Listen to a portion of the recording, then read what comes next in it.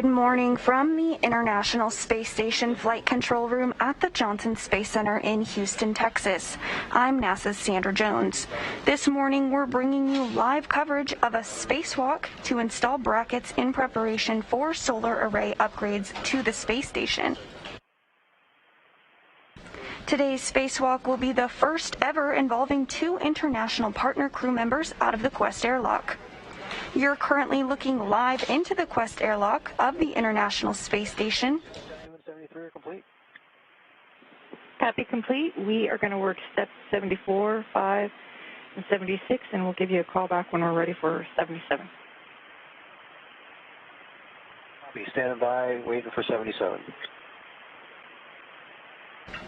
In the Quest airlock at this time is NASA astronaut Megan McArthur and Mark Vande Hei posing for a photo as you see here. They just closed the hatch to the crew lock where Japan Aerospace Exploration Agency astronaut and current commander of the space station, Akihiko Hoshide, is suited up and in his spacesuit. He'll be in the spacesuit with the red stripes today. Also in that airlock with him is ESA, or European Space Agency astronaut Thomas Pesquet. He'll be wearing the spacesuit with no stripes this morning. This will be Aki Hoshide's 4th spacewalk of his career, and this will be Pesquet's 6th spacewalk of his career. The duo arrived to the space station together on the SpaceX Crew Dragon Endeavour in April. During today's spacewalk, Hoshide and Pesquet will complete tasks to build and install a mounting bracket on the 4A power channel in preparation for the next delivery of ISS Rollout Solar Arrays, or IROSAs.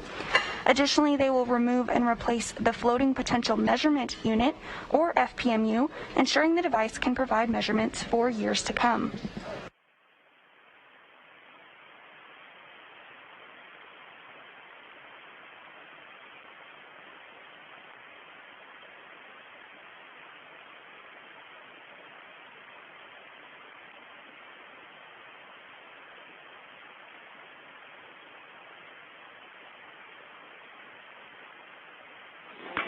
Airlock Houston on 1, EV crew, you are hot mic on space to ground 1. B1 copy, hot mic. 82 copy.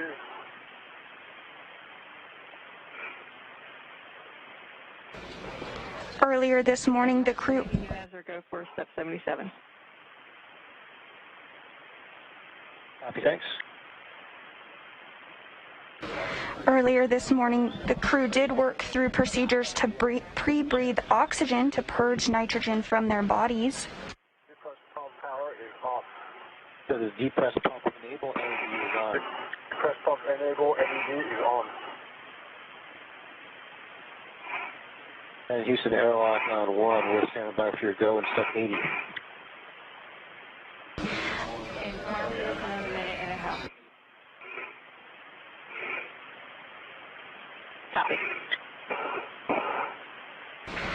Additionally, Megan McArthur and Mark Vande Hei helped to install the safers onto the spacewalking duo.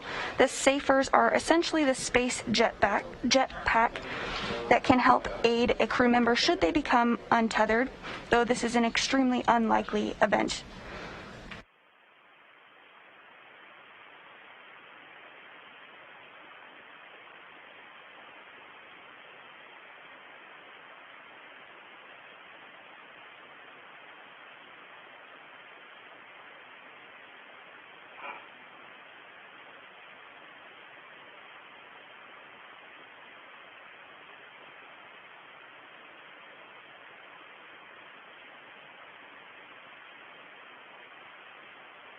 JAXA astronaut Aki Hoshide and European Space Agency astronaut Thomas Pesquet are working through procedures with the ground to begin depressurization here shortly.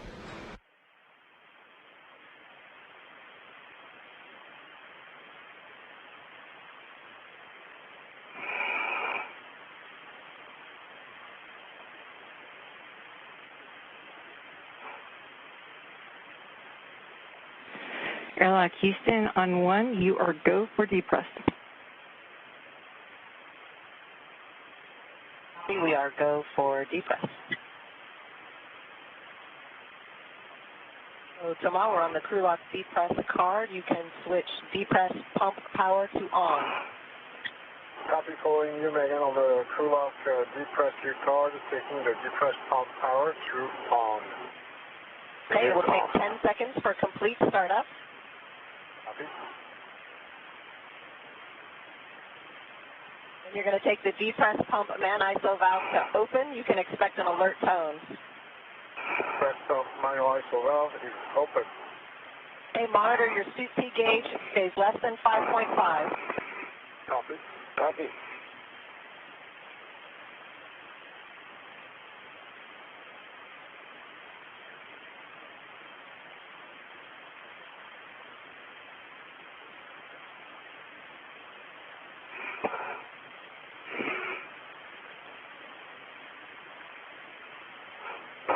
And you just heard the go from teams here in Houston for depressurization to begin. Depressurization will take the crew lock from its current 14.7 pounds per square inch of pressure all the way down to vacuum. Before that happens, though, the teams will pause at about 5 pounds per square inch to complete final suit checks and comm checks, and then the crew will be given the go to place their suits on internal battery power, which will mark the official start of today's spacewalk. The crew is currently running about 1 hour ahead of the timeline this morning.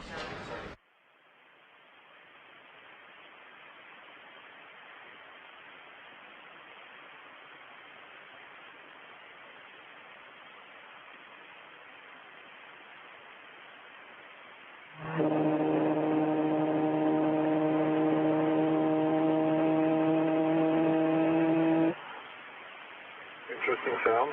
That was the move. So.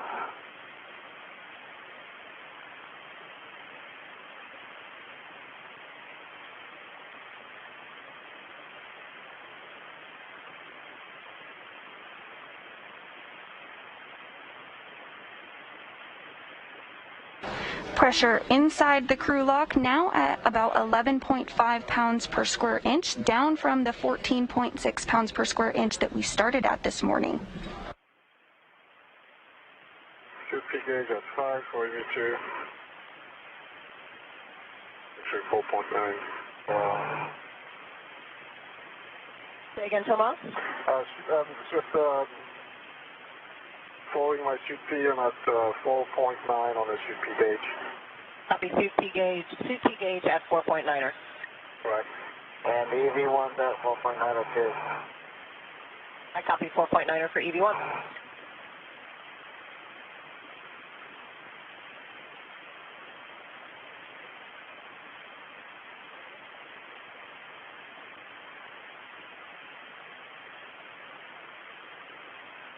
I think that blue is at the edge of my release valve socket.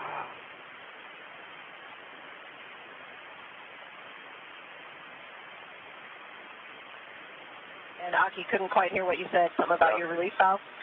Yeah, we were hearing the move sound, but I think it's just the release valve opening up, keeping the pressure under 5. I copy that.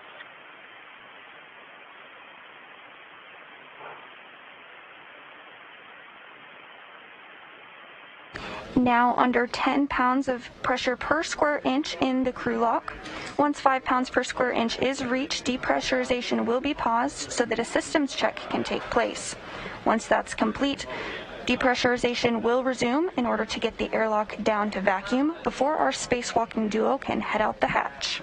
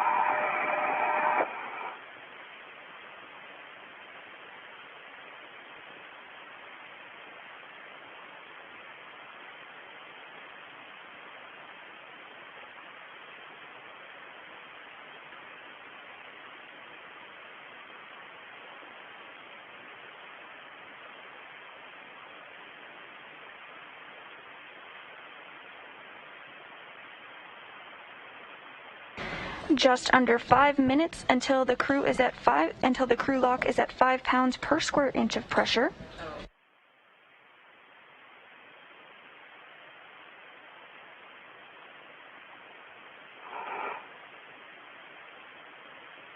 Here's the map.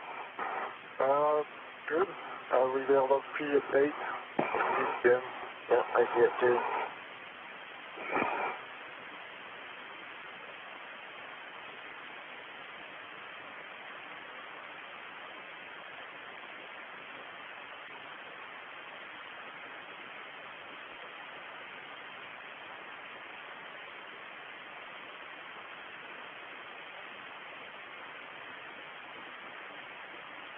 In Tama, you can expect an alert tone when the crew lock is at 6.0. Copy. Copy. And Tama, I'll give you another reminder, but when the crew lock is at 5.0, you're going to take the depressed pump man ISO valve to close. Copy. 5.0. But my isolation valve will go to close.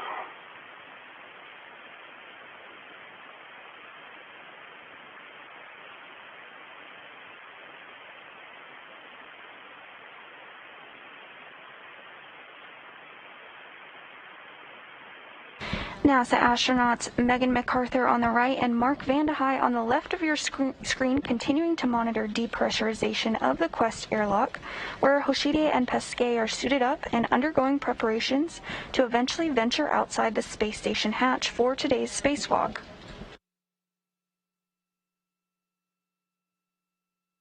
Depressurization is currently underway. We're sitting at about 6.84 pounds per square inch of pressure, waiting until we get to 5 pounds per square inch of pressure, where leak and comm checks will take place.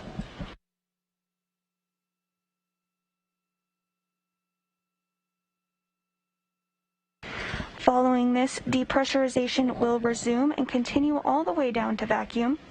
Once vacuum is reached, the two spacewalkers will complete some additional checks before placing their spacesuit on internal battery power, officially marking the start of today's spacewalk.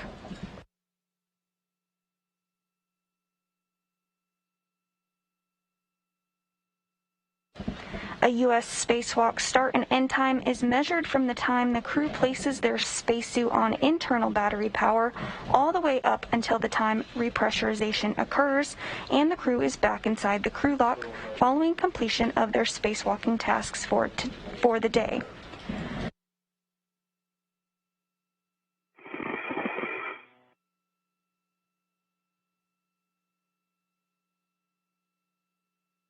Let's go up P at 6. Okay, copy. Gotten an alert tone, and at 5 Tama, you're going to take the depressed pump man ISO valve to close. Correct. And should I go by my DCM or Aki's? I think Aki's is a bit more precise. Mine is 0.2 off, I think. Yes, that's correct. Yours is off, and we can also read it to you from here. Okay, I have LSD 5.9 right now. Okay. Aki, you will read it to me? Okay. And Megan, you double check us. We miss it. Sounds good. Thank you.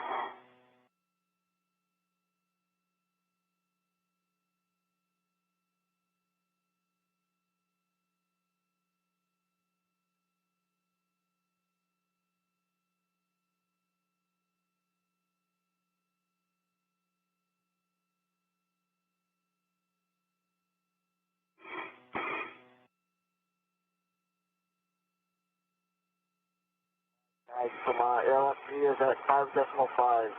Copy, I got 5.3 expected. Okay.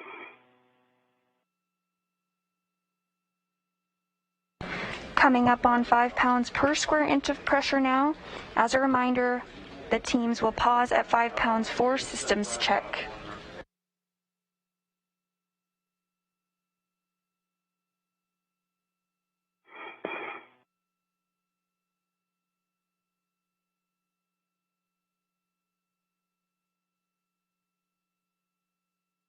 The LFP 5.2.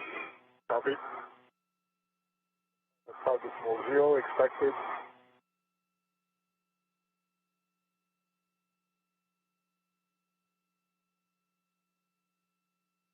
5.1.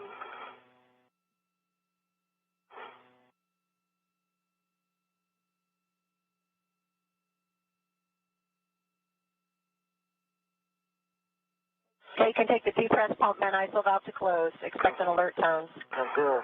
I got 5 decimal zero. Okay, depressed pump man isolation valve is closed.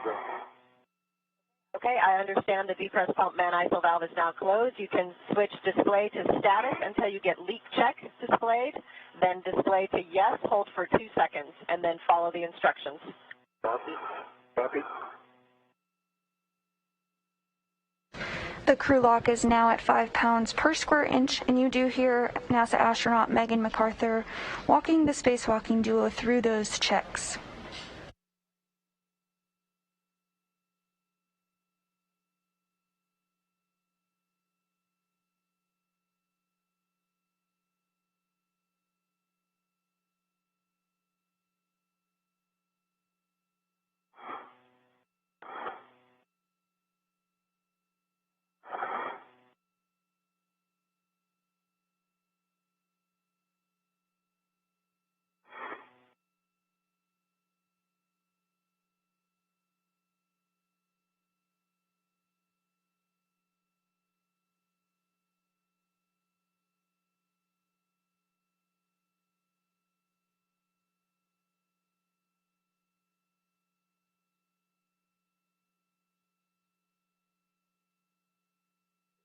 Check complete, and UV1, we check complete. We'll be going to UV8. I copy. Leak check is complete, and Aki, I heard you say your O2 actuator is EVA. Thomas, you as well? We're working on it. Yeah, one's working on it. UV2 is in EVA. I copy. EV2 is EVA? Correct. And EV1 is in EVA. EV1 and EV2, O2 actuator is EVA, so the next step, Thomas, is to take the depressed pump man ISO valve to open. Expect an alert tone. Depressed pump man ISO valve is open. And Aki, take the EV hatch MPEV to open. Okay, EV hatch MPEV coming open now. Monitor your suit P gauge stays less than 5.5. It's covering. The hatch MPEV is open. Hatch MPEV is open.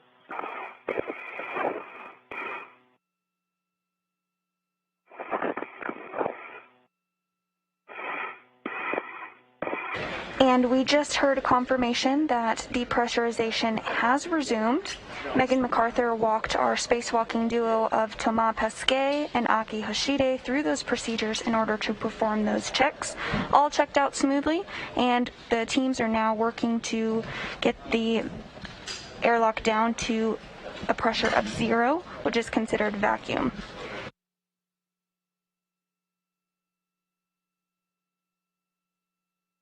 At this time, the suits will be switched to internal battery power, and our spacewalk will officially begin for the day.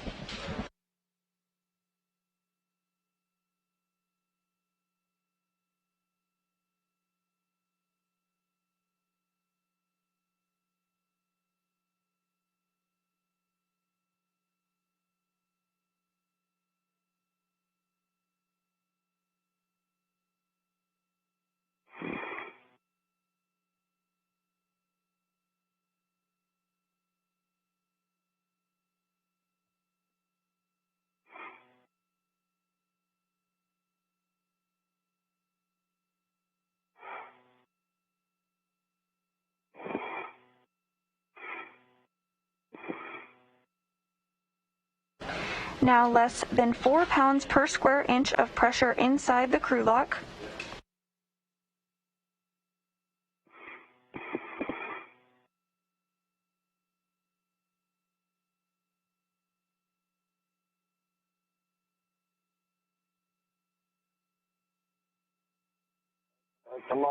Airlock P on my DCM is 3.0. Copy. 2.8. Copy. And Thomas, at 2.0, you're going to take the depressed pump man ISO valve closed. Copy at 2.0. I will perform step 9 on the cue card.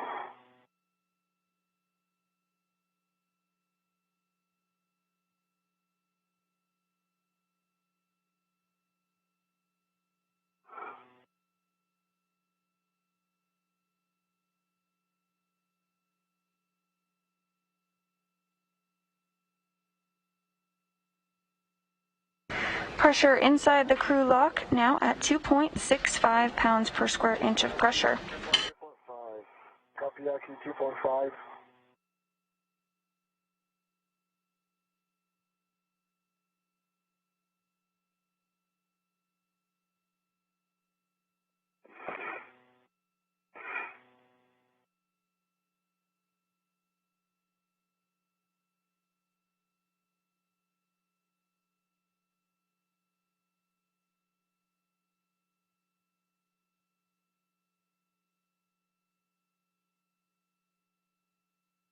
LFT is 2.2.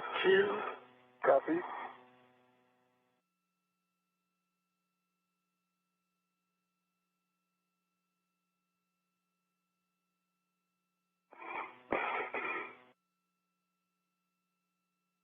LFT 2.1.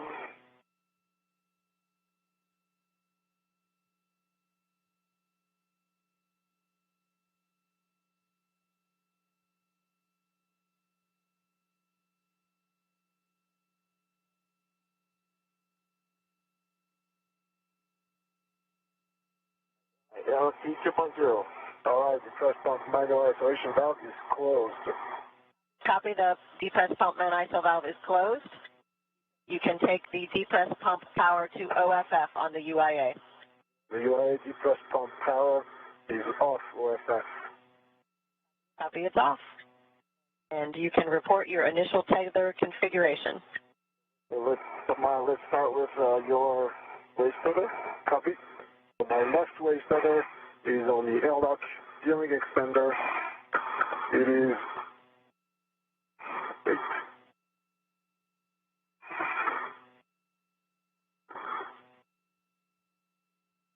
There you go. It is locked, black on black. Goes to my steering extender to my left, locked, black on black. And then on my right, steering extender, I have a waste tether. I also have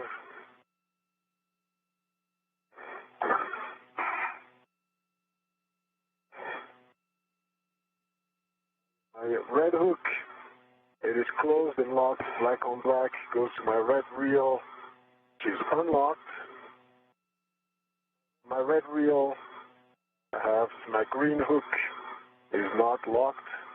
And then from my red reel to my green reel, I have my yellow hook, locked, black on black. And from my red reel, which is unlocked, I have my anchor hook, locked, black on Aki's waste tether.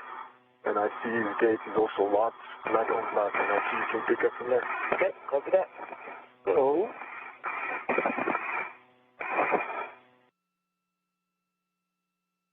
my left waste tether, tall hook is on my... These words you're hearing now from European Space Agency astronaut Thomas Pesquet as he checks his tether configurations to ensure everything is good to go before he and JAXA astronaut Akihiko Hoshide step out the hatch here shortly.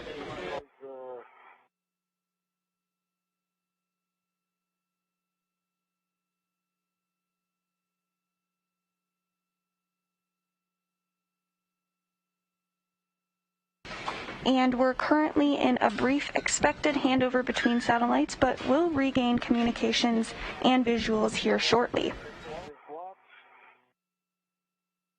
Red reel is unlocked, and on the red reel I have a green hook. Inside the crew lock, depressurization continues, now less than 2 pounds per square inch of pressure inside the crew lock.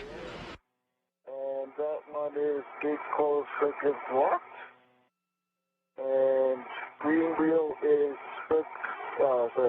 is unlocked. And my anchor hook is on my mini workstation. And it's closed. Today's team in mission control is being led by Flight Director Adi Boulos, who you see here. Let Houston, of course, make the final call on that tether config as they're going through.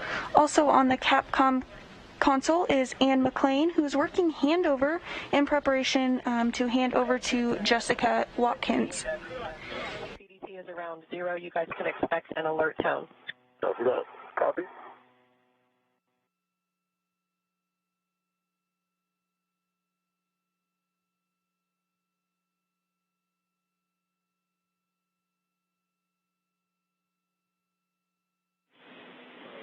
Airlock Houston, good morning. Ann here with you for your tether configuration. EV1, need confirmation on your red hook and on your small hook waist tether right side. And for EV2, your right waist tether small hook, please. Okay, for EV1, red hook on my right E-ring extender. Closed and hook is locked. And also my right waist tether on the right E-ring extender. It's closed and hook is locked. And if you want, the red hook is locked and the right small hook of the waist tether is locked. Small hook of the right waist tether is locked. Copy, good config, thank you. And we just lost that in the handover, you probably called it.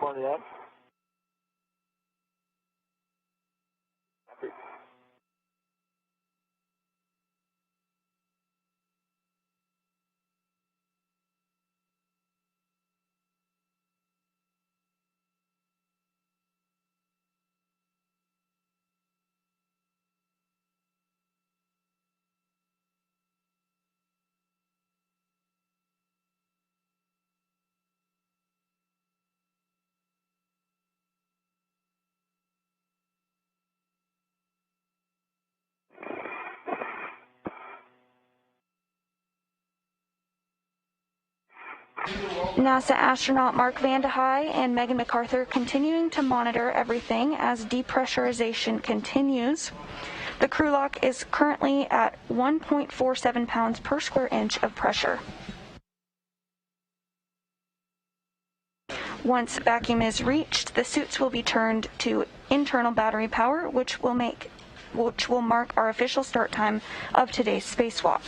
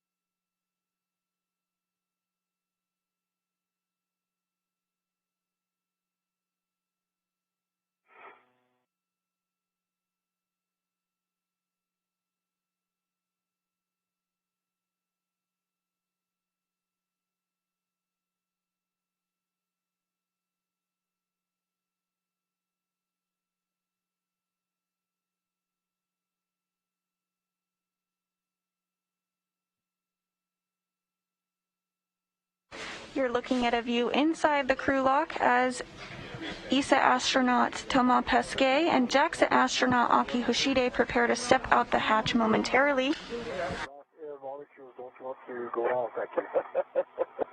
They want to stay inside. Yeah. It's in cozy inside.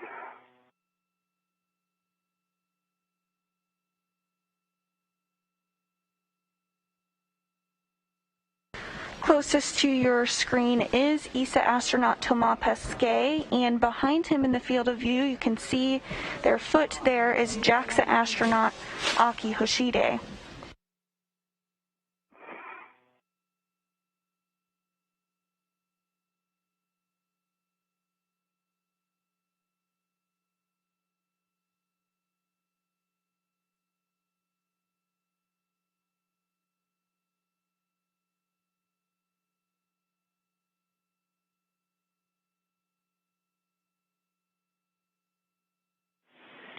And Airlock Houston, just for your essay, it should take about just over 30 minutes to get to this point 5.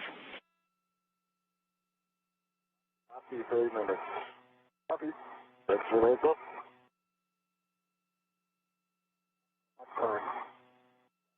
Yeah. That's number 3.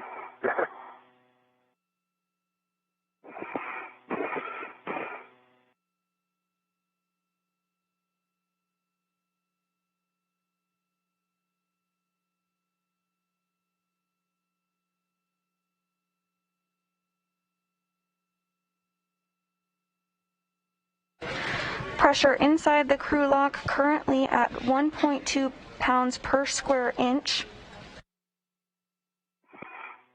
Our spacewalking duo is working through some procedures for a modification of the depressurization procedure for future airlock capabilities. Monitoring inside the equipment lock is NASA astronaut Mark Vande Hei on the left of your screen and NASA astronaut Megan McArthur on the right of your screen.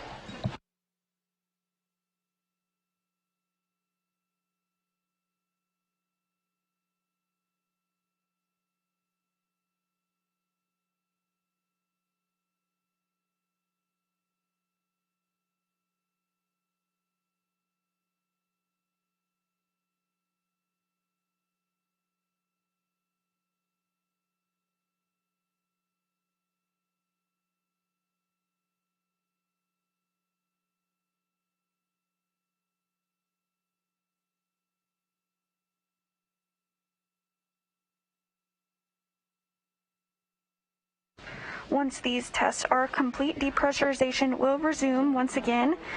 And again, once the pressure inside the crew lock reaches 0 pounds per square inch, that will be considered vacuum, and our spacewalkers will be given the go from the teams here in Mission Control to head out the hatch.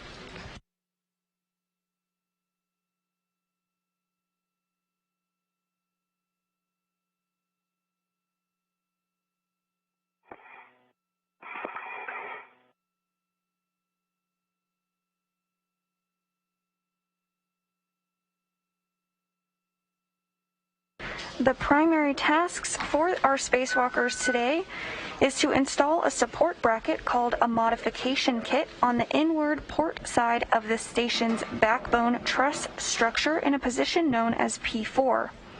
This is closest to the station's pressurized living space.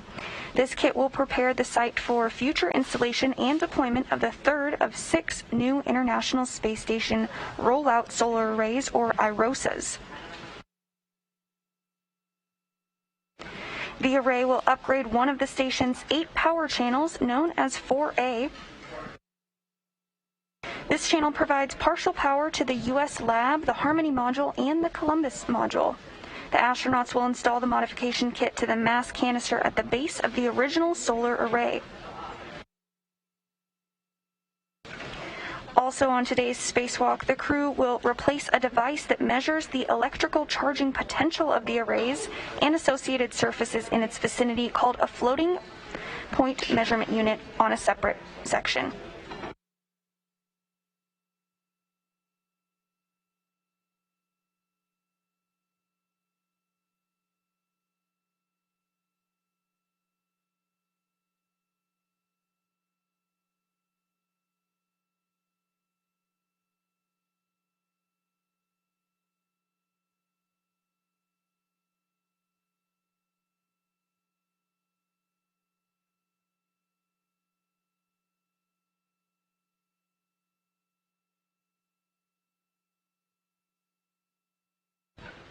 Pressure inside the crew lock now at 1.05 pounds per square inch.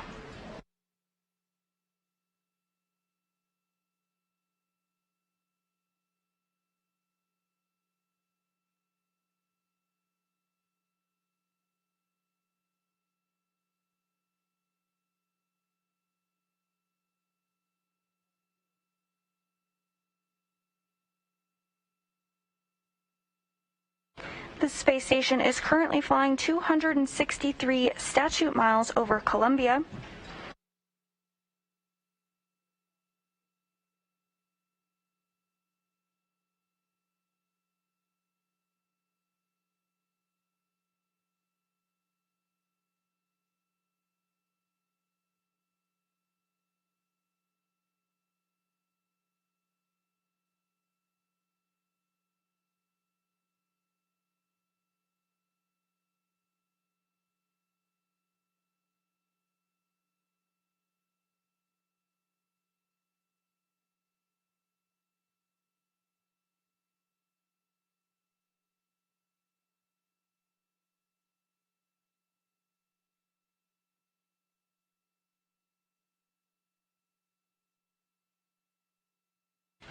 Now less than 1 pound per square inch of pressure inside the crew lock.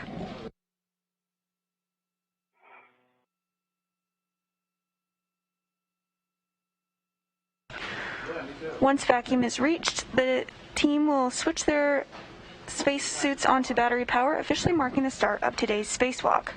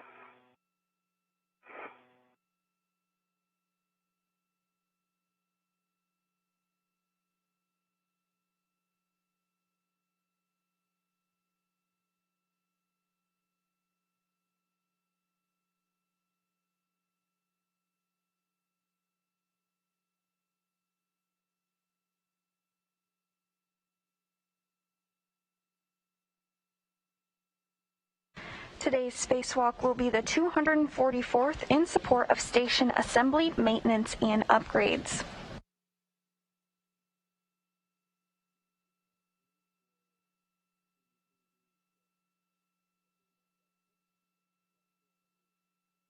It will also be the 12th spacewalk out of the space station this year and the 7th for Expedition 65.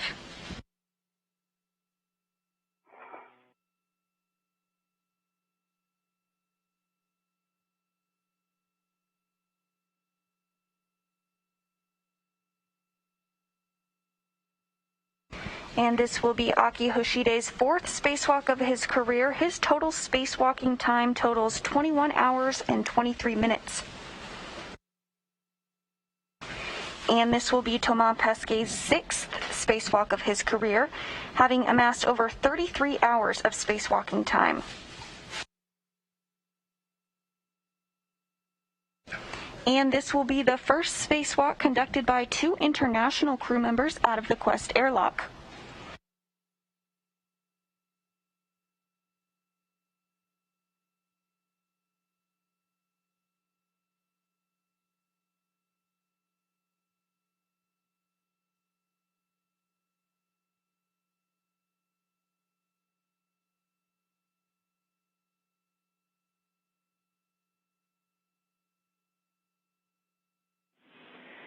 Airlock and crew on 1, Houston. We're estimating about another 15 minutes, plus or minus a couple minutes, to get to point 5.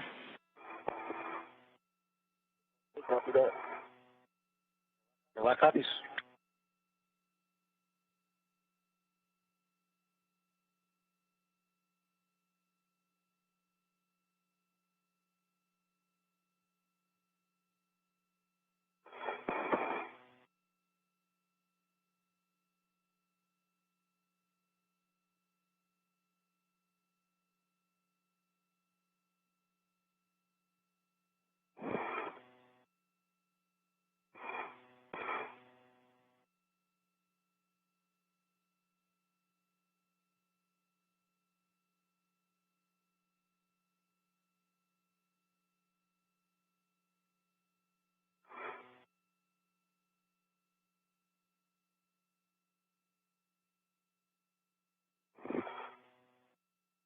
Houston from EV1. My DCM display just went dark.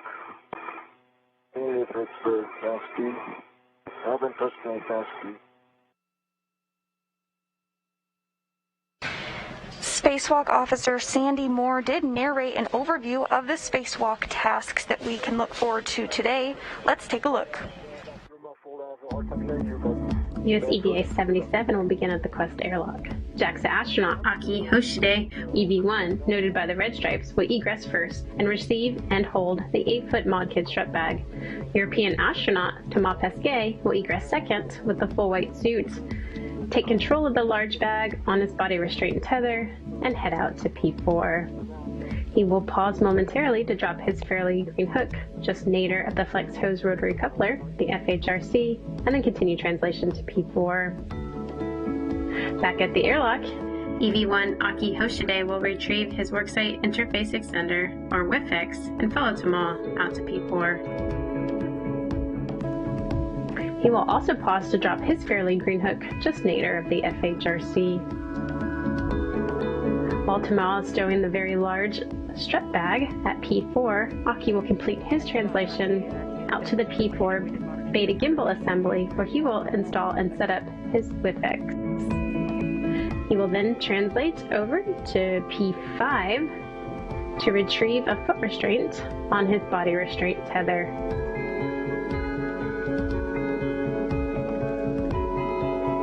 He will return back to P4 to set up his foot restraint in the whip extender and optimize for position. Aki will then translate over to Thomas to begin assembling the ISS Rollout Solar Array mod kit upper triangle. Thomas and Aki will work as a team to build the triangular segment loosely, and then will tighten the structure by driving the bolts to torque. Aki will then translate over to and ingress the foot restraint. Thomas will hand off the upper triangle to Aki. Aki will lean back, soft dock the structure to the beta gimbal assembly, and drive 4 bolts. Once complete with the upper triangle, Aki will egress the foot restraint, bias it to the left-hand side, while Thomas prepares to hand off the left mid-strut for BRT stow. Aki will ingress the APFR and hold the lower strut, while Thomas repositions to the solar array blanket box, or SOB, bearing to install the left lower strut. Thomas will begin driving this bolt by hand 4 turns, while Aki aligns his end and drives his to the mounting bracket 2 turns. Thomas will finish his bolt by driving it with the pistol grip tool, followed by high torque with the EVA torque wrench. Once the bolt is deemed good, Aki will be given a go to drive his bolt to torque using the pistol grip tool. This will complete our minimum config for the mod kit. Thomas will translate on the beta gimbal assembly, and Aki will hand off his telescoping mid-strut for install. Thomas will work to soft dock the side pad to the BGA, while Aki holds his clevis bolt side in place. Thomas will start 4 bolts by hand, followed by the pistol grip tool. Aki will then drive his bolt to torque on the mounting bracket. Thomas will then gather tools and reset for the right-hand side by bringing tools back to the bag, while Aki egresses and repositions the foot restraint to bias it to the right side. Aki will ingress the foot restraint, and the crew will repeat the handoff.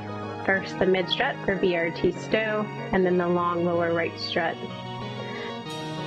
Thomas will then reposition to the right-hand side for the 4 alpha gimbal assembly, and the analogous install strategy will unfold.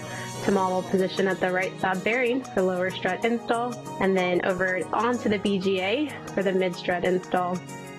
Thomas will translate on the mid-strut and drive 2 collar bolts to torque, rigidizing the telescoping mechanism on the right-hand side. Once complete, the crew will install the multi-layer insulation, and then Thomas will position to the left-hand side to repeat.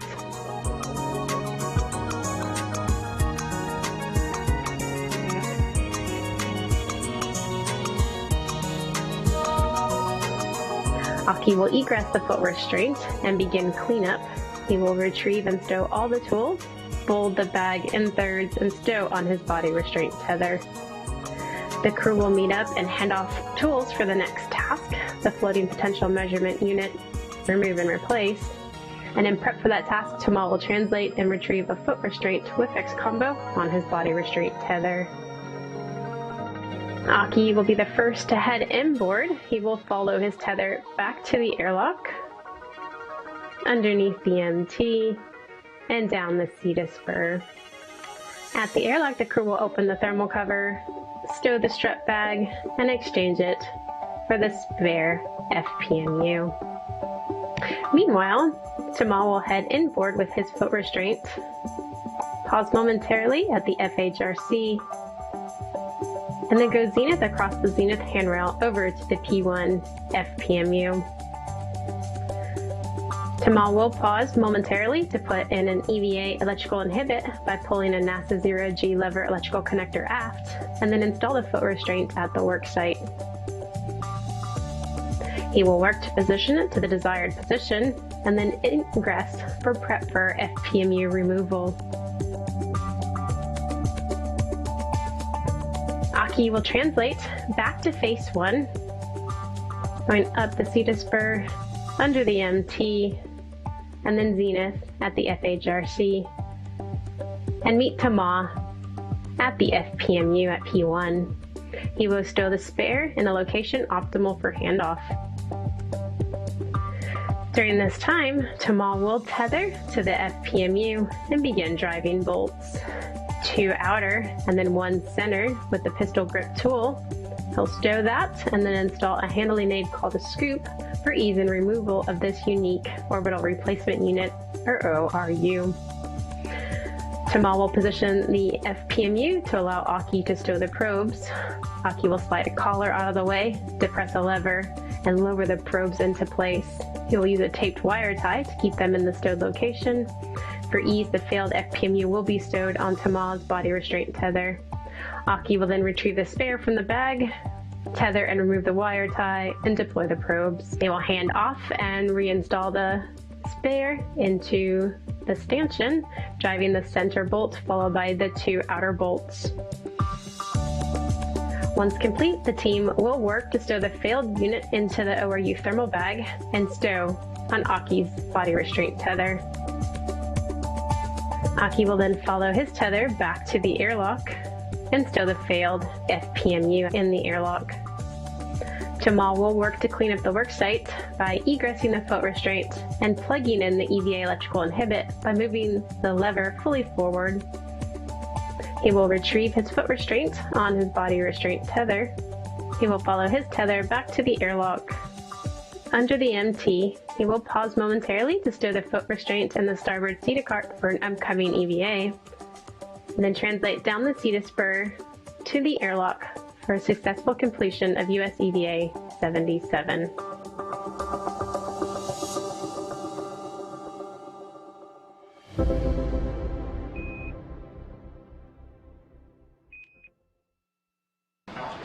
And those are the tasks you can look forward to during today's spacewalk. Pressure inside the crew lock now less than 1 pound per square inch. In the crew lock, ESA astronaut Thomas Pesquet and JAXA astronaut and current space station commander Akihiko Hoshide continuing to work through a test for updated depressurization procedures for future airlock capabilities. Following this, and once pressure inside the crew lock has reached 0, Pesquet and Hoshide will switch their suits to battery power, officially marking the start of today's spacewalk. Once this is complete, they'll be given the go from teams on the ground to open the hatch and step out into the vacuum of space.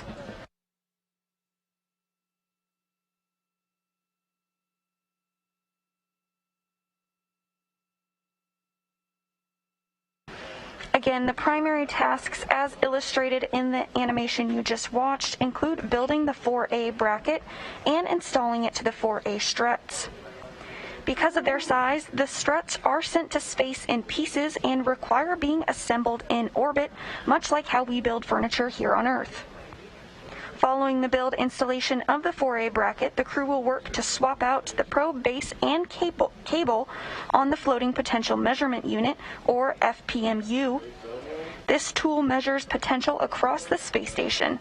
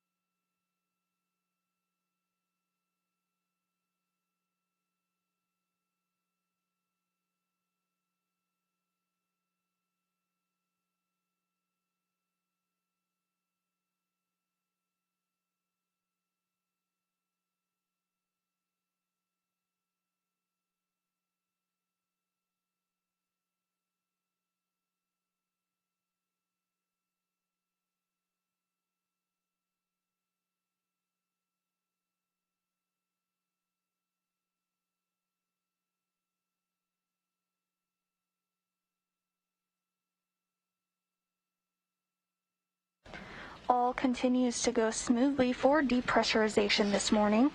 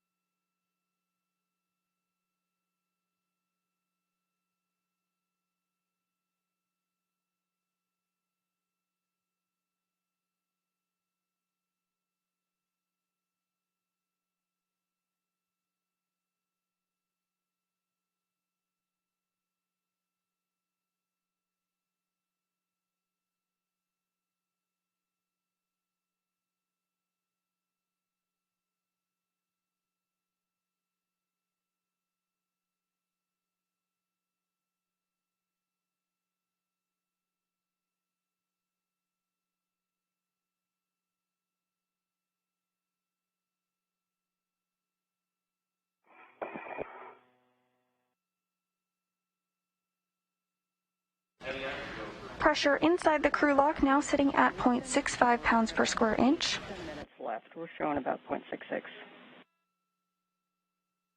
Okay, copy that. Copy. Not long at all. You guys are doing great.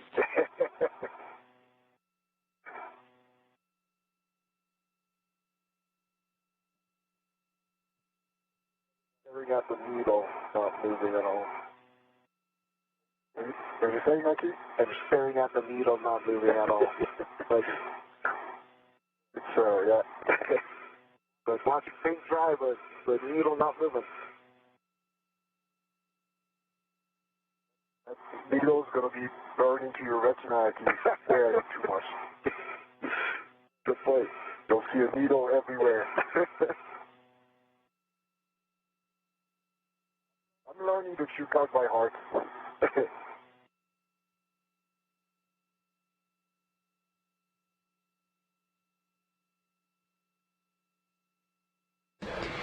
NASA astronauts Mark Vande Hei and Megan McArthur continuing to monitor depressurization from the equipment lock portion of the Quest airlock.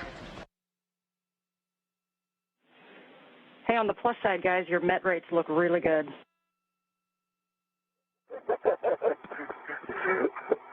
Okay.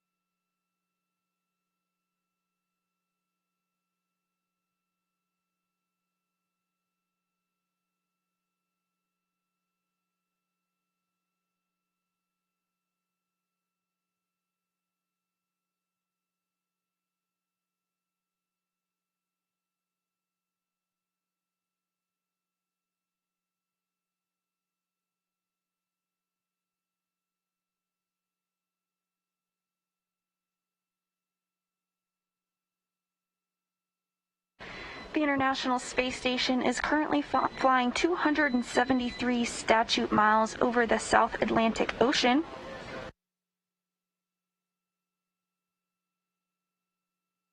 The space station is zipping along at over 17,000 miles an hour.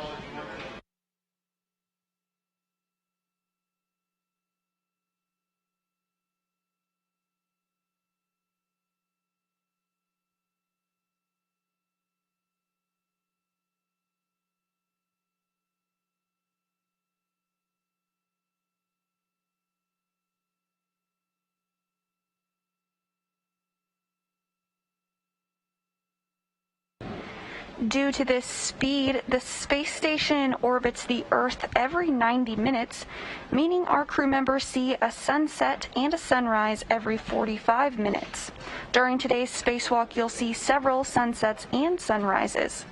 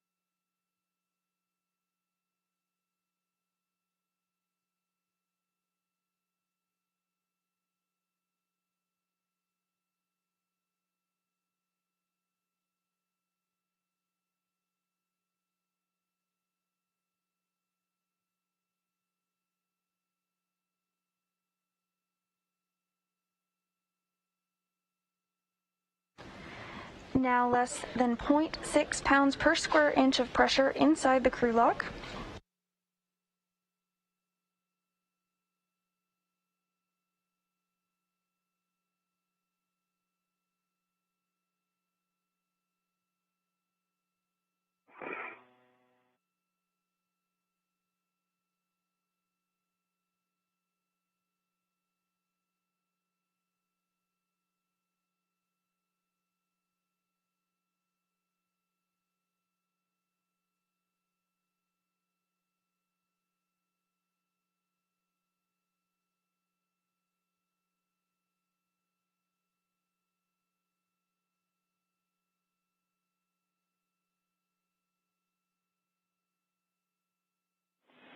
Thomas from Houston, just for a data point, we're curious if the SUPI high message came on one time or if you're getting it repeatedly. And sorry, that's for Aki.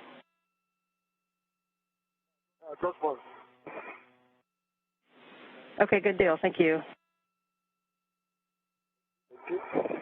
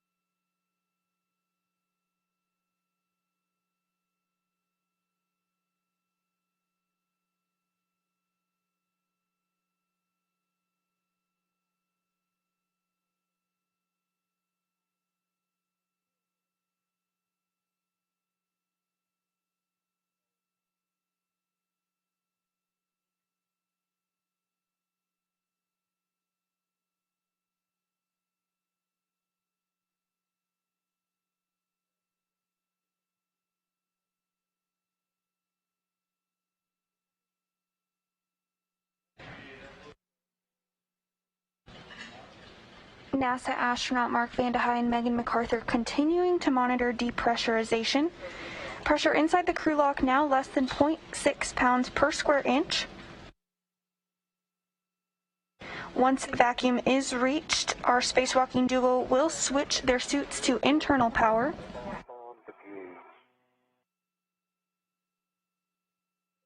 Looking at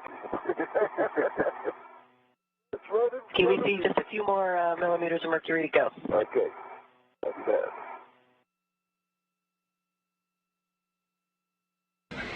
And once those spacesuits are switched to internal battery power, that will mark the official start of today's spacewalk.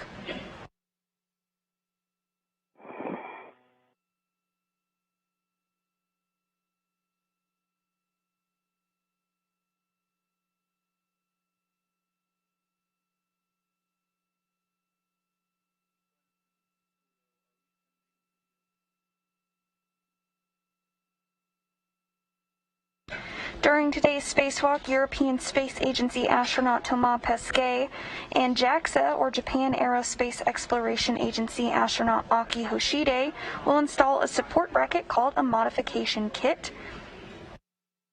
This kit prepares the site for future installation and deployment of the third of 6 new International Space Station Rollout Arrays, or IROSAs.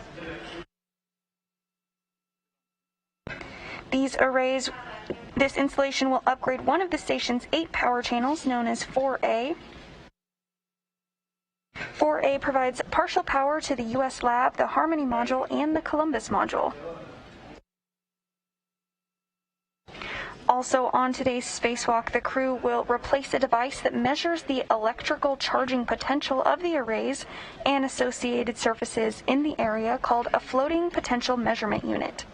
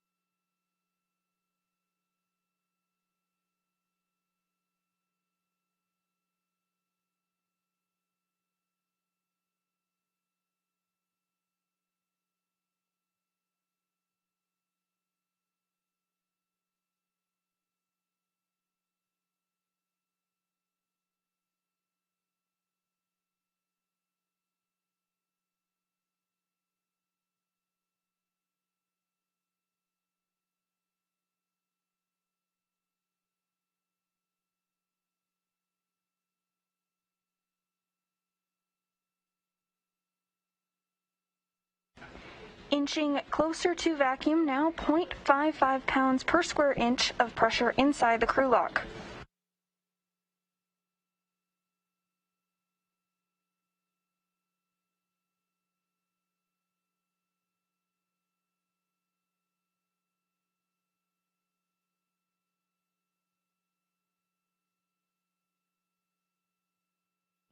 The crew lock began at a pressure of about 14.7 pounds per square inch. The suit is pressurized to approximately 4.3 pounds per square inch, which is similar to what you would experience at an elevation of roughly 30,000 feet here on Earth.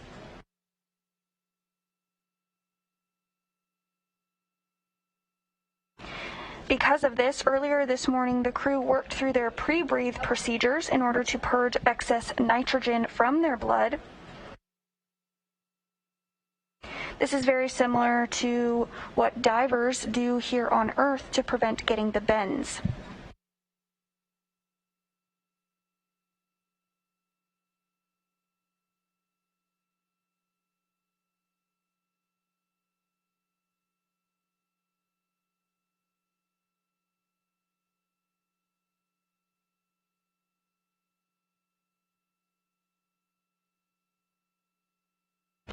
The crew also worked through procedures earlier this morning to get the safers installed on our spacewalking duo. The safers, or simplified aid for EVA rescue, is essentially a space jetpack that the astronauts wear when they perform spacewalks. Safer is worn as a precautionary measure in the very unlikely event that an astronaut were to become untethered from the space station. The safer would allow the crew member to safely propel them back to the space station if this were to occur.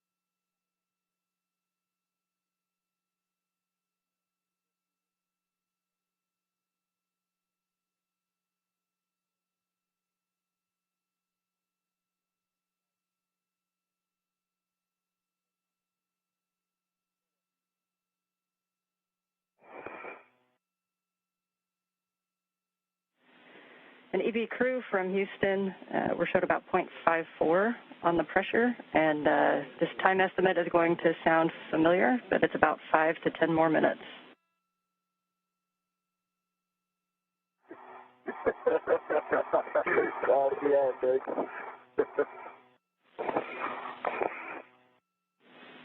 Thomas, we're curious if you are watching the pot, which might be why it's not boiling.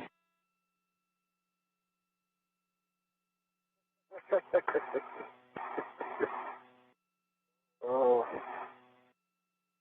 I stay awake. Failing.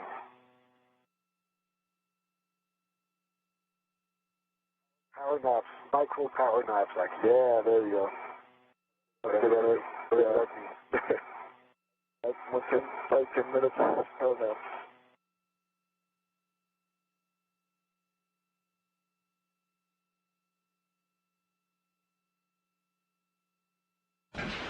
And those words from ESA astronaut Thomas Pesquet to the ground. He's eager to head out the hatch this morning. We're inching closer to vacuum, now sitting at 0.53 pounds per square inch of pressure inside the crew lock.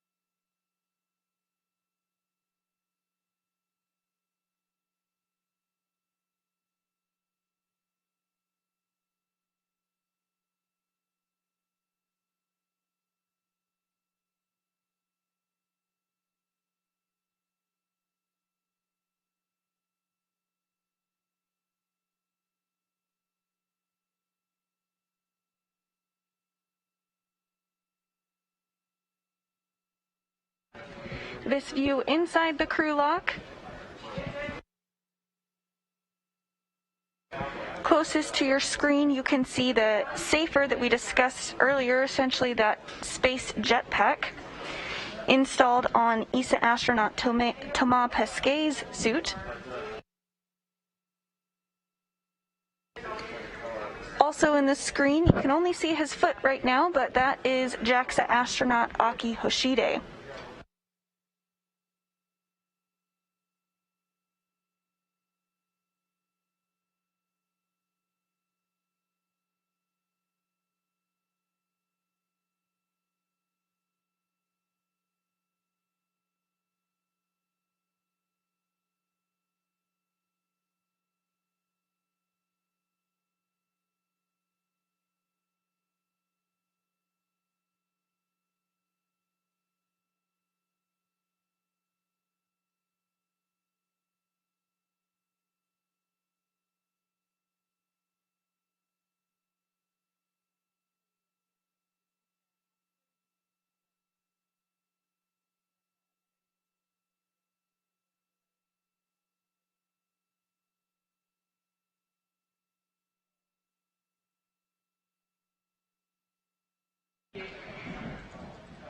And you're seeing Megan MacArthur get a drink tossed her way.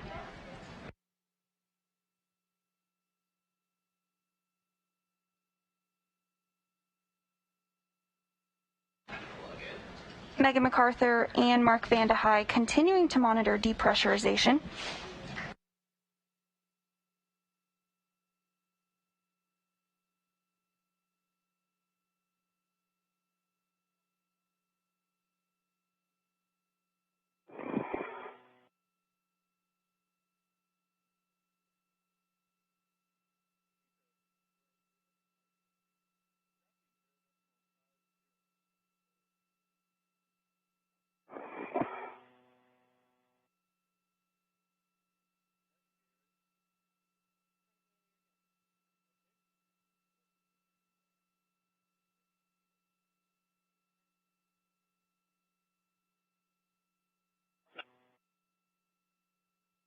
And Aki, we show the crew lock pressure below 26 millimeters of mercury at this time, so you can take the EV hatch open and stow.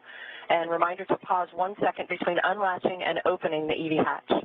Okay, copy that. And I see 0.5 on the gauge as well. You concur? Copy, good work. Ground. All right, I'm trying to stay on every way. All right, thank you. And ground copies all and concurs. And just a reminder that we do expect both suits to get the Suit P high message again as you open the hatch. Copy that. Okay, lock is in the unlock position. Leave the handle. Press. Unlock high, OEV2. Copy that. Right, readed. Right, hatch is open. See that key?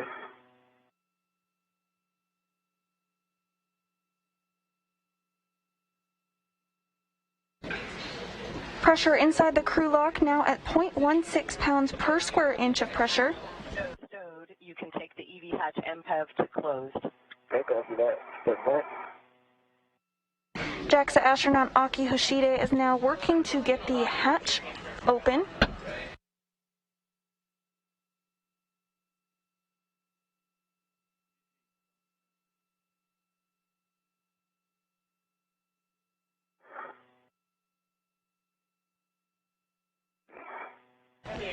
The hatch is open, and shortly Hoshide and Pesquet will work to open the thermal cover and make their way outside the space station.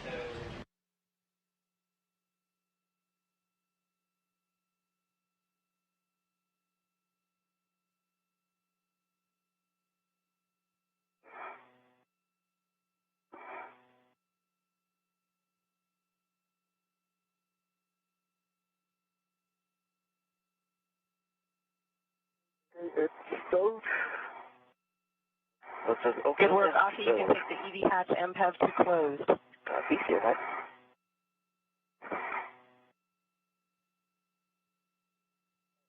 The hatch MPEP is in the closed position. Good work, Aki and Thomas. It was a privilege being your pit crew this morning. Go do awesome work. Remember, we have ice cream for you when you get back, and I'll hand you over to Houston. Call me again, Mark and Shane. Thanks a lot for the help. We'll see you in a couple of hours. We'll see you. Good morning, Aki and Thomas. Wadi here with you and excited to get you guys out the door today. So we'll continue with post-depress. On your DCM, switch power to bat, stagger your switch throws, and expect a warning tone. Hey, good morning, Wadi. EV1. Now expect.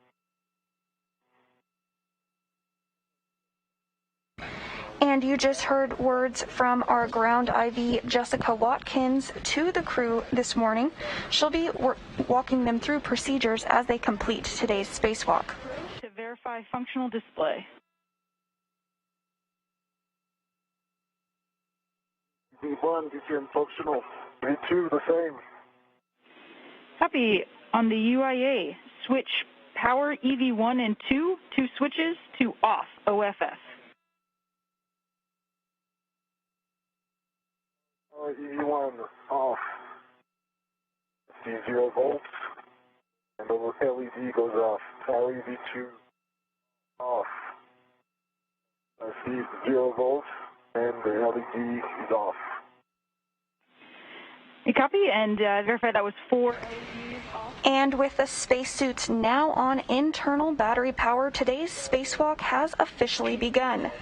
At 7:15 Central Time, the 244th spacewalk in support of station assembly, maintenance, and upgrades is underway. Install the DCM cover and stow the SCU in pouch. Copy and work.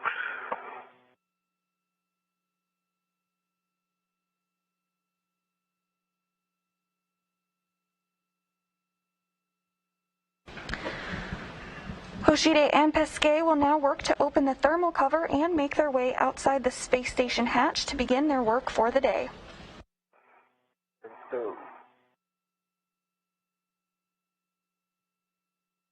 where's that cover? Except your knee, Aki.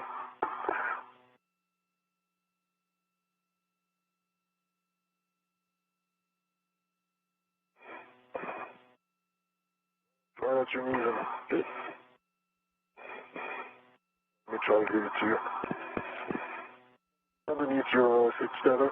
It is underneath my tether. Okay, got it. Okay, I'll pass it back to you again. There you go. It? Nope. You can see it, but right there to your right. Where's it? There it is.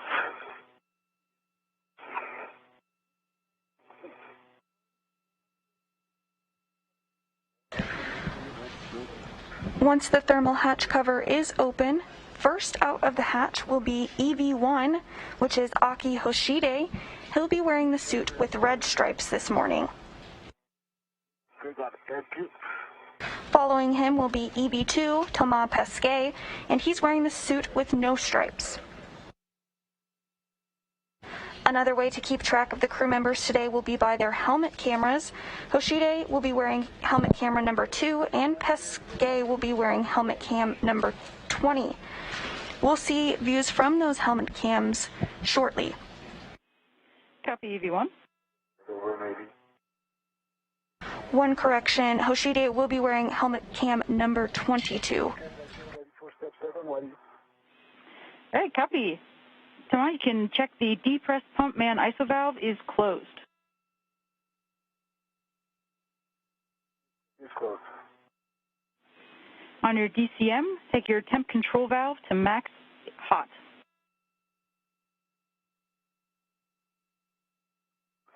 Okay, you insert some milk. You choose a max hot.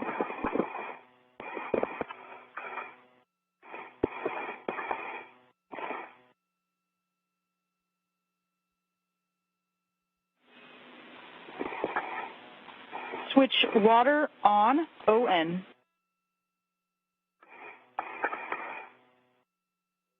Standby lobby. EV1, Strut, and water is on ON. EV2, water is on. Copy. Check DCM is blank and the bite is off.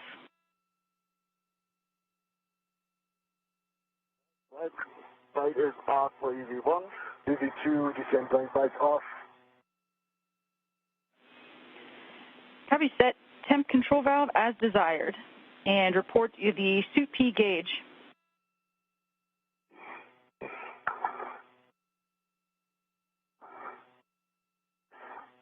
EV2, water is 5, suit P is 4.2. EV1, water is 4, suit gauge 4.2. Pesquet and Hoshide continue to step through procedures ahead of opening the thermal hatch cover. And we will verify your suit parameters.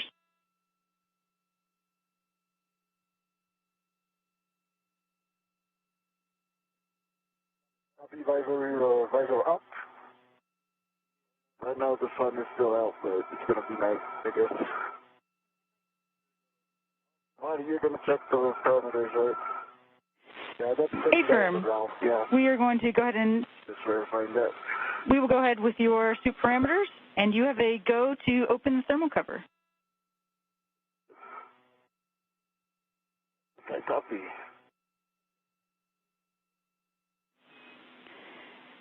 And Aki, just a reminder to release the hook from the magnetic plate D-ring, attach it to the stowage tether point on the stiffener, and cinch the strap until snug. Do that. Hook is released.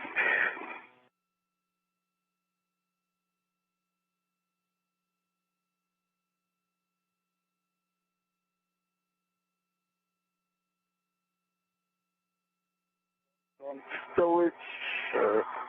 And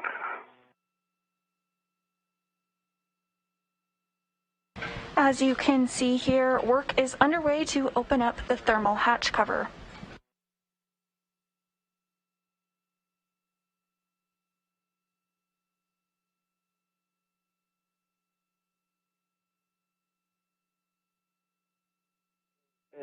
and snug. So the car is coming open. Before you go, copy. Your cover is behind on your right. And we are ready for egress. Prevent you from egressing. Oh, there you go. Right. Yeah, copy. Now egressing the airlock is Japan Aerospace Exploration Agency astronaut Akihiko. Pit pin is engaged. You'll be able to tell it's him throughout today's spacewalk by those red stripes on his spacesuit. Copy that, Aki. You can attach your anchor hook to the aft D-ring and Thomas to the forward D-ring. Okay, E1 anchor hook is attached to the aft D-ring. This phone hook is locked. And going for Thomas. Copy EV1 anchor.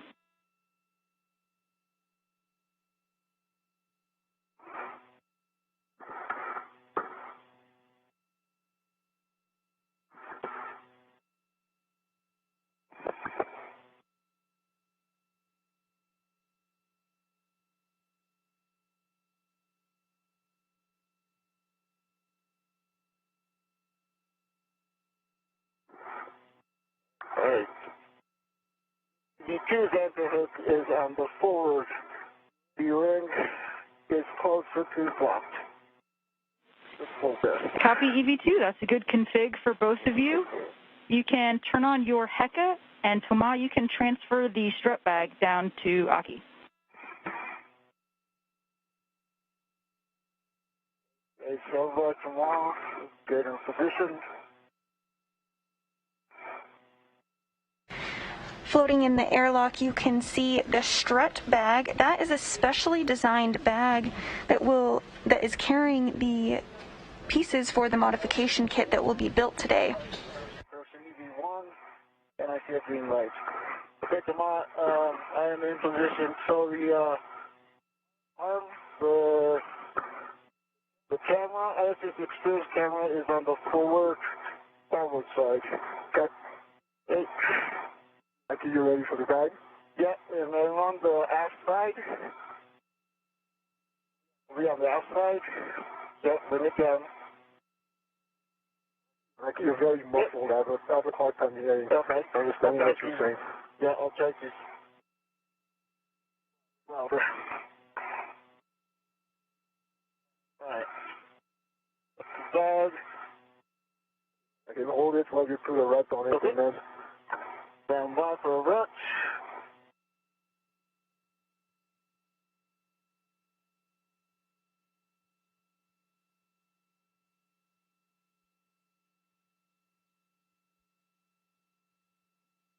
European Space Agency astronaut Thomas Pesquet working to hand the Strut bag over to JAXA or Japan Aerospace Exploration Agency astronaut Akihiko.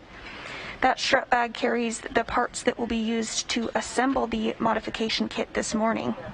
Yeah. Okay, ready, you can let go. Straight back to the airlock. You have a right on it. And here comes the bag, Aki.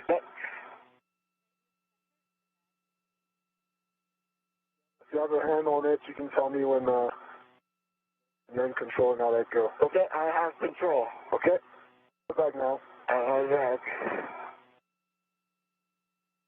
I'm going to stay on the aft side. Okay. What do you with that? I think I can disconnect my waste tether from the airlock during extender if you concur. Yes, you have a go for that. And we concur as well. All right.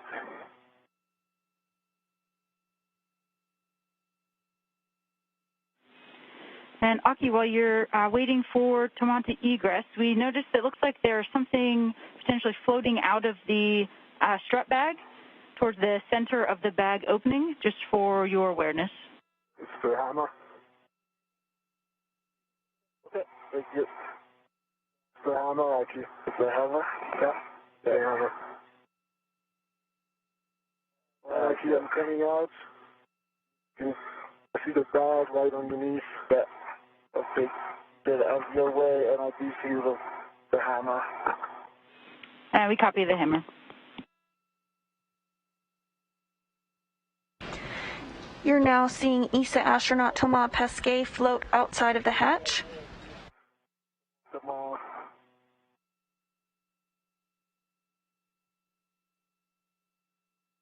Hey. He's designated EV2 and will be wearing the spacesuit with no stripes today. Before you take the strut bag back from Aki, you can turn on your HECA and then receive the strut bag and stow on your BRT.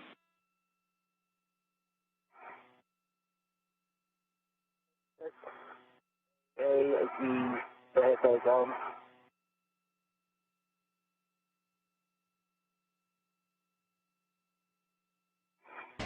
And you just heard words from the ground talking about storing the strut bag on the BRT. That's the body restraint tether, and you'll hear that acronym throughout today. Side towards your feet, right? Correct. Good words. There's the handle towards you. Good.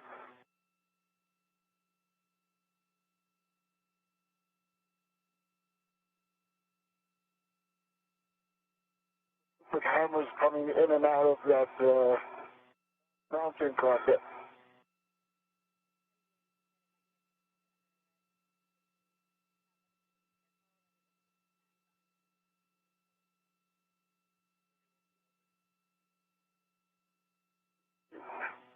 Okay, I'll put my rope on it. Okay.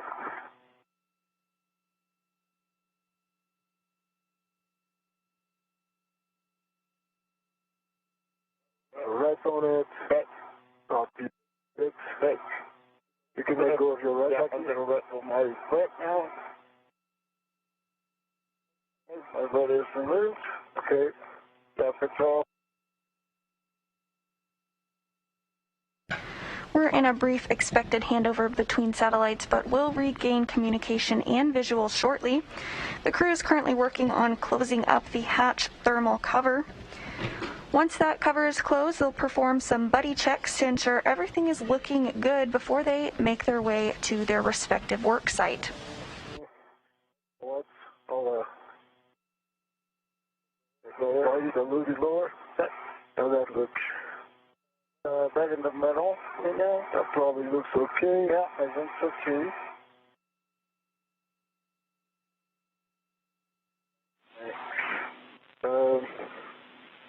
And now put that behind me. Okay. And lock the rotation after that.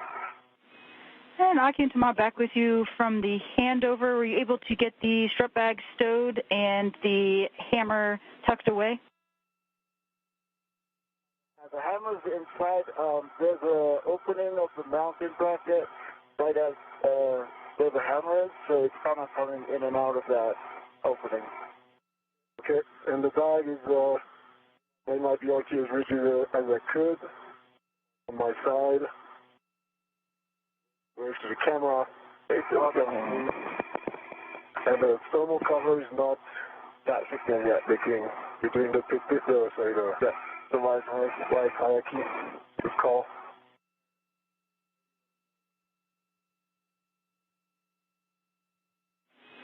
Hey, we copy all, and just note as you're translating that the hammer coming in and out could represent a snag hazard, so just be aware of that while you're translating. Copy. And before we depart, I think we'll get one more try so that I can finally tuck it in, and then we'll see. All right. So ready for buzz yet? Do you want me to change the wire hierarchy? Copy, and yes, you can go ahead and close the thermal cover and use the long wire tie on handrail 0554, using the free end of the wire tie around the thermal cover soft goods handle.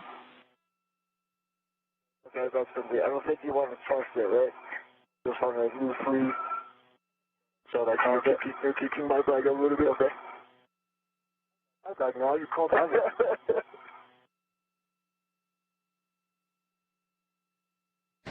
Following thermal hatch cover, the duo will head to the work site for the day and perform some work site prep before beginning work to build the bracket. As we mentioned earlier, the bracket is sent up in pieces and then built in space. Following the build, they'll attach the bracket to the center pad to the Mast canister and then install the newly built pieces to 4A. It does have gas on that thermal cover.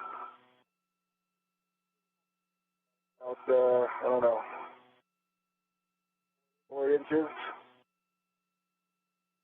Unacceptable.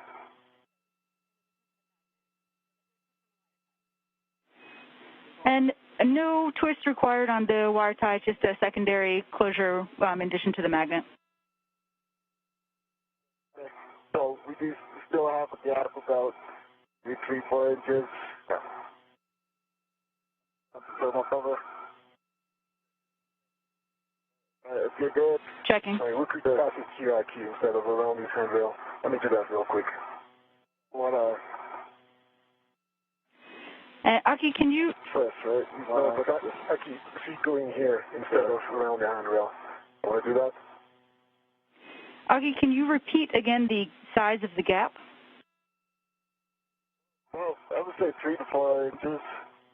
But I will get there. And Aki, anything less than 5 inches is acceptable. Oh, okay. You just want to loosely of it. Yeah. Okay, we copy. And with that, we are ready for... That's right. Yep. 2 inches. Okay. We're ready for buddy checks when you are. All right. Okay, so let's see. Tamar has 2 green lights on his helmet.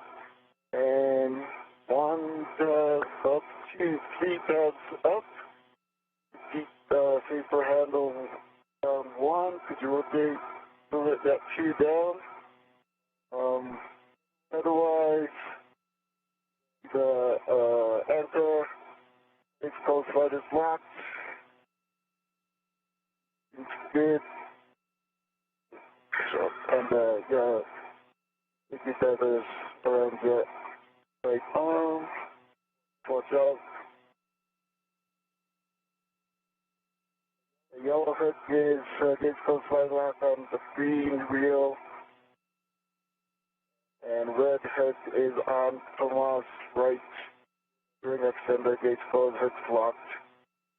Hoshide and Pesquet now performing buddy checks to make sure everything looks good on their suit, equipment, safer, and all of their tethers are in a good configuration before they head to the work site.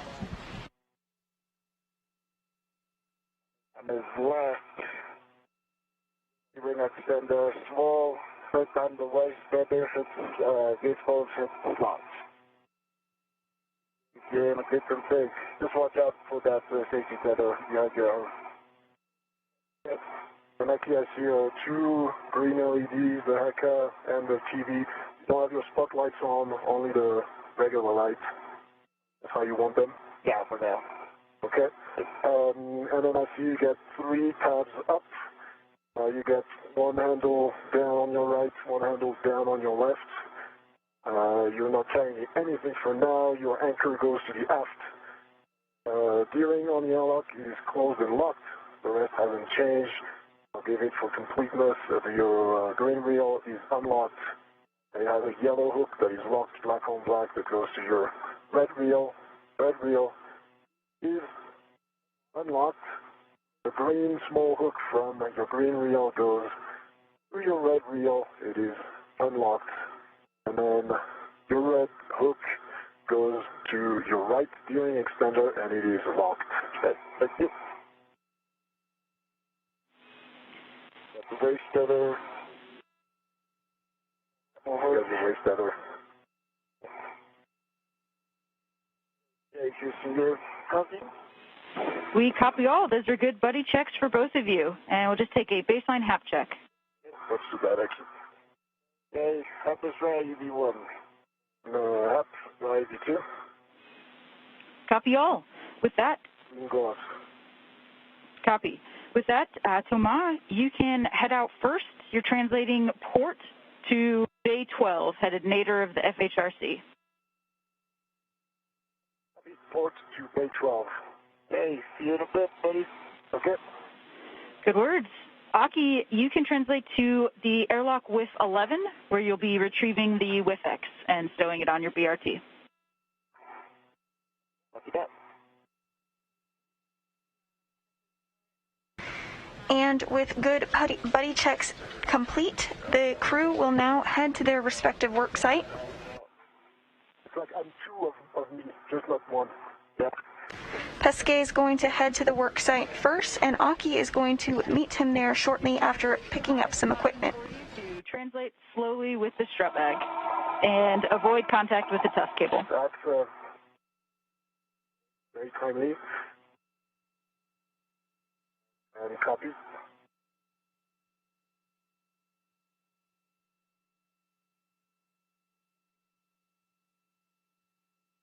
All right. The last caution for the two of you is to avoid contact with the radiators and flex hoses. Copy.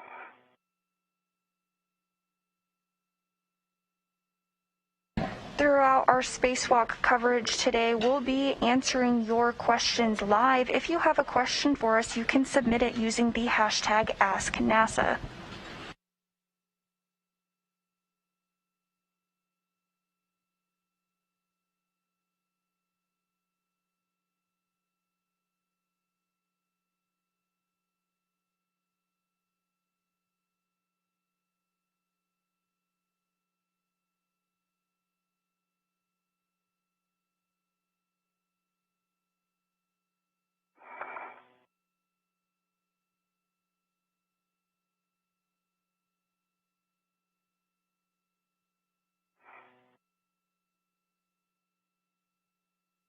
body, the roof extender is on my BRT with a wrench, and the gates are closed, paddles are out. Copy all, Aki. You can follow Thomas, translating port out to Bay 12.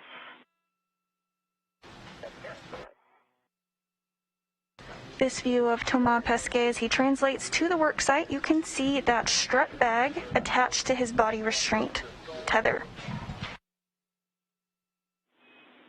I'm going to make my way forward. Copy, Thomas.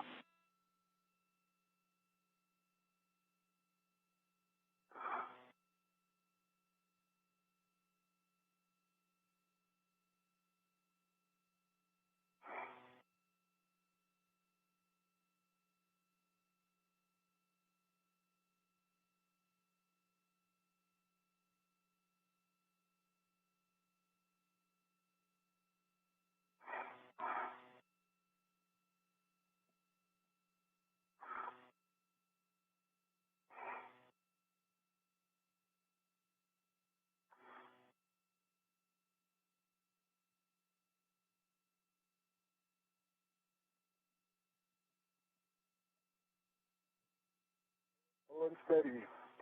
Okay. Absolutely. Yes, following me. So my six tether is in your back, actually. Okay. Right now. All right. So let me go down. Yeah. So I think it's caught on the reef extender. Okay. Left. Thanks. I'll just stay here for the moment. Okay.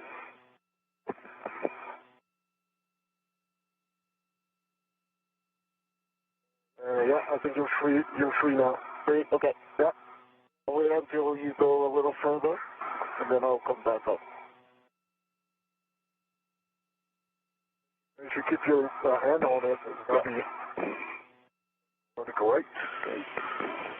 Yeah, I see safety tether now. This view from Thomas Pesquet's helmet cam as he makes his way to the work site. And we copy. Great teamwork.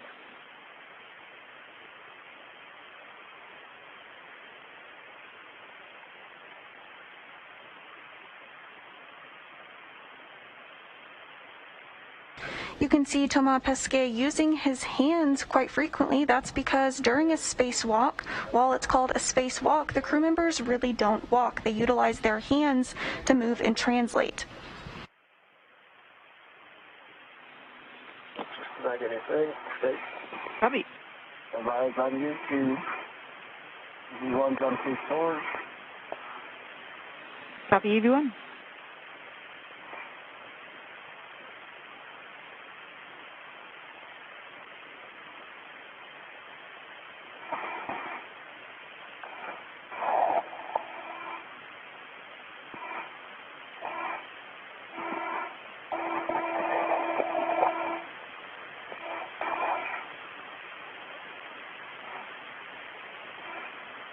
There you go.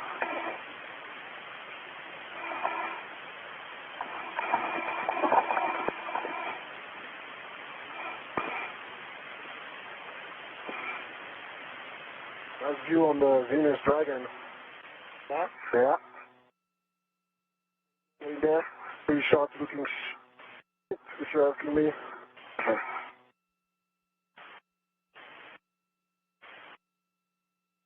Okay, I'm under the NC. Copy.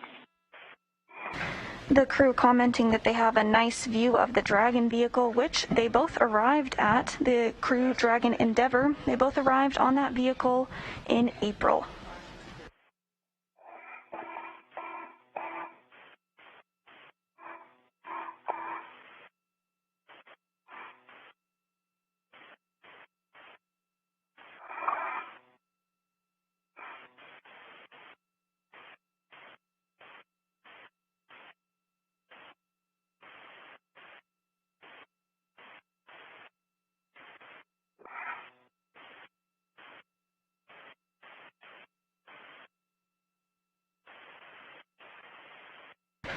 European Space Agency astronaut Thomas Pesquet continuing to make his way to the work site.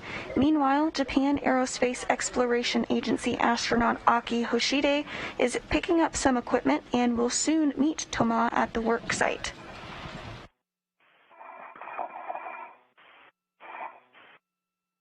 One of the pieces of equipment that Hoshide will be picking up is the APFR, which stands for the Articulating Portable Foot Restraint. He'll utilize that today in order to restrain their feet at the respective work site to get in a good position to install the mounting bracket.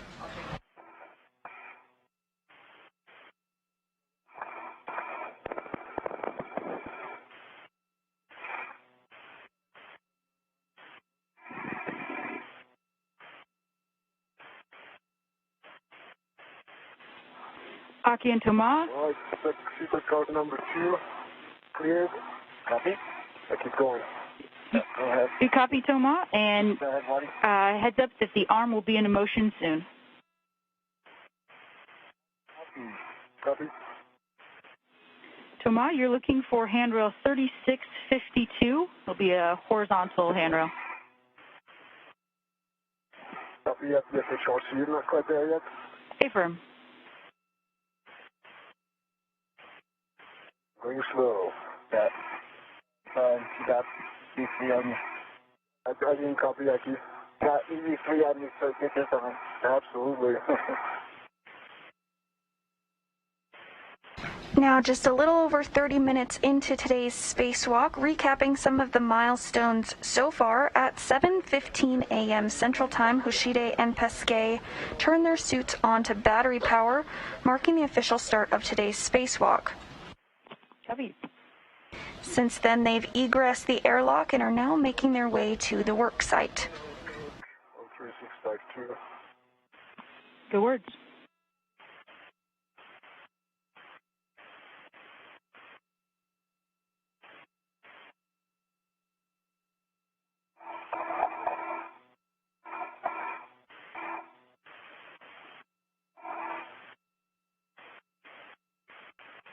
Green hook is on 3652, locked, black on black. Copy, Thomas. You can continue translating out to the 4 Alpha IEA and stay on the non-radiator side.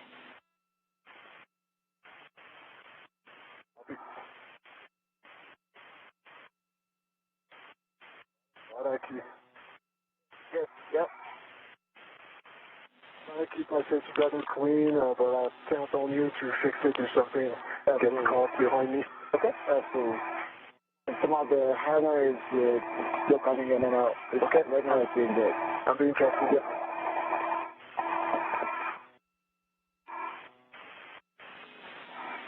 And Aki, you are looking for handrail 3651, which will just be just nadir of Thomas' green hook.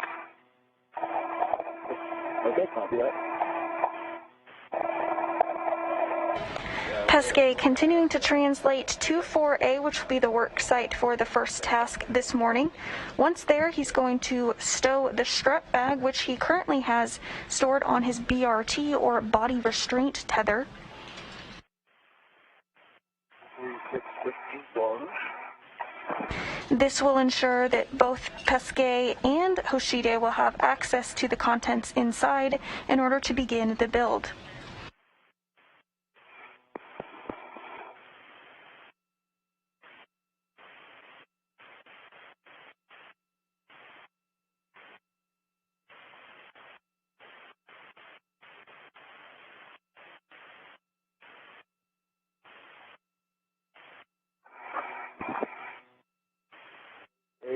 Roddy green hook is on 3651, green hook extension. Copy, Aki. You can follow Thomas out to the 4 Alpha IEA, and then you'll be translating over to the radiator side. See that?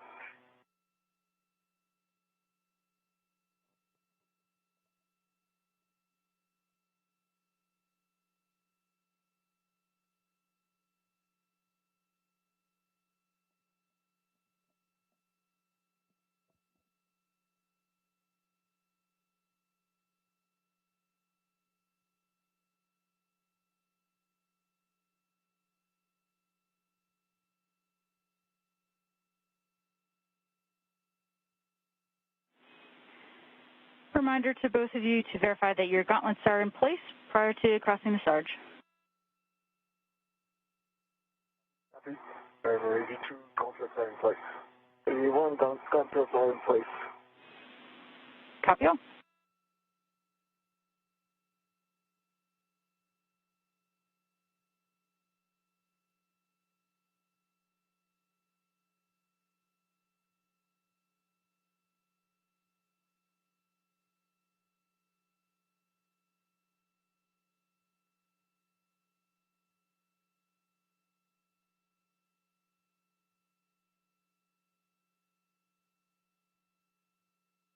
And EV2 is at the Sarge. Copy, Thomas. Crossing.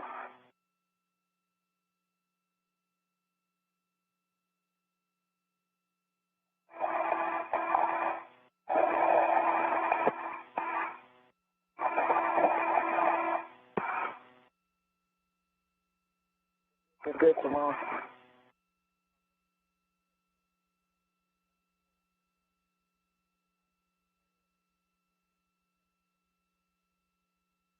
Okay.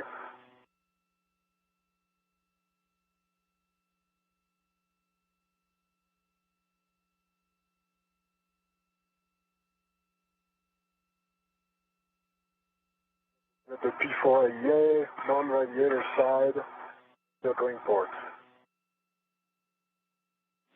Copy.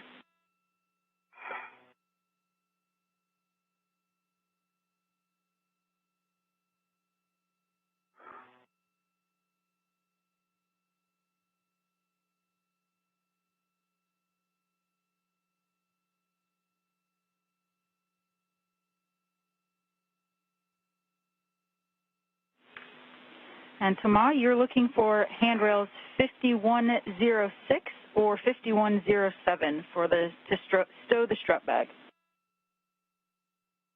Okay, I'm at 5106 and 5107, and I'll be working on the strut bag.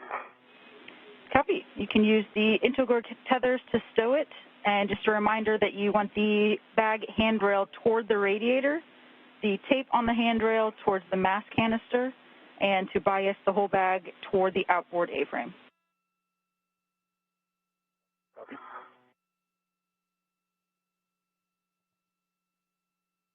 Body, I'm on P4. Copy. You're headed to WIF 26, and you'll be installing the WIF-X in a... WIF 26. And you're looking for a clocking of 6. Copy.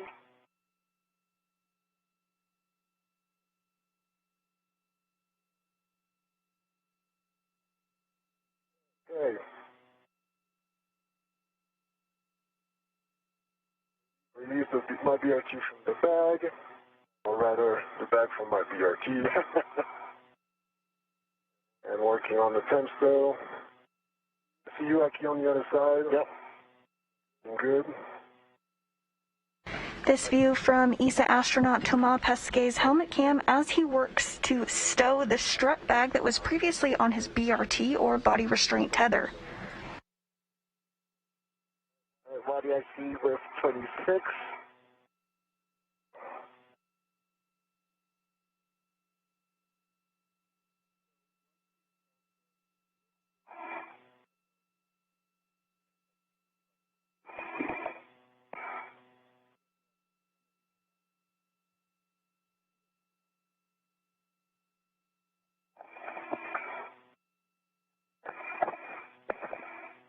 That's a big bag. Yeah. It is.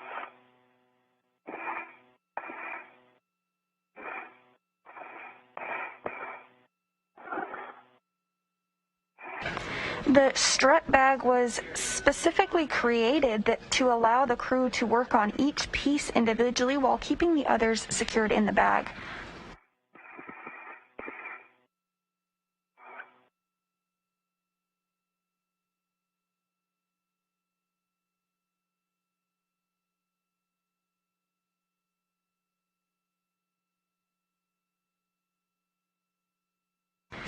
As a reminder, the primary tasks for today's spacewalk include building the 4A bracket and installing it to the 4A struts. Because of their size, the struts are sent to space in pieces and require being assembled in orbit, very similar to how we build furniture here on Earth. On the portmost extension of 5107. Do that. I'll release my rod from the bag. Copy that, Thomas. And you can go ahead and open the 4 lid straps and should open away from you. No negative. I just have 180. Need another one. Copy. What was the other setting? 6 Golf? Affirm 6 Gulf 5 on the WIFX. That's the 6 Golf 5. And we're coming up on a day pass. That's it.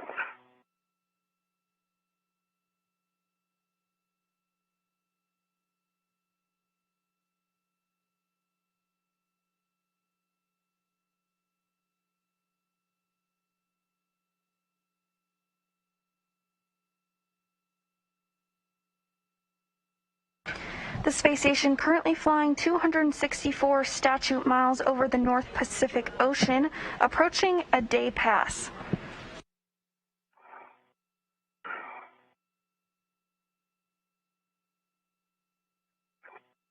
Okay, second AT on 5105.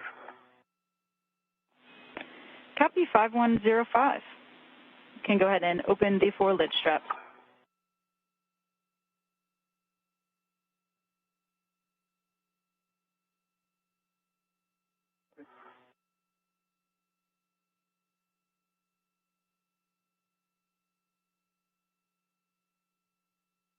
The hammer is actually, it's through the mounting bracket in that hole. Yeah. That's why it comes out. Alright. The lid is away from me. Bring the bag. All right, we copy all.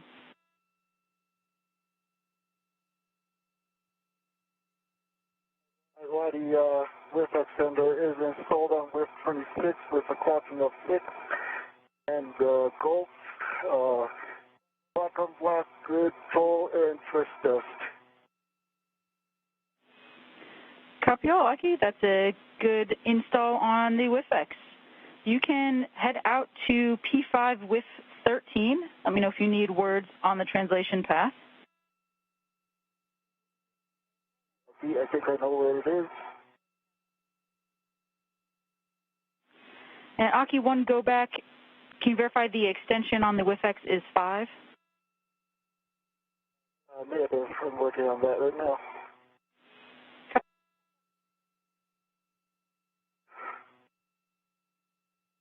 JAXA astronaut Aki Hoshide now heading to grab the APFR, or articulating portable foot restraint. He'll use that to restrain his feet in order to get a good grip to build the bracket.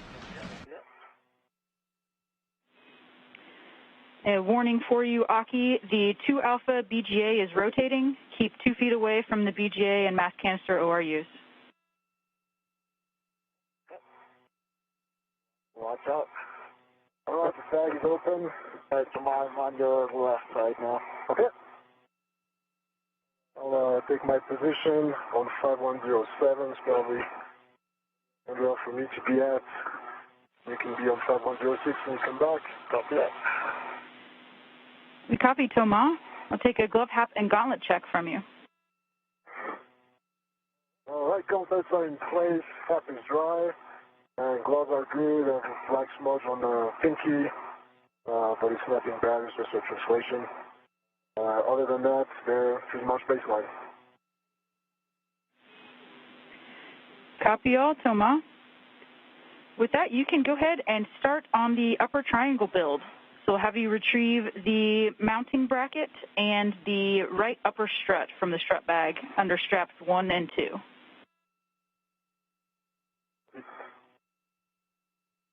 While Hoshide is grabbing the APFR, Pesquet is now getting a head start, getting into the strut bag and beginning to build and assemble the pieces inside. And the ingress aid that's to our left here. Copy, Aki. Once you've got that on your BRT, you can retrace your translation path back to the WIFX. Okay, copy that.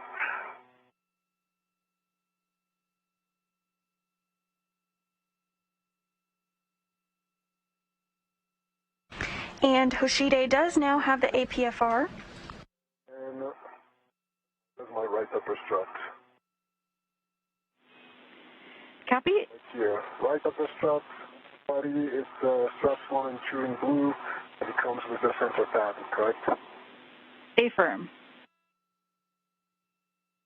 Alright, retrieving that from the bag.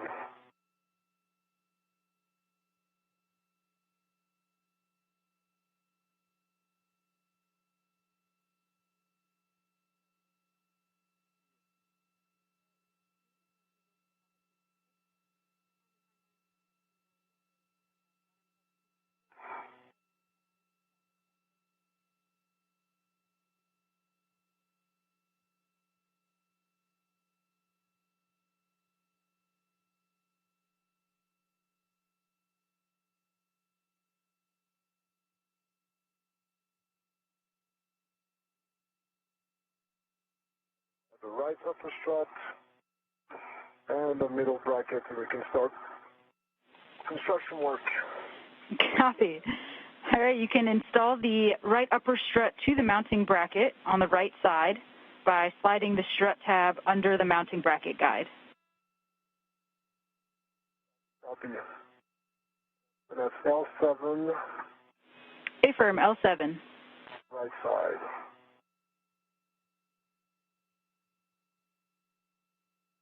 European Space Agency astronaut Thomas Pesquet now working to build the triangle. The first part of that will be building the upper bracket.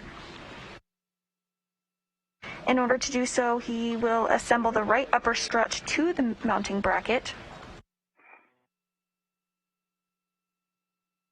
L7 to L6. Copy. And I have PGT settings for you when you're ready. Stand by. No, I'm not ready yet. We're working on the geometry here. Copy. Okay, Waddy, I got the APFR on my BRT with a red and listening back to the with extender. Okay. Copy all. And you'll be installing that with the clocking of 12. Knocking out 12 copies. Thank you, Rachel. I'm right here. I'm trying not to. You want to translate through? Yeah, can I? Yes, that's fine. Do that. Thank you. No space jousting, you said. Not today. Not today. All right, thanks so much. You're clear. I see the APFR behind you. Watch the Mast canister. Copy above the APFR. All right.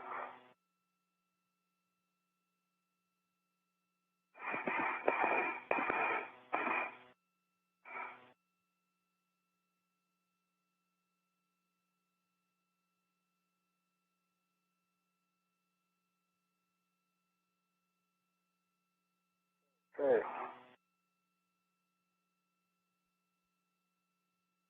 At the right strut, to the right side of the mounting bracket, and I'm going to go ahead and start those bolts by hand, if that's okay. Sure thing. We're looking for 4 turns on M13 and M14.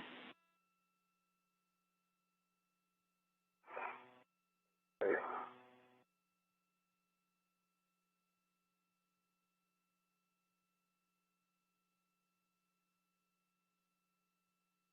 This is fun. All right.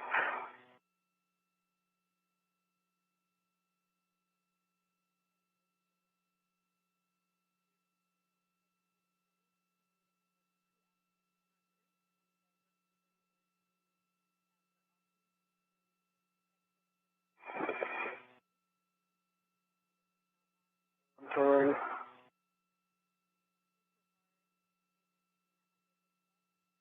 Turns.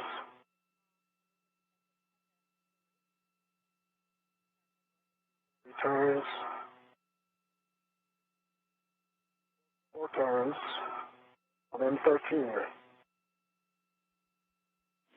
Copy, 4 turns on M13.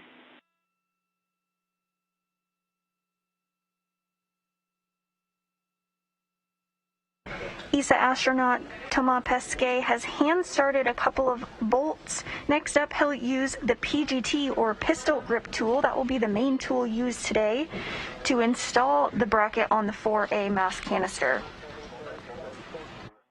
1-4. Copy, 4 turns on M14.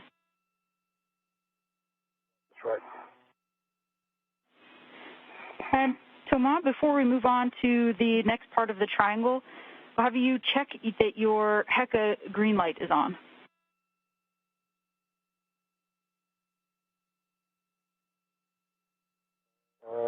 It is a no. I don't see the green light. I'll go ahead and switch it on again for you. Now it's on. Okay, we copy the power cycle.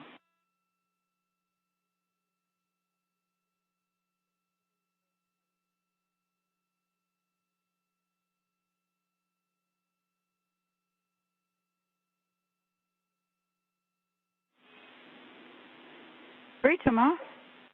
You can go ahead and retrieve the left upper strut from the strut bag. It should be under straps 3 and 4. Left upper strut from the strut bag.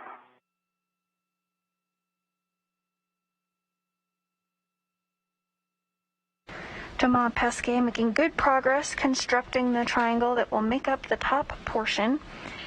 All the other pieces are safely secured in the specially designed bag, the strut bag.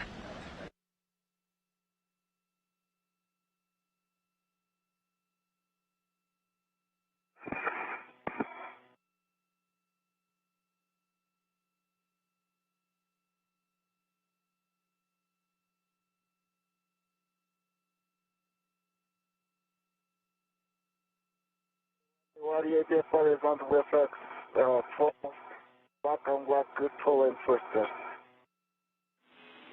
Copy, that's a good install on the APFR. The rest of the settings will be Tango Tango Foxtrot 12.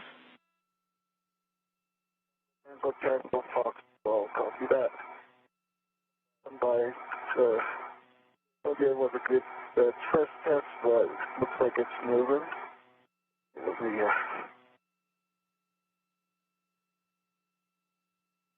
it's good. You said Papa Tango 12, right? Tango Tango Fox 12. Tango Tango Fox 12, thank you. Almost. Good words.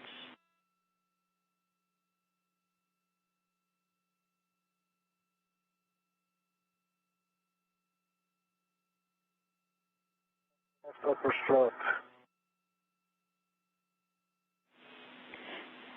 Great, Thomas. You'll be installing the left upper strut to the center pad at L2.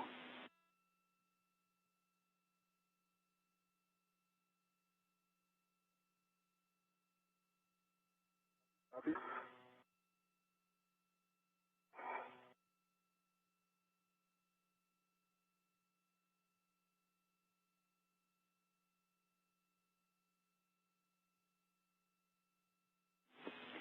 And Thomas, I have PGT settings for you when you're ready.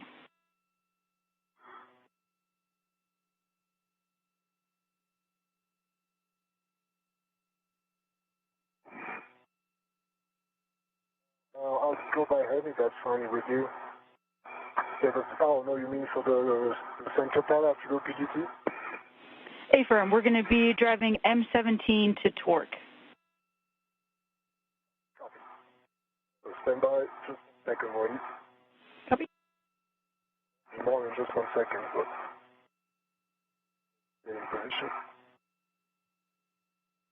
Marty, for the pitch setting, I can push on that lock button or lock dial doesn't move. Pitch you have to push on both sides. The reflex? No. It's there far. Yeah, it's the key. You have to push and turn, right? Yeah, push and turn really hard. It's weird to say. Yeah, Aki, it's a known issue that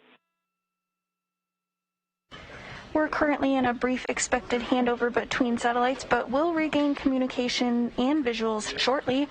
As a reminder, we are taking your questions on social media and we'll be answering them live on air. You can use the hashtag AskNASA to send those our way.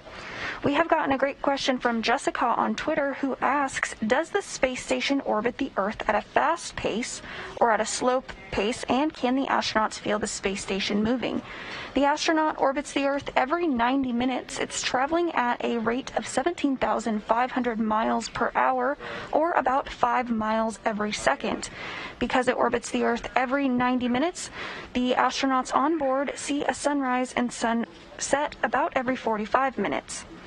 As far as if the crew members can feel the space station moving, I don't believe that they can, but I can't speak from experience. I've never been to space. Did you get the pitch knob to pop out? No, not yet. So I did manage to unlock it. It was stiff, like someone said. It just needed another oomph. I did get it to tango, but it's not fully locked. It's in the lock orientation, but not quite there yet. Well, it's like 10 degrees. It's just 3, I don't know, a lot of resistance. Copy, Aki.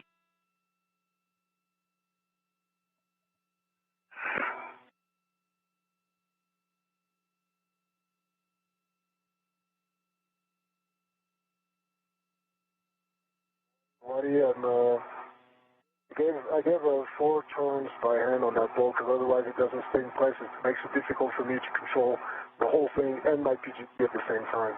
So now at least it's staying with 5 turns, and I'm going to go ahead and pull my PGT for your setting. Just letting you know. Okay, we copy 4 turns, Thomas, and your PGT settings for the rest of the turns will be Bravo 1, clockwise 2. Copy Bravo 1, clockwise 2. Good words, and we'll be looking for a minimum of 2.5 additional turns.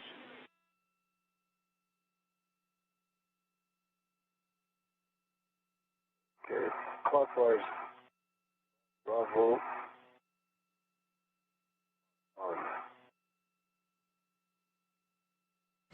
ESA astronaut Thomas Pesquet continuing to use the PGT or pistol grip tool to secure bolts as he assembles the upper bracket build.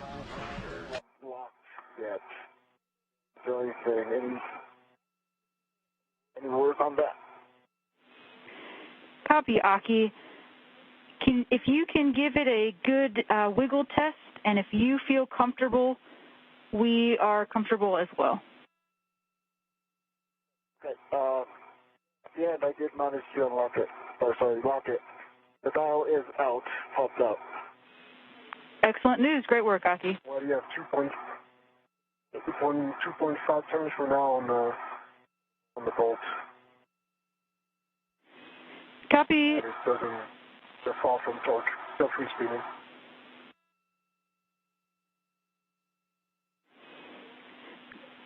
Copy 2.5 turns on M17, Thomas. Can we get torque and black line flush and green light?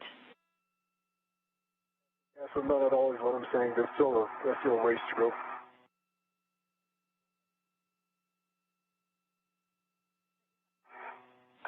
Copy.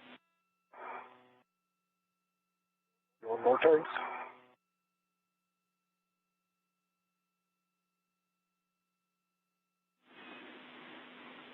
Aki, before... Go ahead. No, Kamal was talking to you.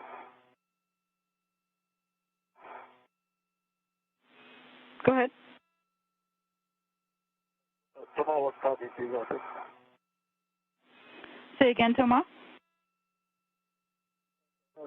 So okay, 2.5 turns and way far from what we need. Do you want more turns, or do you want me to stand by? We'd like for you to drive to torque. Okay.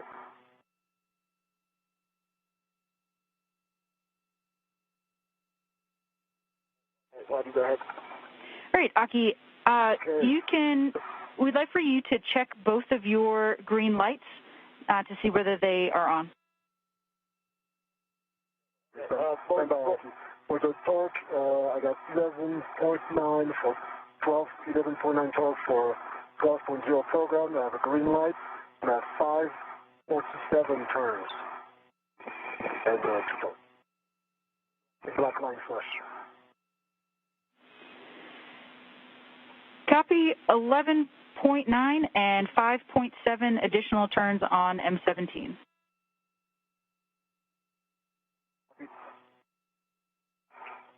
Bobby, for the green lights, both green lights are on, OM. In here. I need to cycle it. Copy that, Aki. Stand by 1.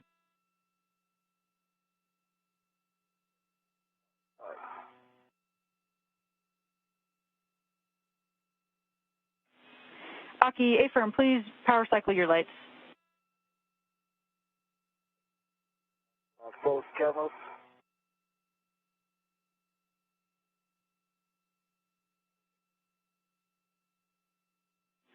And Thomas, stand by. We're just checking that's a good bolt. Okay, and I keep asking if power cycles both cameras or just the heca?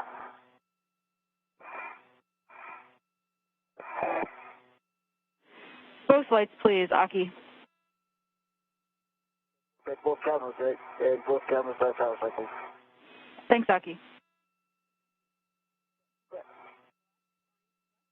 Sorry to walk, great. No, I'm standing by for the next set of bolts. Yeah. Great. Thomas, that is a good bolt on M17, so you have a go to release the ret from the right upper strut. Okay. The ret from the right upper strut, which is the one I installed. The right or the left upper strut? The right upper strut. Right upper strut is the one I installed first, the one that only has 4 turns on each bolt, correct? A-firm. All right. Yeah, so I'm releasing the ret on the right upper strut. Good work. Correct. Aki, you can inspect the right and left Saab spherical bearings on the Mast Canister platform and report any optimal damage or alignment. Okay, sorry, I forgot about that. I'm already halfway to Ma. Is it okay to go Ma, or do you want me to go back? I'll delete that key when I get there. No problem, Aki. No need to go back. How about that? Right off myself. Ready, do you want the left upper strut to the mounting bracket? That's correct. Before we start installing that, we will have you install the center pad MLI and the pit pin. We're a little over an hour into today's spacewalk, recapping some of the milestones that have happened so far. The spacewalk today began at 7:15 a.m. Central Time when the suits were switched on to internal battery power. Pesquet and Hoshide have made their way to the work site and are working on building the upper triangle. Once that portion is built, they'll begin to install it on the Mast Canister. BRG 5106. Large myself.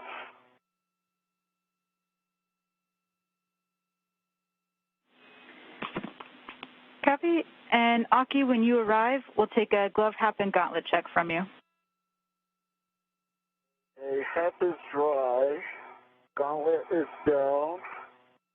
On my left glove, middle finger, there's a little bit of black smudge. On my right, on my palm, index, thumb, and ring finger, there's a little bit of black smudge.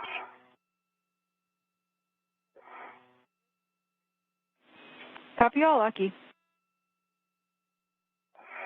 And you just heard JAXA astronaut Aki Hoshide complete a glove, hat, and gauntlet check. Throughout the course of spacewalks, the gloves are checked out to see if there has been any damage to them. The HAP is also checked, which is the helmet absorption pad. This is worn inside the helmet to absorb any liquid should it escape. Or it doesn't matter? Yeah, it doesn't matter, either order.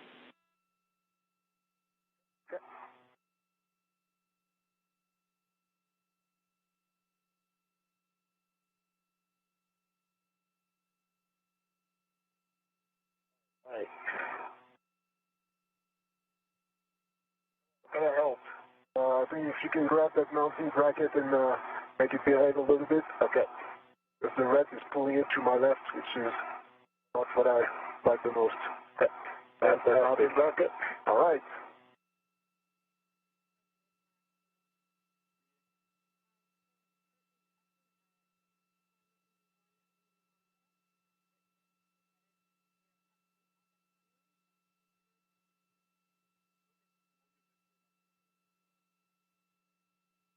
Okay. I'm going to go with the pin first. Okay.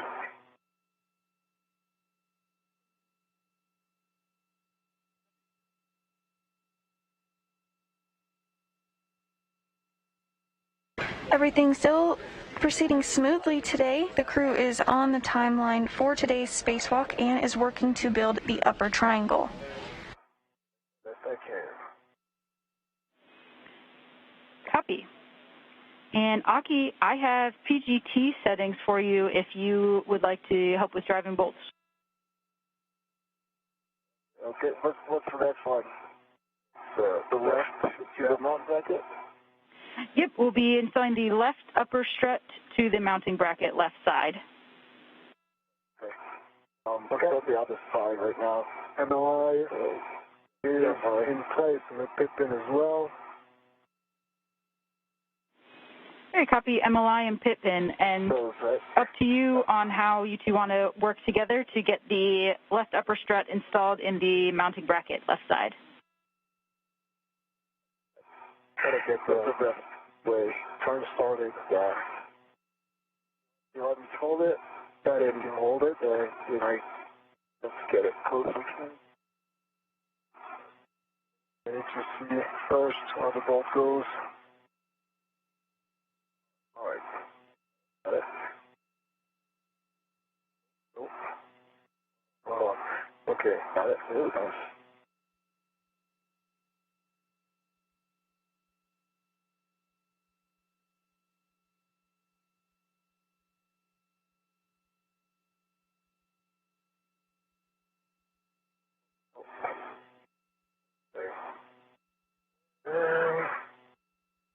I hold the mountain bracket steady. Yeah, that helps. Yeah, good. Yeah, let's see. The only thing is I can't get low. Yeah, no, that's fine. If you hold the mounting bracket, then it should be good. Yeah.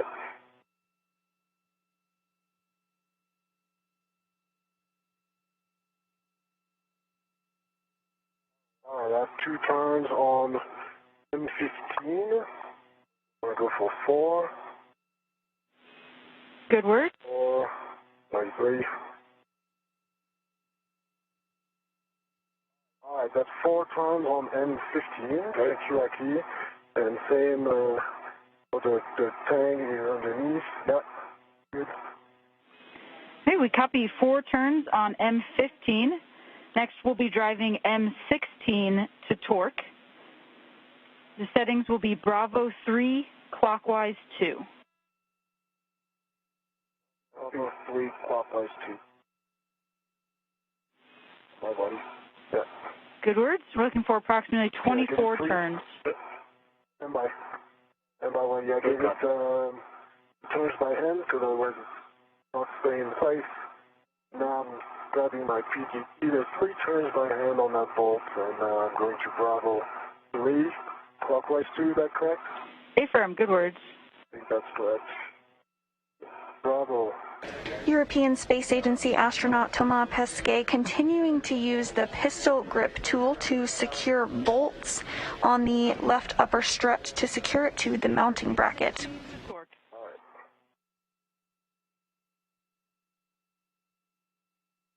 Starting. Okay.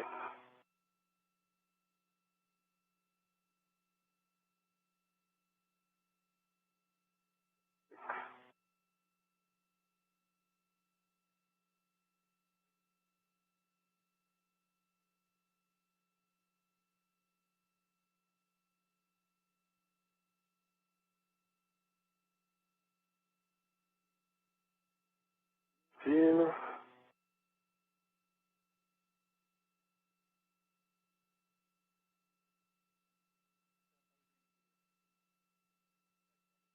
All right, 19 turns on top of the 3 that I gave by hand. I have 18.8 actual torque, green light, and 19.7 turn actually, exactly. We copy an additional 19.7 turns, 18.8 on the torque, and can you verify black line is flush? Black line is flush.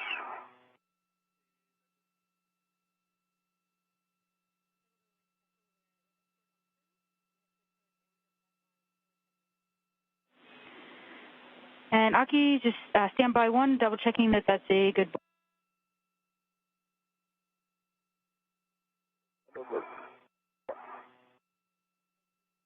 The only thing left is the right to the mid strut, torquing it down. I think I have to do this bolt first, yeah, and then, yeah, like you said, okay. Yeah, good words, and that's a good bolt on M16, so we can move on to M15, driving that to torque, expecting 20 additional turns. Same settings. So I have Bravo 3, clockwise to 18.4 program. I'm going for 20 turns on M15. Can you yell it a little bit away, not away the other direction? Yeah. Good word. There you go, perfect, thank you. Let's move. Driving.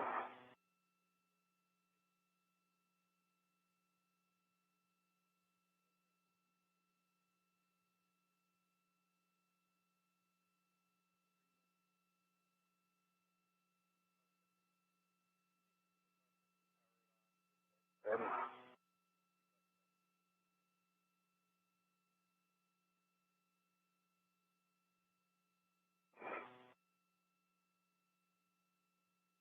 Pesquet now working to secure the second bolt while he assembles the left upper strut.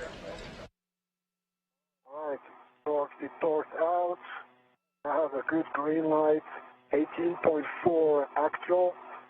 18.5 turns and green light, black line flush on the bolt. Copy 18.5 additional turns, 18.4 torque. Correct. Tomorrow, since you have the PGT, you can just leave it out. Yeah, I'll just... And checking on that bolt.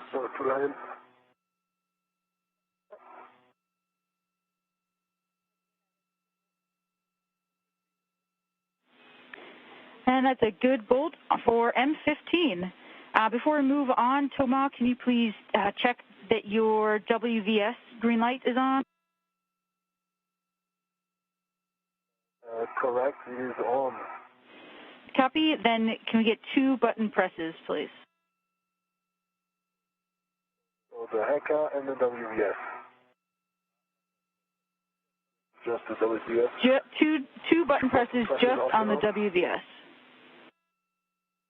Okay, you mean off and on. Power cycle. Affirm, power cycle.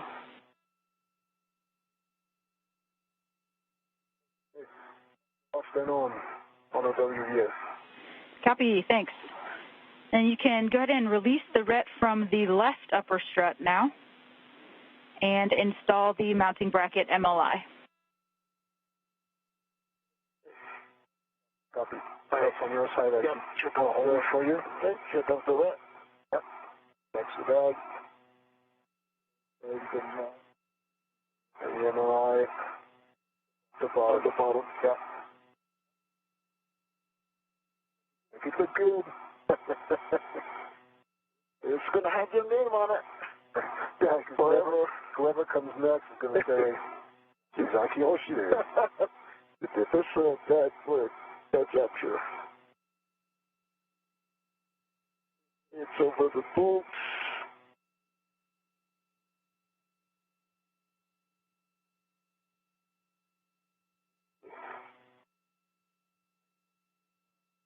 Well, it just goes over it. Yeah. Look at this way.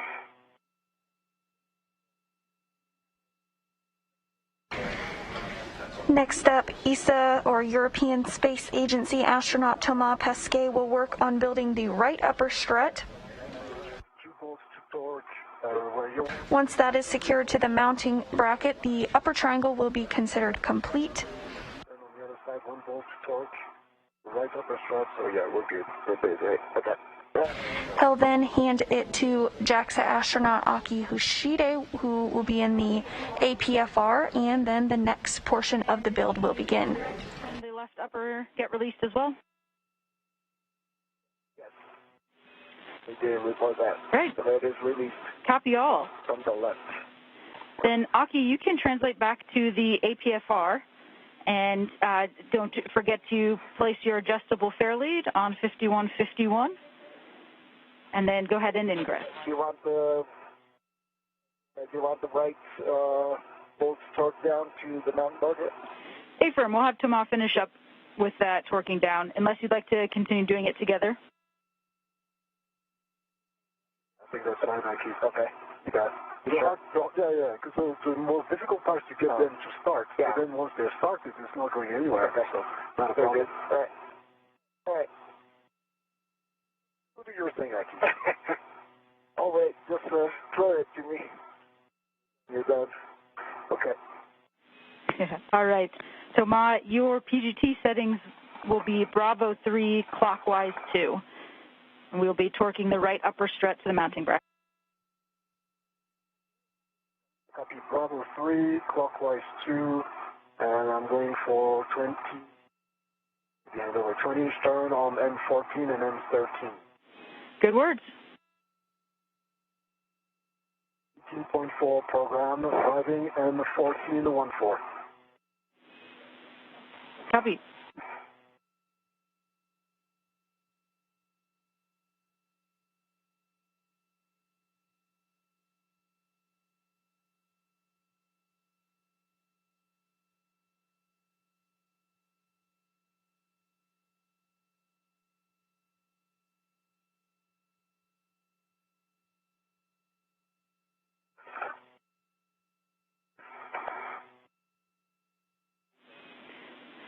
Aki, a caution for you to avoid the battery and adapter plate cables on the IEA. Yeah. What is on the numbers for you? I got black line flush, good green light, 18.5 actual torque, and 18.33 turns on the PG. M14.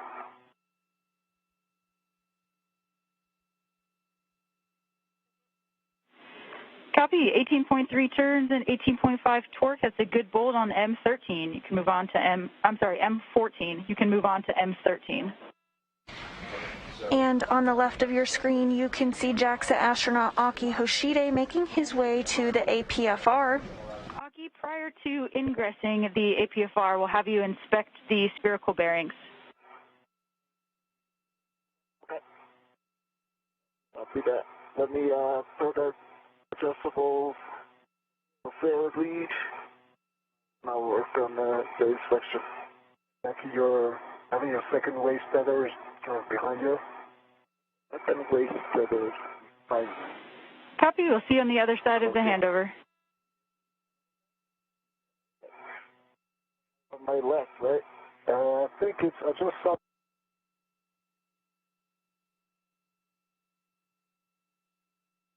We're in a brief expected handover between satellites, but will regain communications shortly. Pesquet is continuing to assemble the upper triangle. Once he's finished assembling that portion, the upper triangle, which is the upper part of the mod kit, he'll hand it over to Hoshide, who will be inside the portable foot restraint. He's currently making his way to the APFR as we speak. Back with you. Awesome. Welcome back. So, got the good flush bolt, sorry.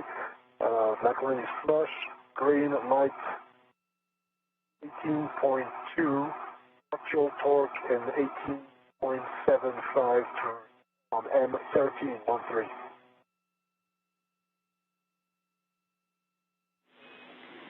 And we copy 18.75 turns, 18.2 torque. That's a good bolt on M13. You can go ahead and verify that the center pad MLI and pit pin are installed.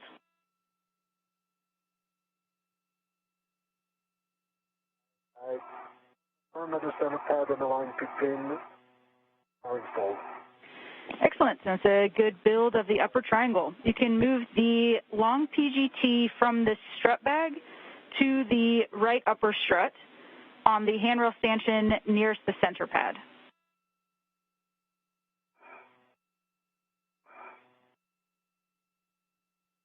Copy. Moving the long PGT from the strut bag to... Sorry, can you say again where it's going? No problem. You're going to move the long PGT from the strut bag to the right upper strut handrail and onto the stanchion nearest the center pad.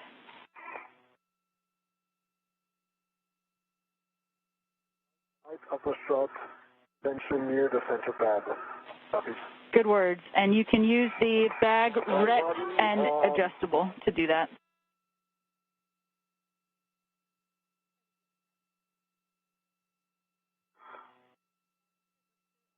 Alrighty, got a square lead on handrail 5151 with an adjustable, and looking at the bearings, both the right and the left, nominal, it's aligned, as far as I can tell, the thread that's nominal too. All right, you copy the fair lead and nominal sod bearings. You do have a go to ingress the APFR. Yeah, that can work.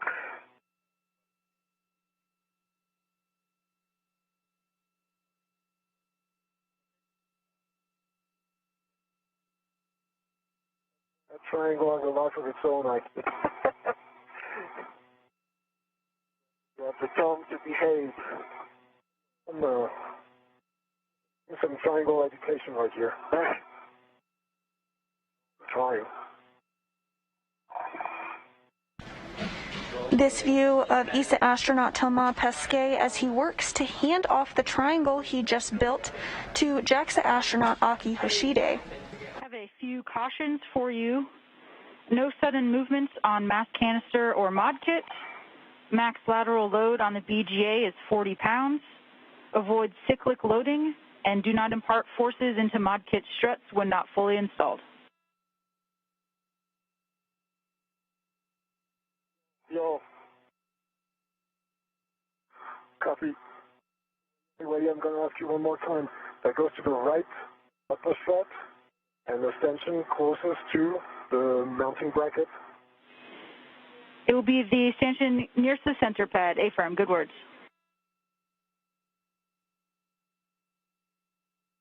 Near the center pad. Okay, so away from the mounting bracket. A-firm.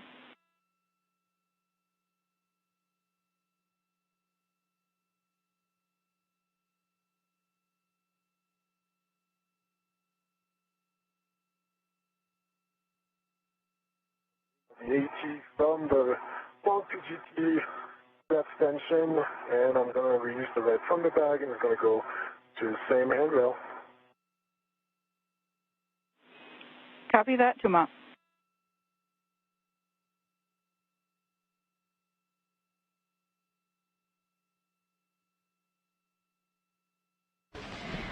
Once Hoshide receives the upper triangle, he'll work alongside Pesquet to install it to the mast canister. In this graphic here, you can see the triangle portion. That part with the purple parts on it was the part that was just built by Pesquet. Next up, they'll work to install that to the center pad.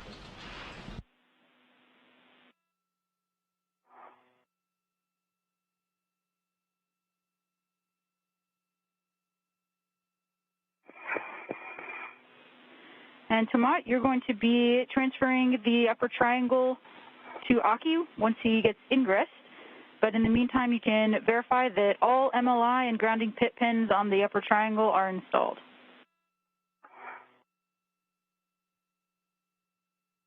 A good view here of Thomas Pesquet's helmet camera. You can really see that upper triangle that he just built. Is installed. This one was installed. Oh, this one we installed, okay. MLI from the left upper strut to the center pad is installed with a pit pin, and then MLI from the right upper strut to the center pad is installed, as well as the pit pin, and I see MLI from the right upper strut to the mounting bracket.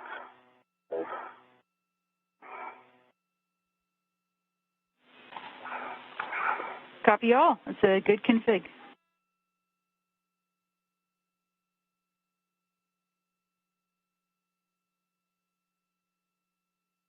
I checked the ball.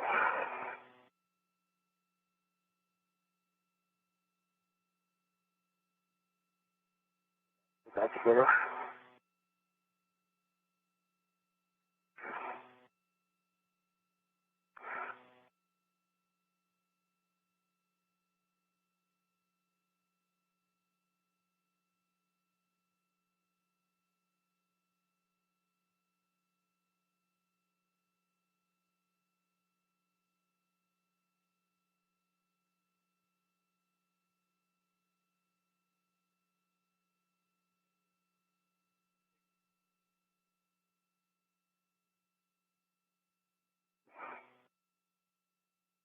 My feet, hello.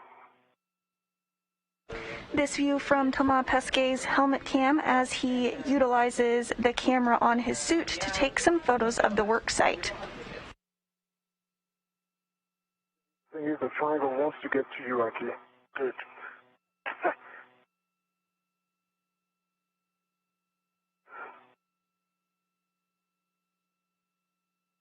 You can see the remaining pieces inside the strut bag. Those will be used shortly to secure the upper triangle to the mast canister. Excellent. Great work, Aki.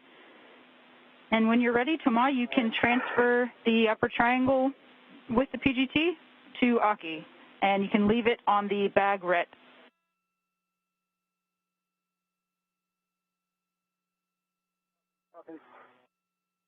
Aki. Here it comes. Hey, I see it. Hey, I have control. You have control. I have control. And watch out, because the red is pulling on it, huh? Right. Right. Okay. Aki has a triangle. Copy. Aki, you'll be installing the center pad to the mast canister with the arrow pointing up. Not yet. Ready?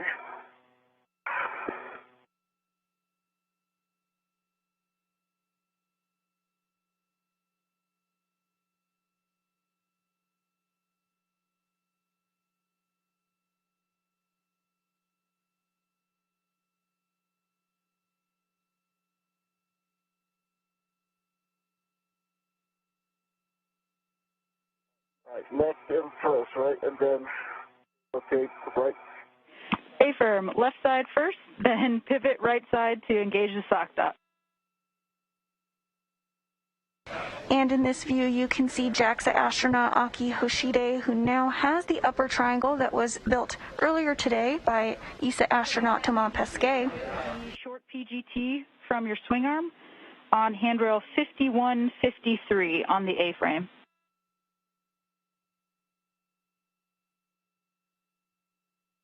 Short PGT from my swing arm, 153. Good words.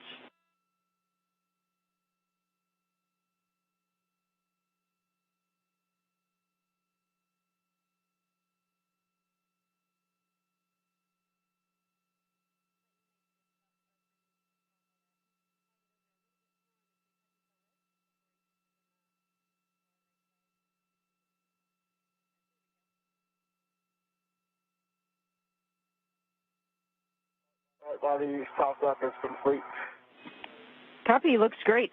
Have you start bolts M5 through M8, just 2 turns, either by hand or I have PGT settings for you. I have the PGT, so let's do with a PGT. Copy, yeah. And on the long PGT, it'll be alpha 2, clockwise 2.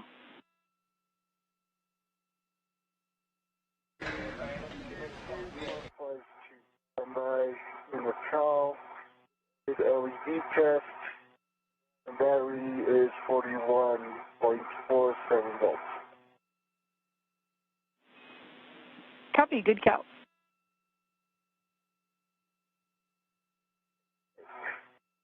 It says alpha 2 clockwise 2. Good words. And 2 turns, any bolts in any order. Copy that. Alpha 2 clockwise 2 is Sept.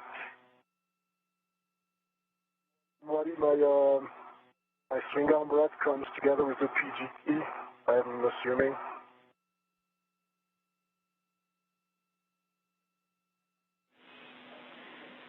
A-firm, Thomas, it would take the RET and the adjustable with the PGT.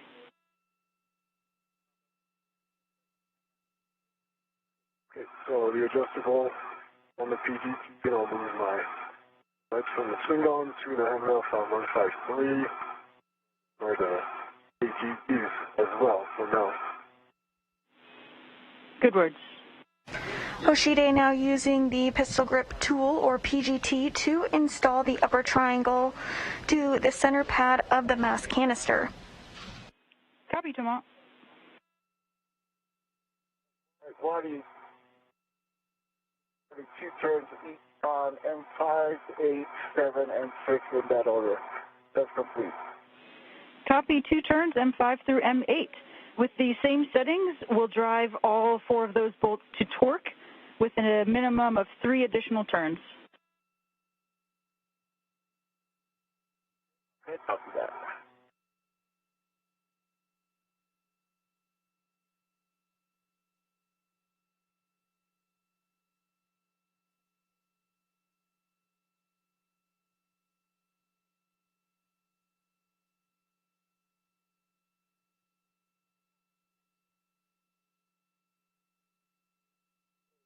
M5 is 337, 4.27. The green light.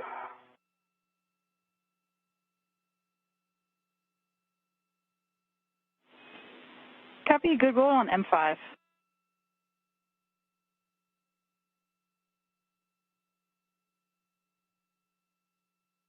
Work, Aki. You built the triangle perfectly, that's why.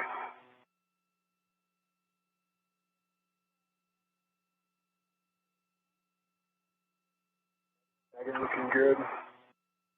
Station looking good. Hey, M8, 3.4, it's 6.4 turns at the green light.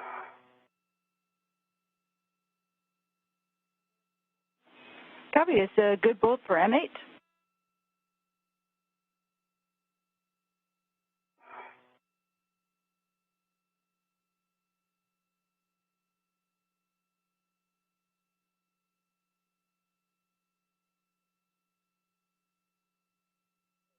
M7,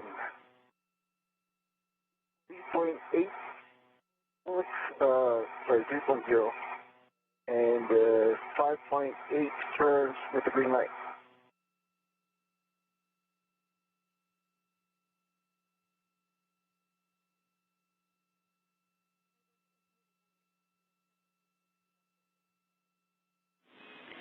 Copy, Aki. We copied a torque of 3.0 is a little low. We'd like for you to hit M7 again, please.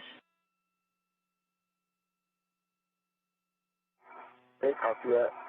I did M6 of 3.9, 5 turns with the green light, and going back to M7. Copy, it's good bolt for M6.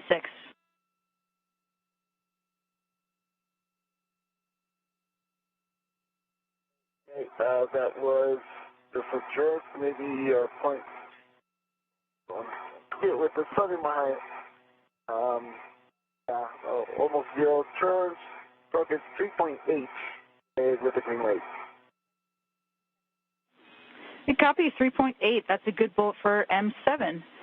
So you can go ahead and release the mounting bracket RET and then transfer the long PGT with the RET and adjustable to Thomas. Copy that. How would you like this? Outside of the mounting bracket, I guess.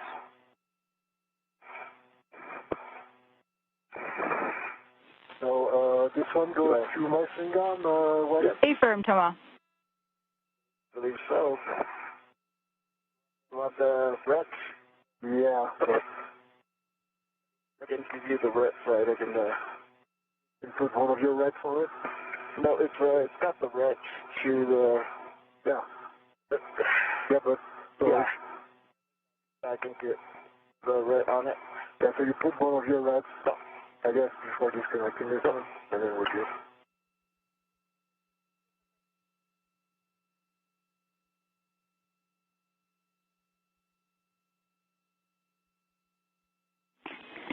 Great. Aki, you can verify that the grounding pit pin is installed in the grounding block and the MLI for the right upper strut. Stand by, buddy. Okay. We're still working on the PG. Copy. Yes, all right. I got a RET to me. Here's a RET. Oh. Got the RET. Hold on there. Yeah, hold on to it for a minute. I'm messing on. And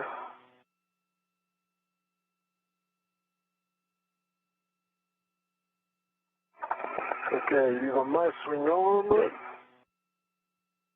And let go of yours. Let me get this.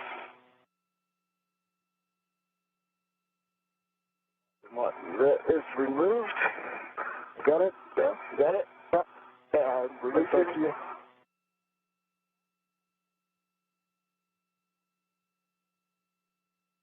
The body, so body wire pin, 2 of them are installed. The center pad. Copy. And have you verified that the MLI looks good. Copy all, Aki. Have you verified that the upper triangle is not rotated up? It is rotated down. Copy. And I'll take glove, hat, and gauntlet checks from both of you when you're ready. AD1 half is dry. Gauntlets are down. And same clutch on the right and the left line. No change. Alright, EV2, half is dry. And gloves, no change.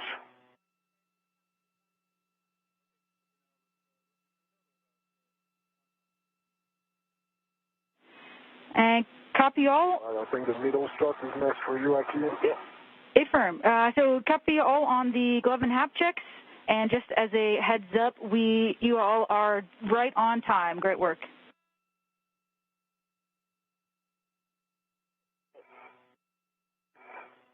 All right, I need to readjust my APFR settings, so I'm going to get out. Affirm, and before you egress, Aki, can you confirm that the mounting bracket RET was released back to the bag? Good call. I have not been here.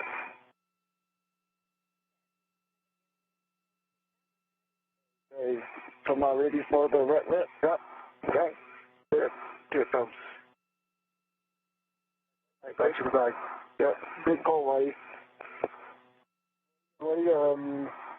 Which of the two middle struts are we going for? The left, I'm assuming, and that's 9 and 10, correct? Affirm, Tomas. So you're looking for the left mid strut under straps 12 and 13 first.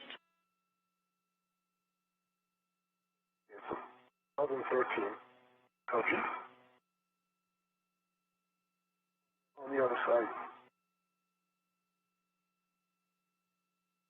And what's the setting for the APFR? Aki, first we're going to adjust the WIFX extension to 1, and then we'll adjust the pitch and roll on the APFR.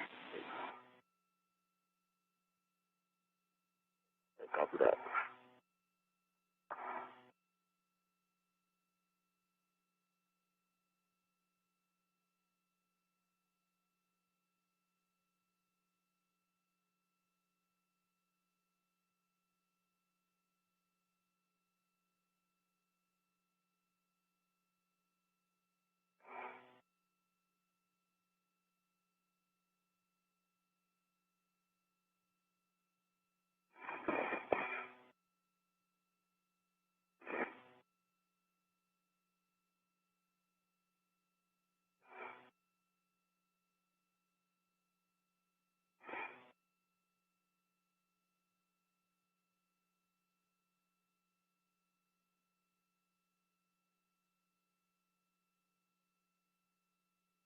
Okay. Mid-strut. We will be looking for you, actually. Yep. Blind.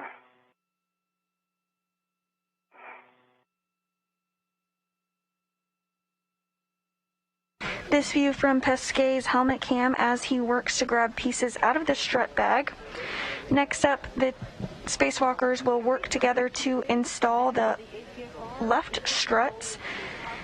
Next, after that, they'll work together to install the right struts. Both struts are configured in 2 portions, the lower strut and the mid strut.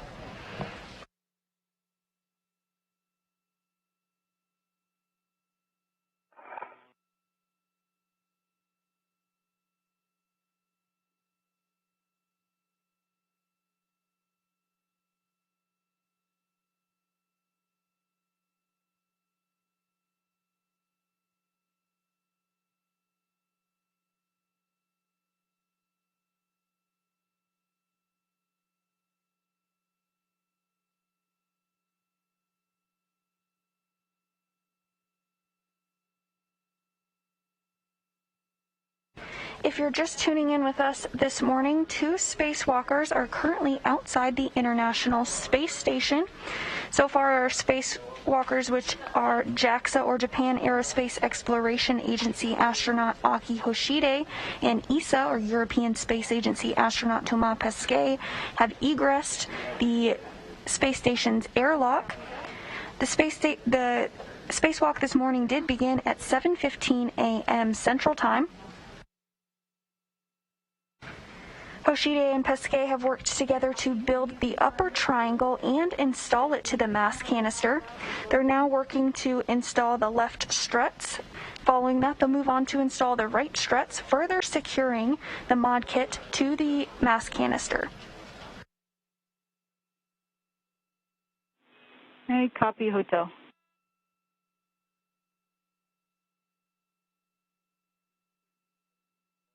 Ready for ingress?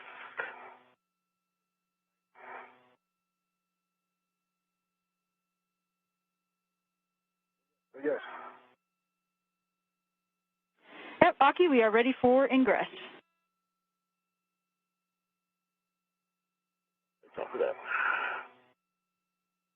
Hoshide is now going to ingress back into the APFR, or Articulating Portable Foot Restraint, in order to receive the left lower strut, which Pesquet removed from the strut bag and is going to pass to him.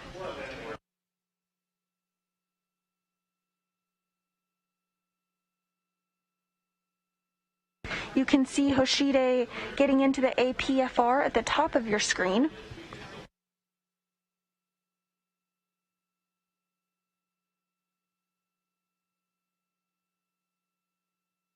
On the left.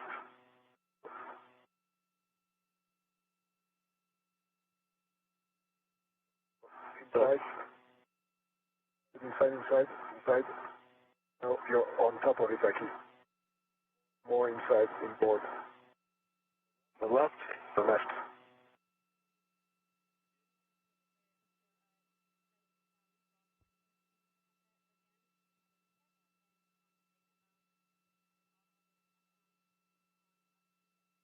Good on the left, you just have to rotate it. Very good. More. And 4. There you go. Right. English complete. Copy, great job. Oh. Aki, can you verify that your ingress aid is tucked, and then also verify that your BRT is in a good config with the tab up. That right?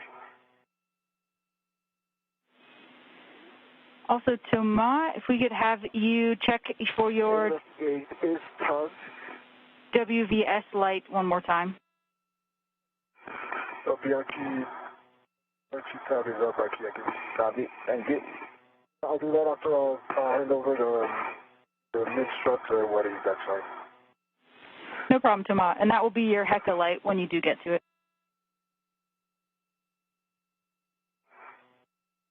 Okay, power cycle on the Hecka coming up.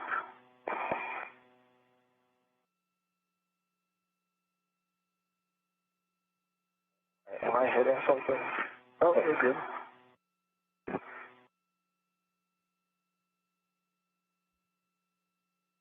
Come on.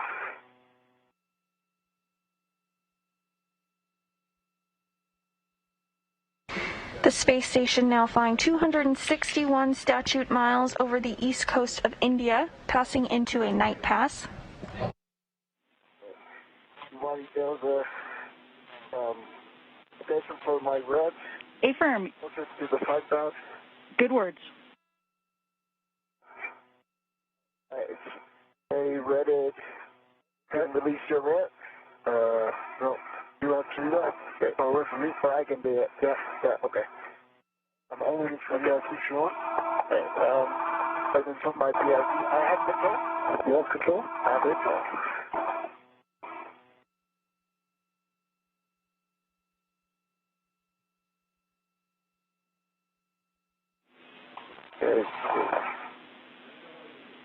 Thomas, you'll be retrieving the...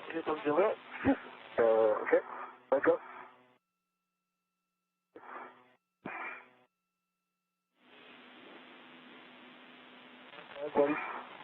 Next, Thomas, you'll be retrieving the left lower strut under straps 5 and 6 and handing that off. Left lower strut 5 and 6 coming up.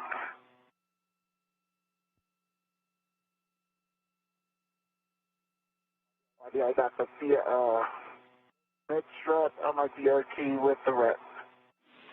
Rattles out. Copy. Good config, Aki.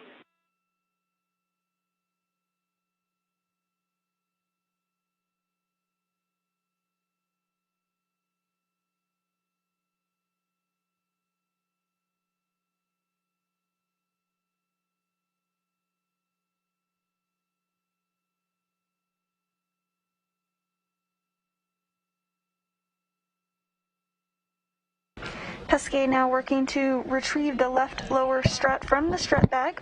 Once he has that, he'll pass it along to Hoshide, who is in the APFR, or Articulating Portable Foot Restraint.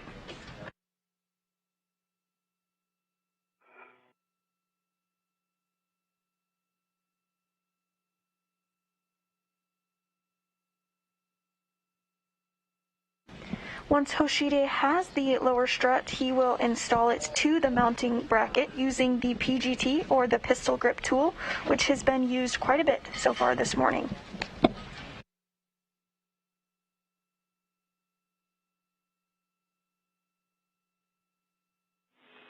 And Thomas, you'll be handing the clevis bolt side towards Aki.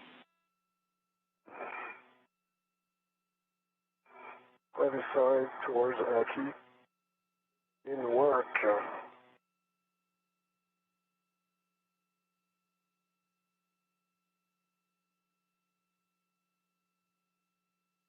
Aki, how are you? Okay. Is it coming? Got it? You got it? Alright, I have control. You have control. Don't take it too far because I actually remove that red. Yeah. And I'm by. And Aki will be running to the handrail stanchion nearest to you. I have a red on it. That's complete. I have a red on it. I have control. Okay. So now you can release your red. Okay, on the red. Hold on here.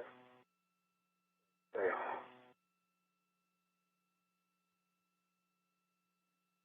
That is released, Aki. It's okay. all yours. Alright. I'm going to move your end away from you. Copy. I will not bang it to your head or anything. And what if you concur, I'm going to translate to the next work site, the side pad, sorry, the lower bolts. Yep. So before we have you translate to the next site, have you do a check of your Heka light, please. I owe you that. The light is off right now. Copy. We'd like for you to turn it on.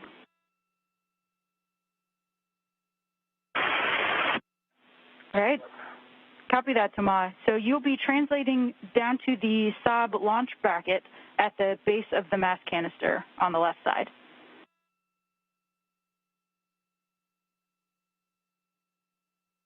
All right. Nice little cozy work site. All right.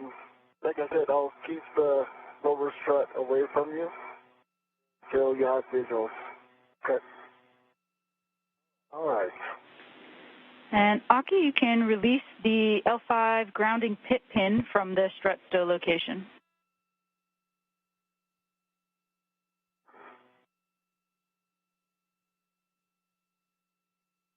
Okay, and what do you think? We owe you an inspection of the Sept bolts as well.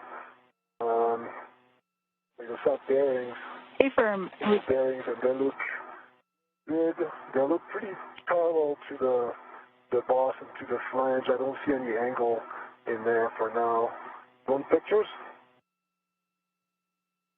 We copy parallel. We'll catch you on the other side.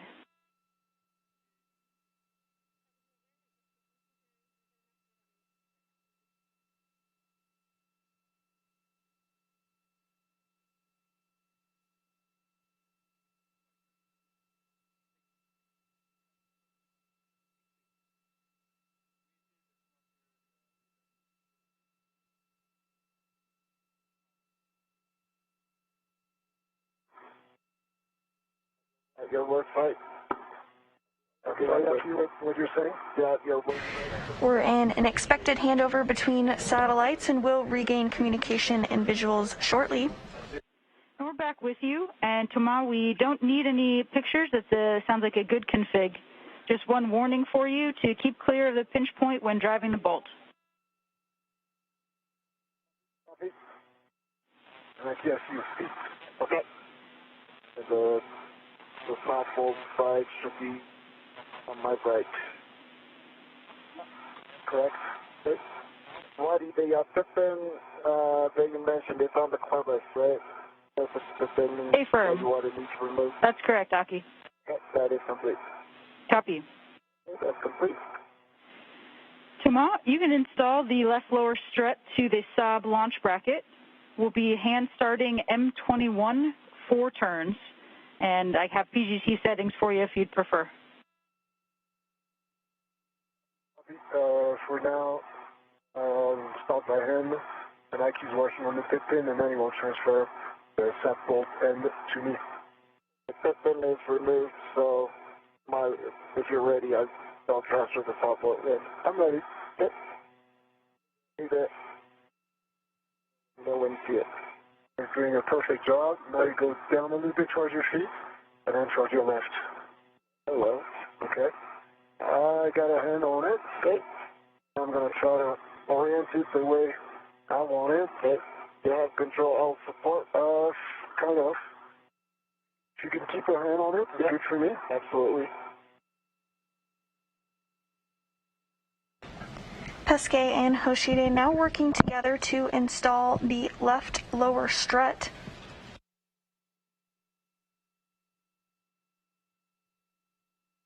And start the bolt, but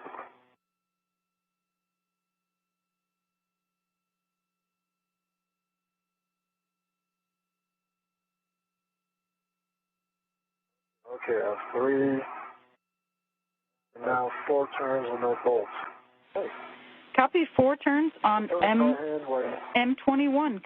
Good work. Aki, you can now start the left lower strut to the mounting bracket at L5. We're looking for 2 turns on M22.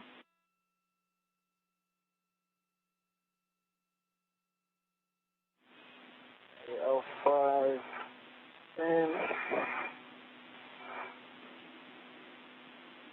and I have PGT settings for you. This is M22. If you'd like. Okay, this is M22 at L5. It doesn't have a label. Affirm.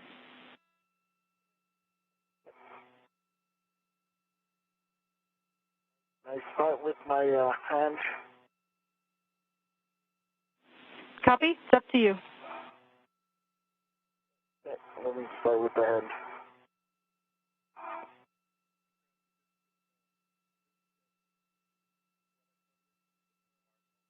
Therefore, in my experience, Aki, if it helps, you have to keep the pressing down for at least a turn and a half, otherwise it doesn't really engage. So that's kind of a lot of angle. You have to prepare your hand for that. All right, thank you. I did one and then it popped out. Yeah, you're right.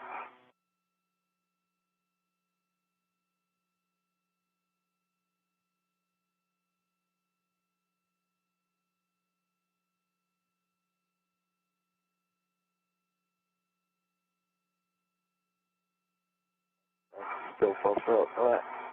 What's PGT? All right, buddy. What's the PGT setting for M22? The CGT settings will be Bravo 1, clockwise 2. Pesquet and Hoshide are continuing to install the left lower strut. As you can see here, there are 2 lower struts, a left and a right. Those will be attached to a portion of the upper triangle that was built and successfully installed earlier.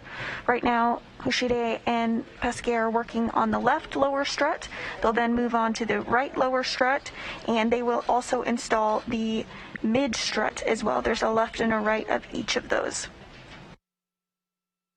Yes, thank you. And now first. Once those portions are successfully installed, the IROSA mounting bracket will be complete. Good cow, good LED test, battery 41.2. Bravo 1. And the mounting bracket will be ready for the installation of the new ISS rollout solar arrays, or IROSAs, during a future spacewalk.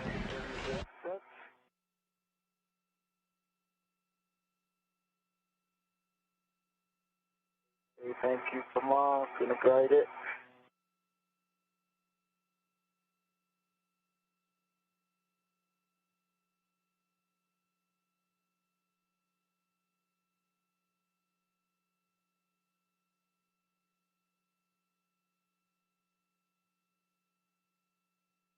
And waiting for M22 to go up. Returns. Affirm, 2 turns. Returns. All right.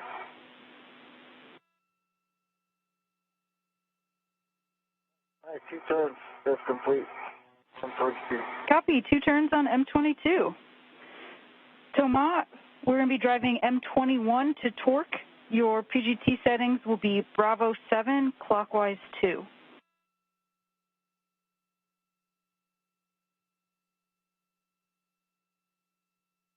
M21 to torque. Bravo 7, clockwise 2.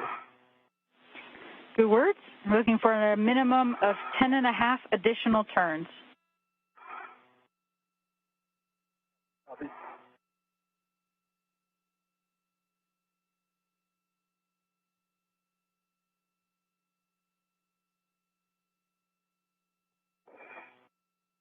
That's where the new PG. Cal.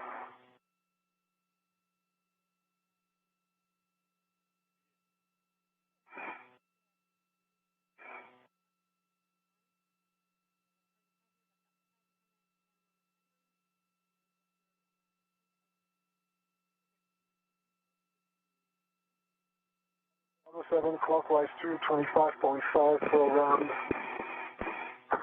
An additional 10.5 turn minimum. Good words. Okay. Yeah, I'm driving with the PGT that's on the handrail. That's the one, not the one on my swing arm. All right. Didn't work. You should be using the short PGT, Thomas, on the A-frame. Yeah, the PGT on the handrail, not the one on my swing arm. A-frame. Good words.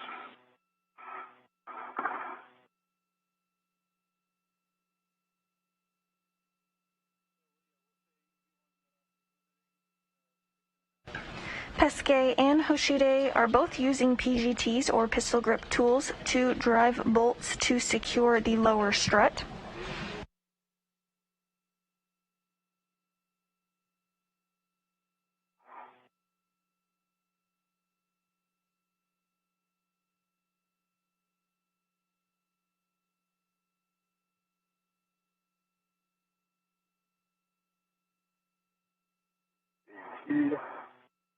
Right.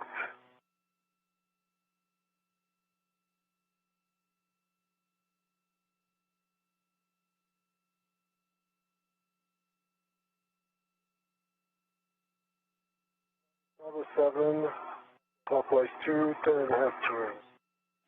Good words.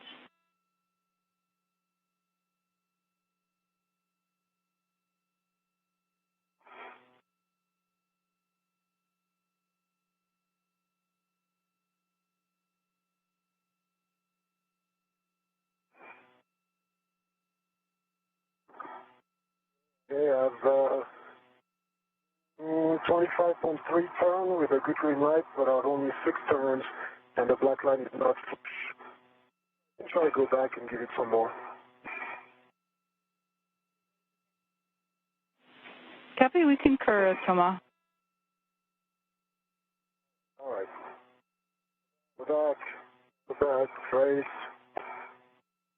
Oh, close out again at 603.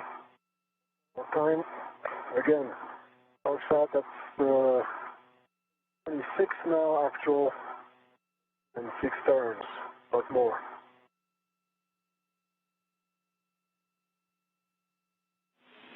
Copy, stand by 1, Thomas.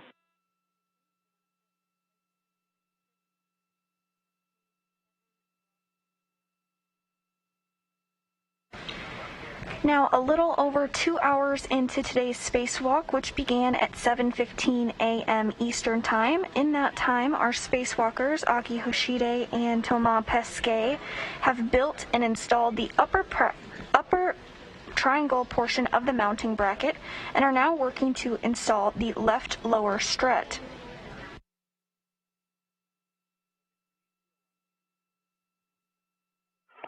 Following this, they'll install the left mid strut and then repeat the process on the right side, installing the lower strut and the mid strut.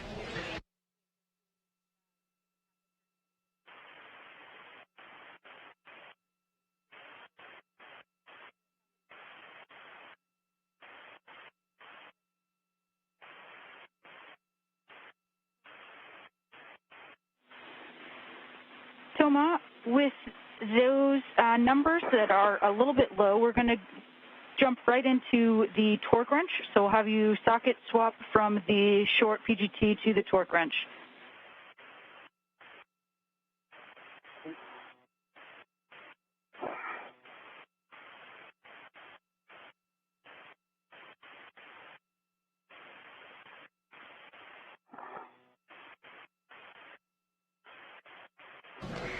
Pesquet now using a torque wrench rather than the pistol grip tool to install the lower strut. Okay, so I don't have my swing on. I have a bayonet sitting right here.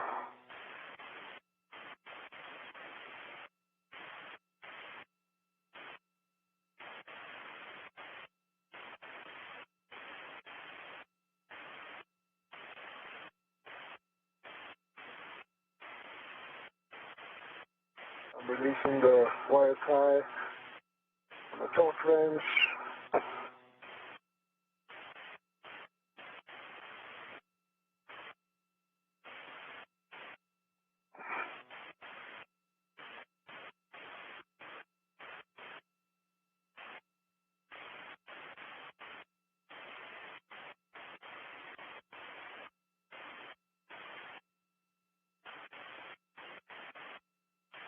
Okay, bucket swap.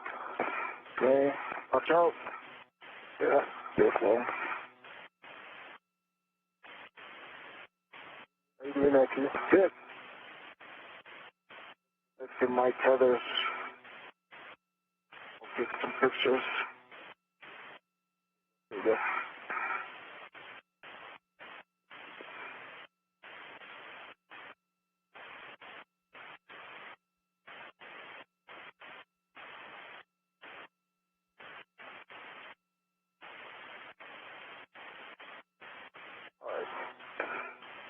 If you're just tuning in with us, you're watching live views of the 244th spacewalk in support of space station maintenance, assembly, and upgrades.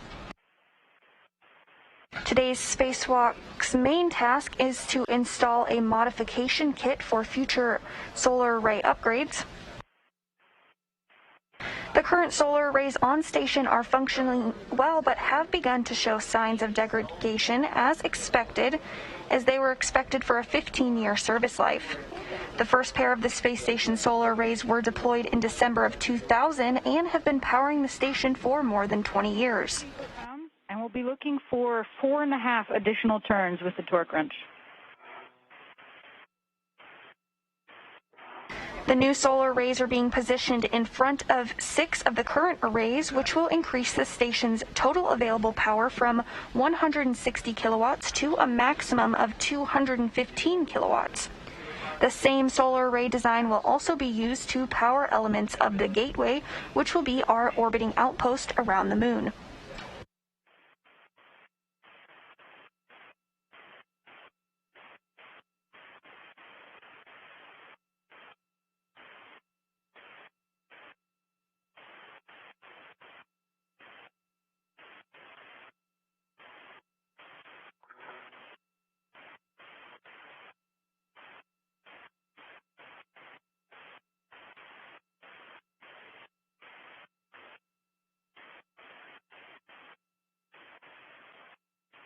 Another task that will take place during today's spacewalk will be to replace the floating potential measurement unit on a separate truss.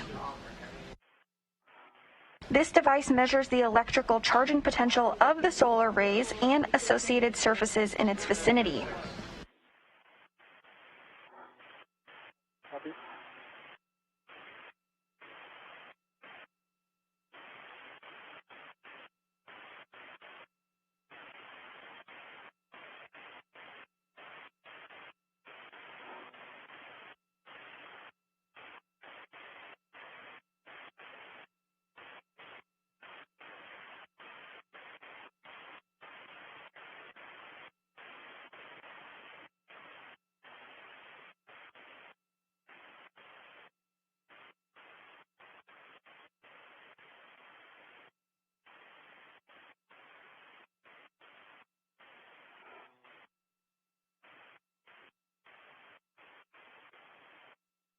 It's going to take a while to arrange it.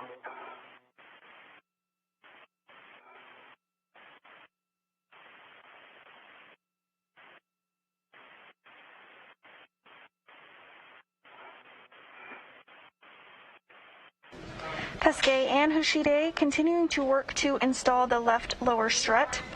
Once this is complete, they'll move on to install the left mid strut.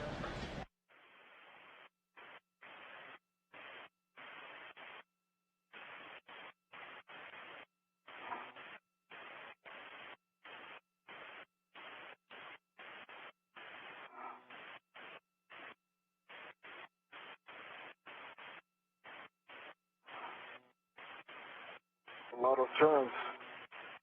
Well, actually, I'm going 2 degrees every time, so yeah, it's a while. Yeah, we copy. We're following along.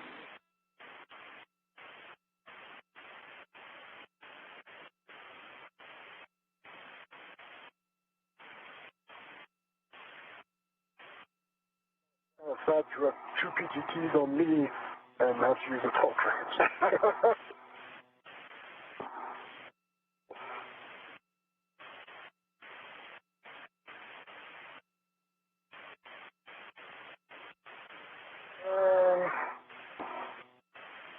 That's the work side. Tight. Trying to find a better buddy position, but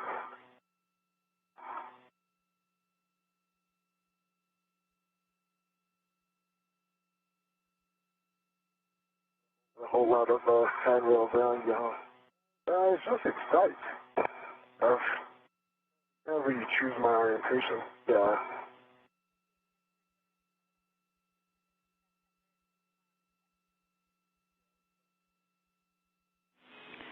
Yeah, tomorrow definitely a tough work site, and just FYI, we'll be relying on the checks more than the turns. So the turns will be best effort.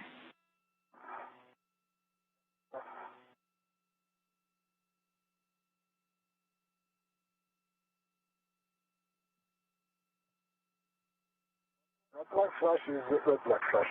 The black line is coming almost there. Copy, excellent.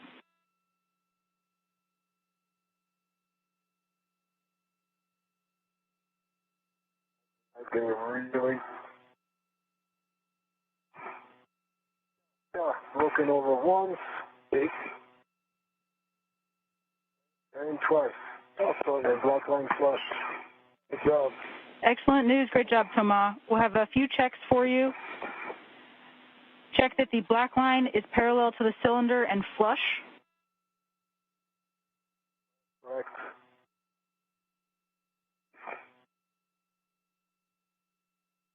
Correct, buddy. Buddy, verified. Thomas Pesquet now performing some checks on the lower strut to ensure that it is successfully installed. Verified. Oh, copy. Check that there's no gap between the strut boss and the bearing surface. Gap, verified. Copy, and perform a wiggle test, verifying that the strut doesn't wiggle at the Saab interface. It's not going anywhere. Nicely done. Fine. Okay. Copy all. Thomas, that's a good Saab bolt install.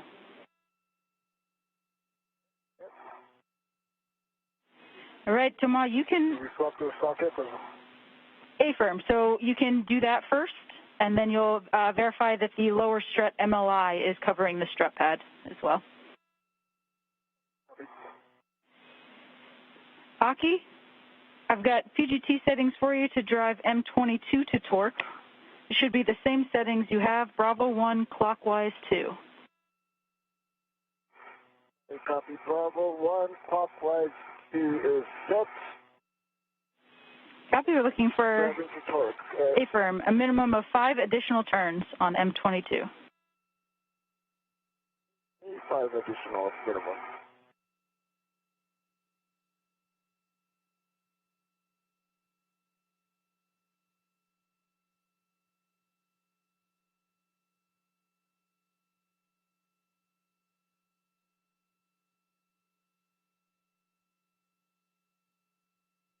Body 11.8. 6.27 turns with a green light. Copy, and can you verify the black line is flush? Black line is flush. Copy all. That's a good install on M22. You can stow your PGT.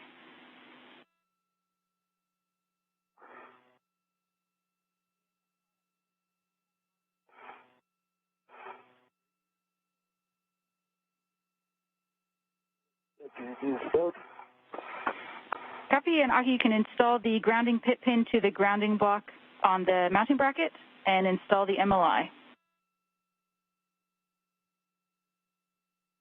Yeah. Grounding pit pin is installed. See on the MLI now. Copy.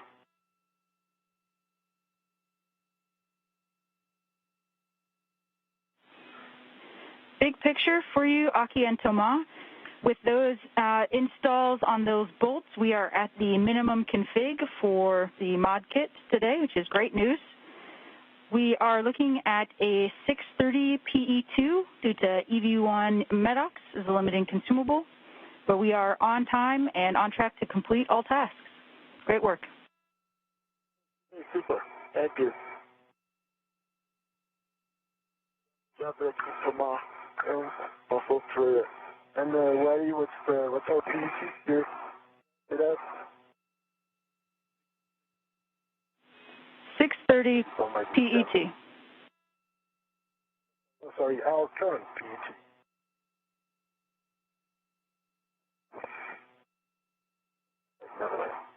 And those words from Ground IV Jessica Watkins up to the crew, sharing that the mod kit is now in the minimum configuration. Good news for our spacewalkers today, but they're not finished up with their tasks just yet. They're going to move to installation of the left mid strut next.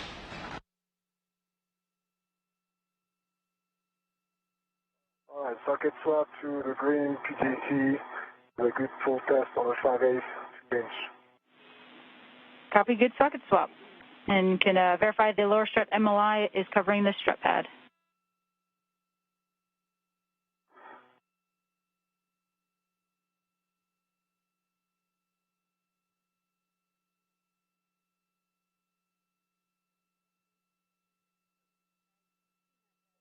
Waddy question with an MLI on the other side.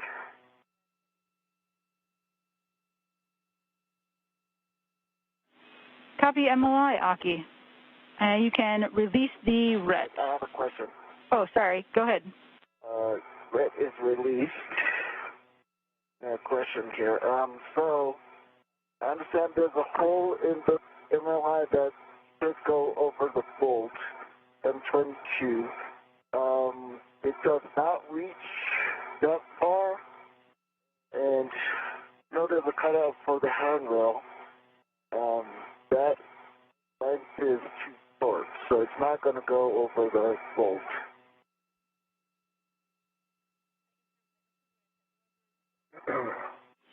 Checking. While you're chewing on this, the MLI is on the side pad at the lower strut, and what's my next step, please? Copy that, Thomas. We'd first like for you to pop the collar on the torque wrench back to its 0 setting. Zero? Are we not going to use it on the other side, maybe? Go back, not to 0, but just to flush.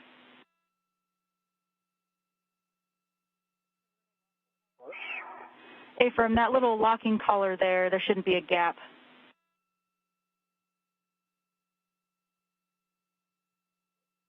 I was saying you know to make that gap disappear. Oh, there you go. Excellent. That's perfect. Toss back in. And then, Thomas, you can egress the truss and check that your safer handles are down. Okay, and where am I going after that point?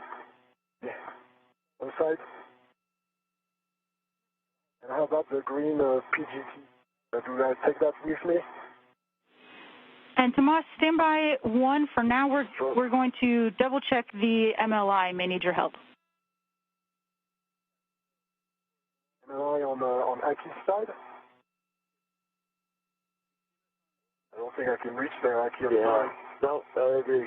And you're not allowed to translate that yet, so.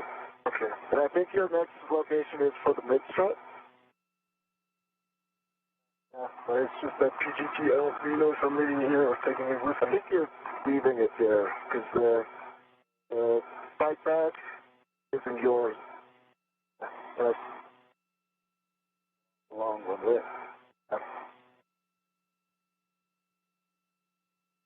Like how it blocks me from out. Yeah.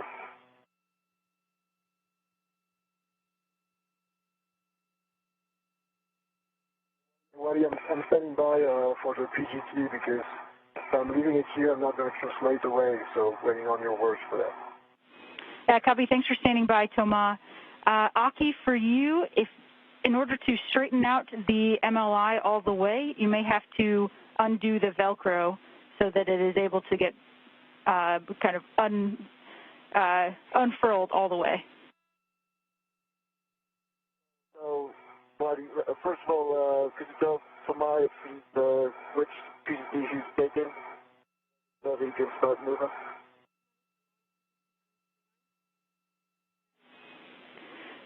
Thomas? I don't think you can help me here because...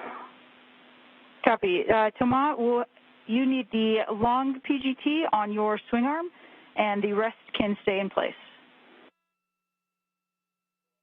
Handrail 5153, correct? Affirm, good words. This is where it was. Okay, something there. Thanks, Aki. Okay, you bet. So, Waddy, well, after 22 going nadir, the first cutout is for the handrail. So, that cannot slide further. Even if I undo the Velcro, it's not going to reach over that bolt. I think what it is once it's installed, it's probably the right location for the hole. But since you have to go over it, it doesn't have that the slack to go over the bolt. Does that make sense? I'll try to show it to you on the camera.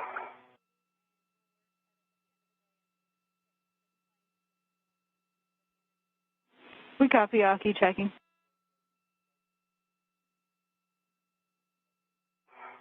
But if you're okay without going over the bolt, I can easily secure the MLI.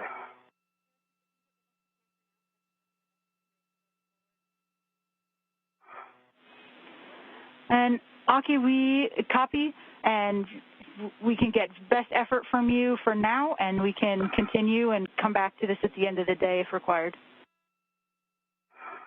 Okay. For now, I'm not going to go over the bolts, but I will secure the MLI best effort. Copy, good words. And Aki, if you could verify that the pit pin is in place as well.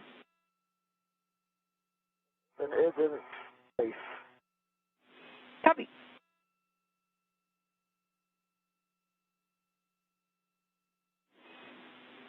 Thomas, you can go ahead and translate up to the Mast Canister left pad install location. On my one, Waddy. We'll clean up. I configure to the change of PGTs and things like that. No problem.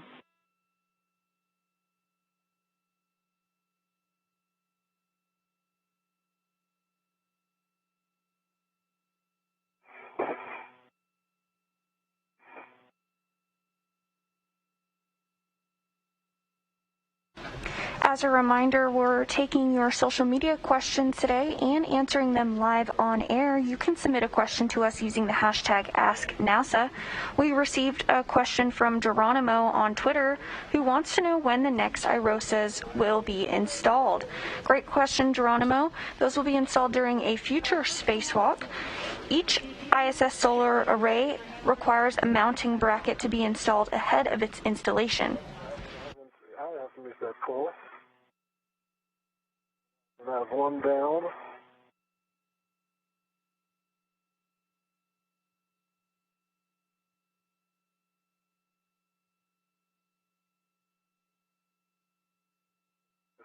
Down away.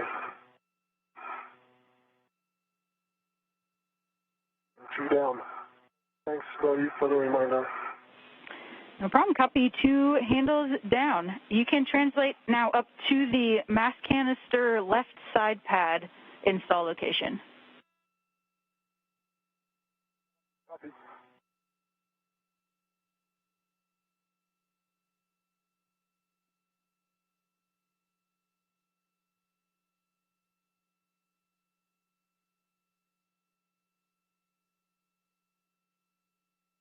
Another social media question we've received is from Fred, who wants to know how long the spacesuits last for an EVA and what is their limit. Spacewalks can vary in time depending on the tasks that are required, but there is a limit to how long a spacewalk can last based on the consumables that are used. The longest spacewalk took place on March 10th, 2001 during Expedition 2, when astronauts James Voss and Susan Helms conducted a spacewalk during STS-102 that lasted 8 hours and 56 minutes.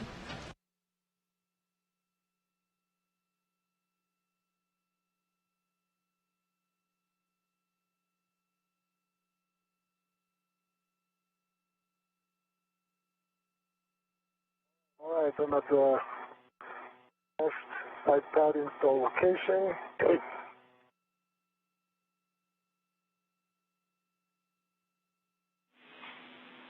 I'll need my BRT.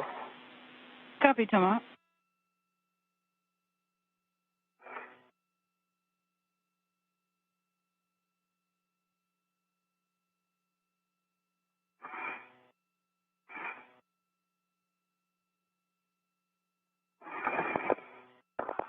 Okay, Lottie, for me, if I can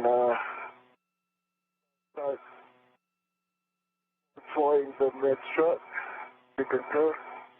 Affirm. You can retrieve the mid-strut from your BRT and release the middle grounding pin from the lock position.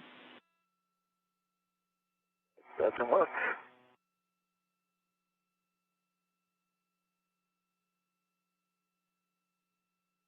The next task for our spacewalkers today is to install the left mid-strut to the Mast Canister.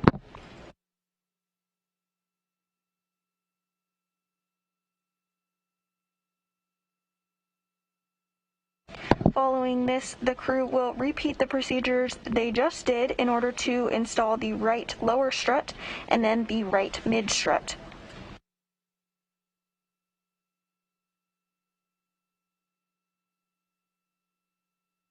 Sir. Hey.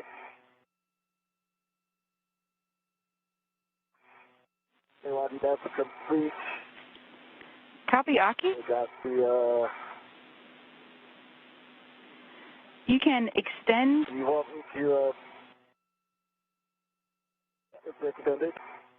Affirm. So you can extend the mid-strut, and then you'll need to install the middle grounding pin into the final location on the mid-strut once it's deployed, and then you can extend the side pad out to Thomas.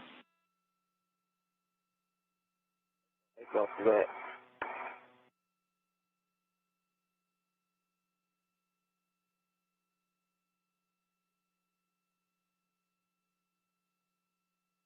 And Lottie, remind me that final location is on the polar diameter, correct? Affirm, Aki, we see you've got it right there. Great, thank you. Thanks for verifying that. Come on, if you're ready, and do the longer iPad. Okay, perfect. Okay, And I'll send it with you. Thomas, you'll be installing it arrow pointing up. You'll engage the right side first and then pivot to the left side to engage the soft dock. Right side first, and then right to the left side. Can you bring your end a little bit higher, actually? Higher. Okay, perfect. Okay, engaged. Very good. Copy. Tomorrow you can hand start the bolts M1 through M4 2 turns in any order. Yeah, that's going to be, I think that's going to be difficult because you have to push, I mean, they barely protrude out of the, go directly to the... Concur. So we have PGT settings for you. All right, excellent. That's better. Long PGT. A-firm, long PGT will be Alpha 2, clockwise 2. Alpha 2. Clockwise 2. Alpha 2, clockwise 2, 3.8 torque. Good word. Looking for 2 turns. Turns on every bolt. A-firm, any order.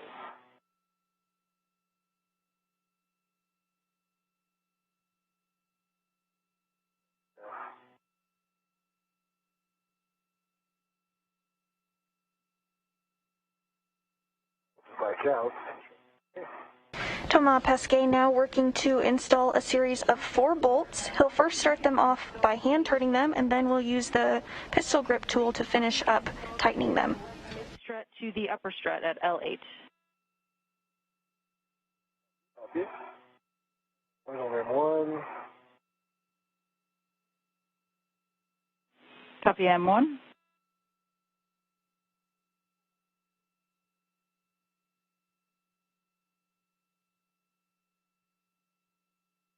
On M2.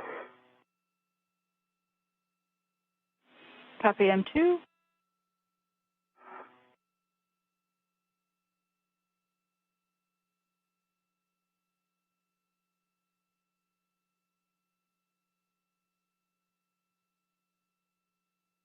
On M4. Copy 2 turns on M1 through M4. With the same settings, you can drive all 4 bolts to torque with a minimum of 3 additional turns. Any order. Copy Alpha 2, all bolts, torque. Good words. Aki, for you, your PGT settings will be Bravo 1, clockwise 2 for M28. Bravo 1, clockwise 2. M1, green light, 3.8 actual turns, 506 on the turns.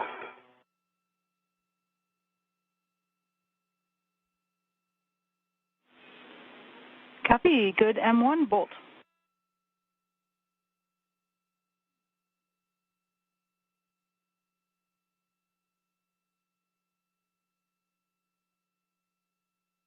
M3, good green light, actual torque 3.7 and 485 turns. I might have given it a little bit more than 2 turns initially.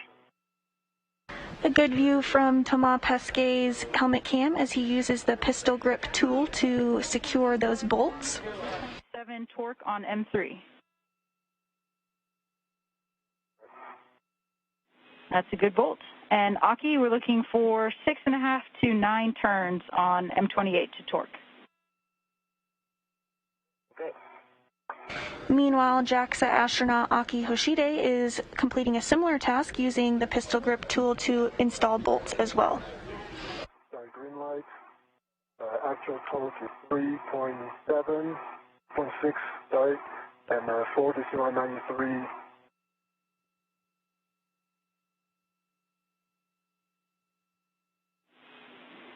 Copy M2. Can you repeat the turns for M2? 4.93. Copy. That's a good bolt on M2. All right, moving on to M4. What the M28, 11.9 on the torque, 11.5 on the turns, and green light. Copy. And can you verify black line is flush? Word flush. Copy, that's a good bolt on M28. You can stow your PGT.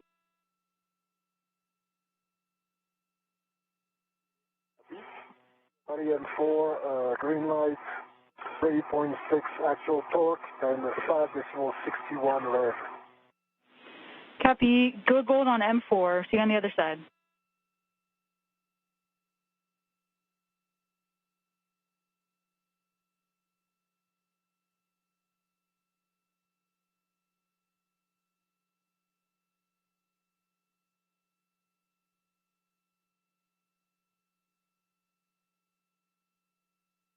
We're in a brief expected handover between satellites, but we'll regain communications and visuals shortly.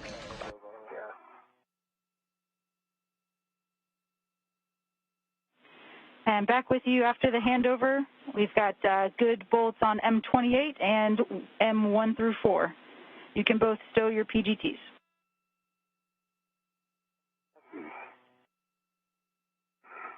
Complete. Copy. Thomas, you can release Aki's ret from the left mid-strut. You ready? Ready. And we just heard that call that both of our spacewalkers have successfully installed their bolts. Next up on the agenda for them is to repeat the process that was just done on the left side to the right lower. First up will be the right lower strut and then the right mid strut. Installed and install the MLI over the side pad. The MLI is installed and the big thing is installed. Copy. Then you can retrieve the short PGT with the ret and adjustable from the handrail on the A-frame.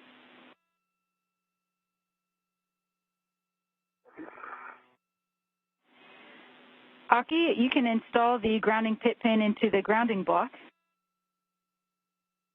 Okay, that's complete. Copy, and we'll take a glove hop and gauntlet check from you. Half is dry. A change. No change. And gauntlets are down. Copy all, Aki. You can egress the APFR, and we will be rolling it to Charlie. Charlie. If you're just tuning in with us today, we're 2 hours and 37 minutes into the 244th spacewalk in support of space station maintenance, assembly, and upgrades. Our spacewalkers, Hoshide of the Japan Aerospace Exploration Agency and Thomas Pesquet of the European Space Agency, began their spacewalk at 7:15 a.m. Central Time. Since then, the duo has worked to build the upper triangle portion of the bracket of the modification kit for future IROSA solar array upgrades. Following that, they secured the upper triangle to the Mast canister and just finished installing the 4A left struts, which included a left lower strut and a left mid strut. Next up, the duo will work together to install the right lower strut and the right mid strut before moving on to their next tasks. Oh, no, that's my bad. No problem. Traveling is good in different places. Okay.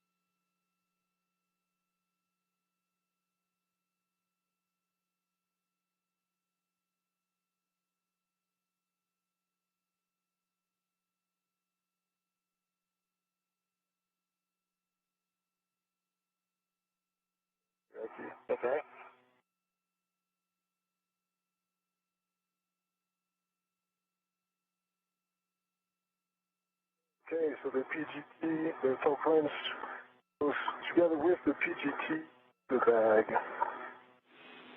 Copy. Then those two together can get stowed on the right lower strut handrail in the bag.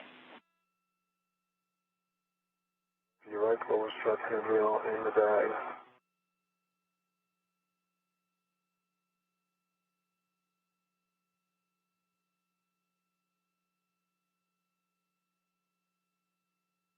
All right, body roll is at Charlie.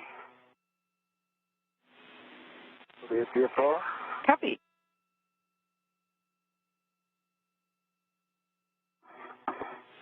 And Aki, you can go ahead and re-ingress the APFR. And on the upper left hand of your screen, we may get a view of it again here in a second when Thomas Pesquet looks that way. You'll see Aki Hoshide ingressing or getting into the APFR, the articulating portable foot restraint.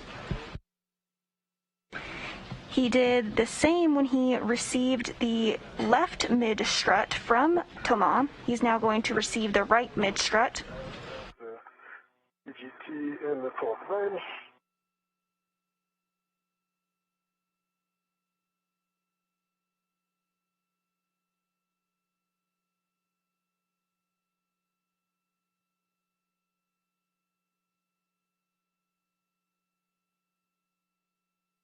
We'll go. Thomas Pesquet making his way back to the strut bag where he will grab the right lower strut in preparation to hand it to Aki Hoshide.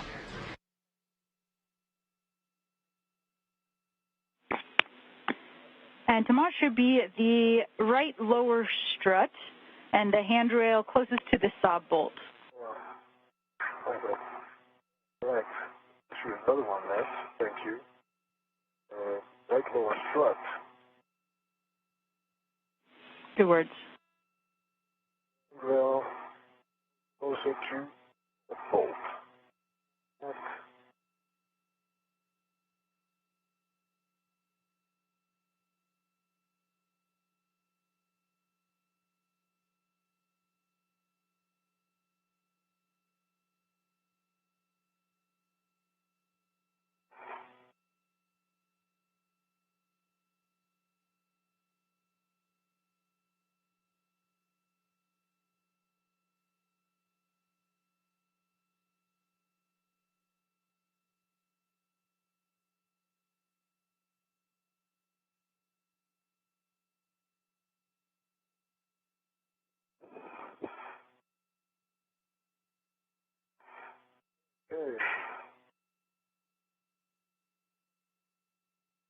GT and torque wrench are on the right lower strut on the handrail closer to the Sept bolt. Excellent. That's a good config. And we'll take that glove hop and gauntlet check from you now.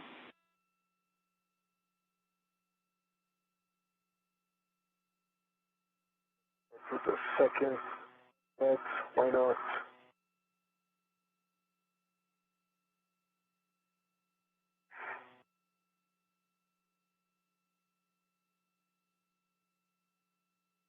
Okay. The gloves are good, nothing new. The hop is dry. Copy gloves and hop, and can we verify gauntlets are down? Gauntlets are down. Copy, good checks. You'll now be retrieving the right mid-strut from the bag, so straps 9 and 10. Right mid-strut, 9 and 10. Or a key. Good words.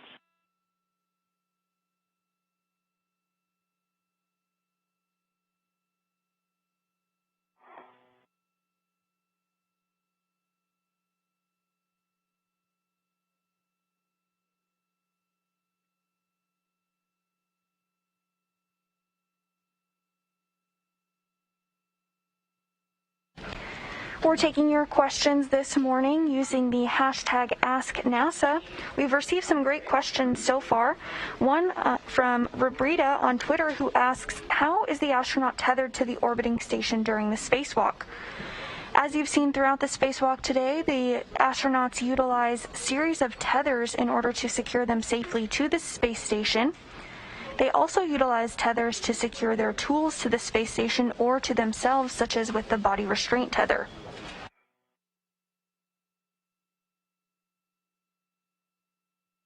In the extremely unlikely event that a crew member were to become untethered from the space station, they have essentially a space jetpack called the SAFER, the Simplified Aid for EVA Rescue, that they could utilize to get them back safely to the International Space Station. Look back at the gem, the window's open. Yeah, I was waving on our phone. I'll leave my bag though.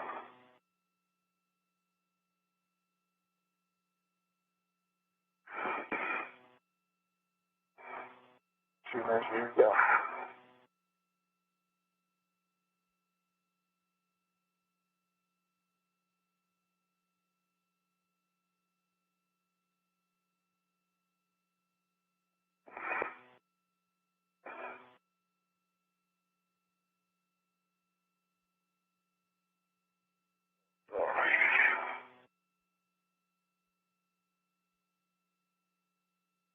You realize that the pull was this strong. Yeah. I've been exactly there last time, actually, exact same. I didn't have the reef extender, but his APS fog kind of melted, tilted at an angle. Yeah. And the face started pulling me to the side.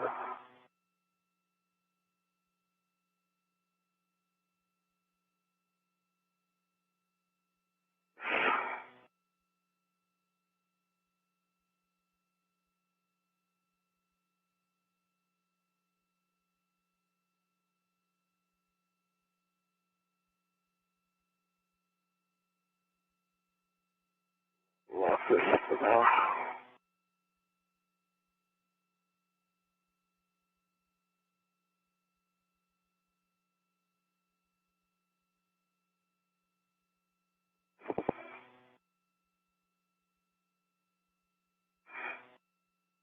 The roll.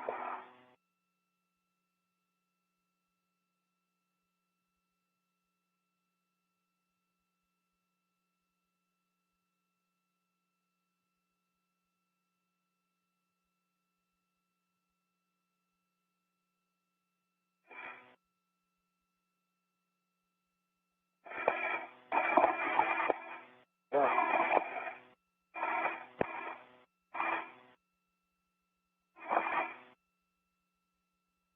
What? There's yaw. The yaw? Yeah. That was close.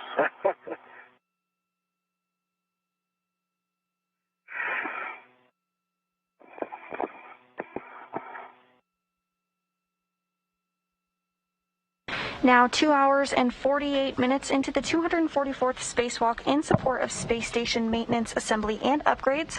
This is the first ever spacewalk involving 2 international partner crew members out of the Quest airlock.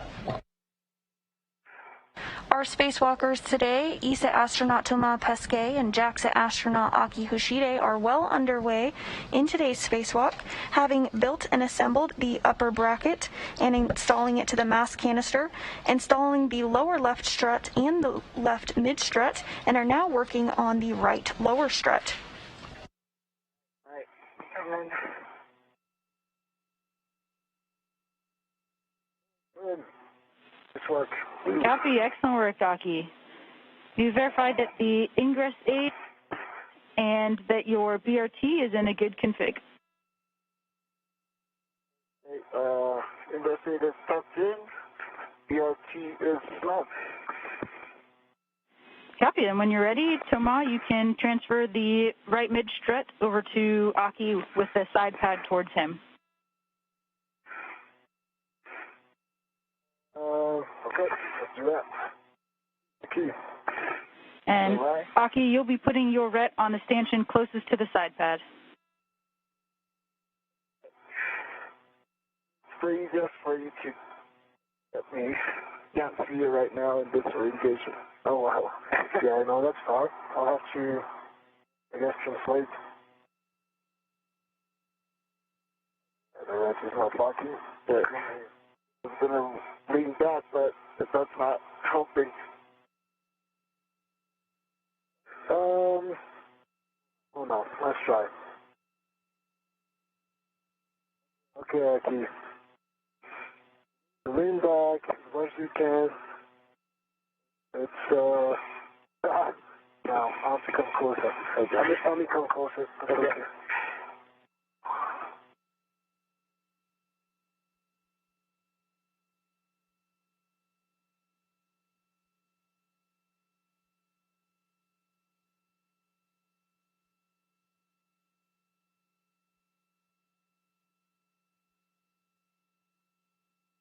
Alright, Aki. Here it comes.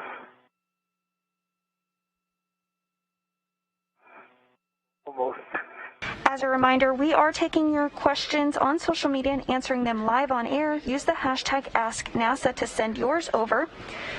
We have a question from a user who asks, hello, my dad Ruby wanted to ask NASA how many astronauts are currently on the space station. Currently on board the space station, minus our 2 spacewalking astronauts, are the folks listed here. From left to right, they are Roscosmos cosmonaut Piotr Dubrov, NASA astronaut Shane Kimbrough and Megan MacArthur, ESA astronaut or European Space Agency astronaut Thomas Pesquet, who's currently outside the space station on this spacewalk, as well as JAXA astronaut Akihiko Hoshide, who is also outside completing the spacewalk, Roscosmos cosmonaut Oleg Novitsky, and lastly, NASA astronaut Mark Vande Hei. Alright, we got your rep. Yeah, here it comes. Let's go. Watch your back on the mounting bracket nicely there. Okay. So, I'll prepare the lower right strut for you, Aki. Good words, Thomas. Should be under straps 7 and 8, and you'll be handing off the clevis bolt towards Aki.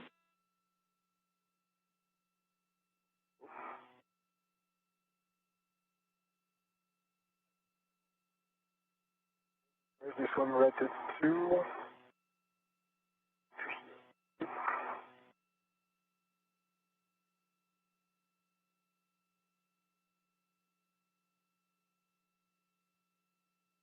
And what you broke out. I didn't hear what you were saying last.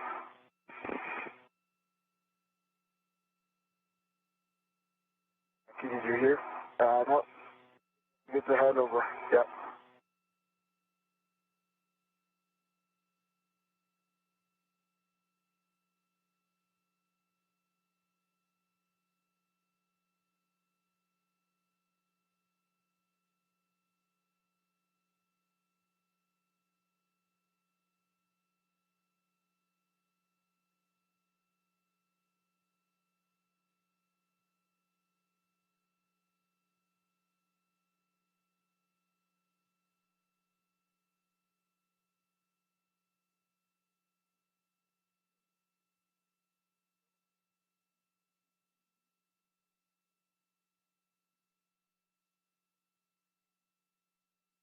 Body back with you.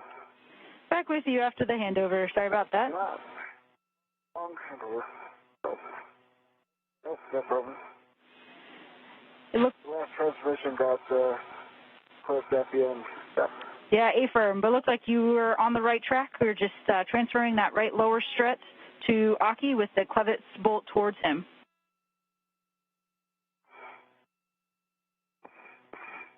Got it. Got it.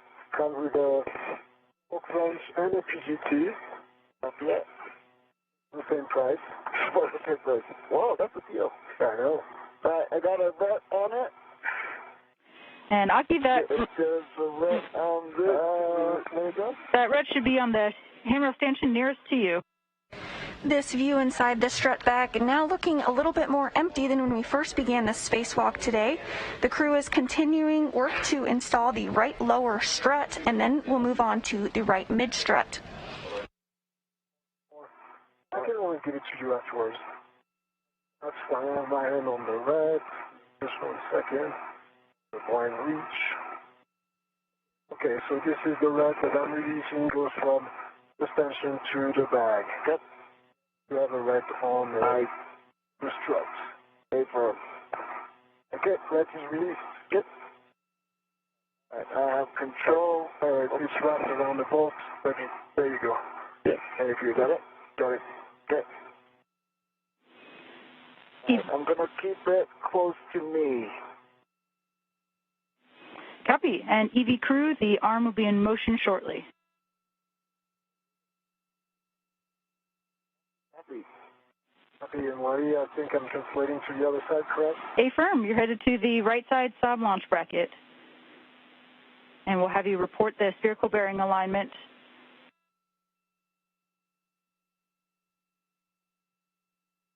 Right to the right side. Really not much to cross. Yeah, you probably have to go inboard. Yeah, but if I go inboard, your tether is high. Yeah, it's stuck down, so you can go over it. No, it's high at the other end of the IEA, but it's okay. That's okay, I'll back it back. You can put it lower if you want. Yeah, but I have to.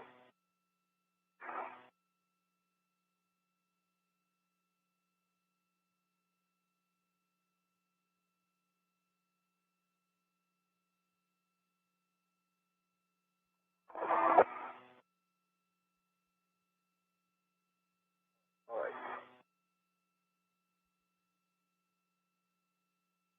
Yours is low. Yep. Cross. And this view from ESA astronaut Thomas Pesquet's helmet cam as he makes his way over to a good position to help install the right lower strut alongside JAXA astronaut Akihiko Hoshide.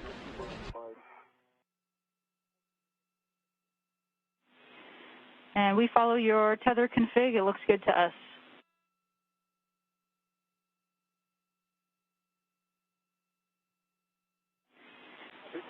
Aki, you can release the L6 grounding. The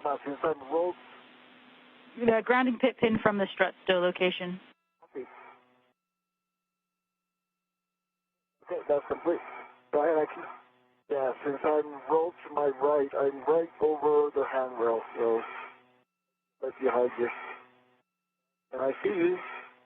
Alright, you're clear. Good. Okay.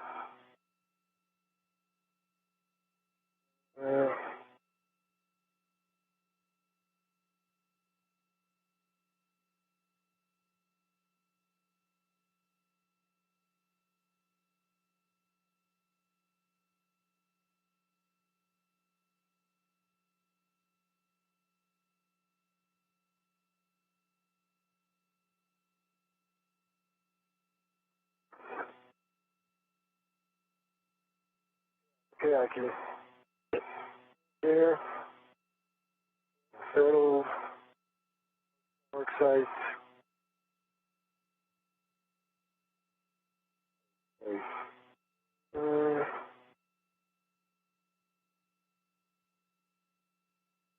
Alright. Ready for the roller? Ready? Yeah. Done. Another social media question that we received was from a Twitter user who asks, what's on the left wrist? You have a good view of it here. We have a checklist that the astronauts keep on their wrist in order to follow along with the procedures. The ground IV, Jessica Watkins, also helps step the crew through those procedures, but they have it on their wrist as well.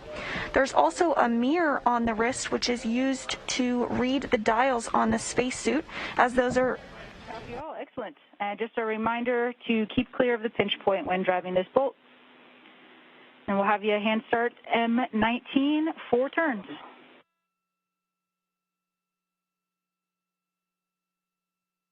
Alright, Aki. Right. Don't do that. Right.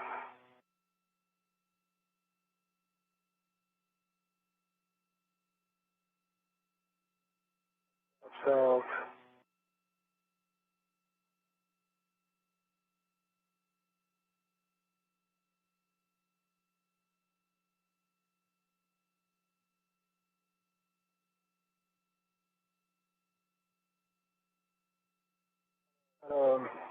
Pitch the top a little bit towards the, away from you, away from me, away from you. That's good. Okay.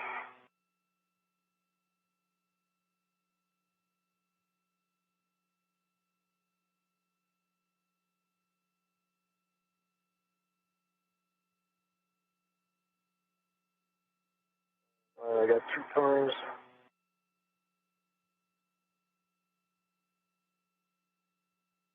Three.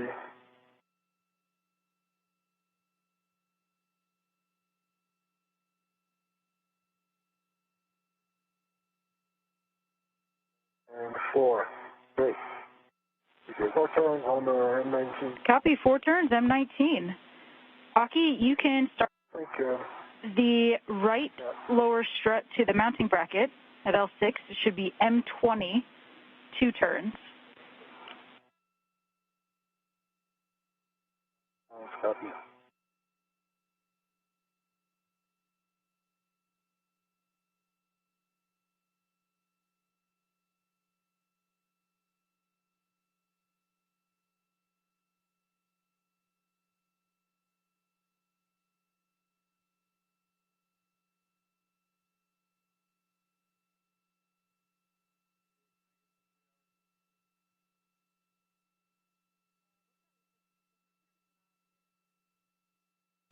Now 3 hours into the 244th spacewalk in support of station maintenance, assembly, and upgrades. Work continues to install the right lower strut.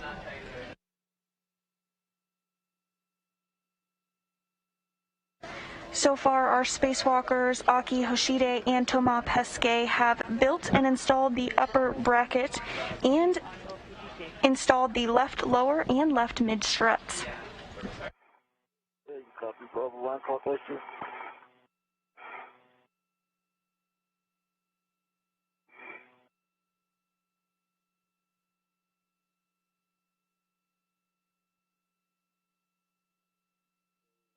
Bravo 1, clockwise 2 is set.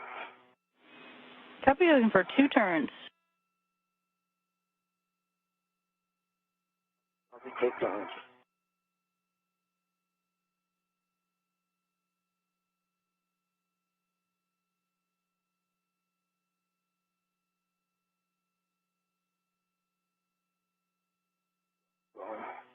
I'm holding it. Set, thank you.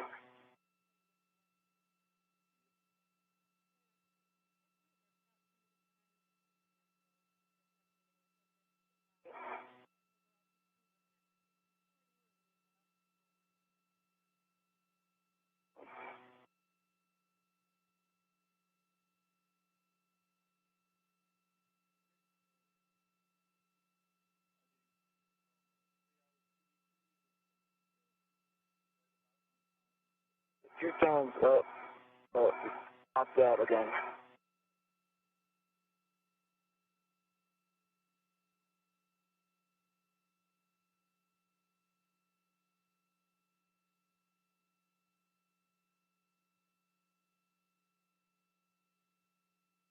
Let me try them. Oh, there we go.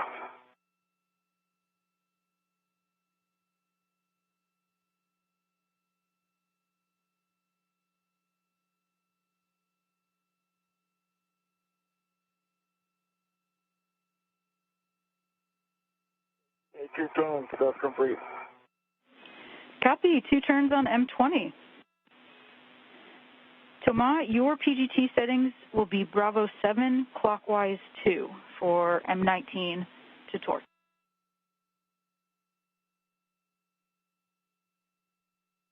Bravo 7, clockwise 2. Sleep.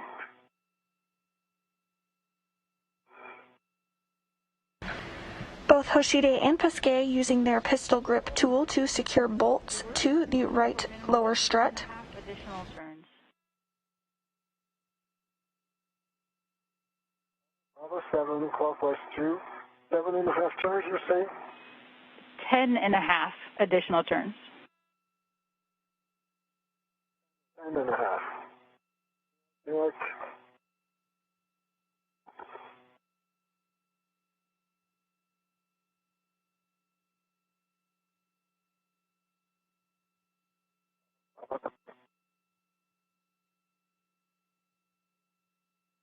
Looking out.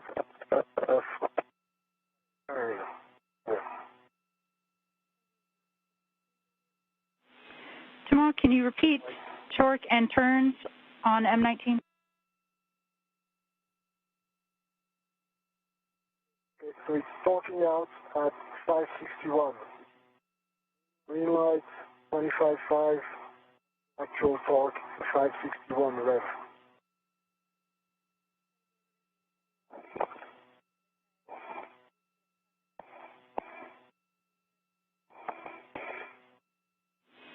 Copy, Thomas, step by one. Try again.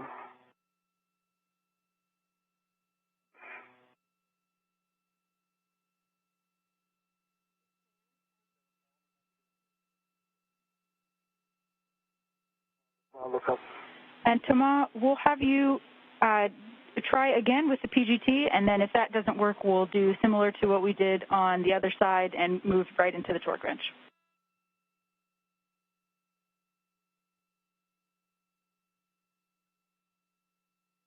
And it torques out again with the PGT, not even 1/3 of a turn. Torque wrench. Copy, Thomas. Affirm, let's move to the torque wrench. We'll have you socket swap over.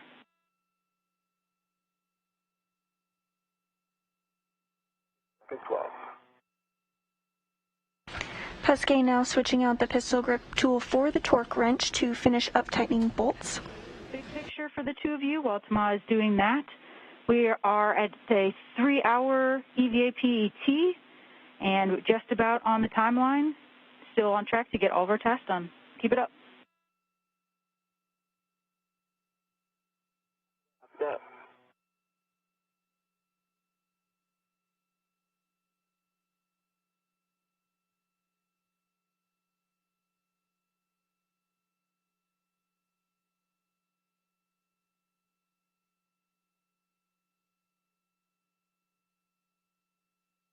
Strut, work.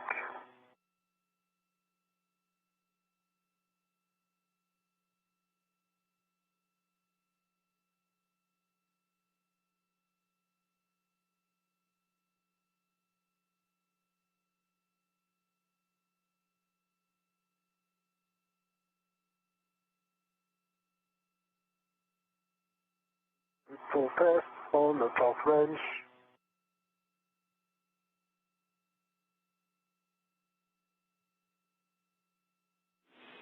Copy, and can you verify a good pull test?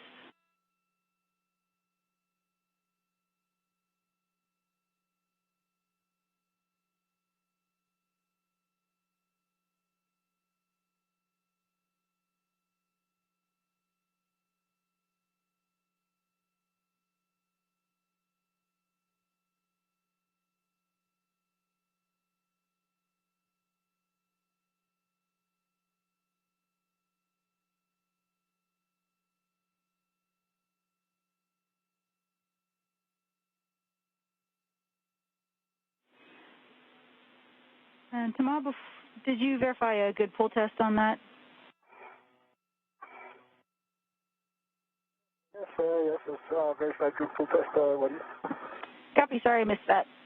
And same thing, we're looking for 5 additional turns. Oh, noise.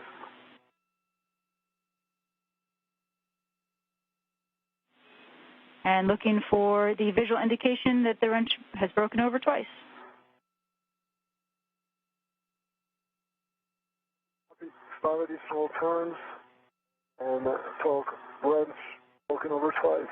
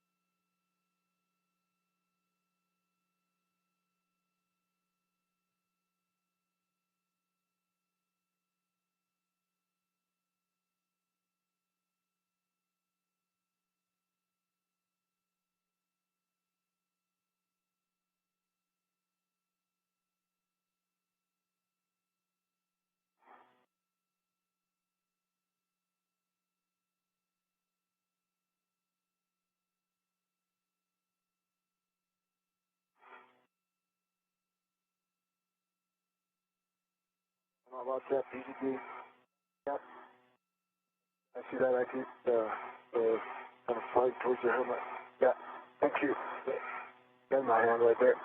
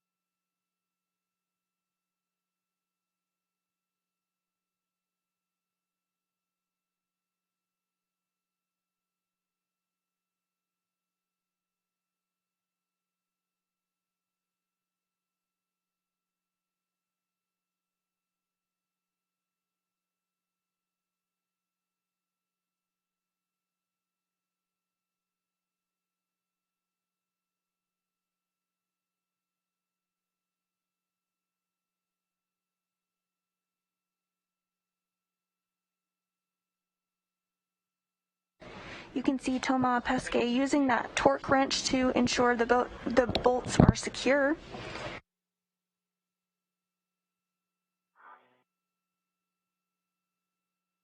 Once this task is wrapped up, they'll move to installation of the right mid-strut. Slowly but surely. Good job.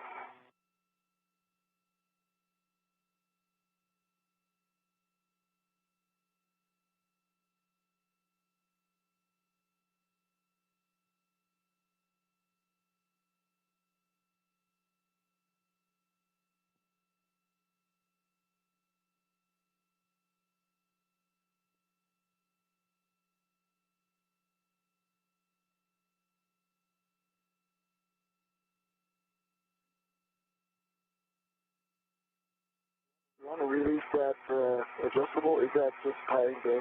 Yeah, I was thinking about it, but I think now we're almost over. Put my hand like this, it should not come towards me too much. I should have done that at the beginning. It's life. I always see that, Thomas. You're doing great. Almost there. I'm close, yeah. Almost there.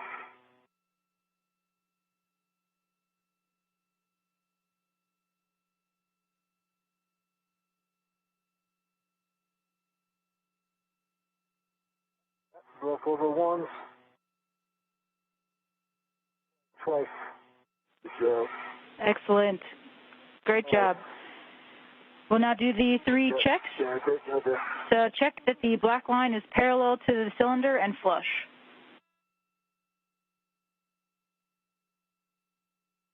And by that, it's not retracting.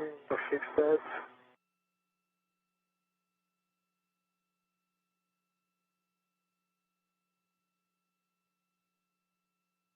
There you go.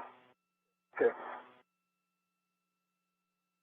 Right, the black line is the flush, correct? Copy. Check that there's no gap between the strut boss and the bearing surface. I see no gap between the strut boss and the bearing surface. All nice and parallel. Copy and perform a wiggle test.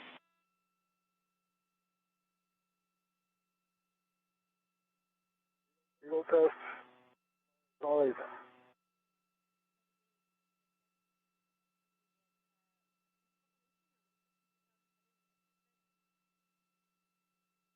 The wiggle test is successful. Wiggle. We copy that. That's it. These are good checks.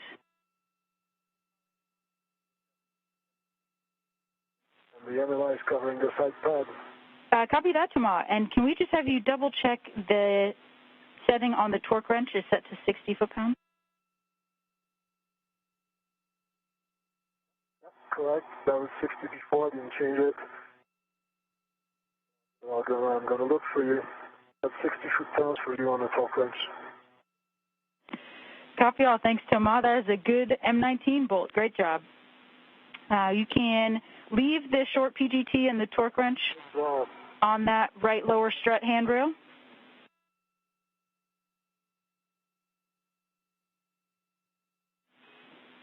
Aki, your PGT settings will be the same, Bravo 1, clockwise 2, and you'll be driving M20 to torque, looking for a minimum of 5 additional turns.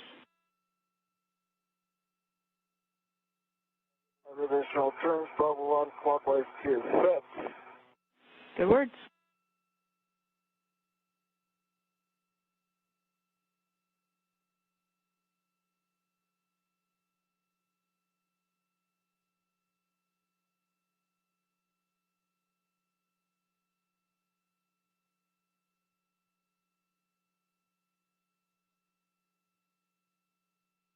Hey, Waddy, I got 11.8 on the torque, 6.6 turns with a green light. Copy, and can you verify the black line is flush as well? Line is on. Copy, that's a Black line is flush. Copy, that's a good M20 bolt. You can stow your PGT and release the ret.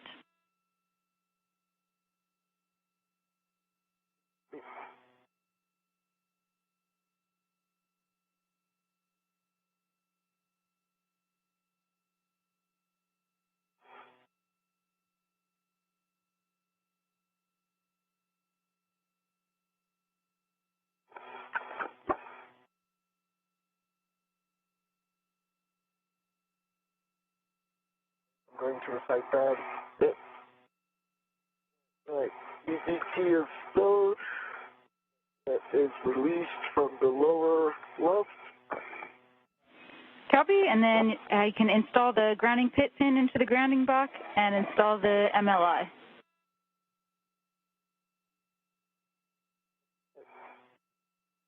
Right. And Tamai, copy you translating it. Ready, I'm moving to the site pad location. Copy all.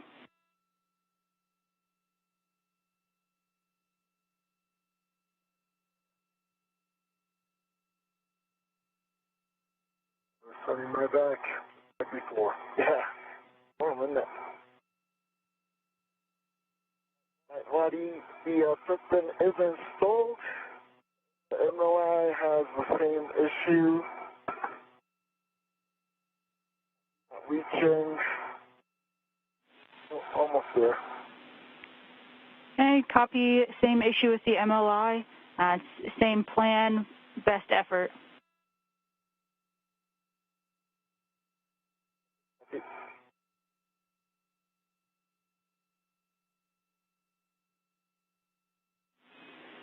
Tomorrow, once you get set, we'll take a glove hap and gauntlet check from you.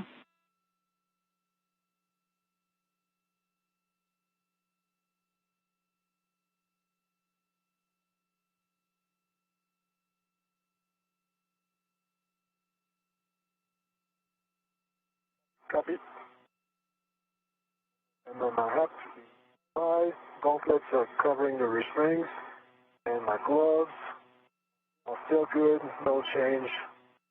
Only a few black smudges from before. I think it's mostly Sharpie actually before I had started because I hadn't started the bolts. That's what it is. Copy, good checks and Sharpie smudges. Sure.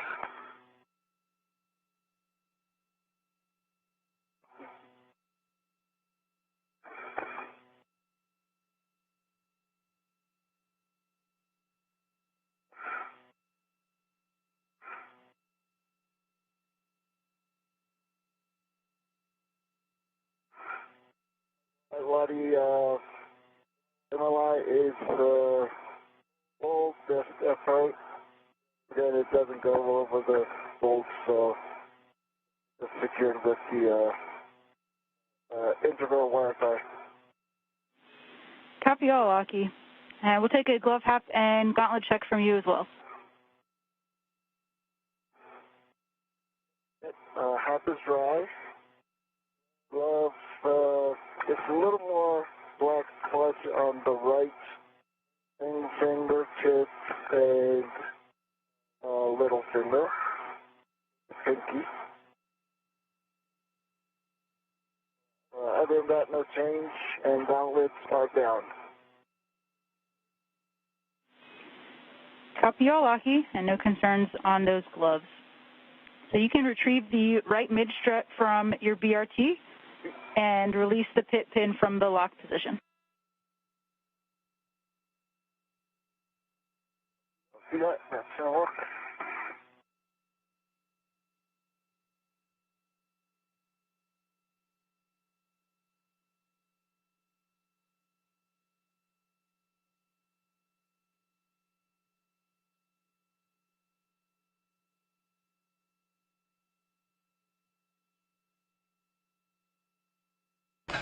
And with the right lower strut successfully installed, Hoshide and Pesquet will move on to installing the right mid-strut. Literally. Be gentle in the PGA. So it's slowly.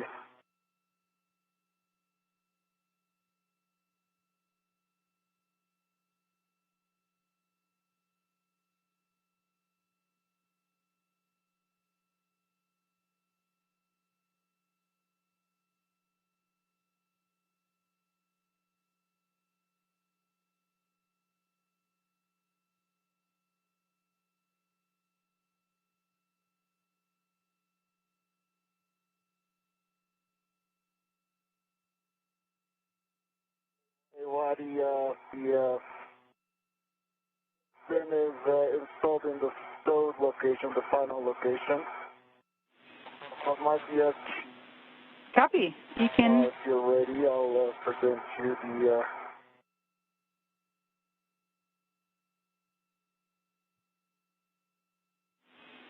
we copy. You can extend the side pad towards Thomas, and Thomas, you can install it with the arrow pointing up. Got it. Arrow pointing up. Which side goes first? Left side first, and then pivot to the right side. Okay, left side, then pivot to the right side. I think you bring up your end. Yes, to bring it up. More.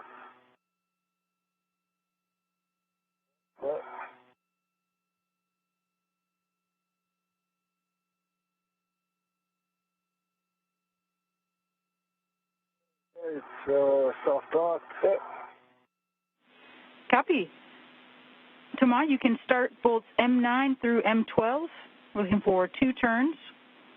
And the PGT settings for that will be alpha 2, clockwise 2 on the long PGT. PGT, alpha 2, clockwise 2, and all bolts. Good words.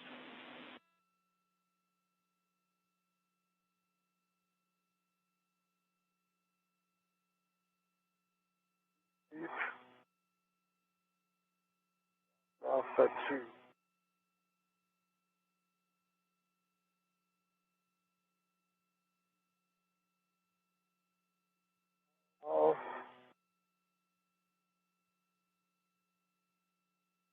Alpha 2 clockwise 2, this is a torque of 3 decimal 8 per round.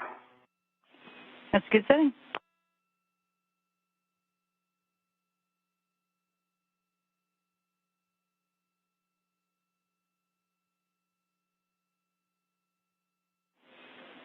Aki, you can install the right mid-strut to the upper strut at L7.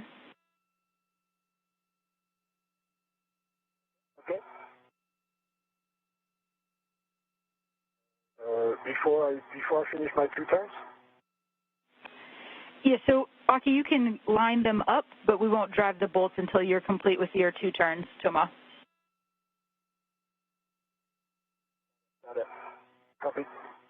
2 turns on the M9 and M11 for now.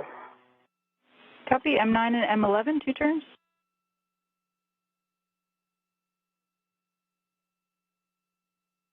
Two turns.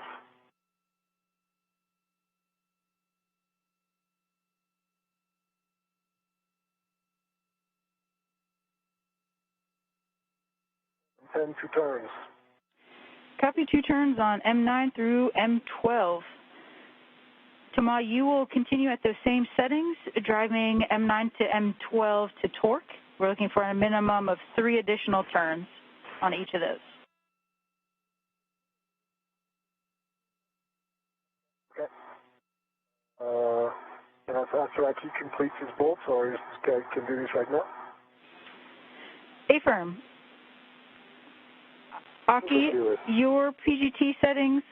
From 2 right.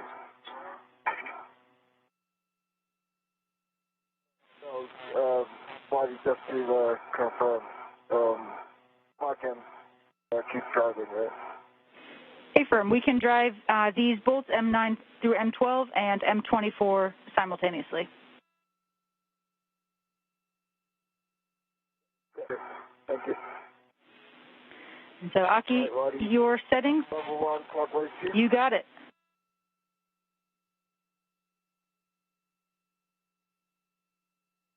I haven't changed it since the first time. Affirm. The M12, good green light, 3.8 actual torque, and 463 rest.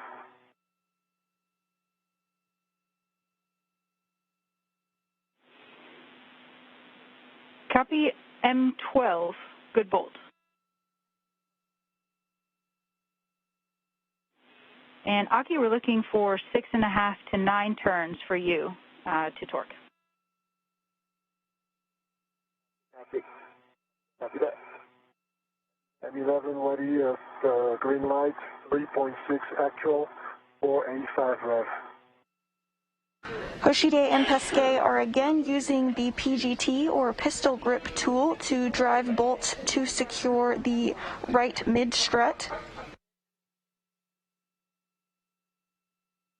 This is the last strut that will be installed on today's spacewalk. 11.9 torque, 8.9 turns, and green light, black line is flush. Copy, that's a good bolt on M24. You can stow your PGT and install the pit pin into the grounding block. Copy. Body M10, green light, 3.7, actual 548 rev. Copy, that's a good bolt on M10.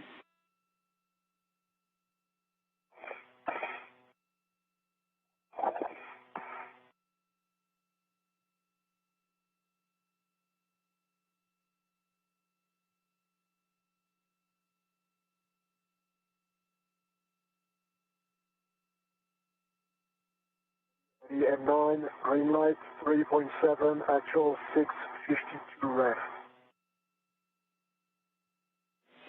Copy, that's a good bolt M9 through M12.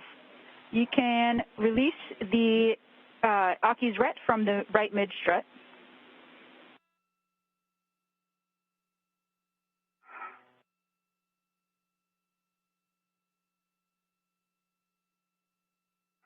All right. Okay.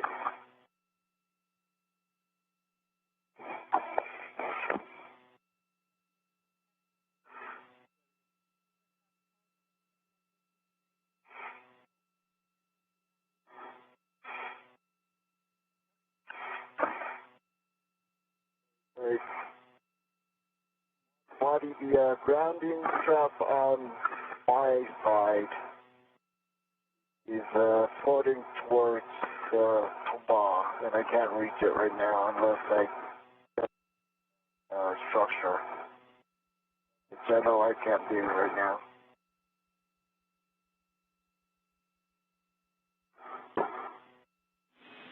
Be copied. Aki checking.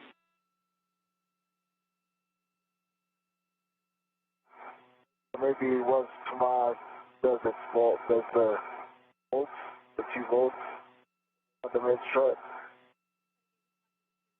maybe he can push it towards me.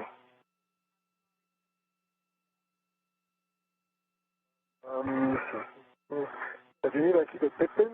Yeah, there's a grounding wire on this side. Yeah. This thing's floating that way. Okay. And I can't reach it. It's on the other side. So. Okay, let me see what I can do.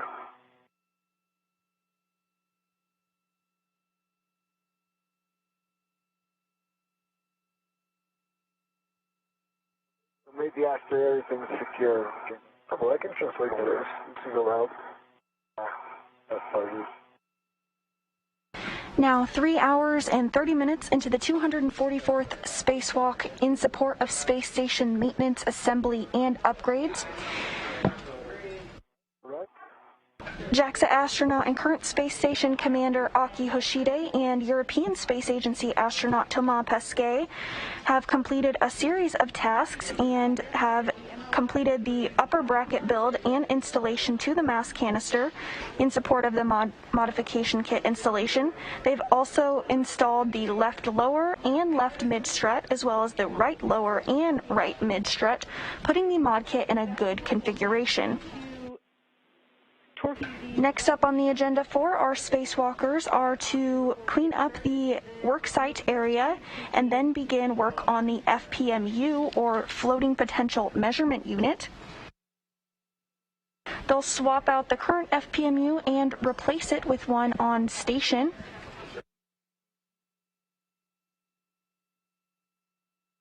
Oh, you know, it's a very thin bait. Yeah. If it's a Tether. I'll ask what they think of it. Look out for the solar array. Yeah. Back with you after a quick handover. What did I miss?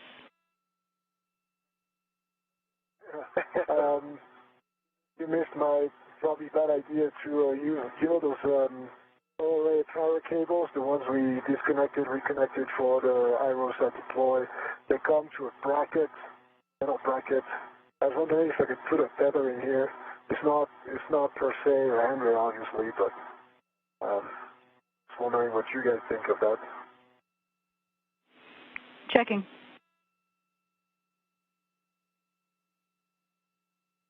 You gotta place it on that side, right? Yeah.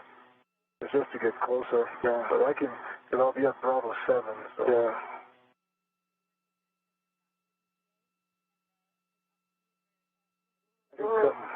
Over here easily.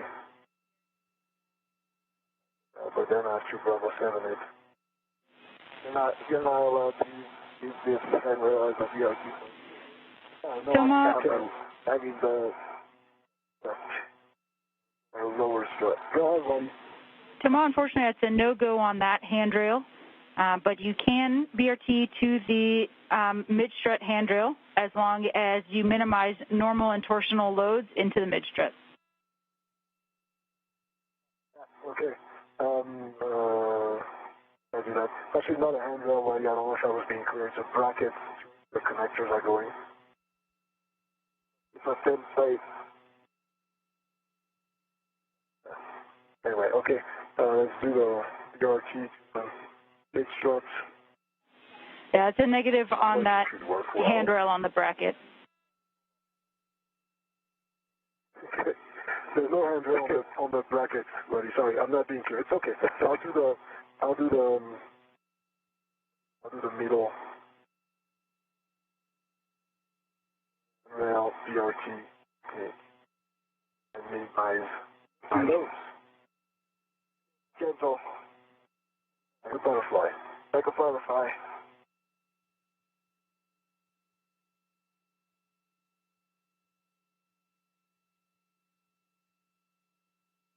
Okay. Sounds good. All right, Thomas. Your PGT settings will be Bravo 7, clockwise 2. Bravo 7, clockwise 2. Copy.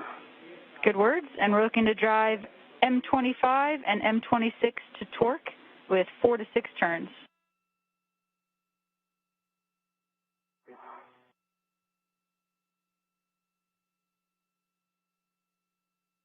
Bravo 7, clockwise 2. Good settings. I'm working on M26 first. Copy.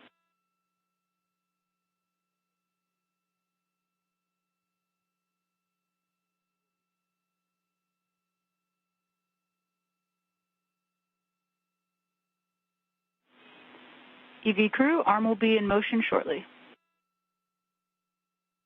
Copy. Copy. Good green light, 25.4 actual, 573 rev. M26. Copy, 25.4 torque and 5.73 turn.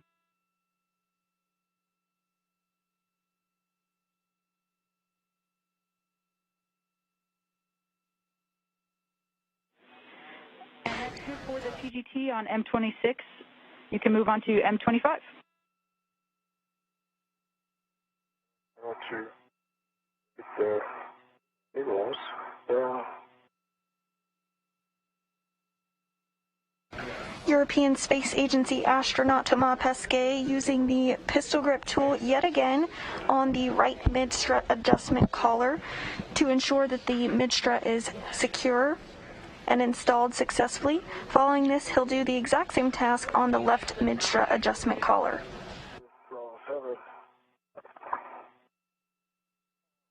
Got it. All right, good green light, 25.3, 5 at 15 on the M25. Copy, that's good PGT on M25 as well. So you can now take the PGT to manual ratchet mode and set the MTL to 30.5. Okay, ratchet clockwise and MTL.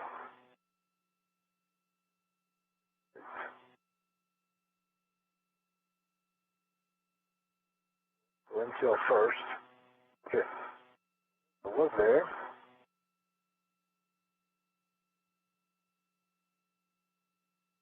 MTL is 30.5 and I'm going ratchet clockwise. That's all I'm doing. Copy, good settings. And we're looking for 2 good pops on M25 and M26.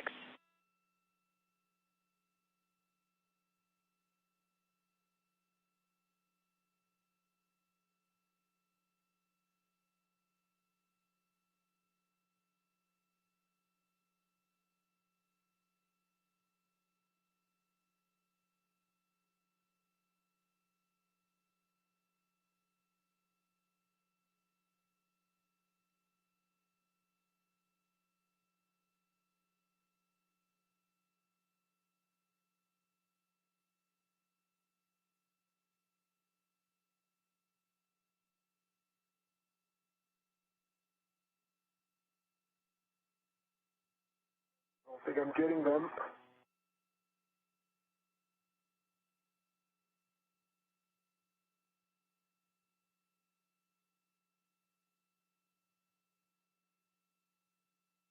Hold it here.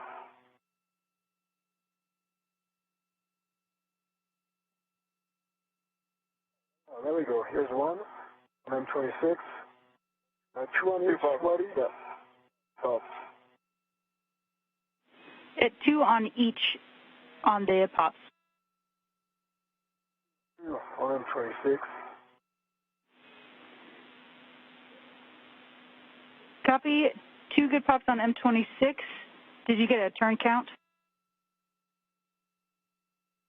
Oh. Just says manual ratch, and I didn't count the turns, but I'd say probably 3-ish. Copy, 3. Sorry, Ray, wasn't clear. You didn't turn count. Do you need a turn count on the other one? Affirm. And best effort on the manual ratchet mode. Yeah, because I'm ratcheting like 15 or 10 degrees, you know, per stroke, so I don't know how precise I can be. Yeah, it's hard. Understood. Hard to do that.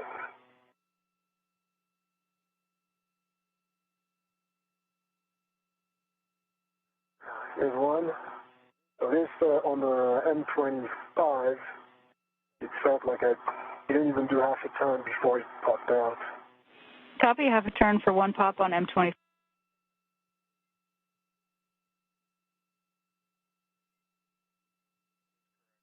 Two pops? That's just one. I'm working on the second. Okay.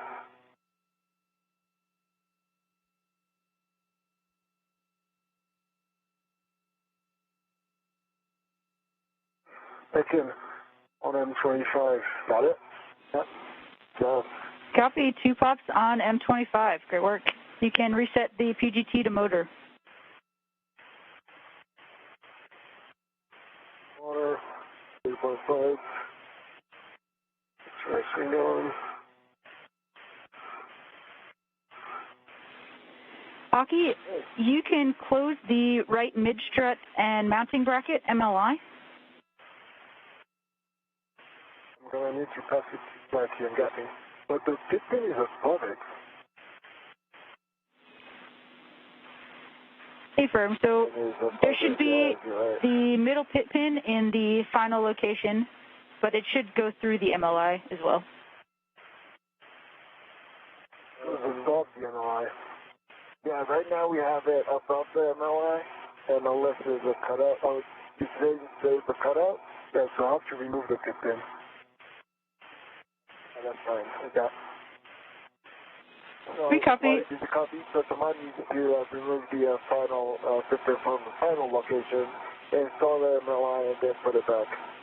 Affirm, we'll go with that plan.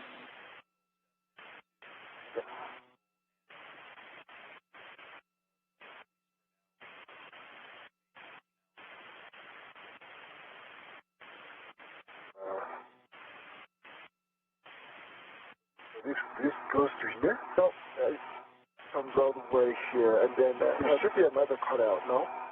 Wait, that's the unwrap that. Oh. Got it. Okay. I don't see another cutout. No. No.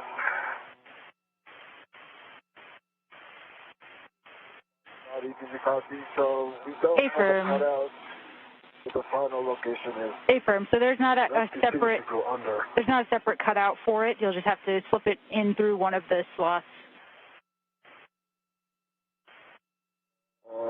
But there's. Oh, I don't know if it's gonna reach though. Like you go through that. Yes, that looks good, Aki. Yeah, I think it should actually go underneath. Doesn't reach. Yeah, it doesn't reach then.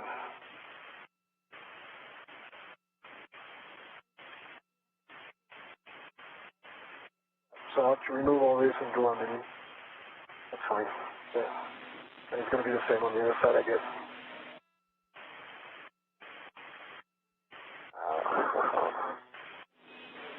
Yeah, Aki, you may need to try the other side in order to get the pit pin to reach.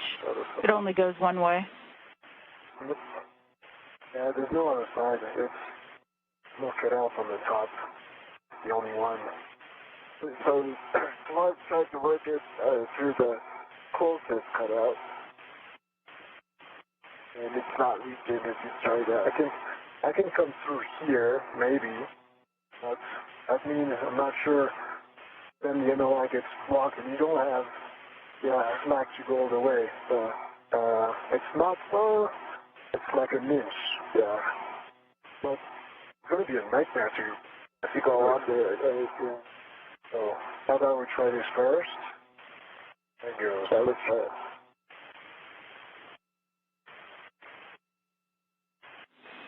You want to make sure you do the pit pin before installing the MLI.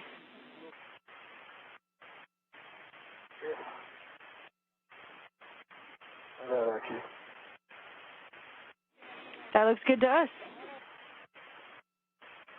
Yeah, but I'm not sure it's going to reach. The MLI may not reach. That's the other concern. So can you grab it, actually?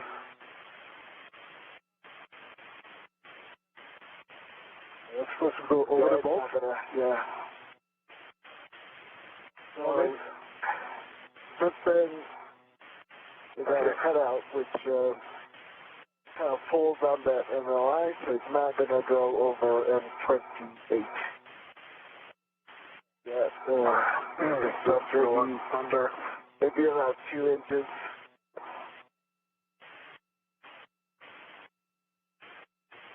To undo the MLI from there. and then go under, and hopefully, see that? Yeah, so that is good word. So we'll need to put the pit pin in first, and then pull the MLI up over the bolt, and then put the bolt over.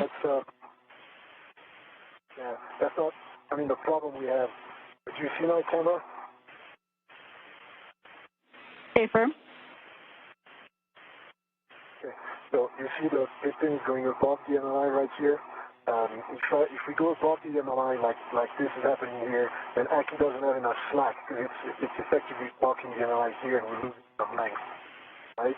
So the other option is I go under the MLI, but it means I have to undo all this MLI until here and then route the pit pin under. It looks like our only chance to get the other end of the MLI engaged over the bolt. Yeah. Otherwise, we don't have enough slack. It's another 2 inches that we need. We copy. We're checking tomorrow.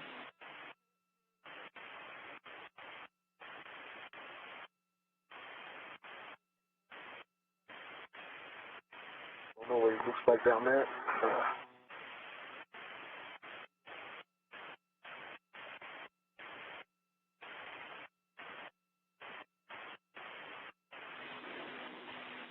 Thomas, we're thinking you may need to peel the MLI all the way back and route the pit pin underneath it. That's what I was trying to tell you. Are you happy with me doing that? And it's going to take some time. It'll take a long time. Yeah.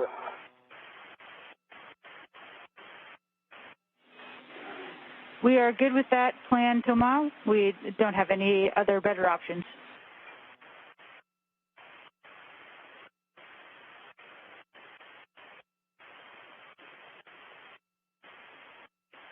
Mark.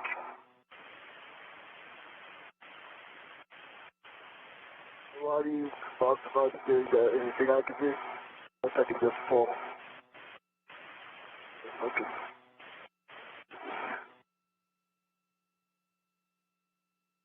Oh, don't pull Aki. Yeah, I'm just checking how. Yeah, but I need this one to make it go through.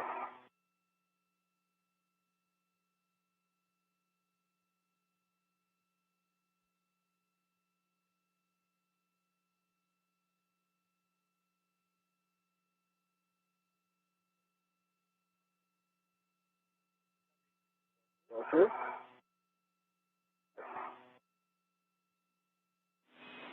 And Aki, unfortunately, not sure there's much you can do to help with the config that we're at right now.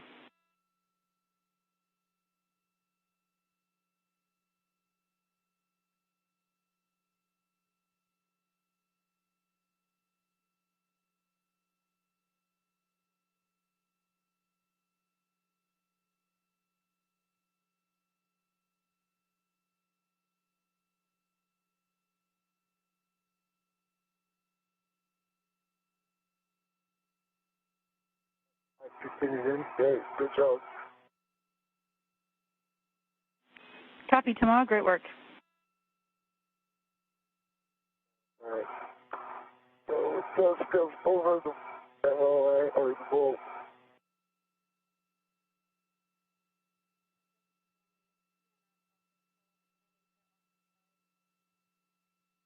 A little more slack, though. No, that's all you get, actually.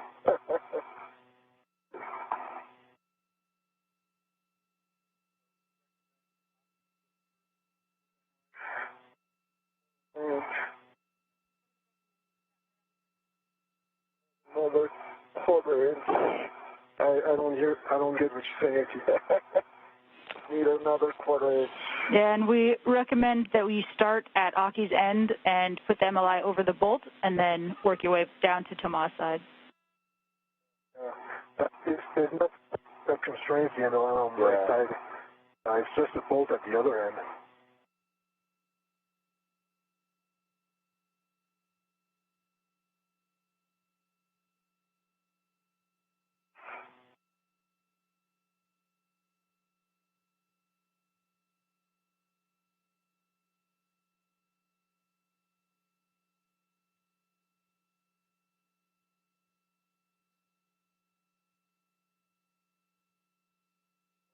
Can you pull just a little bit towards me?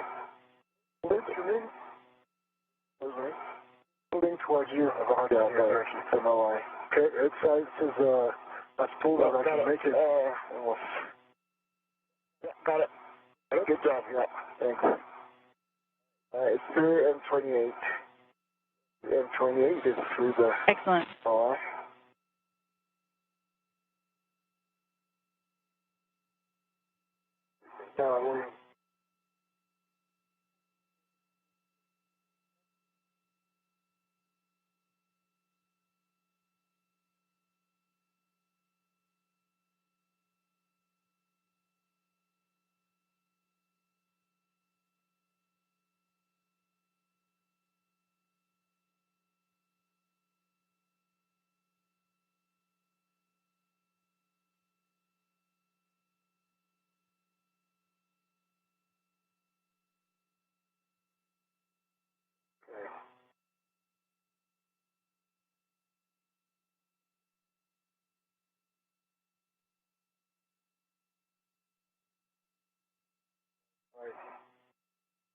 Set the Velcro. No, sorry, I have a hard time hearing you. Can you reach the Velcro? The other side? Can I reach the Velcro? Yeah. So, it's Velcro that's holding the MLI together?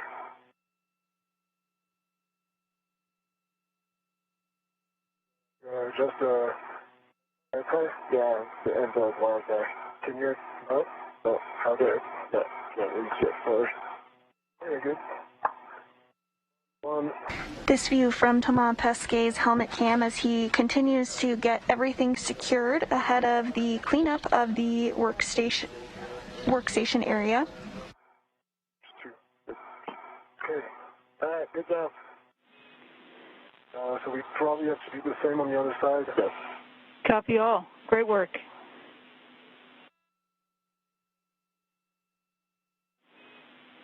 And to ensure that before you get out of the APFR, Aki, we'll have you guys install a short wire tie around the telescoping portion of the mid-strut MLI. Yeah, I think I'll do it, Aki. Yeah, I think, I'm in a better position. yeah, and I don't have the reach to get to the strut. Oh, so one here, Yeah, and one here. but if you just hold the, Okay. Working on it. is it okay if, Small does it? We copy. That sounds good to us. I can't reach that strut. Yeah. Alright. Thanks, Small. Hey, no worries. Makes sense. Alright, what do you have for me? All right, Aki, you can go ahead and egress the APFR and retrieve your fare lead.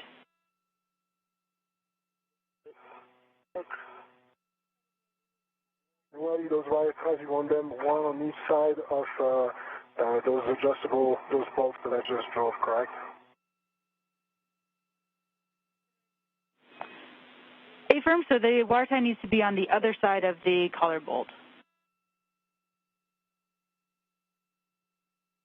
I didn't get the end of your message, so one on each side of the collar bolt. The two wire ties are both in between the adjustment collar and Aki's side of the bolt. Copy.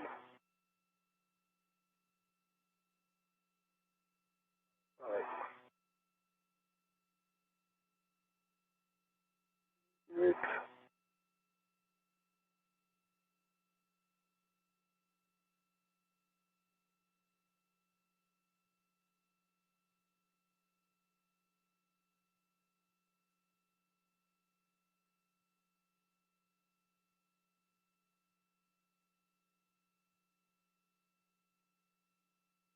All right, here's one.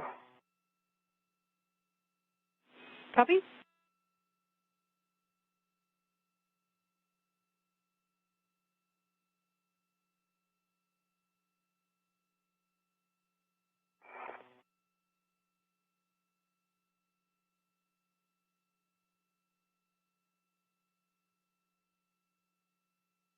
Marty, I got the Richmond address on my mini workstation now.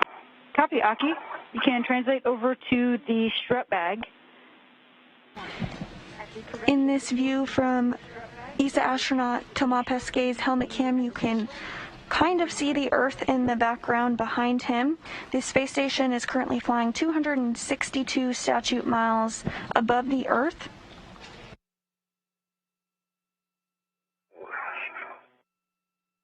The space station is flying just off the south coast of Hawaii.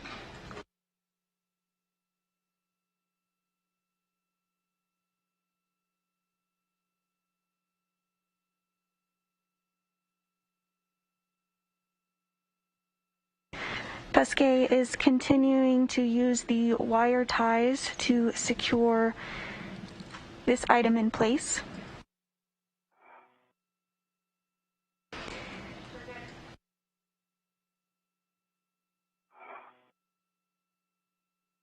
And Thomas, we see that second wire tie. That looks like a great wire tie config.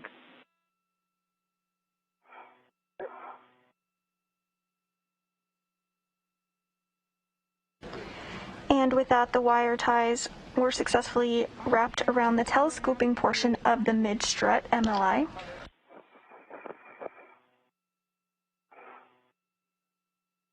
I'll be on my way.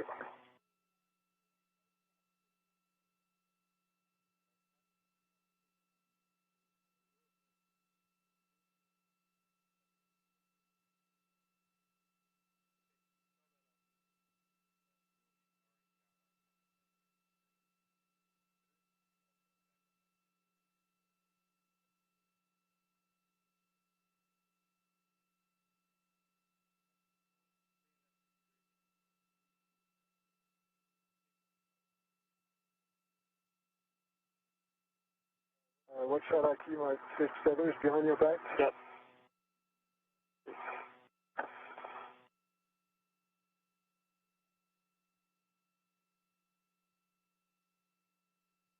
You're going to translate around. Or just I want for you to, a little bit. Get more cheese, and then I'll go back towards the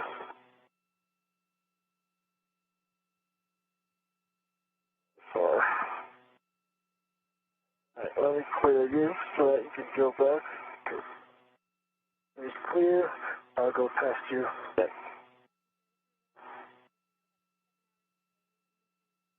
Alright.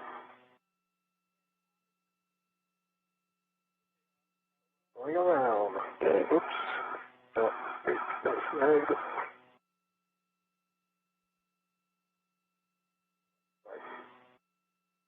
In a minute.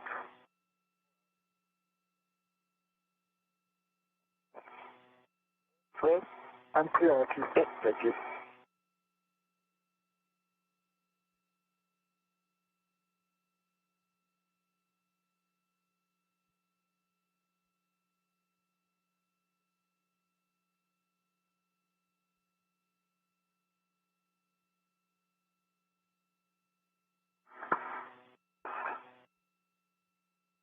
Now approaching the 4-hour mark in today's spacewalk, which began at 7:15 a.m. Central Time.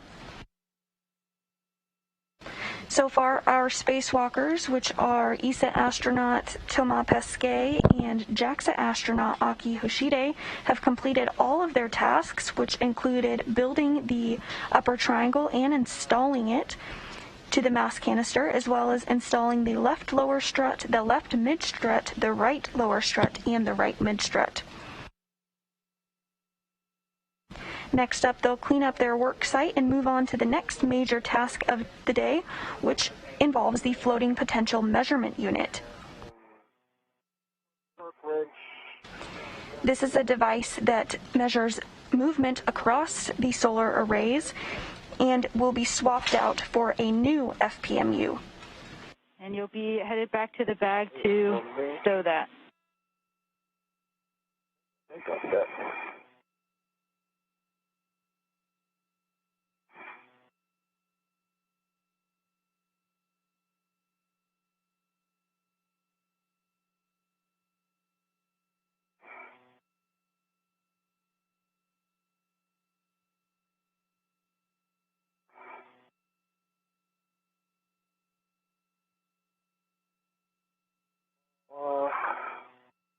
go around the APFR.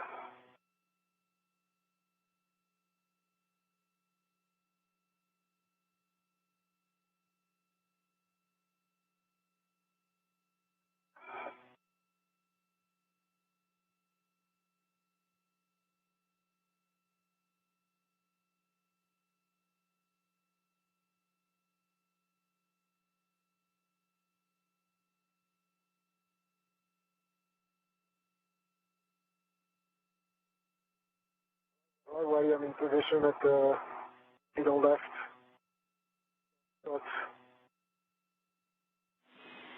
Copy. Your PGT settings will be Bravo 7 clockwise 2 with the long PGT. Bravo 7 clockwise 2. Yeah, I'm going to BRT to the handrail again. Copy. At the BGA handrail, vertical one there is a good one. That's the strut handrail I'm talking about.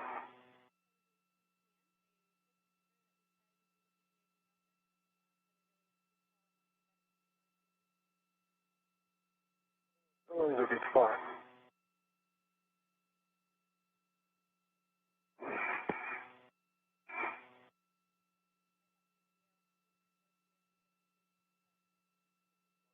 Did you copy? We copy, and you're a go to BRT there. Okay.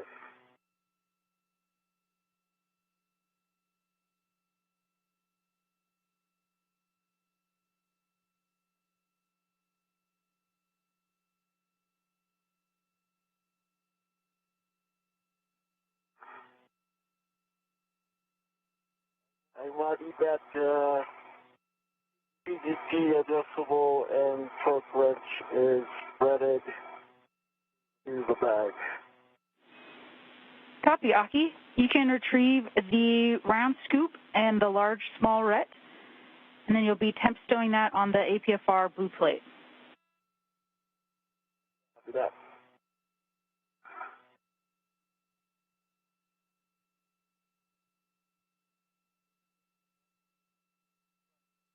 JAXA astronaut and current space station commander Aki Hoshide is working on cleaning up his work area. Right now he's repacking the strut bag. Good words, Thomas. We're looking for... Following this, he'll do an inventory of the strut bag to make sure he has all of his tools, such as the torque wrench and pistol grip tool, or PGT.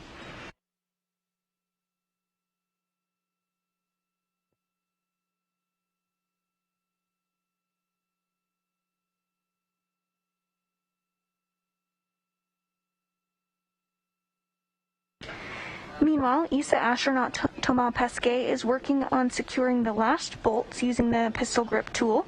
Okay, I got good torque, green light, 25.5 actual, and 554 revs on M29. Copy. M29 is good with the PGT. Can move on to M30. 30.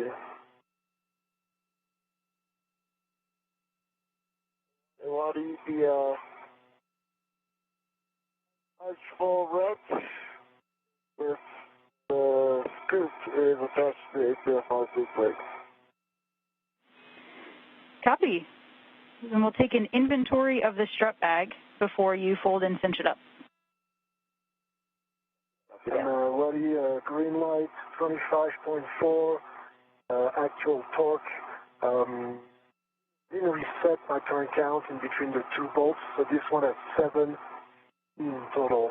That's a little bit less than what you were expecting, but I got a green light and a good torque of 25.4 M30.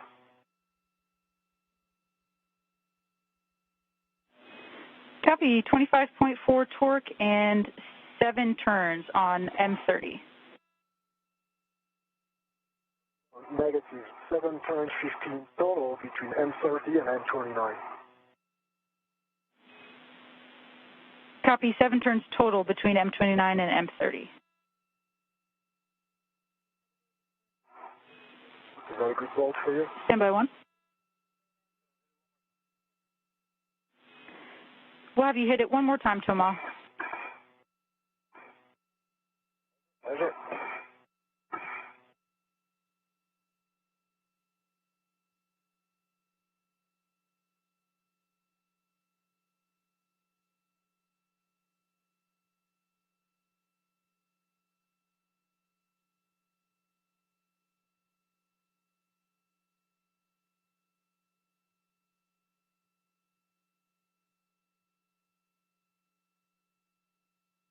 Roddy, ready for inventory?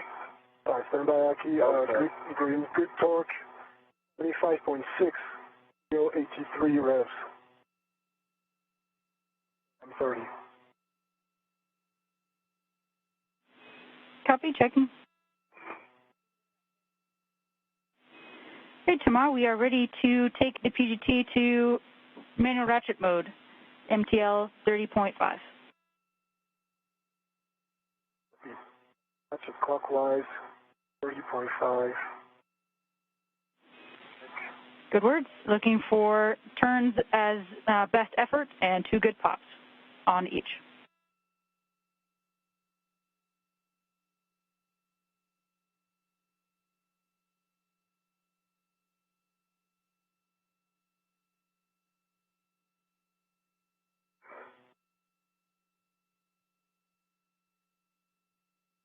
One, 129.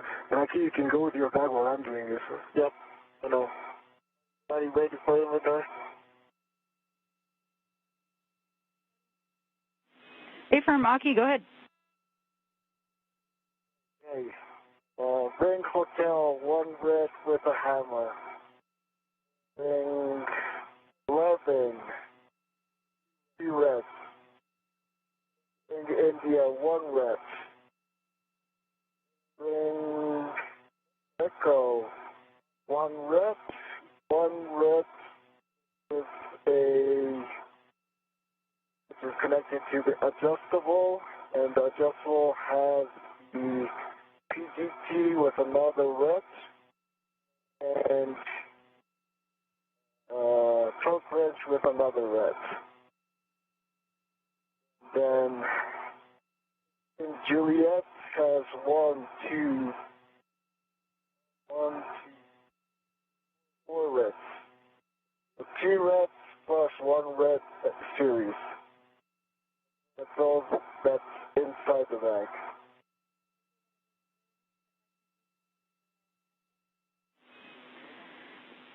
Copy, Aki. That's a good strut bag inventory. You have a go to fold and cinch it up, and we expect it to be just as wonderful as it was inside.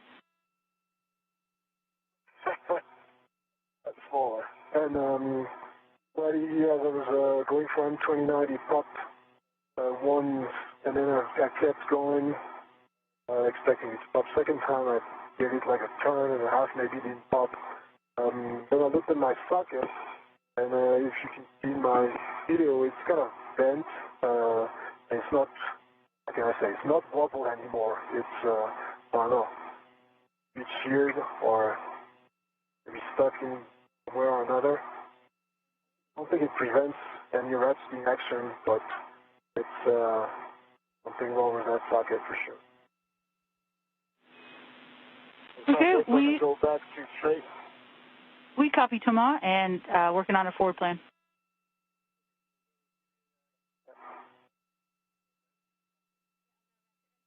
It doesn't go straight. Yeah, so it is. Yeah, but it's bound. Like it's really solid.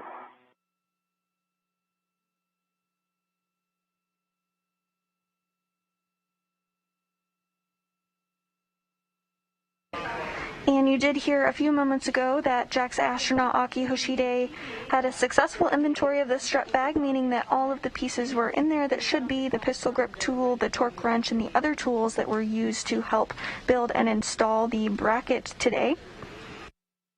Hoshide will now work on folding up the strut bag and attaching it to his body restraint tether. This will help him as he translates back to the airlock shortly.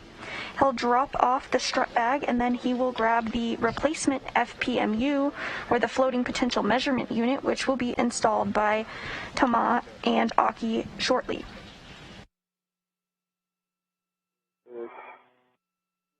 bag.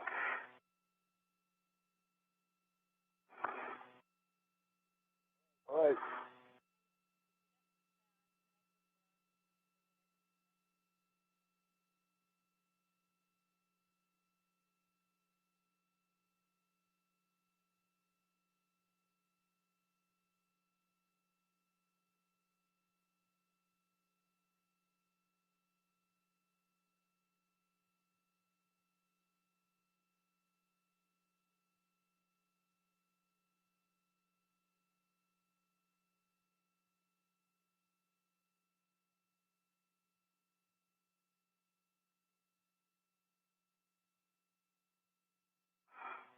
We're in a brief expected handover between satellites and will regain communication and imagery here shortly. If you're just tuning in with us, we're a little over 4 hours into the 244th spacewalk in support of space station maintenance, assembly, and upgrades.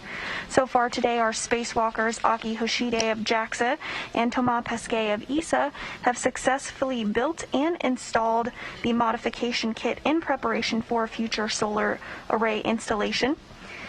They're working on cleaning up the work site here shortly, and then we'll move on to the next task, which is to remove and install the floating potential measurement unit. So far, everything moving smoothly in today's spacewalk, and all tasks have been completed thus far.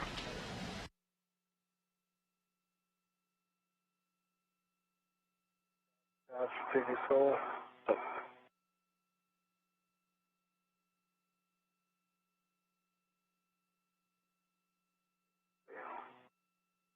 Test on the tip pin.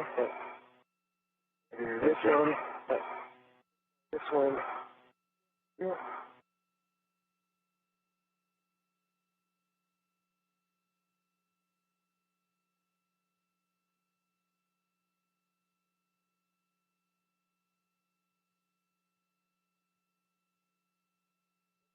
Good job.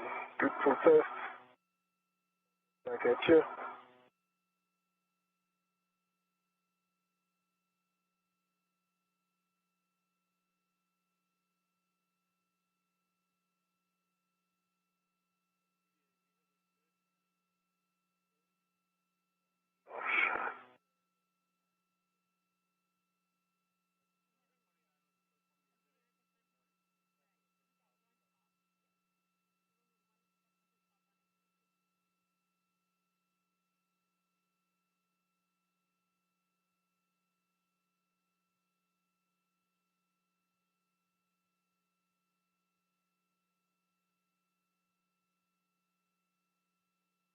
Good full test is yours. Okay, thank you. Thank you. Copy. Good pull test on this socket swap.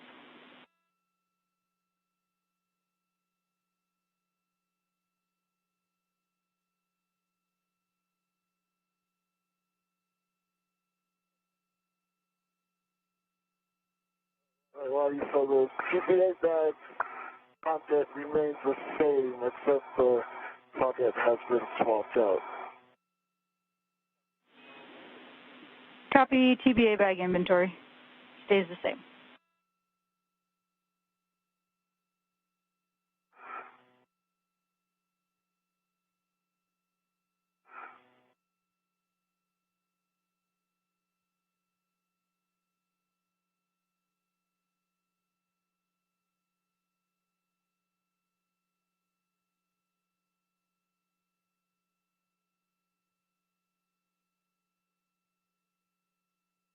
Alright. And I'm going back. Alright. Copy, Thomas.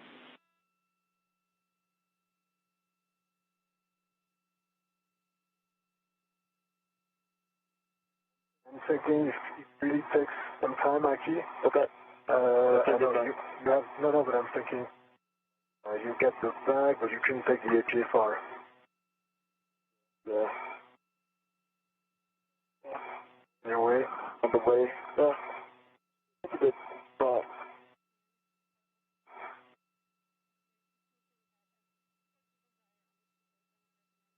Wait, You want to do that? But you're going to have to come anyways.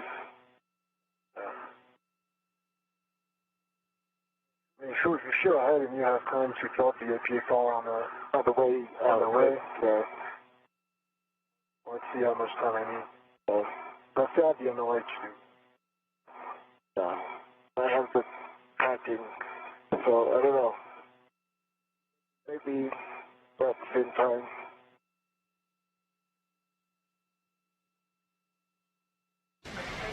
As a reminder, we are taking your social media questions today and answering them live on air. You can use the hashtag AskNASA to submit your question. We've received a question from a Twitter user who asks, do the astronauts notice any temperature difference inside their spacesuits when going from day to night? As we mentioned earlier in our coverage, the space station orbits the Earth every 90 minutes, experiencing a sunrise and a sunset every 45 minutes. Along with that, there is a temperature variance between negative 250 degrees during a sunset and plus 250 degrees Fahrenheit during a sunrise. So there's quite a temperature difference. However, this spacesuit is equipped with cooling garments and layers of protection to help keep the astronauts cool and comfortable during those temperature variances.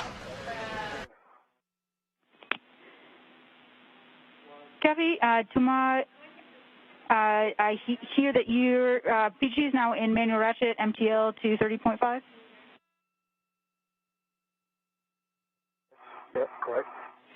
Copy. We're going to have you redo M29, and we'll look for 2 new good pops. How about I start with M30? I'll go back to M29.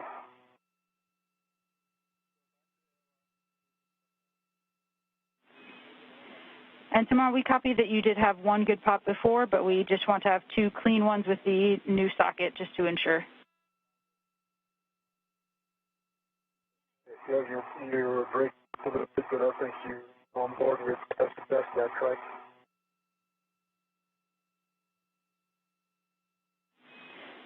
Say again, Thomas. Okay, so you were breaking up. My suggestion is I go first to M30, and then I go back to M29. Are you on board with that? Hey, we're on board with that. You can see JAXA astronaut Aki Hoshide here in the spacesuit on the top portion of your screen. He's wearing the suit with the red stripes. He's working to fold up the strut bag, which he's going to attach to his body restraint tether, and then head back to the airlock with it to drop it off and grab the floating potential measurement unit for the next portion of today's spacewalk.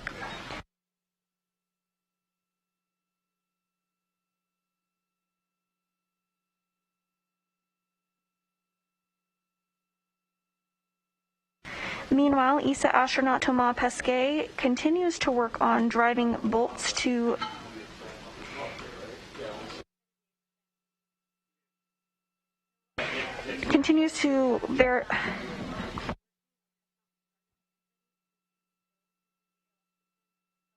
Thomas Pesquet continues tasks to install bolts around the collar bolts on the mounting bracket.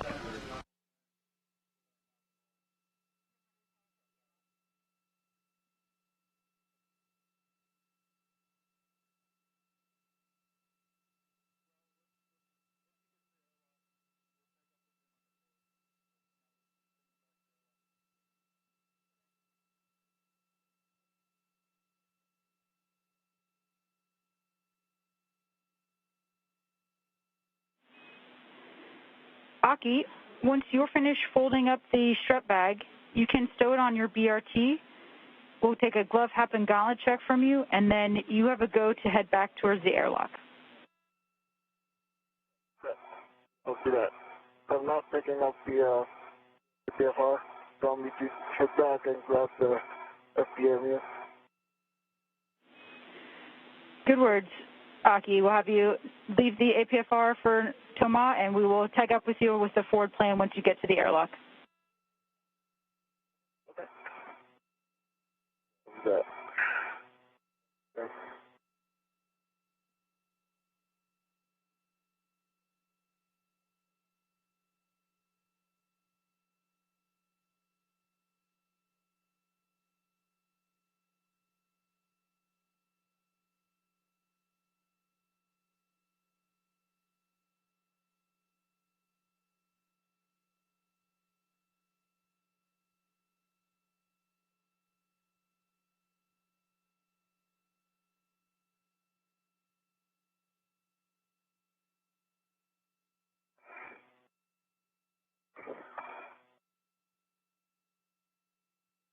a lot of torque, but okay. Of the bolt.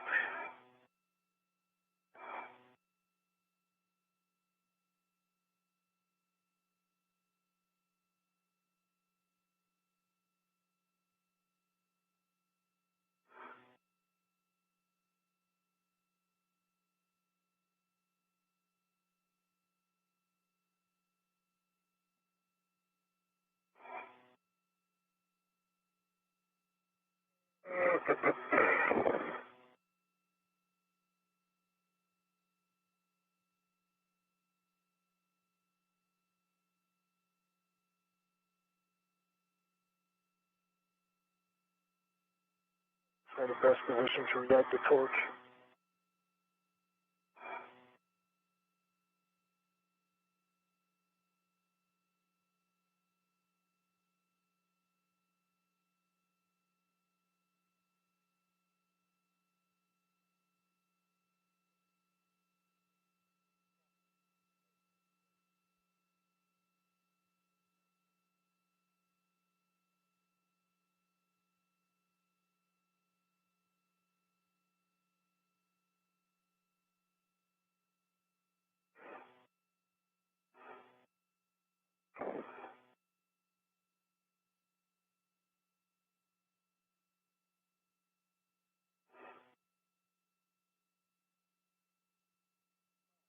One pop on M30. It jumped. Oh, please. Copy, one pop on M30.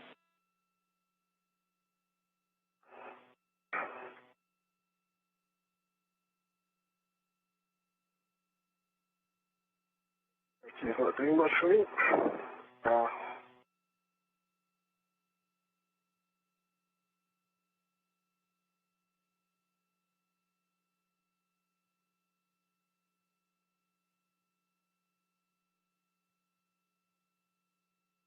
Okay.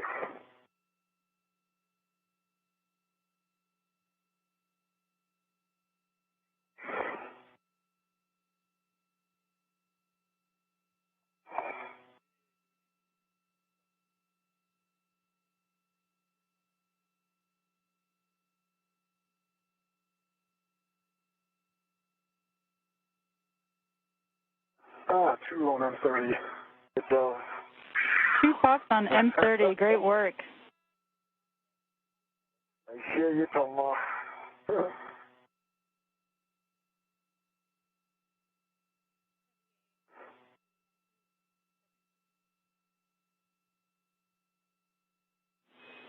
And looking for 2 good pops on M29 as well.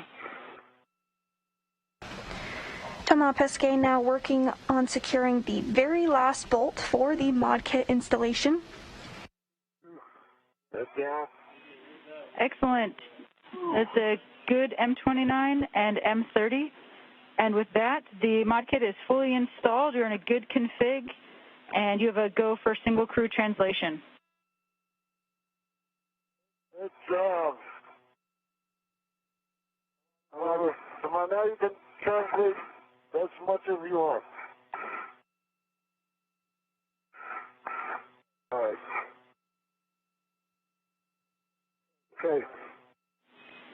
Thomas, you can reset the PGT to motor.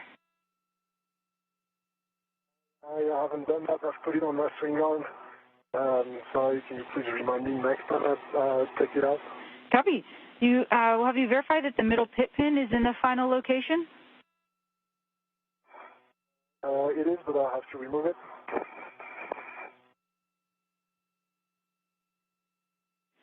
Copy. Same thing as the other side in order to close the MLI. Right. And in this view, you can see Aki Hoshide with the strut bag attached to his body restraint tether. He's going to make his way to the airlock shortly. Copy, Thomas. So, you okay if I head back to the airlock? Yeah, I think that's 10 more minutes for me. Yeah. Just I have no rush, no need to rush for main objective done, so get the FPMU done. Alright, Wadi, I have the bag with me on the ERT redded. Bring that to the airlock. Copy, and we'll take a glove hap and gauntlet check from you before you head out.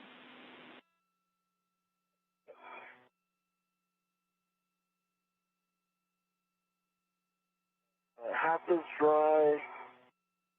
Gauntlets up, down. And right gloves the same as before with blood smudges. Copy. And last, no change. Copy, good checks. You have a go to translate to the airlock.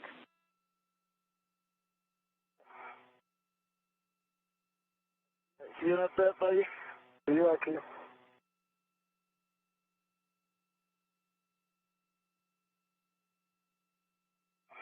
Hoshide now going to make his way back to the airlock. He'll drop off the strut bag and grab the floating potential measurement unit.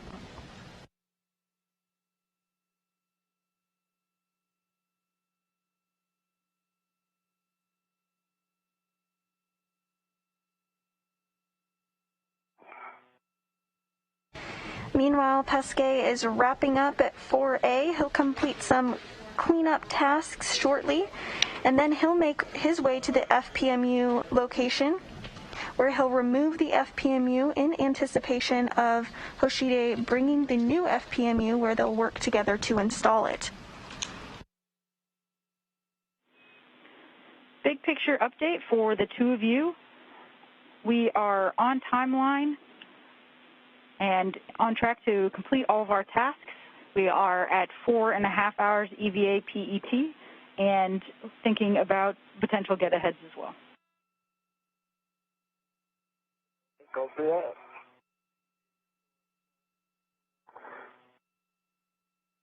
Copy.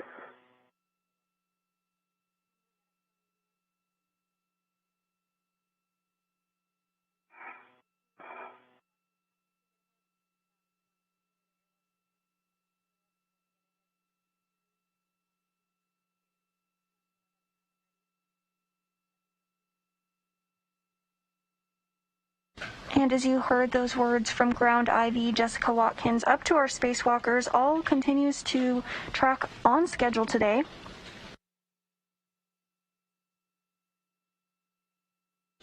So far, our spacewalkers did build and install a mounting bracket on the 4A power channel in preparation for the next delivery of the ISS Rollout Solar Arrays, or IROSAs.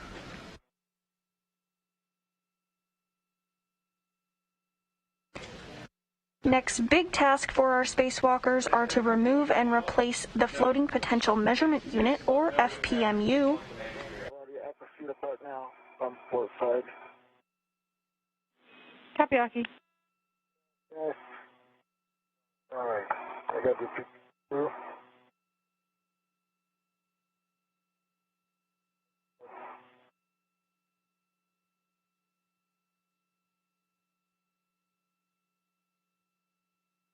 Okay, the pit pin is installing its final location. Should we by Copy, Thomas.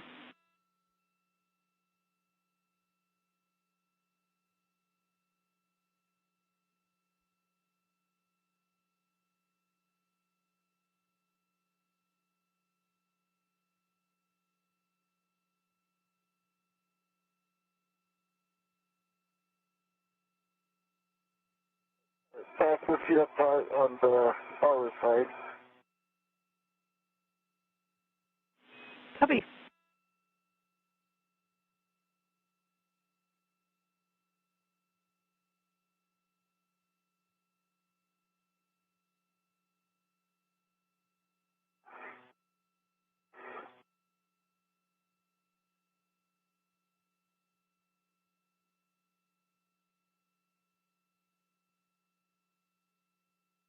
Ready, I'm starting from the 28th end on the other side.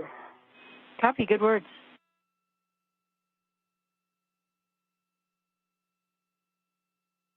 And 28th is in place.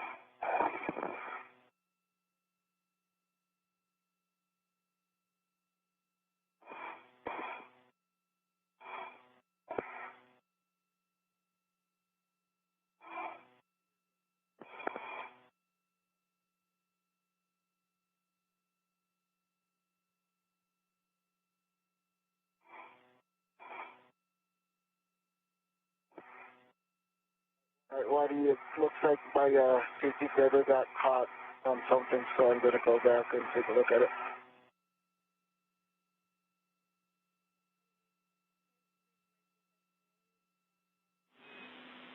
Copy, Aki.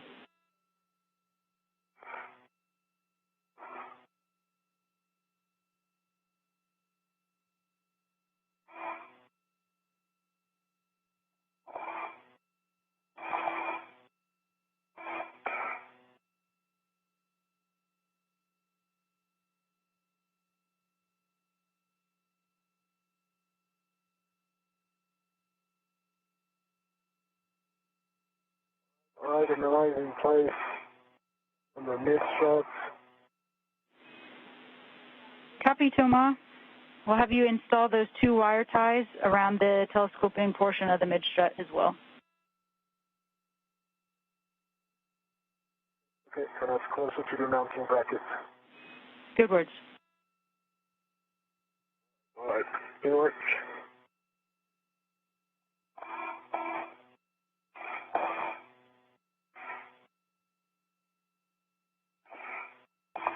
Alright, Lottie, I think I got it clear, so I'm heading back. While Hoshide makes his way back to the airlock to drop off the strut bag and grab the FPMU, Pesquet continues to install wire ties around the telescoping portion of the mid-strut.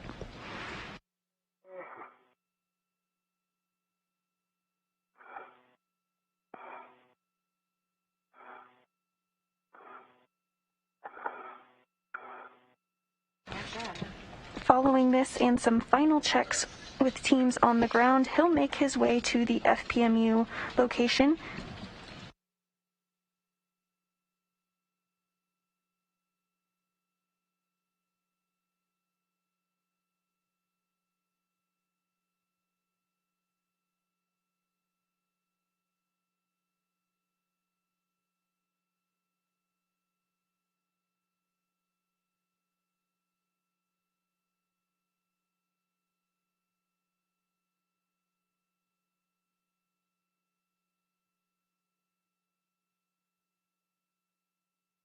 How are you doing? Good. I'm at the airlock now. You're at the airlock? Yep. We're just close to it, I should say.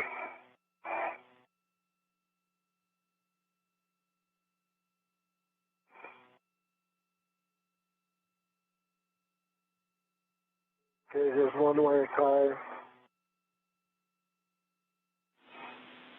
Copy, wire tie, Thomas.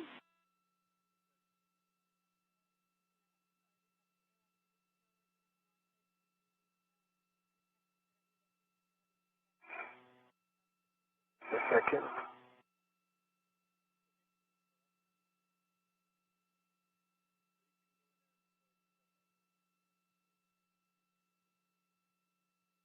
You're at the airlock. Copy, Aki. You have a go to open the thermal cover, and you'll be ingressing the airlock, stowing the strut bag, and then a forward plan for you. You're a bit ahead, so we're going to have you proceed with the airlock hatch pit pin R&R get ahead after you stow the strut bag. So people heading out for the FPMU? Affirm.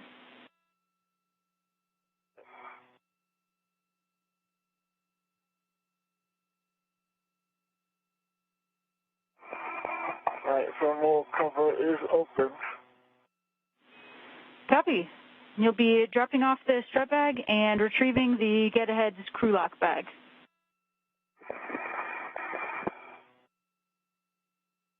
I don't need to retrieve it, right? I can just work off of it? Yeah. Affirm, Aki.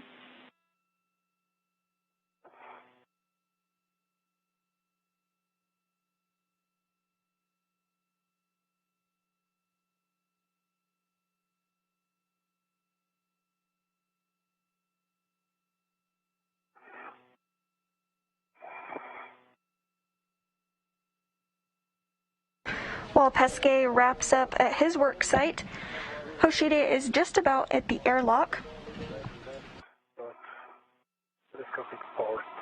Copy to? He's going to drop off the strut bag, and before grabbing the FPMU, the floating potential measurement unit, he's going to work on a get ahead, which is the airlock hatch pip pin R&R. Essentially, he's going to remove the old pip pin from the hatch of the airlock and swap it out for a new one. A few photographs of the mod kit showing the final MLI config.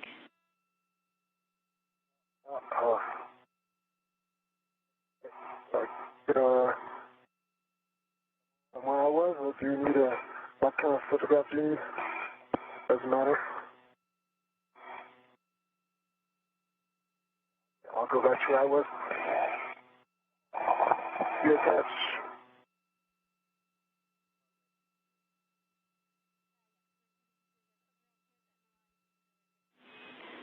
Tomorrow, we're just looking for overall config of the mod kit, including the MLI.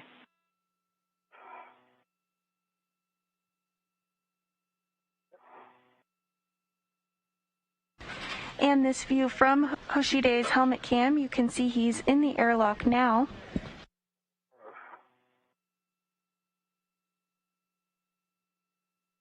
Hello.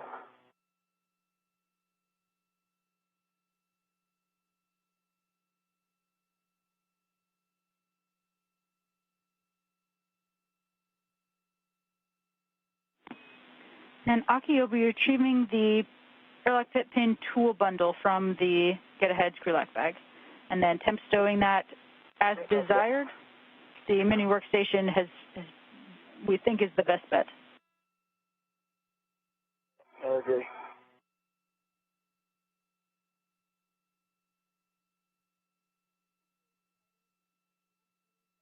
All right, the strut bag is ready to the airlock. Use it on red. Copy, Aki. And the tool bundle can either go on your mini workstation or you can leave it ready to the bag. Oh, you put it on the easier that way.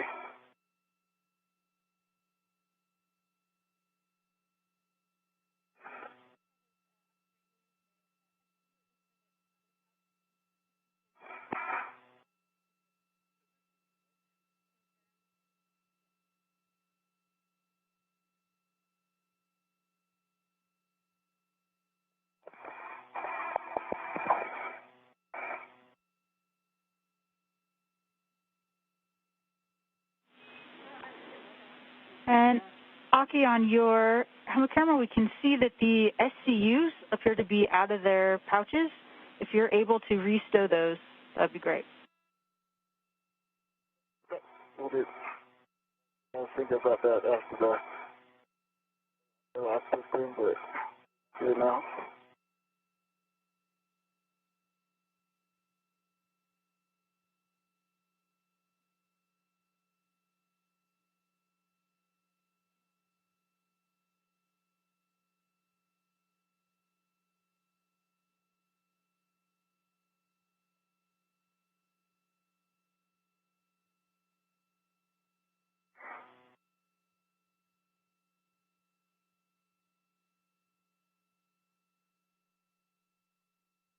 Doing tomorrow. Good.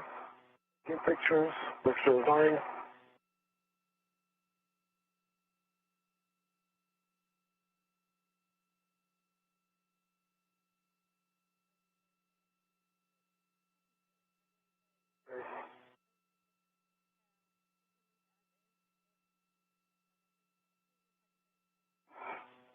And what do you want me to the time to go take pictures from the other side?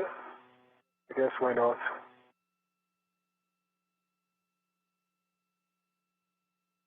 Checking.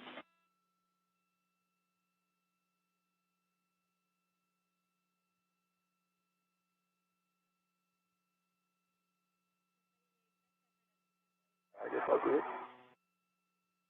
I have to go retrieve the APFR anyway. That's exactly what we're thinking, Thomas. As you go over, translate over to pick up the APFR, best effort on any photos from that side. Okay, sounds good.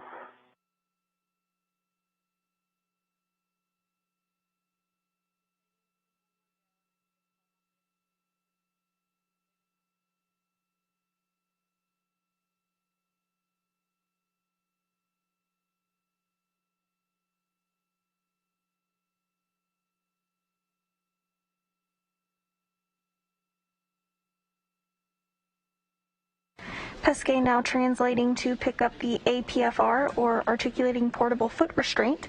This will be needed when the crew installs the FPMU.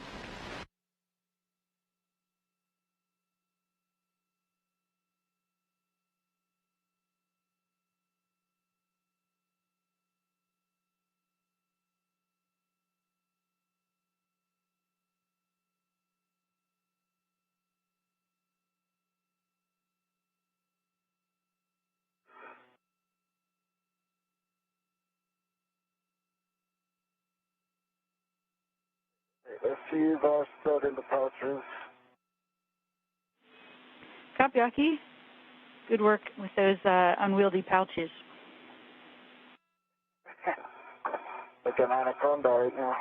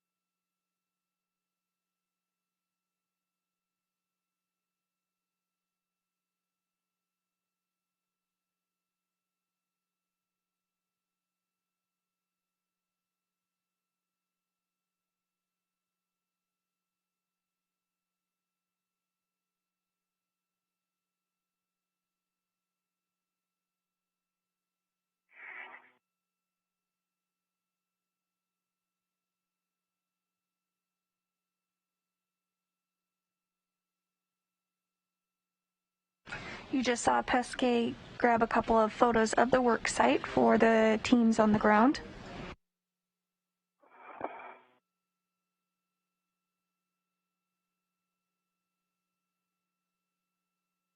Well, he seems like tomorrow's almost done. So I'll need you to proceed with the airlock system.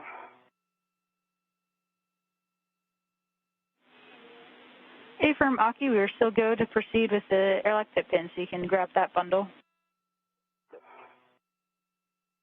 Got it.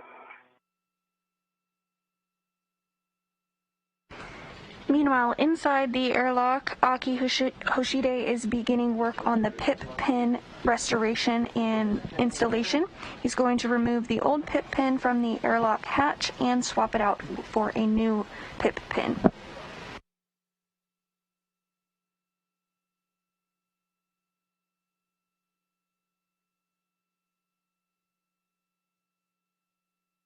Okay, ready, I'm at the APFR. Any settings we need for translation?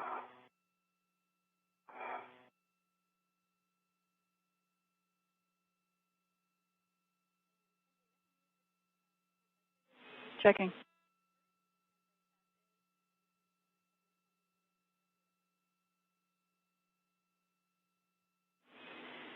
And Thomas, no settings required. You can either put it low profile, or we can give you the settings that you'll need once you arrive at the FPMU worksite. Okay. The profile is probably a pitch of Foxtrot right now. So I'll try that. Copy, Foxtrot. The body for the airlock pin first is to remove the pin on the forward side. Affirm. So they'll be pulling the pip pin out towards the aft side, towards your right side. That's complete. Copy. Then you can retrieve the new pip pin from the bundle and insert it into the hatch hinge.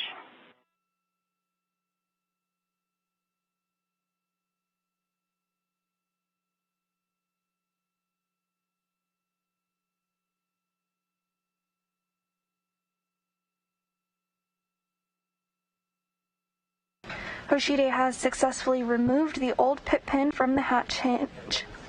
and he's now going to retrieve the new pit pin from the crew lock bag.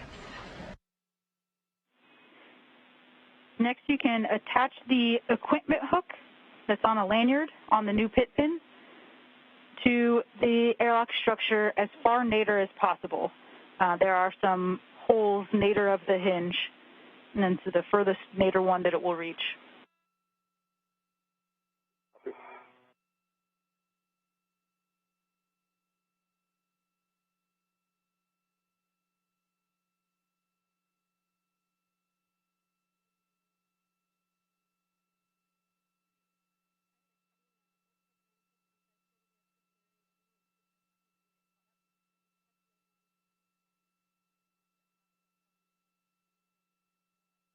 Okay, I have my right on the HFR foot plate.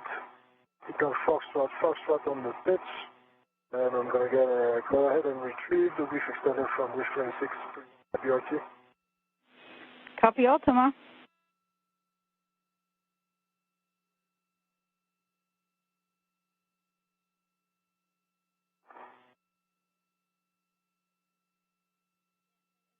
Hey, Wadi, the width, or sorry, the hook is too small compared to the bracket between the holes, so the hook does not go in.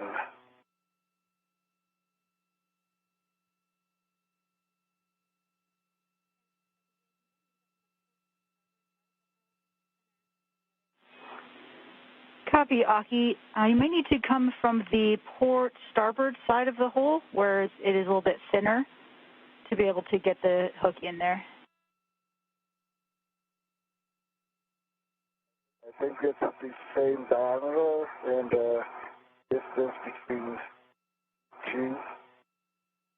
Oh, I see what you're saying. So not between the holes, but the hole and the opening. Hey, from good words. Yeah.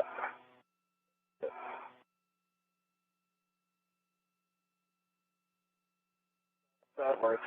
Thank you. Copy. Next, you can Thank you. relocate the ret that's attached to the adjustable from the new pit pin to the lanyard loop on the old pit pin. Okay, that's complete, and it's the loop closest to the Tether.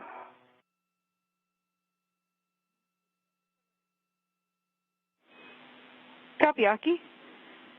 A warning that once cut, the pit pin lanyard presents a sharp edge hazard.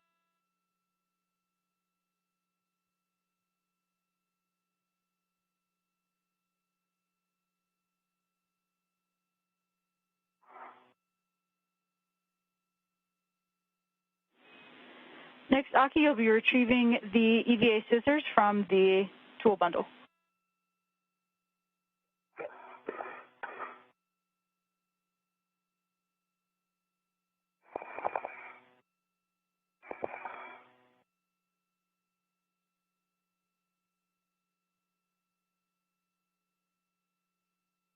Now approaching the 5-hour mark in today's spacewalk. Currently, Aki Hoshide is back inside of the airlock working on a get-ahead task in which he's swapping out a old pip pin in the airlock hatch. He has removed the old pip pin and replaced it with the new one and is wrapping up that task. Pit pin lanyard loop on the lanyard tab at the bolt to structure. And you may have to put... Meanwhile, Thomas Pesquet is making his way to the FPMU location where he will be preparing to remove the FPMU and have it swapped out with the new FPMU, which Hoshide is going to bring with him back from the airlock.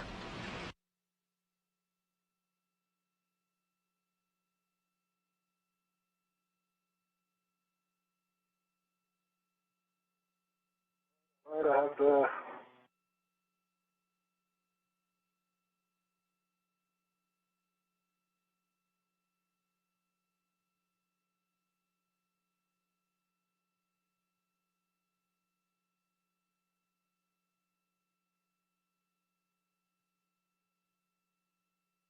During today's spacewalk, Hoshide and Pesquet successfully completed tasks to build and install a mounting bracket on the 4A power channel in preparation for the next delivery of ISS rollout solar arrays, or IROSAs.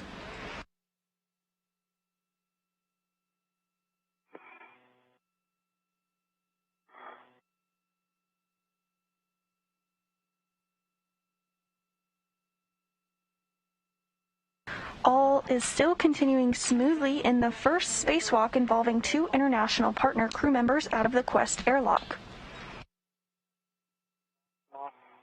I'm just looking back. It's the wish, standard in APFR. Status. Copy, Thomas.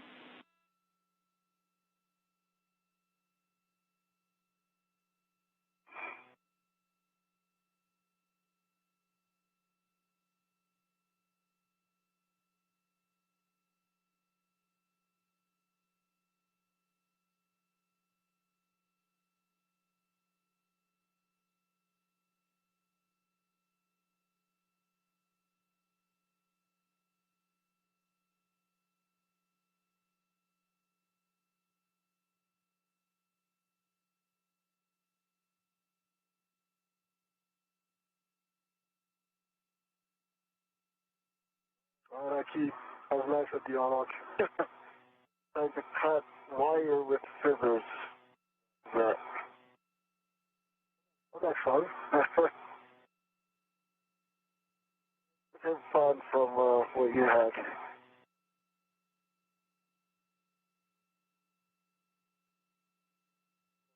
Great job there, buddy. All right.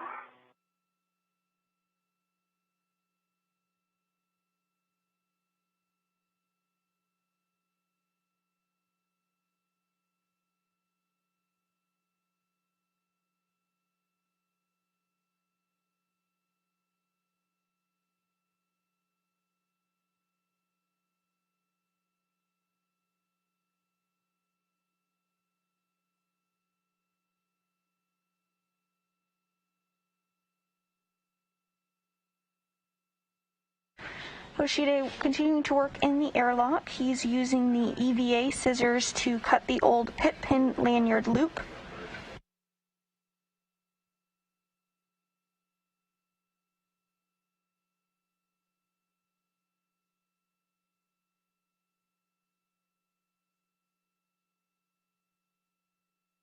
Okay, I'm at mile marker 9510. We're going inboard, and I'm going to get to the FHRC at some point. Copy, good words. And you'll head zenith at the port FHRC, and you'll leave your green hook in place. I'm at the FHRC, mile marker 9240. Pesquet has now arrived at the FPMU location.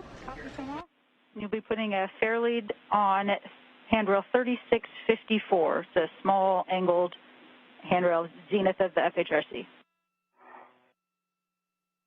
And he's going to work on getting some things ready while Hoshide wraps up the pip pin installation in the airlock. Following that, he will bring the FPMU, the floating potential measurement unit, with him, where they will swap out the old unit and install the new FPMU.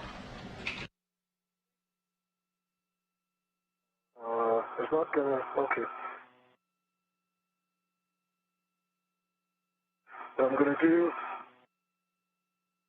there's a bracket right here is gonna be good for one and not really 3654, but a CD UHF antenna. I'm getting the APFR reflex away from it. Just leaving inboard sheet first. Copy. And yes, you can either go to the WIF first or to the connector panel.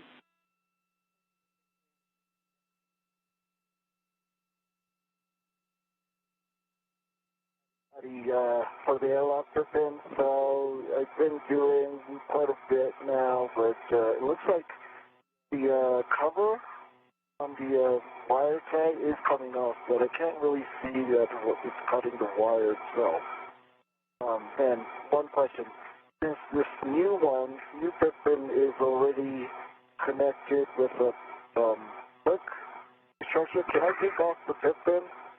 Sorry, because it's right in the way and I don't want to damage this thing if possible.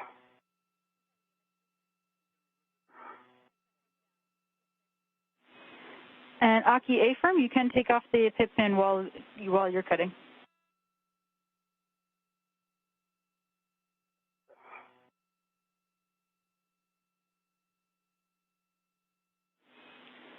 Yeah. For the two of you, The antenna. and for the two of you while you're translating, several warnings and cautions for you. Avoid contact with the gold coating on the FPMU probes. The FPMU probe hinges are pinch points. Minimize contact with painted surfaces of FPMU probes. Avoid kicking the radiator beam, and avoid contact with the GPS antennas.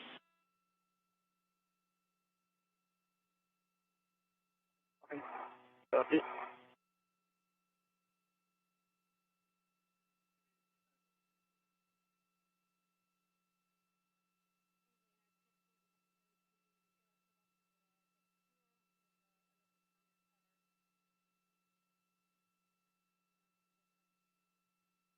Passing the S-band antenna, the south antenna.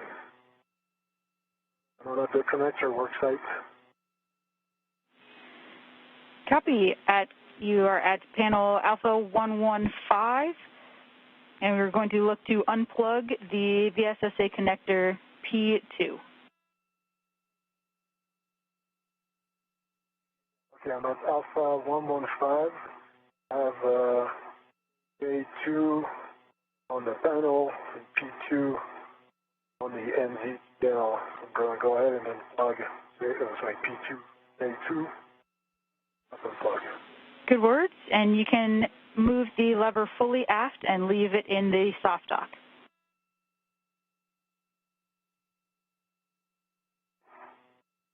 Pesquet stepping through procedures in anticipation of removal of the FPMU, the Floating Potential Measurement Unit. Copy. Complete. Hoshide continuing to work in the airlock on the airlock hatch pip pin R&R, which is a get-ahead task. Reef 4, actually the clocking at 6.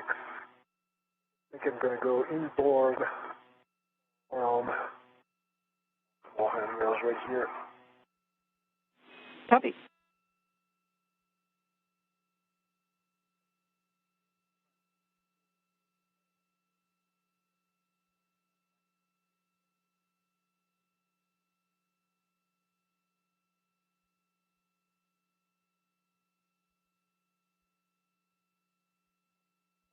Reef 2, is that correct?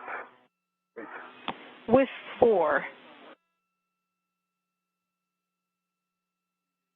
4. All right, around.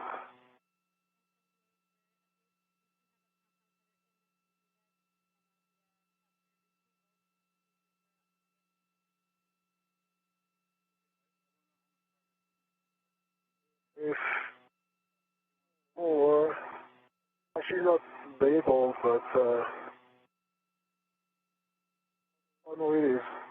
If 4, the label is underneath SAS antenna, but that's with 4. It's here.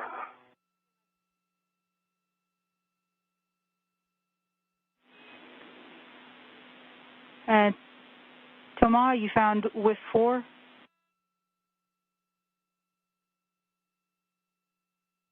I found with 4. Copy. Again, the clocking for WIFX will be 6. Yeah, 6. My body for the airlock Pippin, that wire is finally cut. I ended up using the scissors, not like a scissor, but like a saw instead at the end.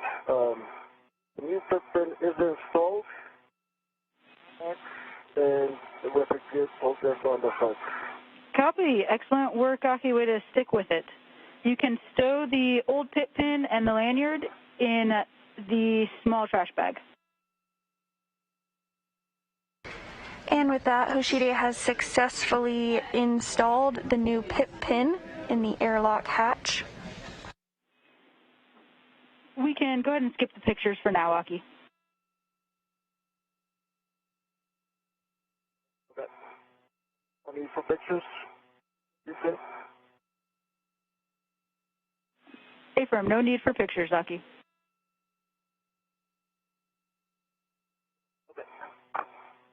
Later. Next up, Hoshide will grab the FPMU, which is in the airlock currently, and then he'll make his way to meet Pesquet so that they can remove and replace the FPMU with the new unit. Should point inboard towards the starboard side. Board.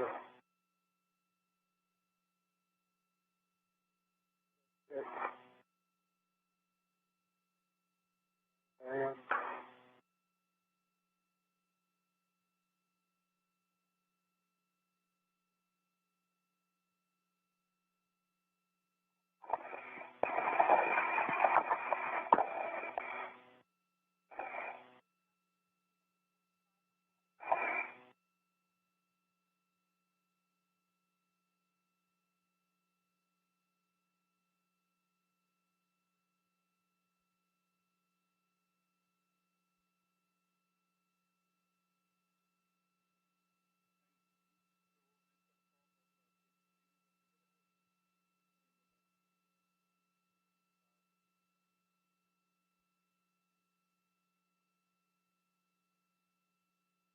the final pitch on the HFR ready.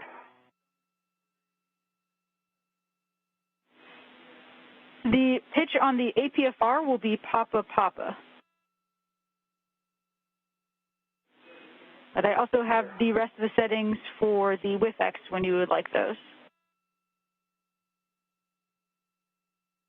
Yeah, I'll take Papa Papa because it's the HFR away from, and I'll take the rest. Copy. Okay. The space station is currently flying 264 statute miles over Kazakhstan. How about we do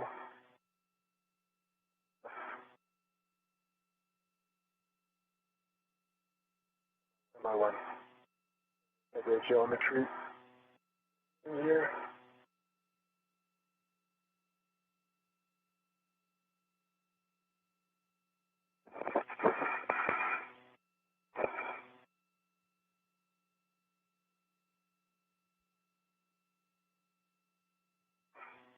Coming up in just 22 days is the scheduled Soyuz 65S launch, which will launch from Kazakhstan. Crossing of 6, which is the handrail on the WIFX tuners pointing inboard. Now we have a good pull and tug test, and it is marked black on black. Copy. That's a good install on the WIFX. The rest of the settings will be Juliet 5. Juliet for the pitch and 5 for the extension. Good word.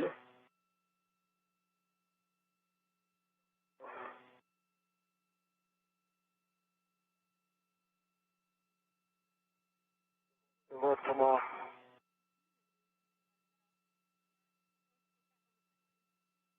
All right.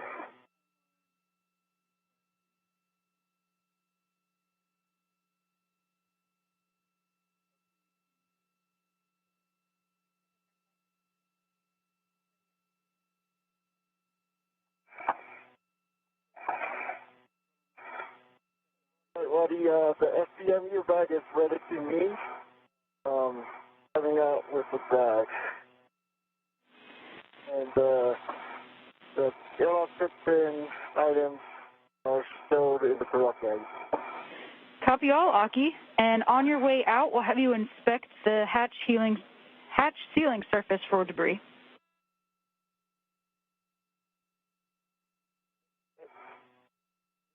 Wally. Before I set fog, can you give me the rest of the APFR settings, roll and yaw, please?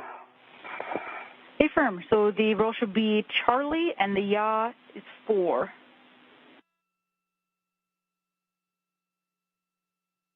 The roll is already Charlie, that's great.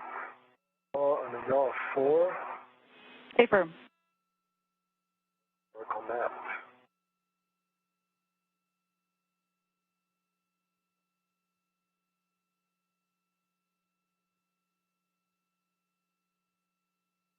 Okay, I have Charlie and 4 now on the other extension. Let me do that, and then I'll read you all the settings and we make sure we're on the same page. Copy all. Sounds good.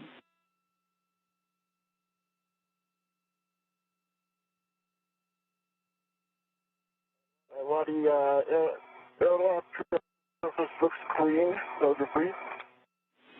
Copy, no debris. I'll have you verify your safer handles are down and close the thermal cover. Let me secure the bag on my DIC first. Copy. Roddy, you ready for brief extended plus APFR settings? Go, Thomas. We start with the clocking of 6. Good install black on black with full test like we said before. I have a pitch of Juliet on the whiff extender. I have an extension of 5. I see the white line with 5.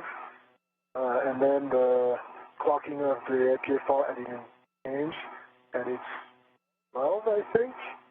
Actually, I see that it's 12. I have a good black on black pull test, full type test on APFR on the whiff extender. I have a pitch of Papa. I have a roll of Charlie and a yaw of 4, and I'm facing the FPMU. Copy all, Thomas. That is a good config on the WIFX and the APFR. And can you just verify that the pitch knob is popped out on the APFR? Affirm, the pitch knob is popped out on the APFR. Copy all. We'll take a glove hap and just a glove and hap check from you. Dry hop for me and glow space light. Copy all. You can retrieve the large, small ret and the scoop from the APFR and stow them on your mini workstation, and be sure to separate the ret and the scoop. Pesquet continuing to step through procedures at the FPMU worksite.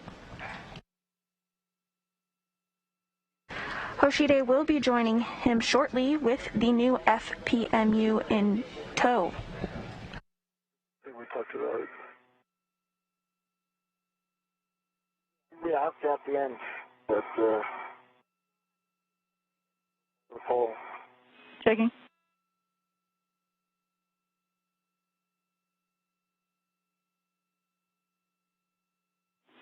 And Thomas, While you guys are checking, so if our handles down, thermal cover is closed, heading out. copy, Aki. And were you able to reinstall the wire tie on the thermal cover as well?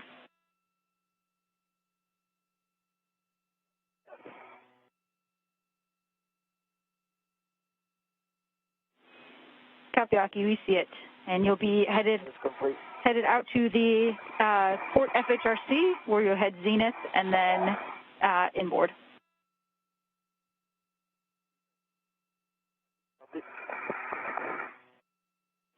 Hey. Thomas, we will have you separate the ret and the scoop. You will need them separately. Affirm.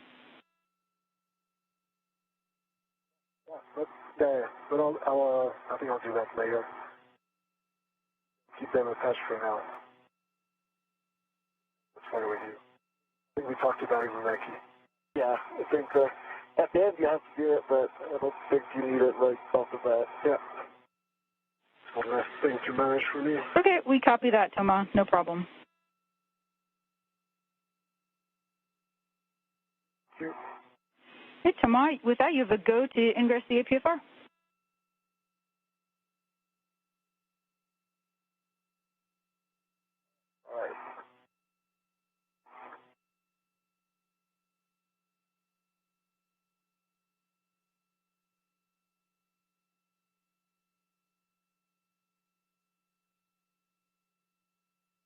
Okay, I've retrieved the, oops, there was a lot more red for now, and I'm going to go ahead and raise the APFR.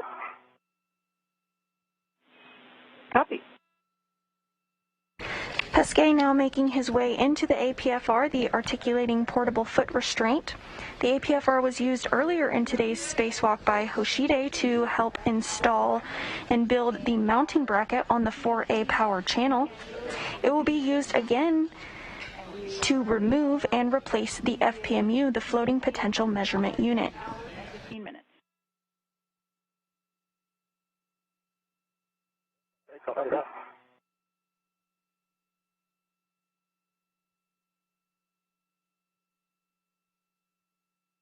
How you doing, Thomas? Doing good, actually. Working on my ingress, extending ingress aid, doing my tethers, and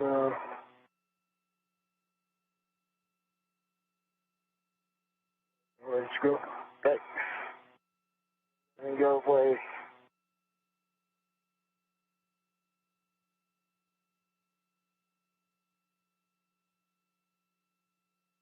Okay, tether clean. Oh. Once situated in the APFR, Pesquet will use the pistol grip tool to remove a series of 3 bolts to release the failed FPMU. Alright, Lottie, sorry, I got caught. My safety tether got caught again. So, getting back. Copy, Aki. You've got plenty of time.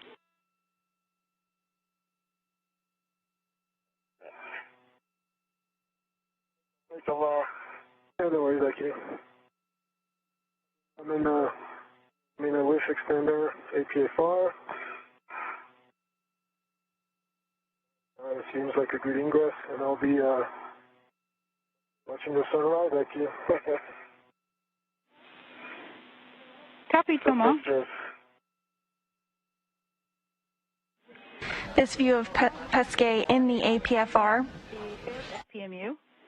So you can tether to the tether point using the large hook of the large small.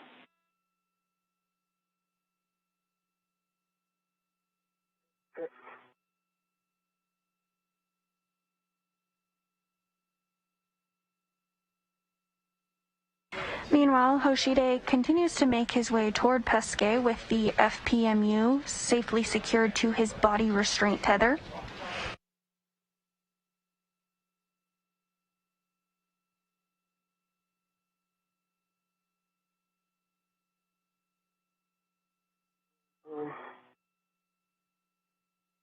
Body tethers cleared. Heading back. Heading back out. Copy, Aki.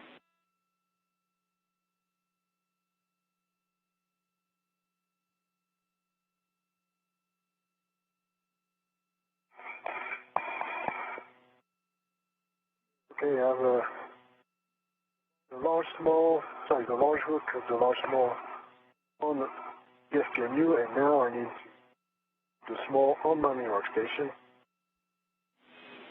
Good words, Thomas. And it's on my T-bar. Copy, that's a good config. You can configure your PGT, Bravo 1, counterclockwise 2.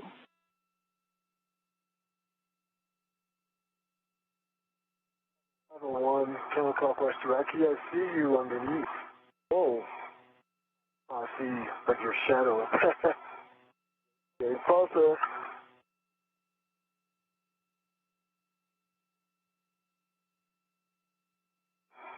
Okay.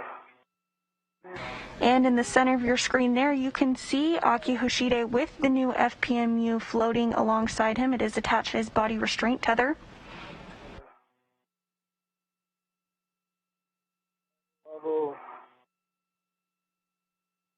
Bravo 1, counterclockwise 2. Sept. Good words. And tomorrow you'll be releasing... Decimal 0 program. Copy, Thomas. You'll be releasing the outer bolts either order, just let us know which one. And we're expecting 10 turns and for the bolt to pop out. Okay. I'm going for the aftmost bolt, the one closer to beam. And Copy. Driving. Wadi, I'm at the FHLC going Zenith. Copy, Aki. And then you'll be fair leading on handrail 3655.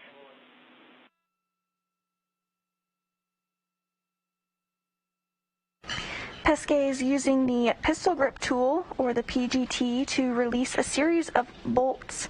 First, he'll release 2 outer bolts, and then he will release 1 center bolt.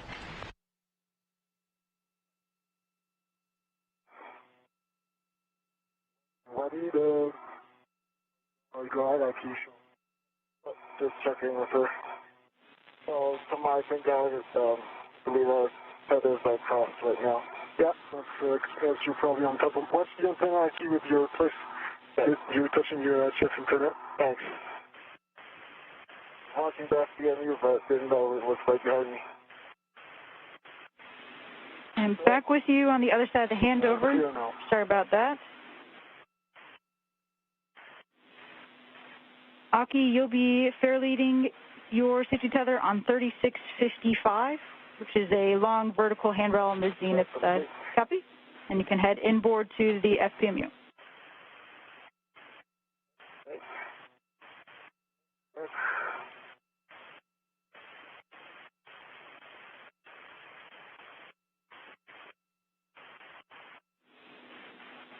What do you think the bolt popped out actually?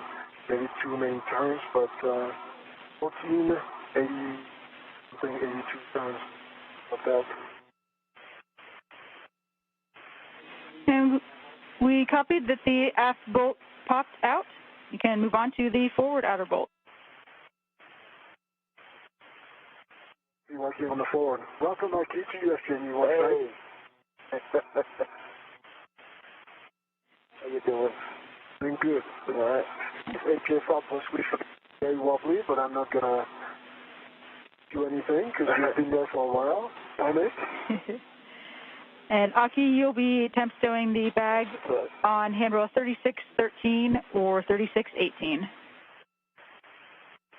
That's that. Hoshide and Pesquet have met up once again at the FPMU worksite.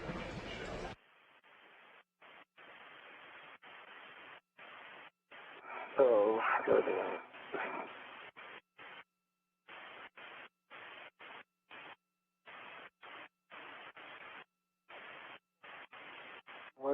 the forwardmost bolt is also popped out after 10-ish turns. Copy, the forward bolt popped out. You can move now to the center bolt. We're expecting about 28 turns. Same settings. Settings.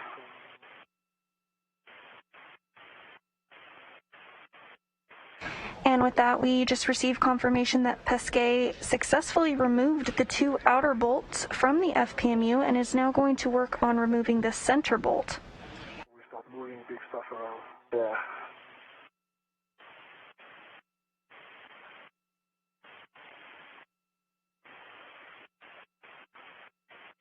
How many turns were you on the central bolt? Looking for 28 turns. Okay, 20 turns.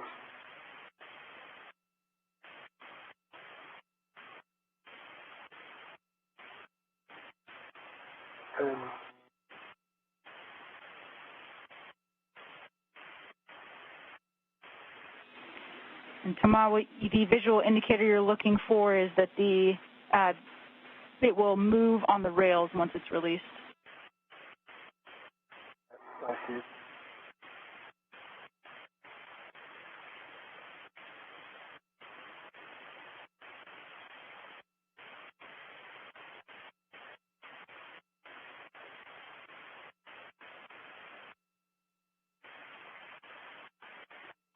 Turns.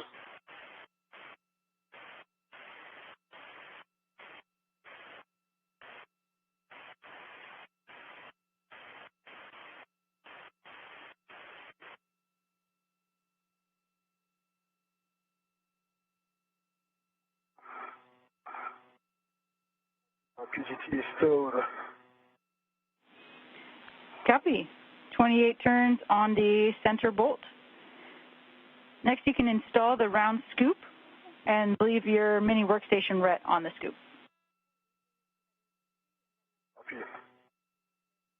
And the center bolt on the failed FPMU has now been released.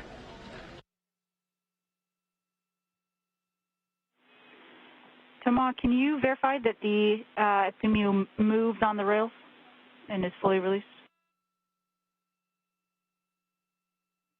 It moves, but it comes to a hard stop. Starts moving, but and it's locked. More turns on that center bolt. Hey, firm, Thomas. Looks like we still need just a few more to get it fully released. Aki, how you doing? Good. I'm gonna fill this, but I'm gonna take this far now, too. I need it. And Aki, you have a go Copy, Aki. to unwrap the spare and leave it tended to the bag. But I'm gonna take off the wire bag to sew the holes. Aki, my fixed tether is on your left shoulder. Is it on my left now? Yeah. Alright. Not towards you, right? So now, if you scoot back towards your feet, there you go, and then Mater. It's nice right behind, you have to go Mater.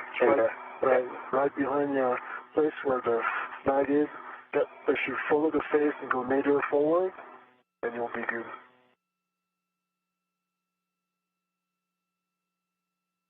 You put a hand on it. Yeah. Off? Yeah. That's it. But now you're gonna go back into it every time you do this, so. Yeah. Now it's behind you. Okay, there you go, now it's free. Is it no? Yeah, it's free. I'll try not to snag it. I knew where it was, but. Okay. I just bumped into it. No worries, I have a good use though. Okay. A few more turns on the center bolt. How many are we shooting for, buddy? 5 to 10 maybe?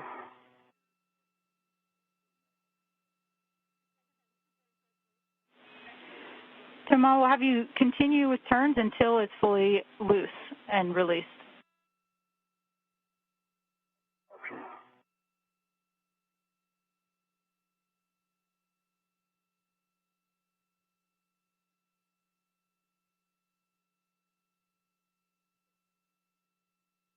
Okay. I think it's fully loose and released. It's missing maybe one turn or a half turn. Copy, Thomas. You can go ahead and stow your PGT and install the round scoop. Copy.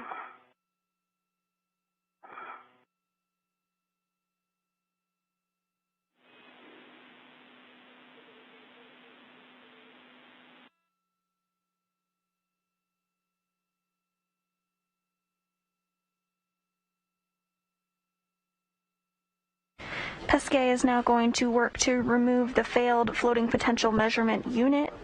He'll pass it off to Hoshide. You said you liked my seat. Hoshide will then pass the spare to Pesquet so that he can begin installation. Just making sure I'm nice and yeah. In front of you on your left side? yeah. Behind the bag. Thank you. Yes, it's right off first. No worries, just in case you're in a good position. Yeah. It feels good. Just being sure. Yeah, thank you. Alright. And the scoop that comes at the 10 o'clock position. Sorry, pointing towards you, Aki. Yes.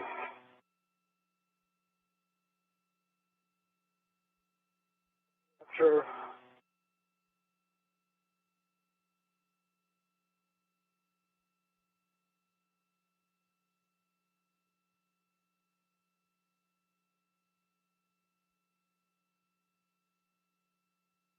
The scoop is installed on the SPMU.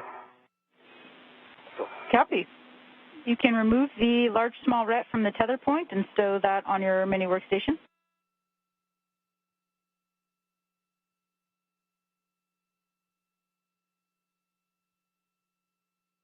Small ret comes off and goes to the mini workstation. Copy. You can remove the FPMU from the stanchion and present it to Aki to stow the probes. I think Aki's still working on the bag. Right. And yeah, the bag is stowed. Copy. If you're just tuning in with us today, we're approaching the 5-hour and 30-minute mark of the 244th spacewalk in support of station maintenance, assembly, and upgrades. This is the first spacewalk involving 2 international partner crew members, Aki Hoshide, current space station commander, and Thomas Pesquet. So far, the duo has successfully built and installed a mounting bracket on the 4A power channel in preparation for the delivery of an ISS rollout solar array. Additionally, Hoshide worked on a get-ahead task to remove and replace a PIP pin in the airlock, and now the duo is working together to swap out a failed floating potential measurement unit and replace it with a new one.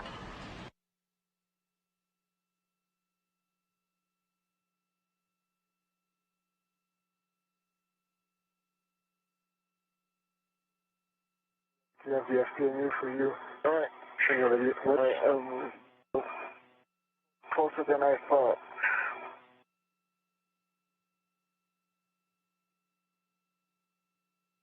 All right, so it's on that side. Okay.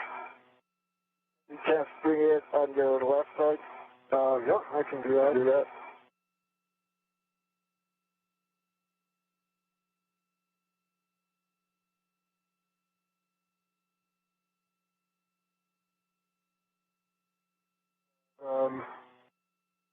Okay.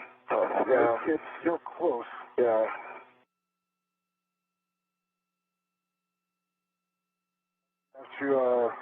Can you move away like to your right?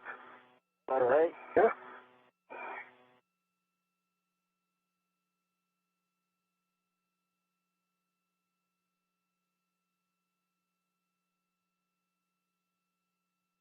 I can pass it to you anywhere, but if you're too close.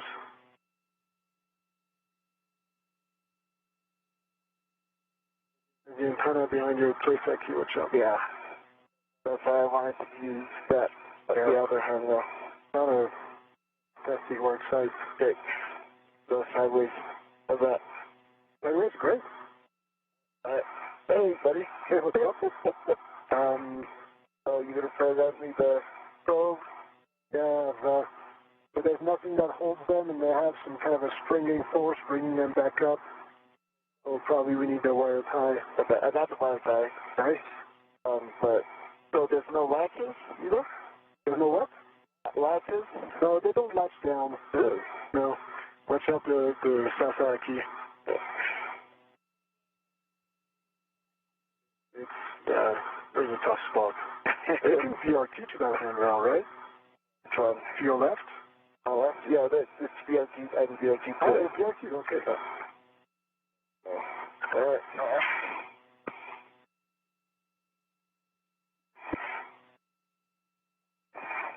All right, you ready for it? Yeah, not really. No, it's good. Come on, I'll tell you what. I'm going to go back to the original handrail. Yeah. Face up, like I did. That way, we'll have enough clearance. Okay. That sound good? That sounds great. I'll keep it.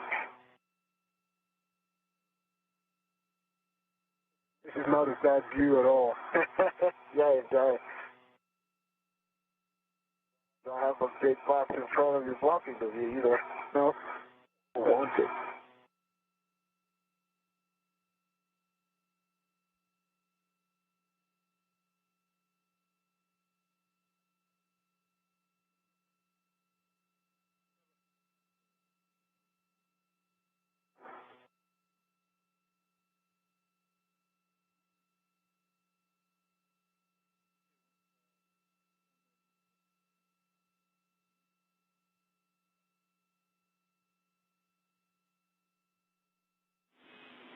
EV crew, the arm will be in motion shortly.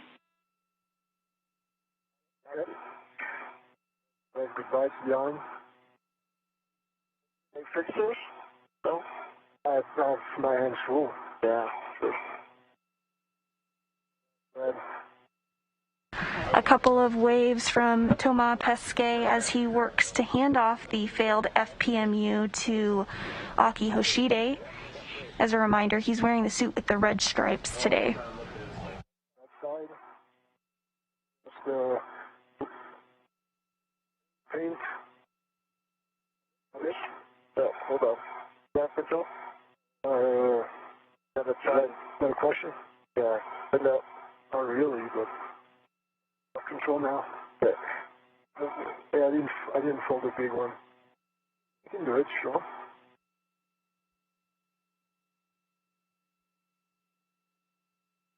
I'll press the latch. Yeah, there you go. Let's use the latch here. Alright. Alright, it's spring loaded. Alright. If you can hold it there, I'm holding it right here. Yeah, that's what I was saying.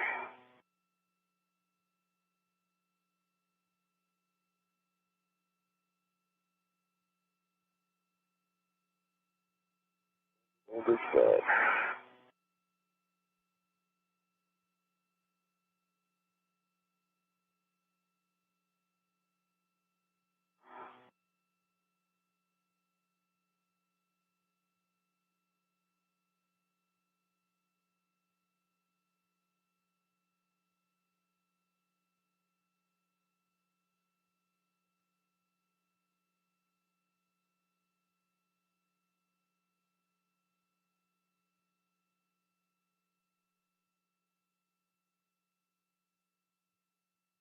Alright, keep press.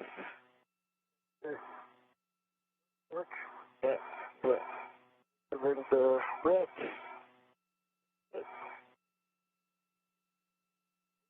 Profile. Okay. Yeah, control. And yeah, I think you're gonna put it on your BRT. Copy, looks like a good config to us. And affirm, Thomas, you can store that on your BRT.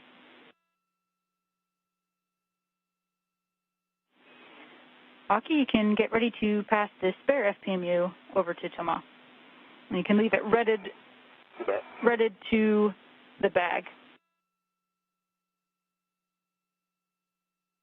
And the failed FPMU has been successfully transferred from Thomas to Aki.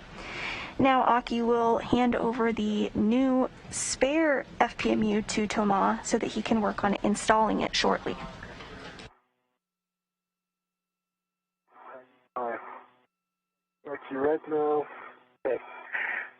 The other red is the right side, that's not going to be 3D.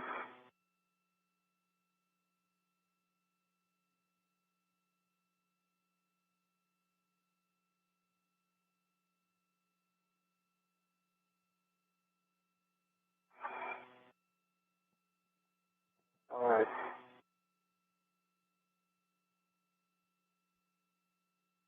Aki red going to the coop.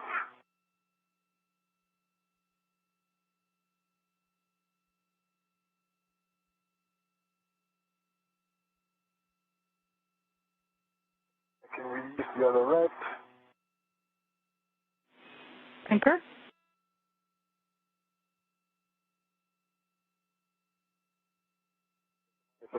Let me know when you're ready. Yeah.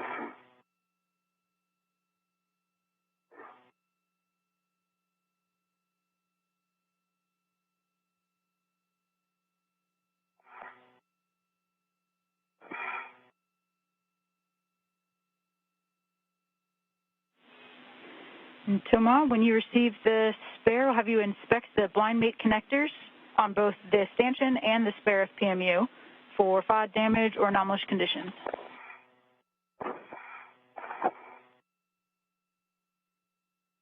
Do that on the spare side. Copy.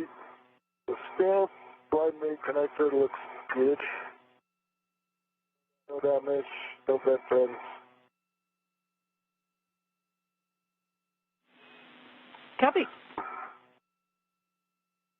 And on the FPMU, sorry, on the Mast, I don't see any damage. Good.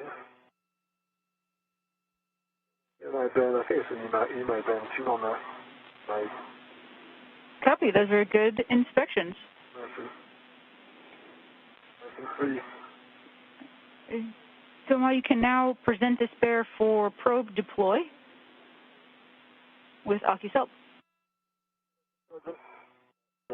So first I'll hand over the probe, the new one. Can I give it to you from your left side? Or would you rather have it from No, your it's right? fine. It's right. Okay. Any side.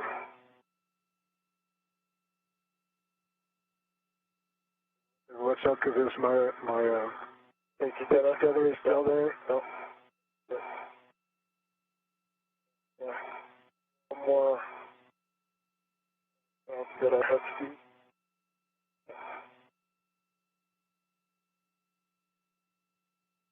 Right.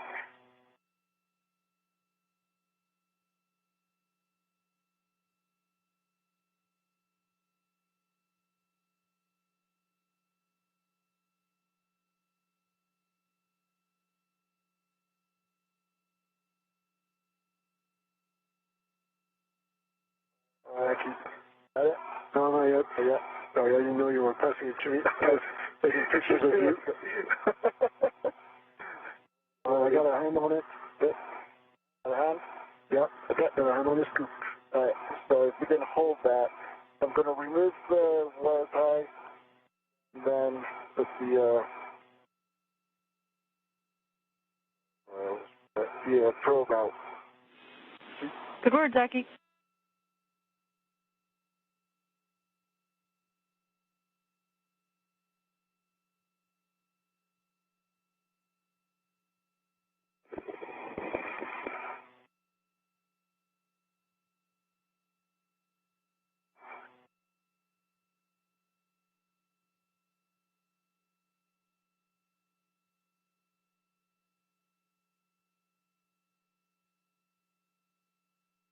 Threaded.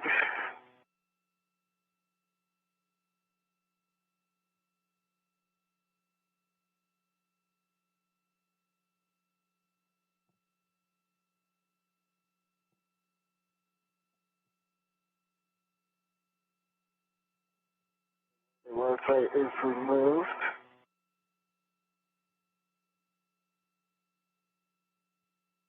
Okay.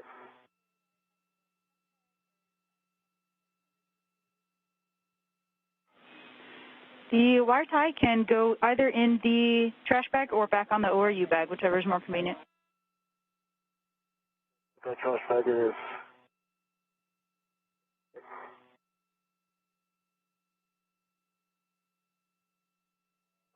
The FPM.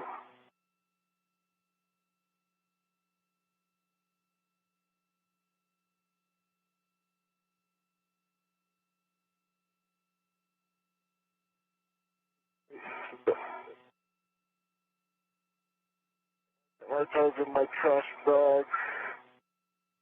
Got it. Oh, cool. Nice. Good point. Hey. We keep it right on the scoop, I'm assuming. Yeah, until you put it in. Copy. Looks good. You can go ahead and install the FPMU into the VSSA along the guide rails, and there will be a soft dock.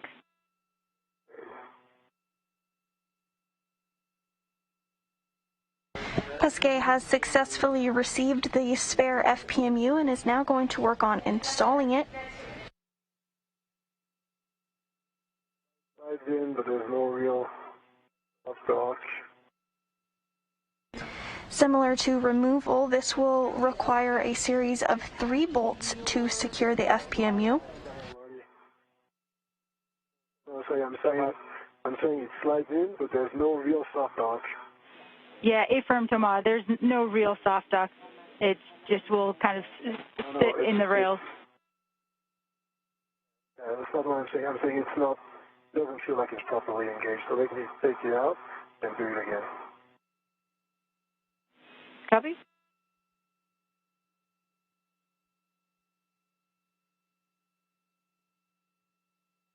Okay, now it's just better. I think, yeah, I didn't engage the guiding pin on the front. It's not through that loop, but now it looks better. Copy all. Good catch. Now you can attach your large small RET from your mini workstation to the tether point.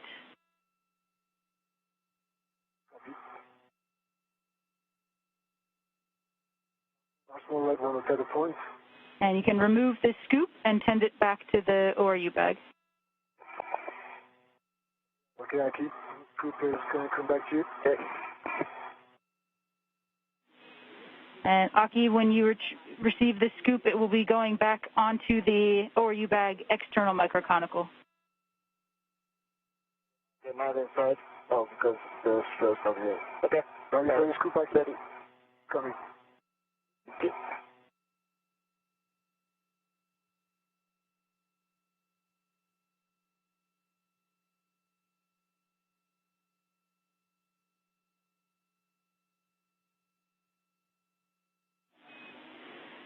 Thomas, your PGT settings for the bolts will be Bravo 1, clockwise 2. Copy Bravo 1, clockwise 2 volts. Good words. And we'll start with the center bolt, and we'll do 23 turns only.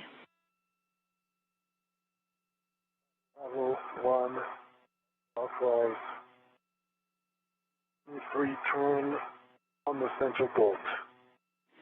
Good words. And then we'll be taking the max running torque from you. Okay. And you want those 23 turns without pause. Stay firm, Thomas. Or inches.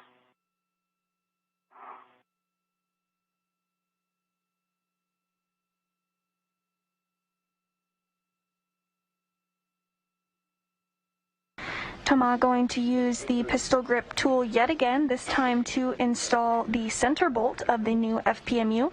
After that, he'll install 2 outer bolts. I see it.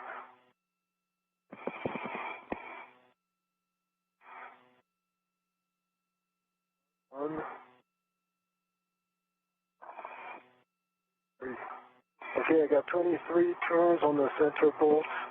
My running torque is 1.6. 1.6. Copy 1.6 on the torque after 23 turns. Your new PGT settings will be Alpha 1, clockwise 2.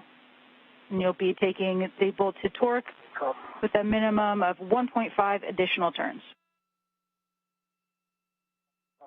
Alpha 1, clockwise 2, that's a torque of 2.5, and to torque.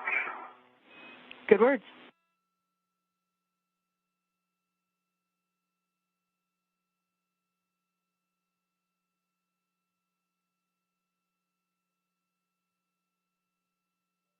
And I have a torque, I have a green light on the torque, 2.2, and 4 turns.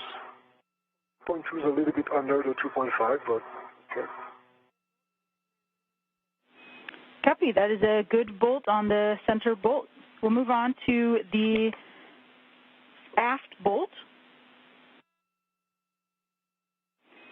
The settings will be Bravo 1, clockwise 2, and we'll drive that bolt 5 turns only. Copy. Bravo 1, clockwise 2. That's 12 around and 5 turns on the aft bolt, the one towards me. Good words. The center bolt on the FPMU has successfully been installed. Pesquet is now going to work on driving the first of 2 outer bolts to secure the FPMU.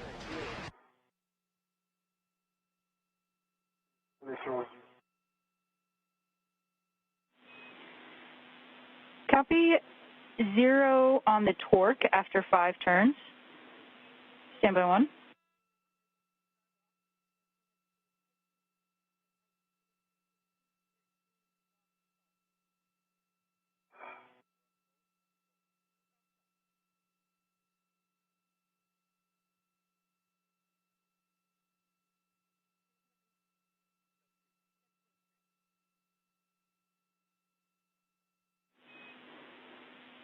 Thomas, with that reading, we're going to use the settings Bravo 1, clockwise 2 on the second outer bolt, so on the forward bolt. 5 turns only. Okay, Bravo 1. Copy. Bravo 1, clockwise 2, 12.0 at program torque, and 5 turns on the forward bolt. Good words.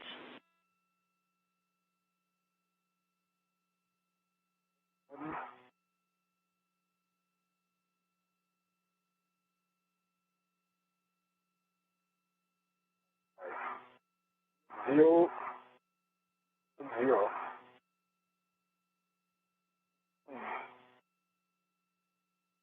Nothing, huh? No torque. Okay, we copy 0 torque for 5 turns on the forward bolt. So with that, we're going to put the PGT into manual ratchet mode and set the MTL to 2.5 foot-pounds.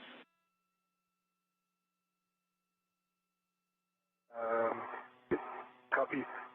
It seems there's a lot of ways to go. There's a lot of way to go on those bolts as well. They're nowhere close to like the bolts touching box. There's still a lot of free bolts, and feels like we could do still a bit more. It's going to take me a lot of time to put in the ratchet. Copy. We're checking. All right. I will give you UVS with my work envelope. It's turning, but not torquing out. I know at 5 turns you won't, but so we need at least 5 more, if not 10 more. Yeah.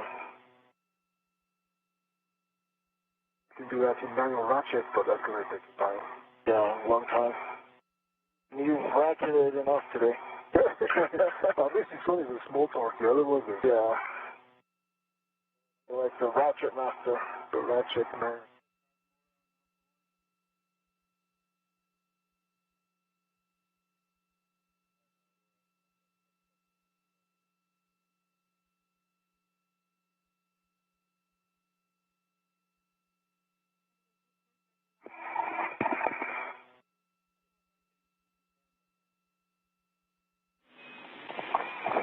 Thomas, you can go ahead and start the bolts by hand as far as you can get before we move into the manual ratchet mode. Copy.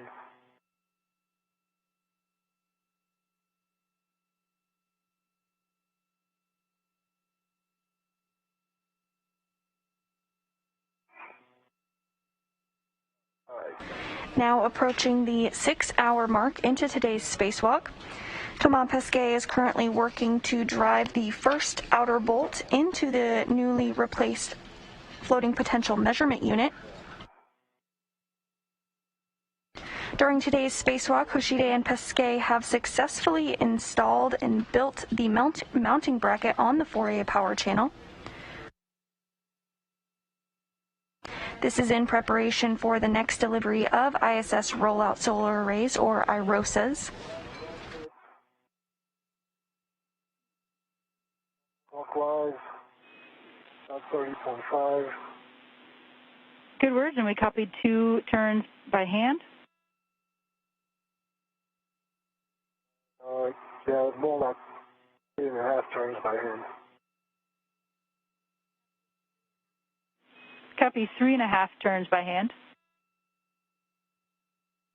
And on the ratchet clockwise, MTL 30.5. The MTL will be 2.5. Alright.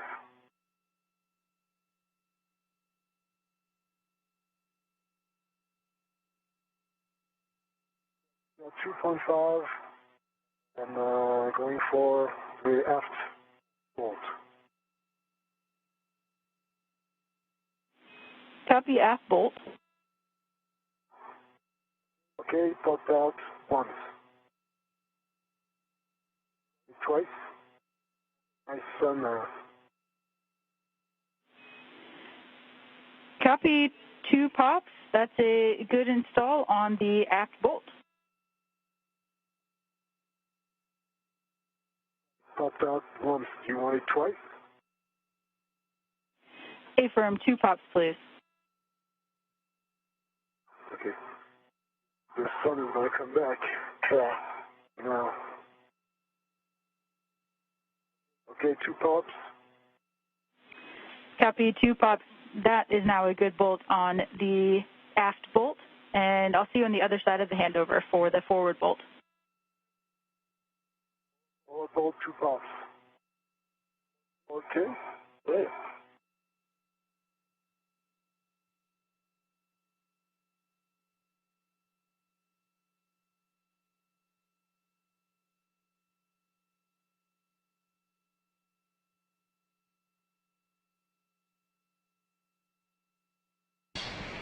And with that, Pesquet has successfully driven the first outer bolt, installing the FPMU. Next up, he'll work on driving the second outer bolt to fully secure the FPMU.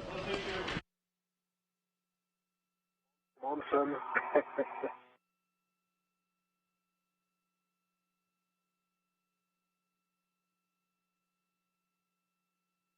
Look at that view, I'm telling you. Yeah. Numbers. Yeah, you gotta take that. And tomorrow, back with you on the other side of the handover. Can you verify your current config on the forward and aft bolts? As in, it popped twice on the forward and aft bolt. Is that what you're asking, Waddy? Affirm. So we did get 2 pops on both the forward and aft bolts. And can we get a final turn count on the forward bolt? I guess 4 turns on the forward bolt. Copy 4 turns. Both of those are good bolts. Again, approximately. Depending on Waddy, because it's 10 or 15 degrees per project motion, so it's not to give you turn. Understood, absolutely. You can go ahead and stow your PGT.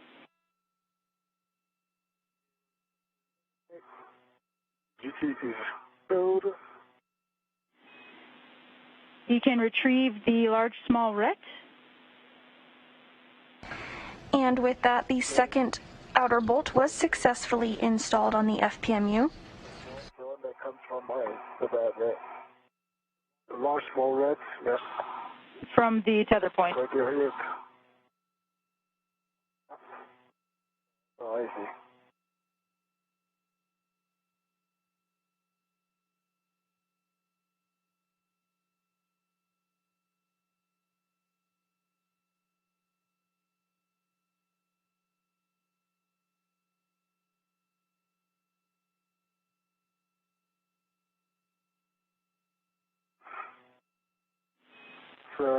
That's complete, Waddy. Copy. You can transfer the failed FPMU from your BRT over to Aki.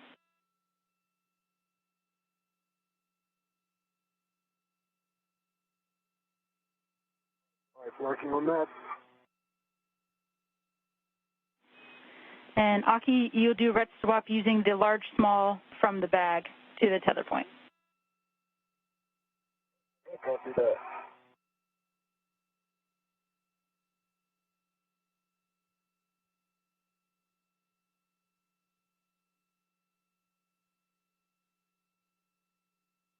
All right, L1. All right. Okay. Here comes the failed FPMU. Okay. I still have the BRT on it. I should have moved to a jaws, given just one sake. Doing half a job, actually. I'm sorry. That's all right.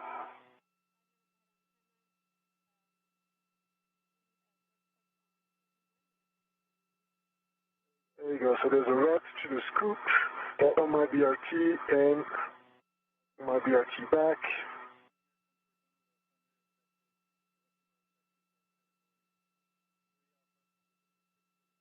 1 second. Hold on, Thomas. Okay, holding on.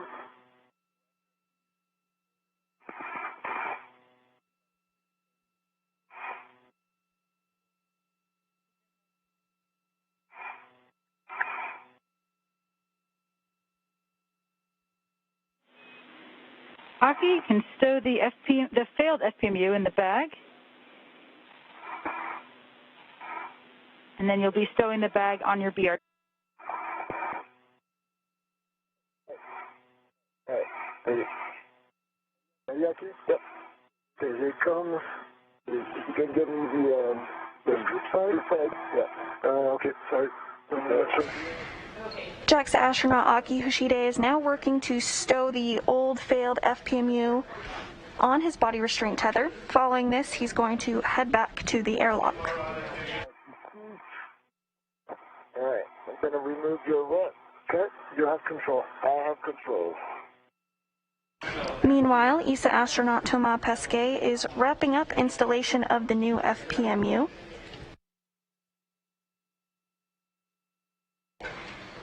Now approaching the 6-hour mark in today's spacewalk. So far, all tasks have been completed, as well as one get-ahead task to swap out a PIP pin in the airlock and replace it with a new PIP pin.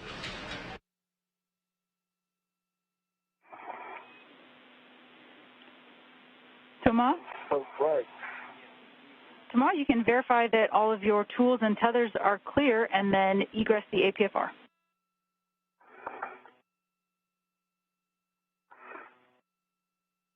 All right, those tethers are clear, and I'm going to grab the APFR. All right, come on, we may need your help on this, okay? You need, maybe you need to stay in the APFR? Yeah. Okay. Probably better, more stable. You can hold that, the failed it. Absolutely. Yep, I have it. You have it? Yeah. There you go. Get back.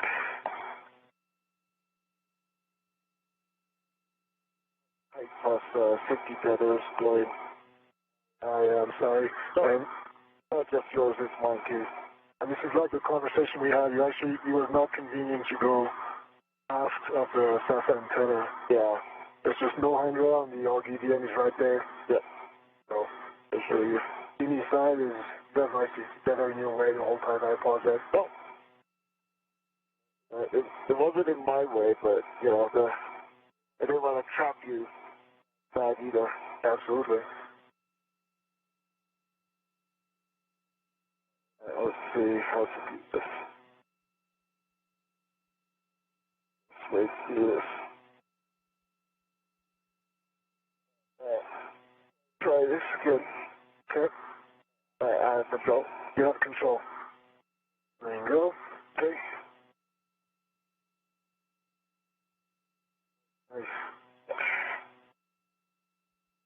Let's block the clearance with the vessel.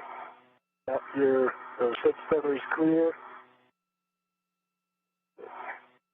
Okay. Going to go ahead and egress the APFR. Yeah, go for it. Copy all.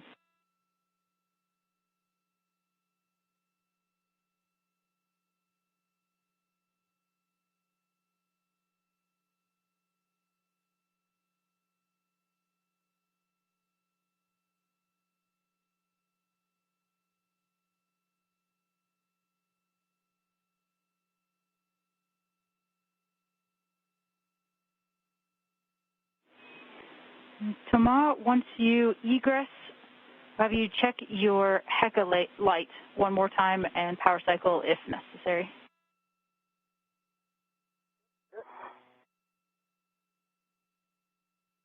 Okay, that is on the power cycle. Stay firm.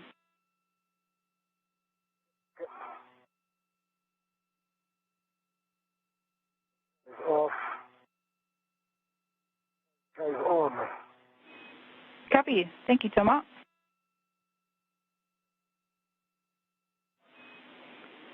And And Thomas, you can either translate back over to the connector panel or retrieve the APFR and put it on your BRT. I think I'll... Connector panel is right here. I can get to the connector panel from that side, I guess. Try and do that.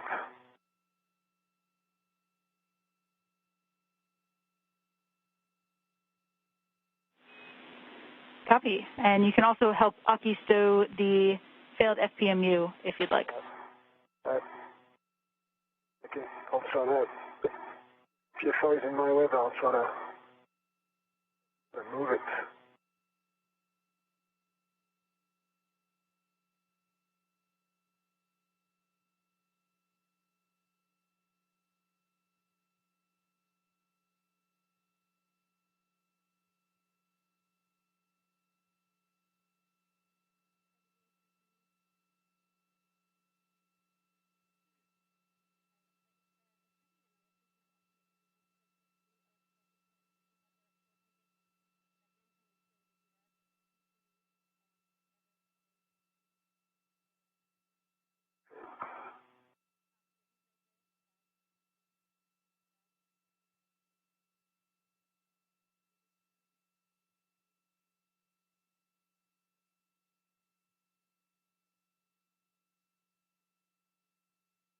All right. Get to the back strap on that side. Having back on, back strap. Yeah, what do you need me to do that? Just put it on the other side of the bag. Oh, it's far away from me, I can't start. But it's right under you. Yeah, there. I'll remove you. Yeah.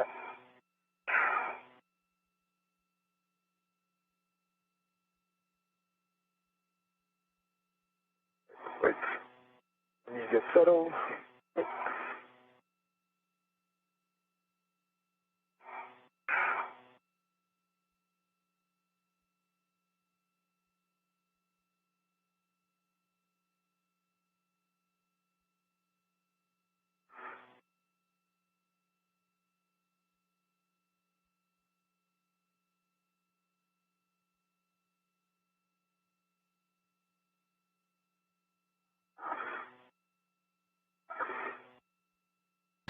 Hoshide continuing to work to stow the failed FPMU, the floating potential measurement unit, in the bag. They'll bring it back to the airlock with them.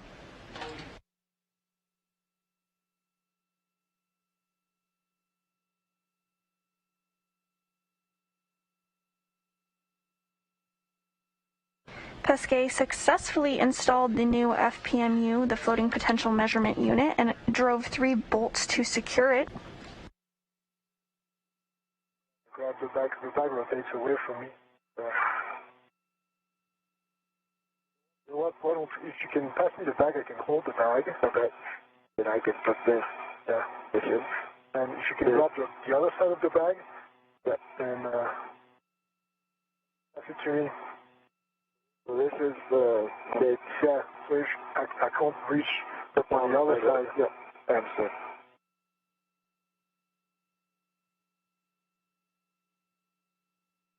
Just a couple more steps remain in this procedure, including plugging in a couple of connectors and powering on the new FPMU.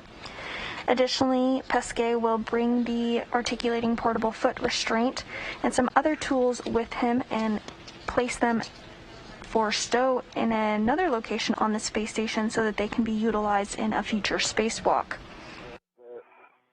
The probe needs to be in bag. I got the bag. And this should stick out, right? Yeah, the probe needs to be in the bag. Okay.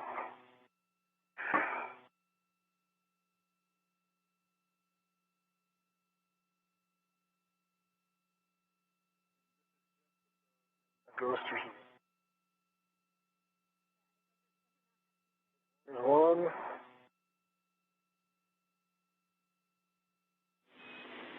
Just a reminder that only the probes need to be in the bag, and it doesn't need to look pretty. No, copy that. rotate it towards you, Aki, so that I have access to the other side. There you go. That's going to be good.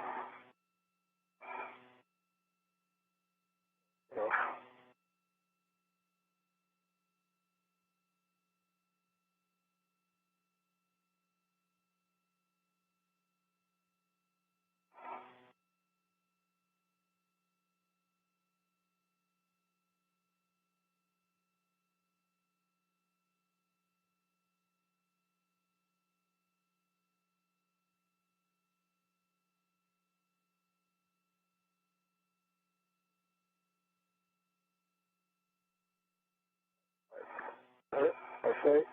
I say good. Thank you. I'm going to go ahead and reconnect P2. Copy. And P2 is reconnected, mated over center. Copy. That's a good install on P2. You can go ahead and retrieve the APFR WIFX and stow it on your BRT.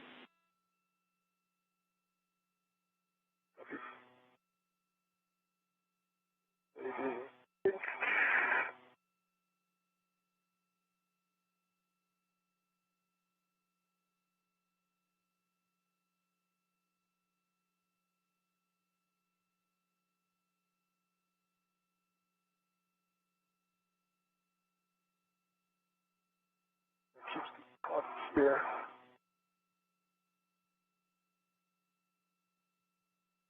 All right. Cinched. The bag is secure, cinched. Looks very pretty. Looks great to us. You can go ahead and stow it on your BRT. All right.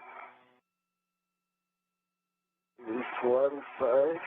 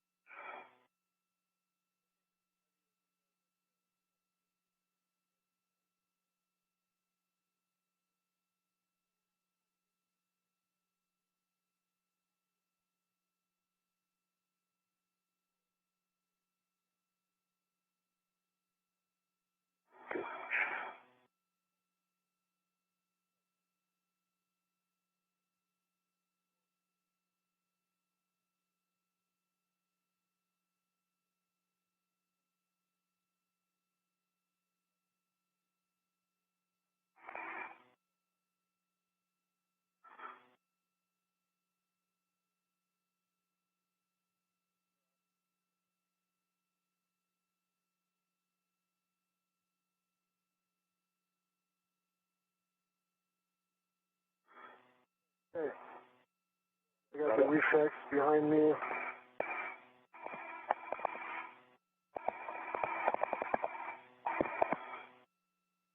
The bag. That's the bag. The bag behind me. All right. Copy. Looks clean. Copy, Thomas and Aki. So, Aki will have you lead, but first we'll take a glove hap and a HECA light check from you. Okay. Glove the same. Hap is dry. HECA light is off. Well, turn it back on. Copy.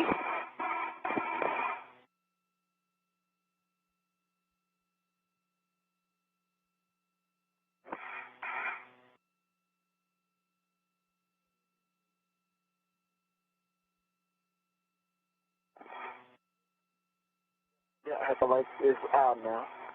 Copy, Heckalite on. Green light.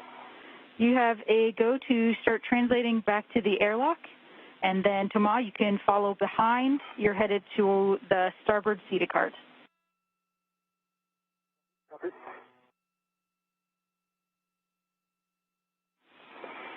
Big picture for the two of you.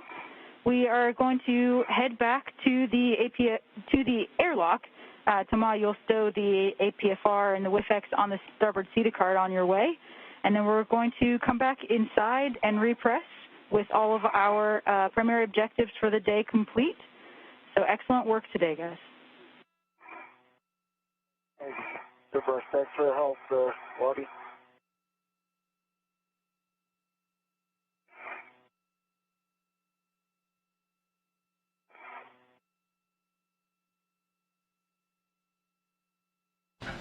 And with those words from Ground IV Jessica Watkins up to our spacewalkers, they will head back to the airlock with all primary tasks completed for the day, as well as one get-ahead task.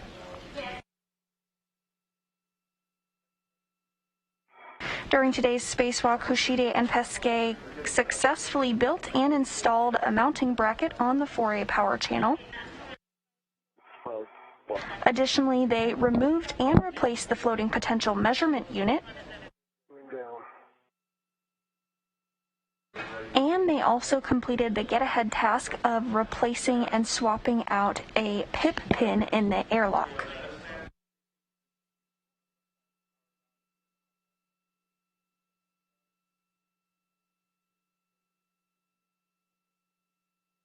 Green hook is on the red wheel. It's closed. Hook is unlocked. Copy, Aki.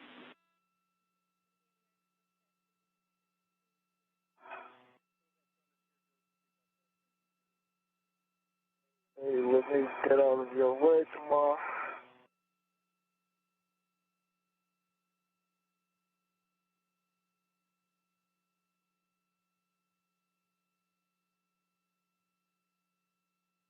Hey.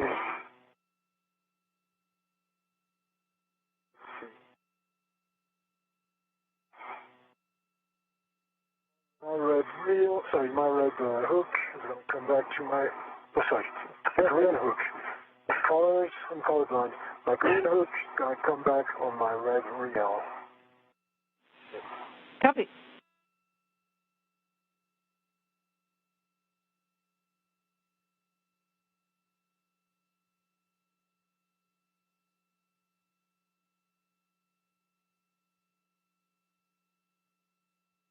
The green hook is on the red reel.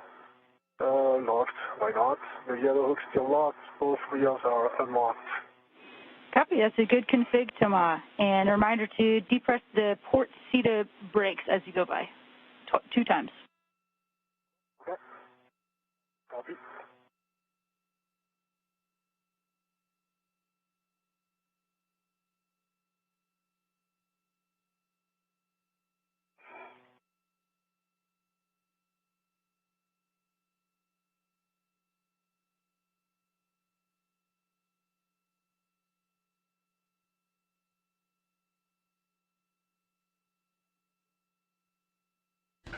This view from Thomas Pesquet's helmet cam as he makes his way back to the airlock. Correct. Hey, friend Thomas, you're looking for with 1 on the starboard seated cart. Before stopping at the airlock, though, he will drop off the APFR, the Articulating Portable Foot Restraint. This will be used in a future spacewalk.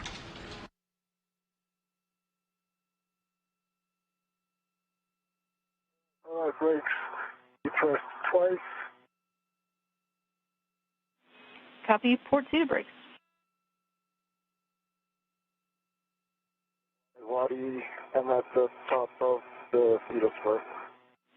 Copy, Aki.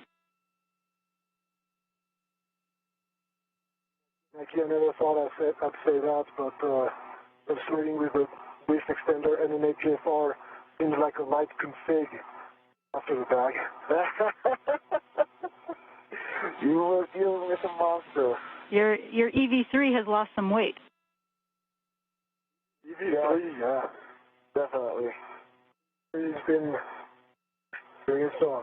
Alright, with one, I'm at the the cart.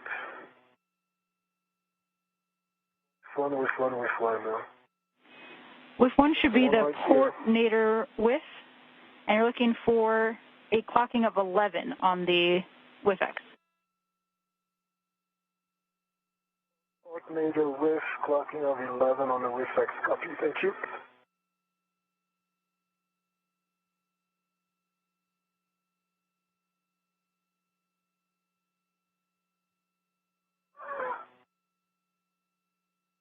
All right.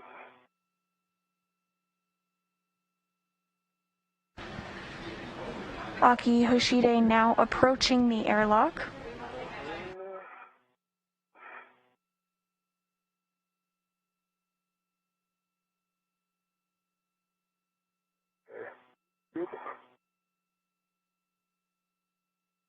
Once he arrives at the airlock, the first task will be to open up the hatch thermal cover. Oh, okay. Aquí. Los paparazzi.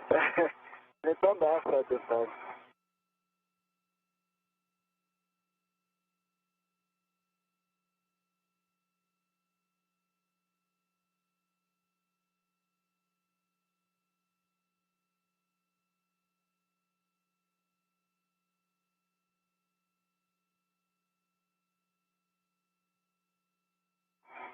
Okay, 11.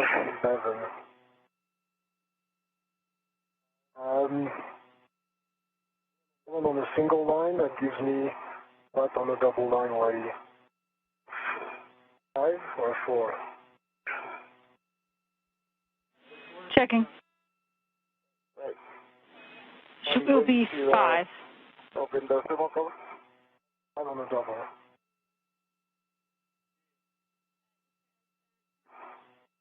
Sorry, can I open the thermal cover?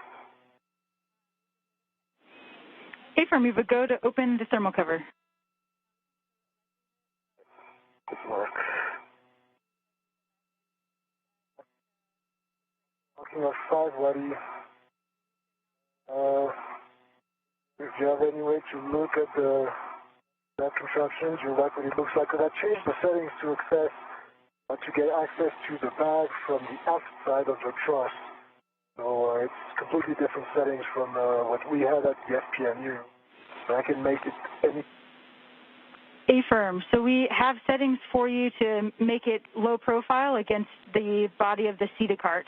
So the WIFX will be 11 alpha 1.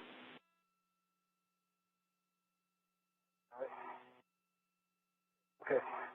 You got broken up, but I think you want me to put it as much against the body of the SETA cart as possible. It's going to be a work on the pitch. And I'm seeing that work right now. Good words, Thomas. And it'd be 11 alpha 1 on the WIFX. Okay, I'm going to have to take it out of the whiff because that pitch motion is interfering with the trunnion on the NT. So, taking it out and then putting it back in.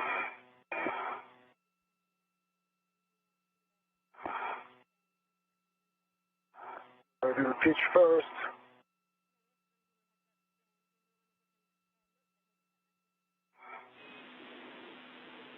Copy, Thomas.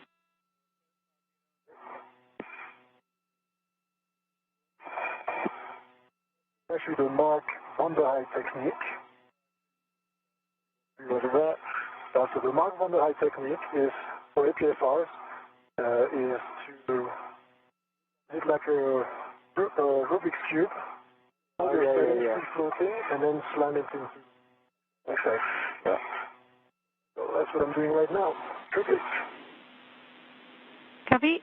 And Aki, FYI for you, you may get the reserve water on message on your suit. No action and no concern, but just a heads up. Yeah. Okay.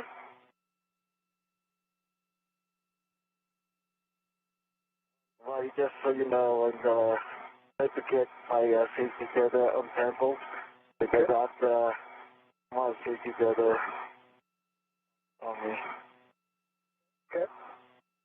And what do you have installed is a clocking of 7 single line, 5 double line. On wave 01, the pitch is, I can't read the number, but it's all the way as close to the curve as possible, and the extension is as short as possible on the wave extender. That's a good config for us, Thomas. And can we get the APFR settings as well? We have 12 Foxtrot Alpha 6. No, I think I have to change that to take it out of the way. So 12 is still there because it stayed in the wave extender the whole time. Papa is there, and now I have 6 on the yaw and Alpha on the roll. Okay, we copy 12 Papa Alpha 6 on the APFR. Is that what you wanted? Ready? Or before? It would be pure luck. Copy, Thomas. That looks good. Okay. Next. Right. So I'm retrieving my ret and making my way back to your lock. Affirm, you can retrieve your ret. Unfortunately, we'd like for you to go back to the port CETA cart and depress the brakes again. There are some concerns that it got lifted after you depressed them the first time. Okay, I depressed them twice on my way back, but you're saying something happened after that? Go fix it. Affirm, Thomas. We. Oh yeah, I touched the handle. It's not bad. All right, go fix it. Affirm, Thomas.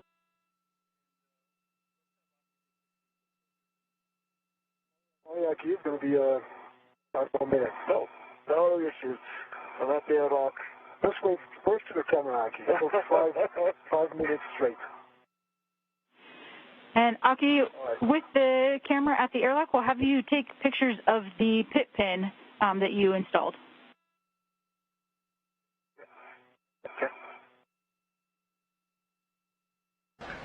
JAXA astronaut Aki Hoshide has arrived back at the airlock. He's going to work on taking some photos of the get-ahead task that he completed earlier to remove and install a new pip pin. ESA astronaut Thomas Pesquet will join him shortly at the airlock. We're approaching the 6-hour, 30-minute mark of today's spacewalk. All planned tasks and one get-ahead task were completed today.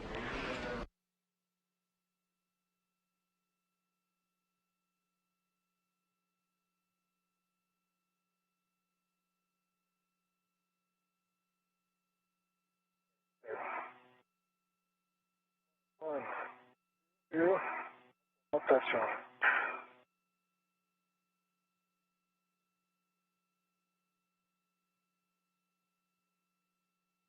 What either said the pedals are they're depressed twice, and I was more careful this time. I didn't touch the brake handle. Copy, brakes depressed twice, so you appreciate it. Only normal. That's my mistake.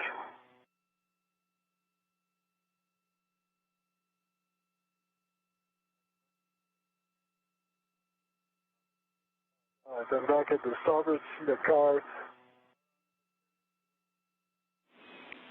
Hoshide working to get the failed FPMU into the airlock. Copy.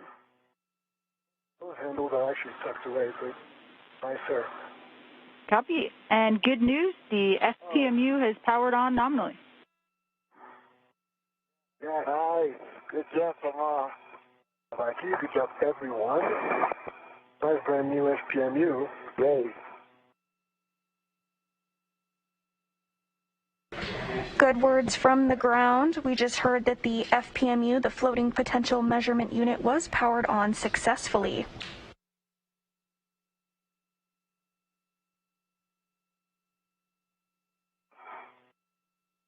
In addition to the successful replacement and installation of the new FPMU, Hoshide and Pesquet completed tasks to build and install a mounting bracket on the 4A power channel in preparation for the next delivery of ISS Rollout Solar Arrays, or IROSAs.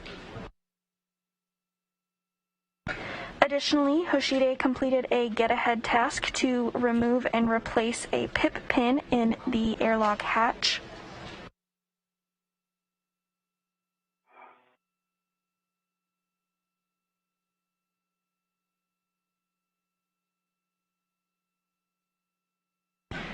By all accounts, today has been a very successful spacewalk. It's the first spacewalk involving 2 international partner crew members out of the Quest airlock and the 244th in support of station assembly, maintenance, and upgrades. Copy, FPMU bag secure.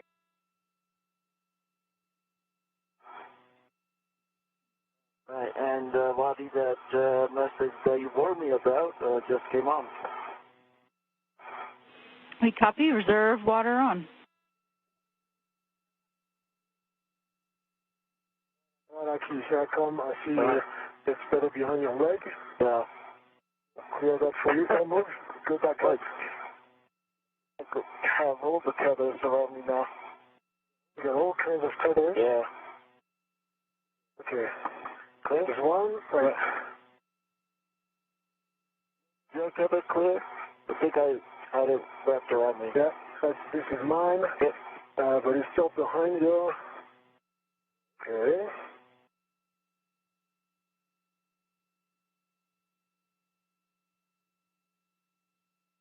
I think you have to come back out. Yep. Do that anyway. This is yours, right? So, that's mine, yeah. Yep. It goes behind you. Yep. If you go aft. Yep. Now, let me see. Here. Oh, that's a nice one. Now can you... It might be on no?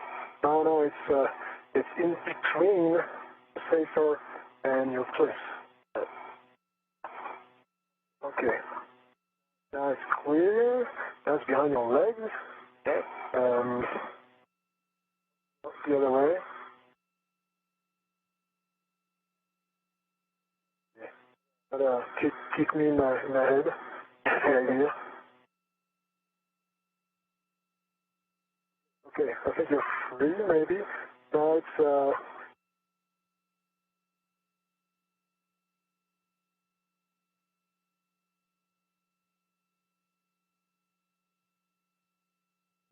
We're in a brief expected handover between satellites, and we'll regain communication and visuals with the spacewalking crew shortly.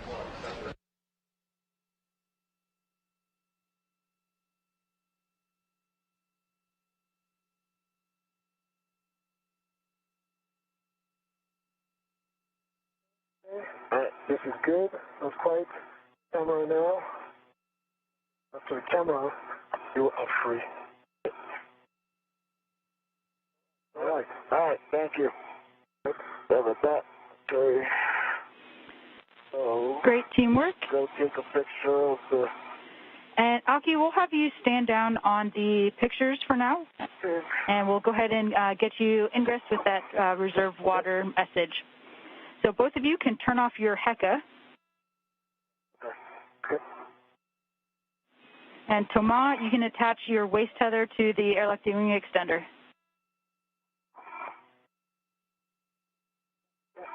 Mark. Yours, this one's mine. Can disconnect you two. I'm sorry, Aki, what you said? I'll try to be on the aft side so you can disconnect me. Okay. Alright.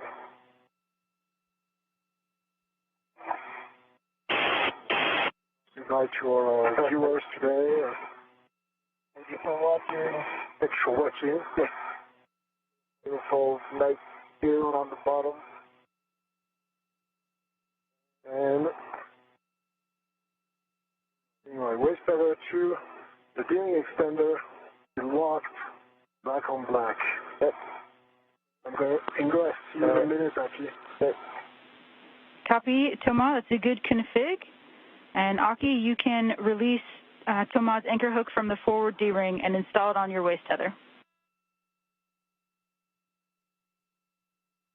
1, 2, 1,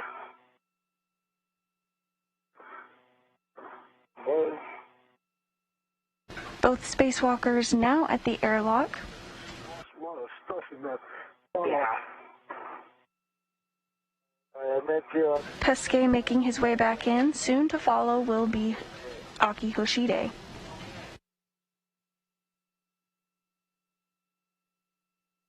Okay, I'm in now. Yep.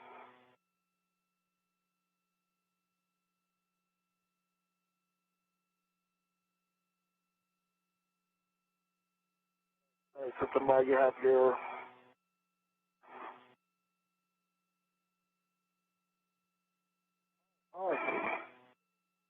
My left waist tether on the yellow gearing extender gate is closed, black on black. Okay, got it. All right, EV2, anchor hook coming off.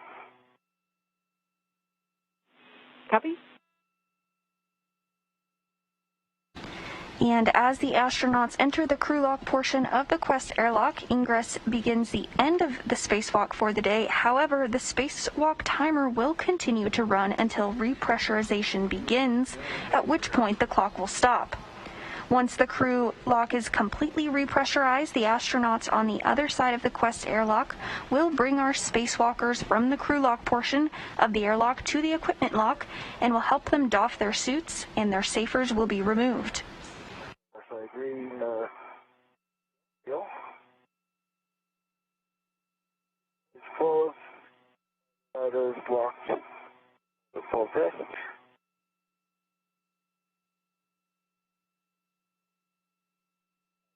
EV1, anchor hook coming off. I will throw it on my mirror workstation. Copy, good words.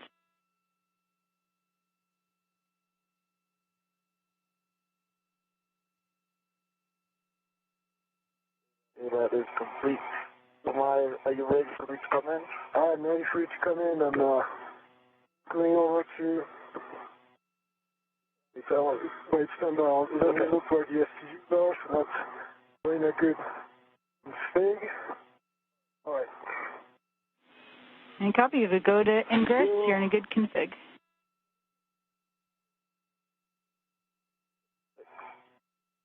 And you can come in, Aki. All right.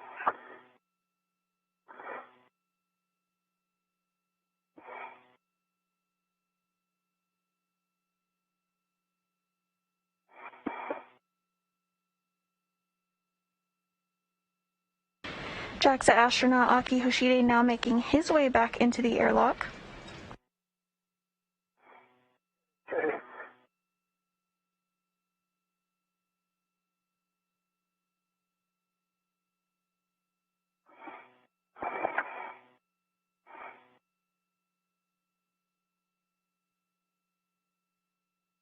Bye, Aki.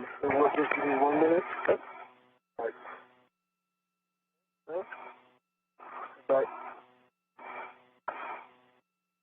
Okay, now I'm clear. Yep. The bag, I'm trying to keep the bag out of your way, but yeah, it's difficult.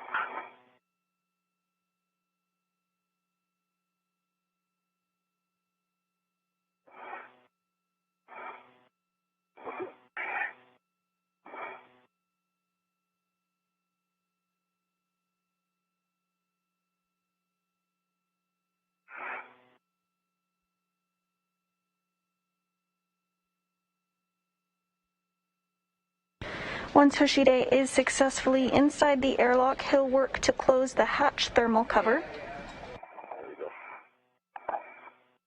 I see you come in. Yeah. Hello.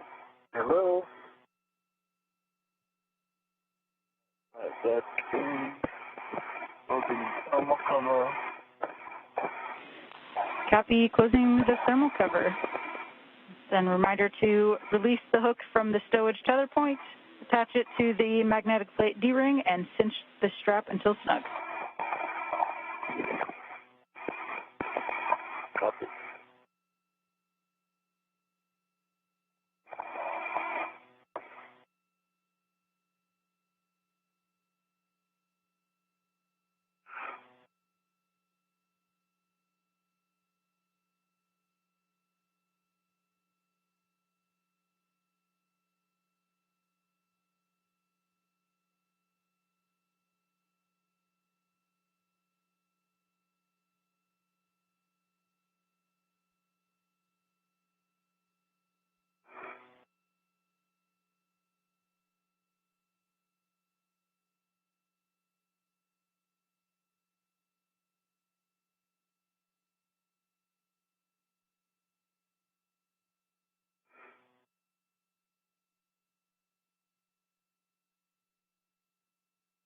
This view from Aki Hoshide's helmet camera as he works to close up the thermal hatch cover.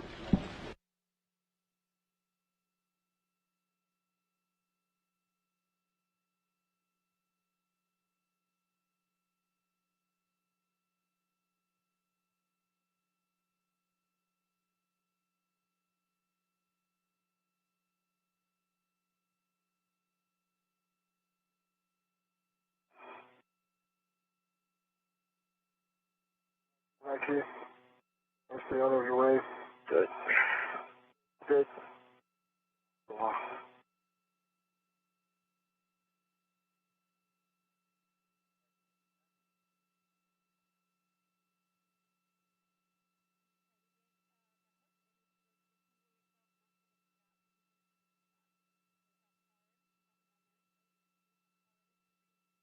It cinches down. Locks open. And Aki, that hook needs to go to the D-ring on the hard magnetic plate instead of the soft goods loop A-firm. Yeah, I see it now.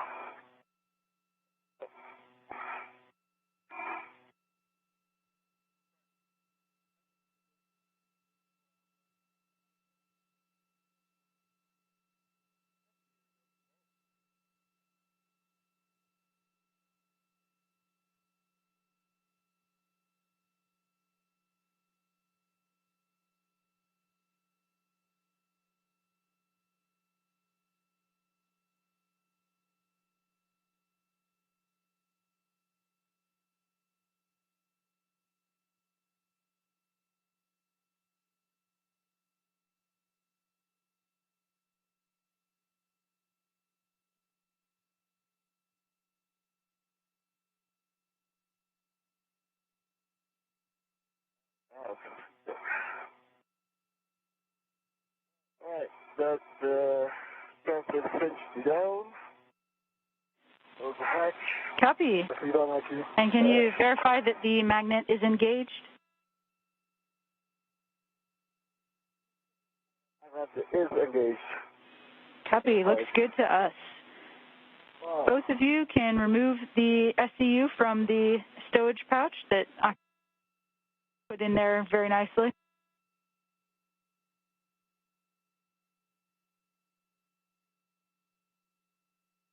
It did some work.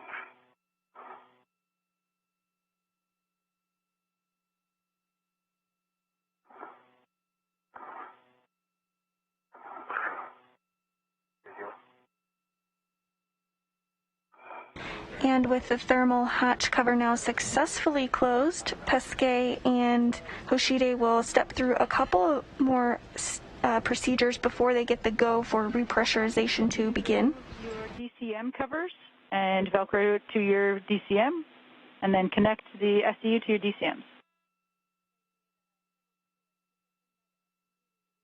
Yes,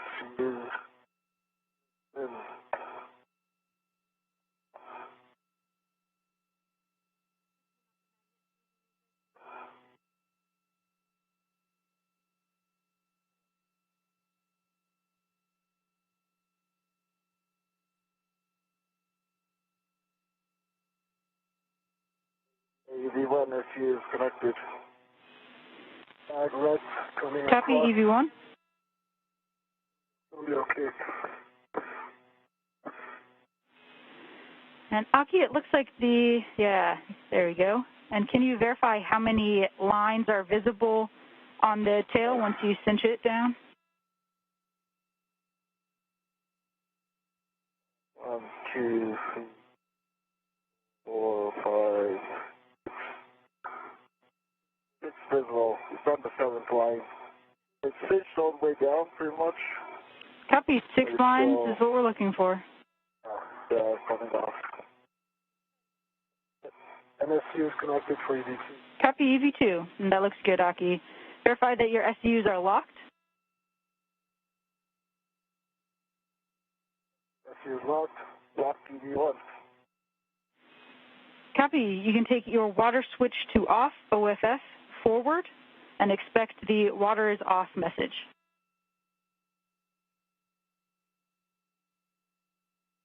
EV1, water is off. EV2, water is off. Copy. Verify the outer hatch is clear of hardware.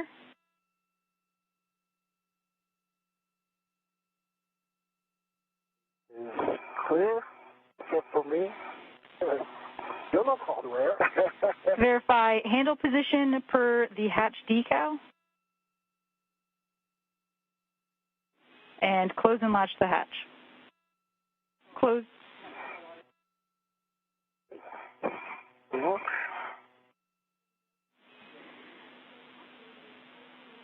One go back before closing and latching the hatch. Closing and locking the hatch, we will wait 2 minutes for the... pulling on my leg. Oh no, that's you. Take 2 minutes, copy. Yeah. Sorry.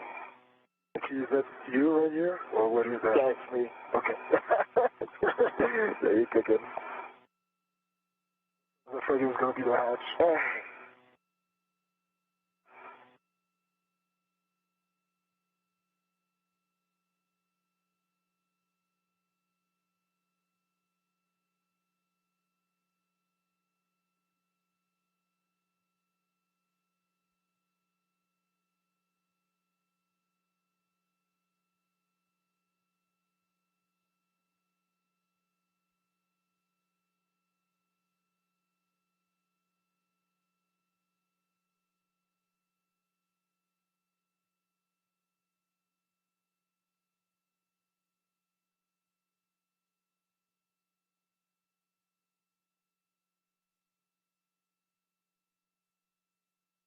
Back inside the space station, NASA astronaut Mark Vande Hei on your left and Megan MacArthur on the right-hand side of your screen are standing by to step through procedures for repressurization.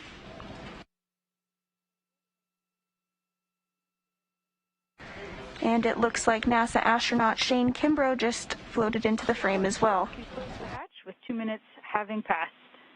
Can close and lock the hatch, Aki. Copy that. Okay, copy.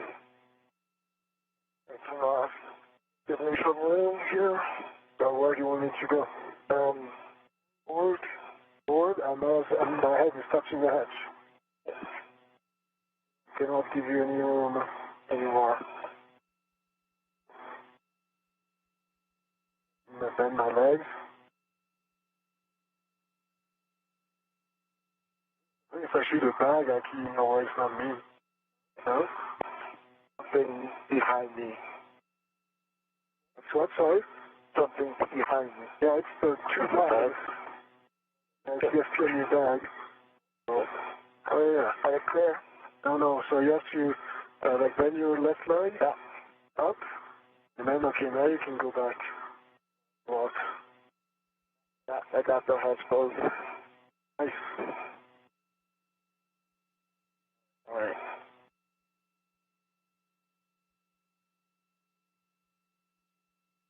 Close. Close.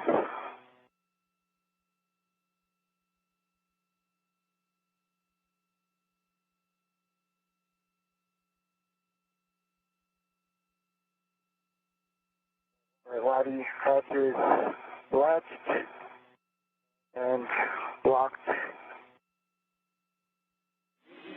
Copy. The hatch is locked. So we're going to go to pre-repress on the depress-repress cue card. On your DCMs, verify that the SCU is connected to your DCM. AV1 verified. AV2 verified. Check that the water switch has been off for 2 minutes. And we... 2 minutes, EV1, and verified EV2. Check that the EV hatch is closed.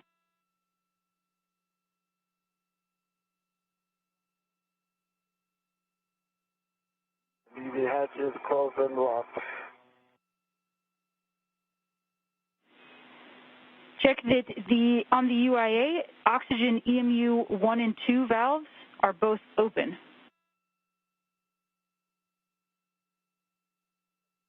Both open. Switch power EV1 and 2 switches to on, ON. Switches are on. LED EMU is on. 18.6 volts on both sides. Copy. LEDs on and 18.6 on both. On your DCMs, switch power to SCU and expect a warning tone. EV1 power to SCU.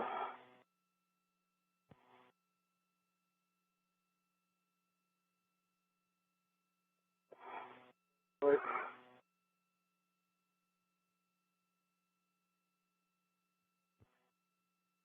SCU. Copy. EV1 and 2 on SCU. With that, I'm going to hand you back over to Megan for the crew lock repress, but it has been a pleasure working with both of you. You did an excellent job today.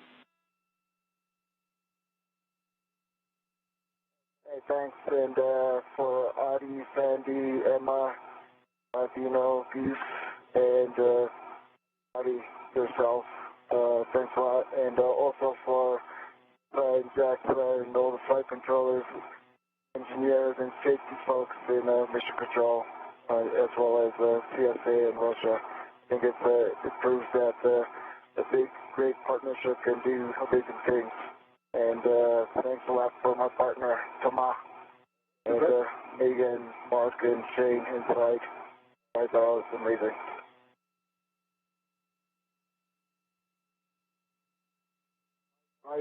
Right back at you, Aki. Awesome. Awesome.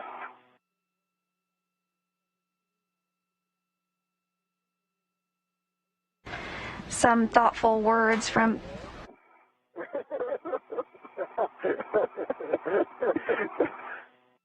That was the best words that we've never heard. I hope not. They're just messing with you. Some thoughtful words from JAXA astronaut Aki Hoshide reflecting on the hard work of the ground and those who help support and make this spacewalk possible. We can get you back inside safely, so please take your O2 actuator to press. O2 actuator. And Megan, it's good to hear your voice. Yeah, absolutely. It's great to hear you guys. You guys having so much fun out there, and you did a great job. We're real proud of you. And for O2 actuator. Yeah. All right, there we go.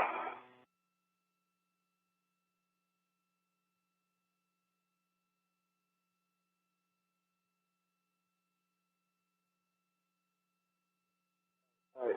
If you want to know, O2 actuator has been cut.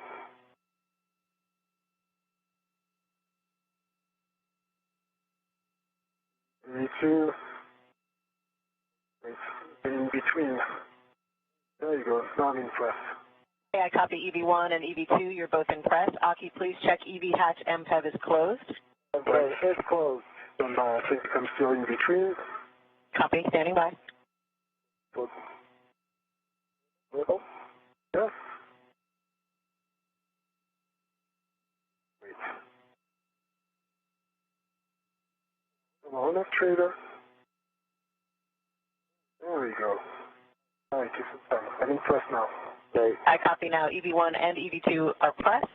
And Aki, you said the EV hatch MPEV is closed, so I'm going to throttle the hatch equalization valve. Good. Let me know if you need me to stop or slow down. Okay. And watch for Thomas' hand signal. Okay, I will watch for the hand signal. Thank you.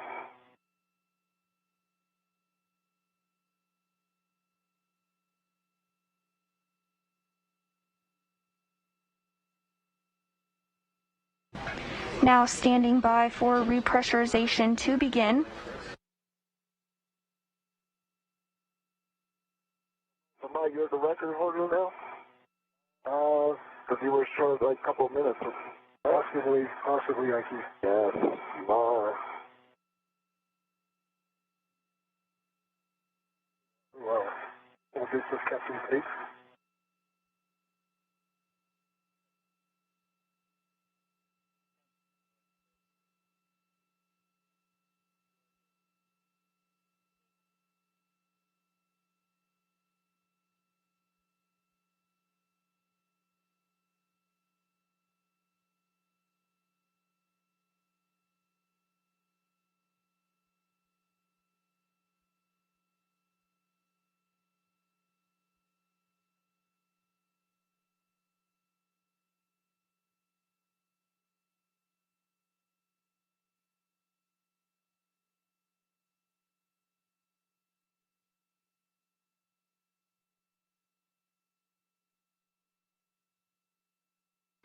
And with repressurization having begun, our spacewalk clock for the day has ended.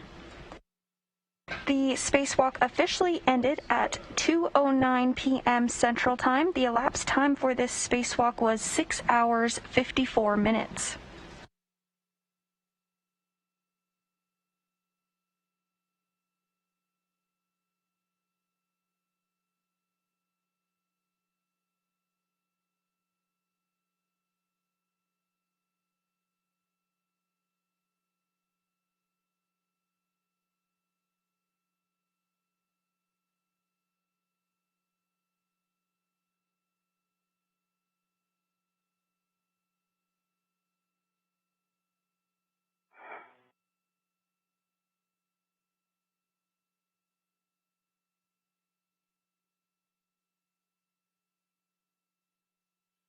Aki and Tomorrow, you can expect an alert tone when the crew lock is at 4.0.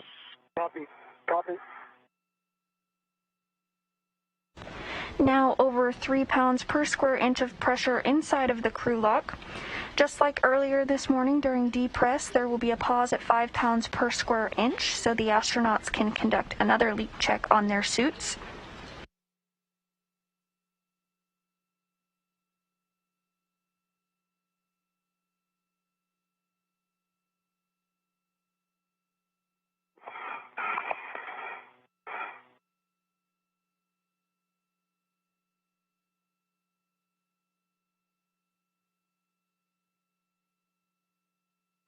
And in the equipment lock portion of the airlock, you see NASA astronauts Mark Vande Hei and Megan MacArthur, who will help our spacewalkers doff or take off their spacesuits once they bring them in from the other side of the hatch after repress is finished.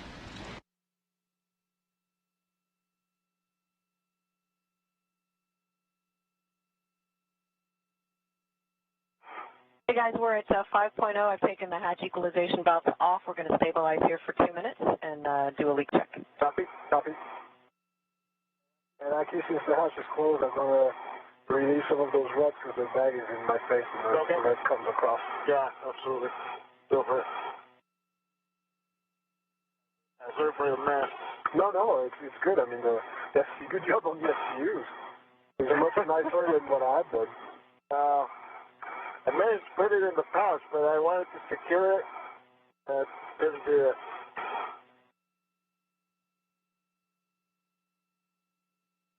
Good job out there, Aki. Hopefully, you were doing most of the job there, buddy. You retort, you know. Hopefully I get some pictures of you. I think I got a few good ones, but so hard to get pictures. Yeah, out but there.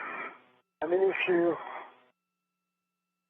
I don't want to do my picture guide, but like the light, you have to have the light come from the side, like to see your face. Yeah. And then if it's coming from behind you, then you're gonna be completely underexposed. Yeah. It's really luck. Yeah. To get a good shot. Yeah, I agree. I mean, like framing, you can't see that through that eyepiece really well. So, like, take a couple of pictures and go for the best. Yeah. I agree.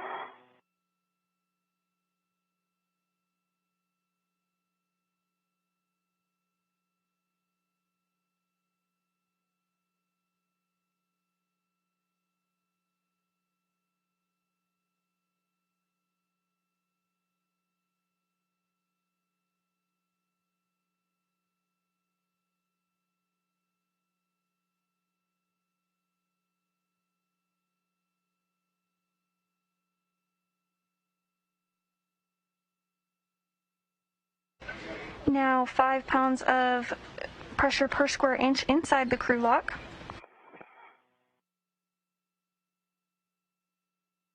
Repress pausing for a couple of leak checks to take place.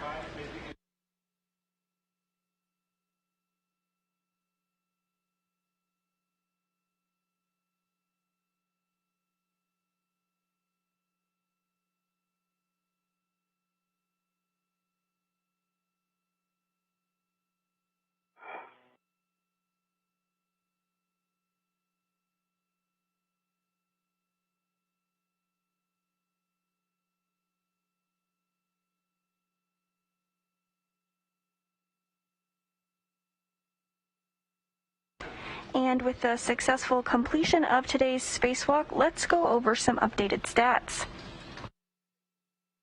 This was the 244th spacewalk in support of space station assembly, maintenance, and upgrades. The 12th spacewalk out of the space station this year and the 7th during Expedition 65.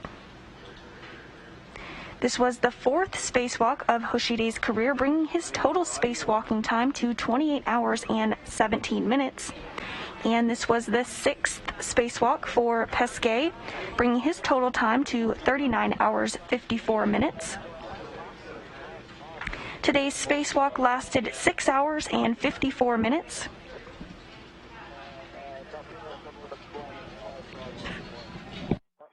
Nothing special for AV2. Okay, you can take your O2 actuator to IV. Stand by.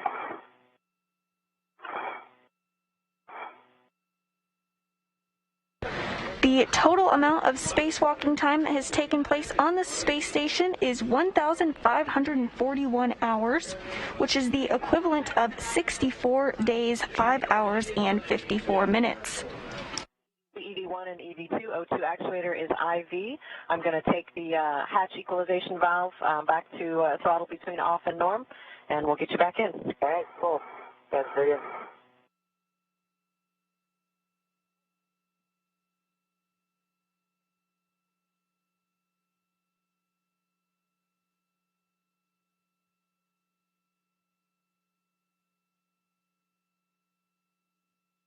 Today's 6 hour and 54 minute spacewalk was a smashing success in which astronauts Hoshide, JAXA astronaut Hoshide and ESA astronaut Thomas Pesquet successfully built and installed a mounting bracket on the 4A power channel. This is in preparation for the next delivery of ISS rollout solar arrays, or IROSAs. Additionally, the crew successfully removed and replaced the Floating Potential Measurement Unit, or FPMU, ensuring the device can provide measurements for years to come.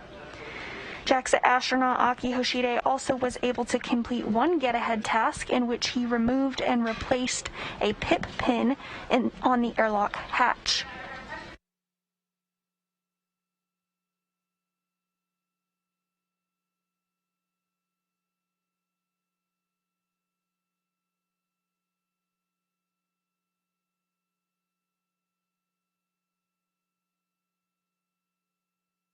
Repressurization continuing nominally, now at about 7 pounds per square inch of pressure.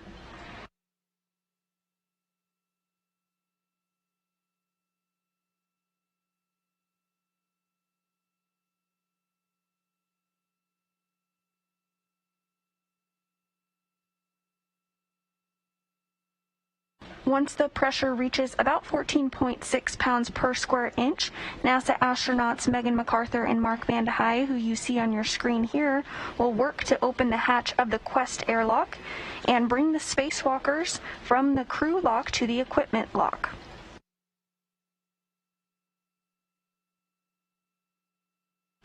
Following this, they'll help them take off their safers.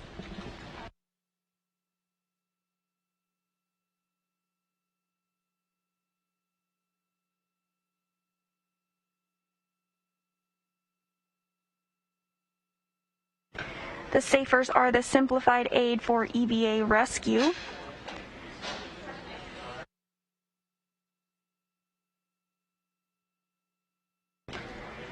Once the safers are removed, Hoshide and Pesquet will be given the go to remove their helmets, and that will wrap up our coverage for today.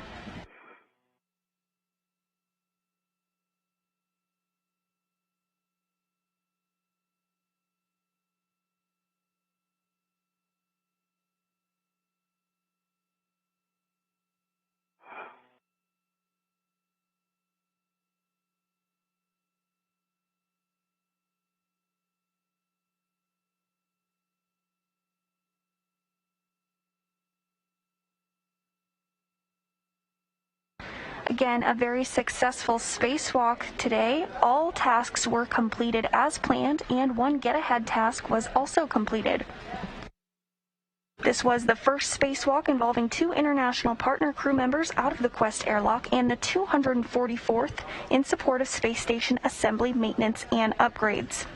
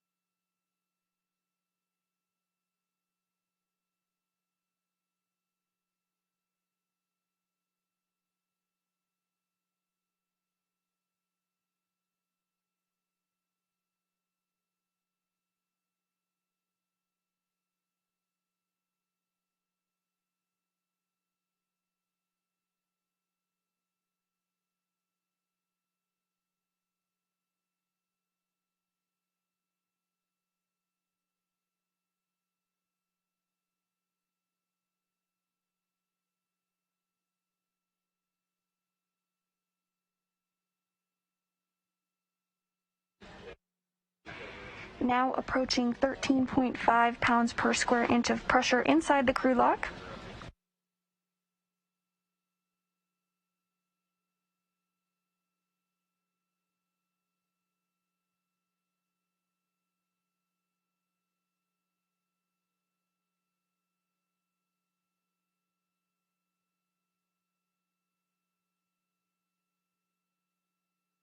Aki, and tomorrow we're getting pretty close to equalize. You can expect another alert tone when we get there.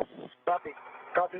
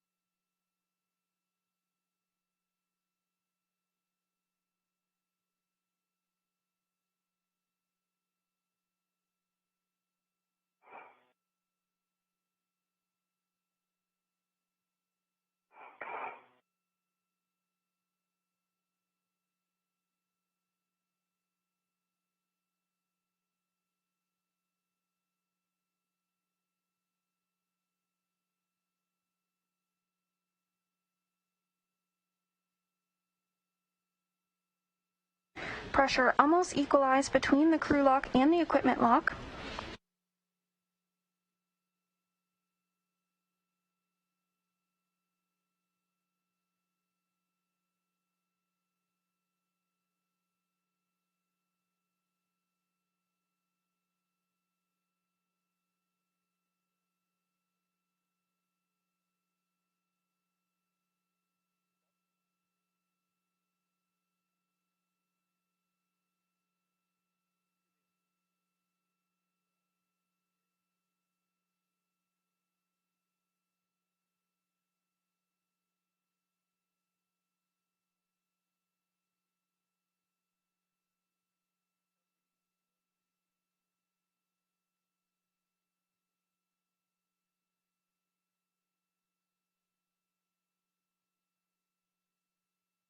Okay, guys, here comes the hatch.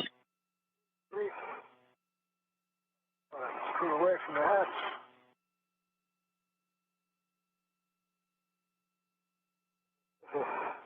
Ready. Pictures. Pressure now equalized between the equipment lock and the crew airlock. NASA astronaut Megan MacArthur will work to open and remove the hatch.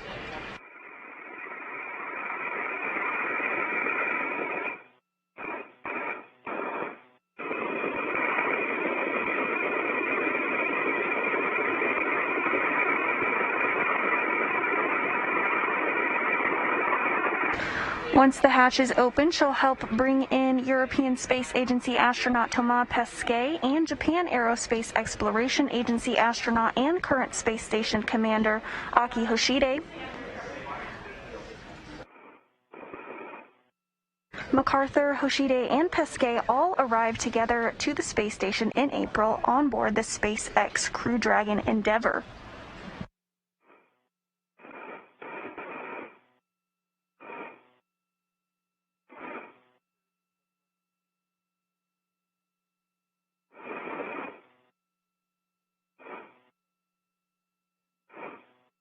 It's not tethered. I removed the tether.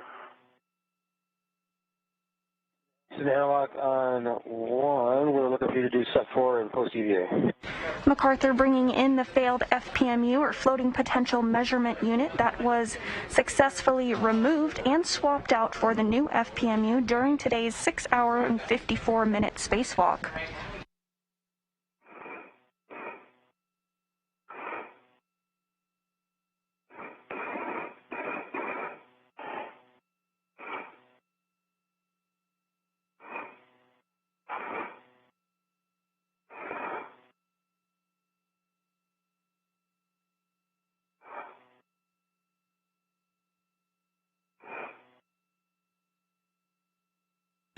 And floating in first is European Space Agency astronaut Thomas Pesquet.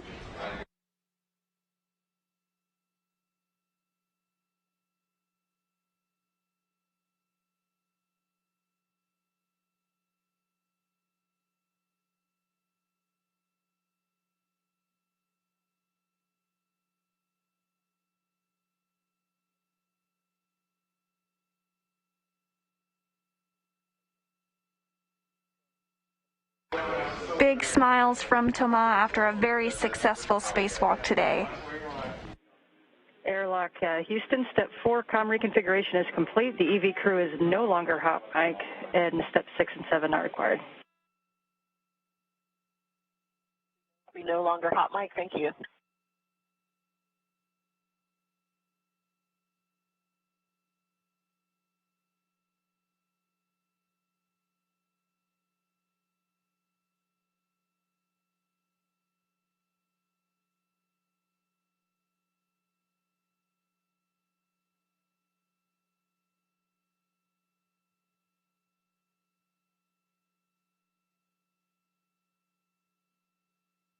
And Houston Airlock, can you confirm you said 6 and 7 are not required?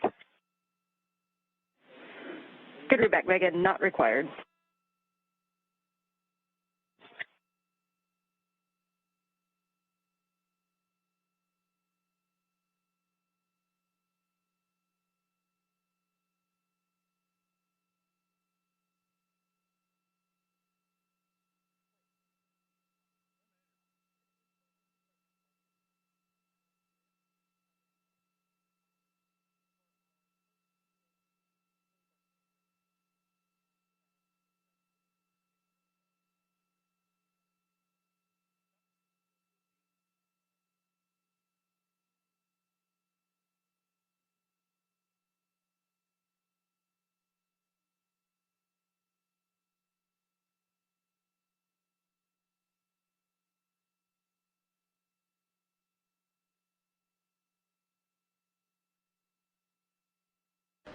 and Thomas Pesquet's safer has been successfully removed.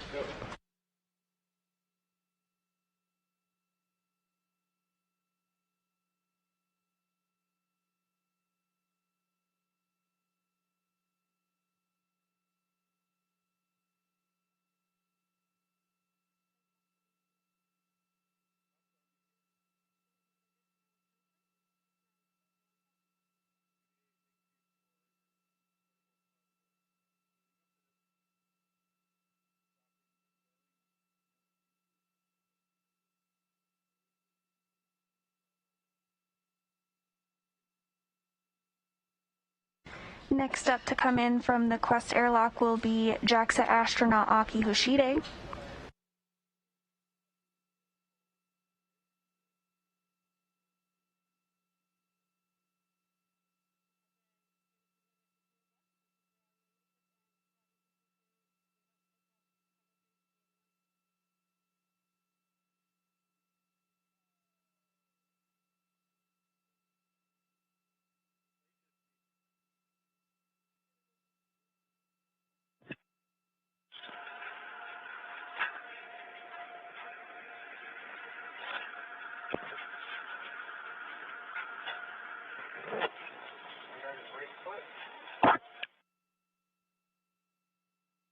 JAXA astronaut Akihiko Hoshide being assisted into the airlock by his crewmates NASA astronaut Mark Vande Hei and Megan MacArthur. They're going to help him remove his safer as well.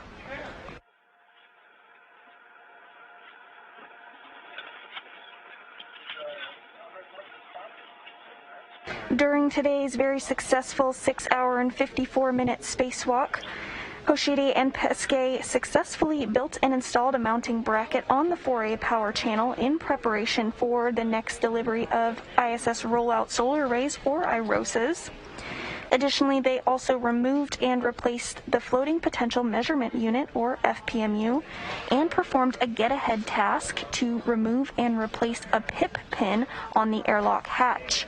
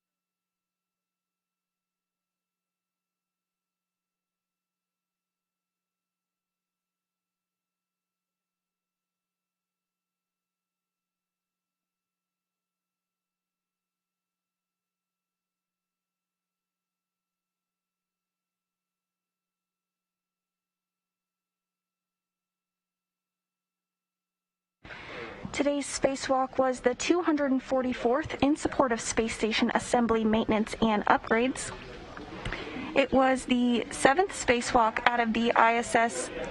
It was the 12th spacewalk out of the ISS this year and the 7th spacewalk for Expedition 65. This was the 4th spacewalk of Akihiko Hoshide's career, and his total spacewalking time now totals 28 hours and 17 minutes. It was the 6th spacewalk of Thomas Pesquet's career. He now has a total of 39 hours, 54 minutes of spacewalking time. And today's spacewalk lasted 6 hours, 54 minutes, in which all scheduled tasks and one get-ahead task were completed. The total time of spacewalking time on station is 64 days, 5 hours, and 54 minutes.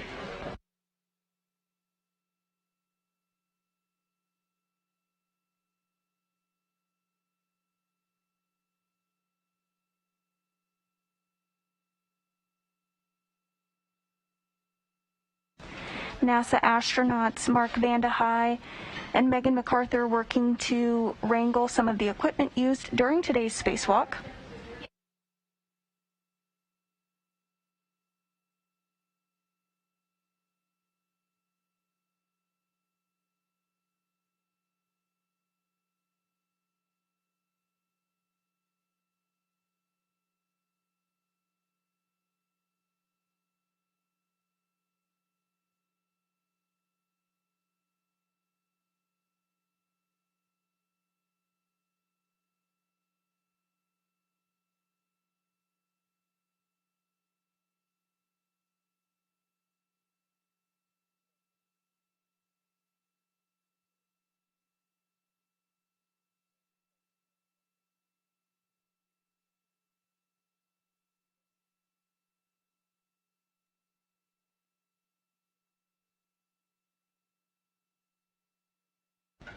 Again, during today's 6-hour and 54-minute spacewalk, JAXA astronaut and current space station commander Aki Hoshide and ESA astronaut Thomas Pesquet completed tasks to build and install a mounting bracket on the 4A power channel in preparation for the next delivery of ISS rollout solar arrays, or IROSAs.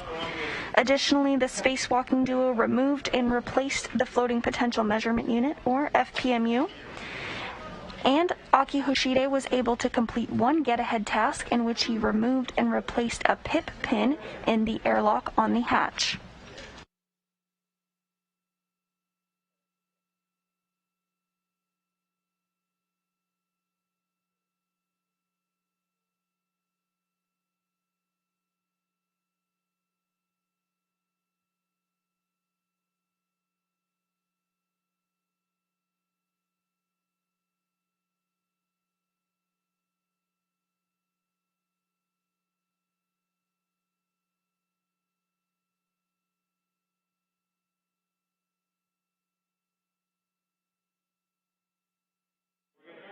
And Airlock Houston on 1. Mark, when you get a chance, can you tell me if that was Aki's or Tomas' helmet?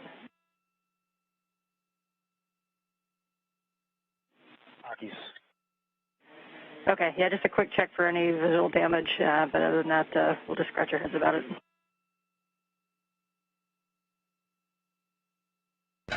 NASA astronaut Mark Vande Hei has removed JAXA astronaut Aki Hoshide's HECAs, or helmet cameras.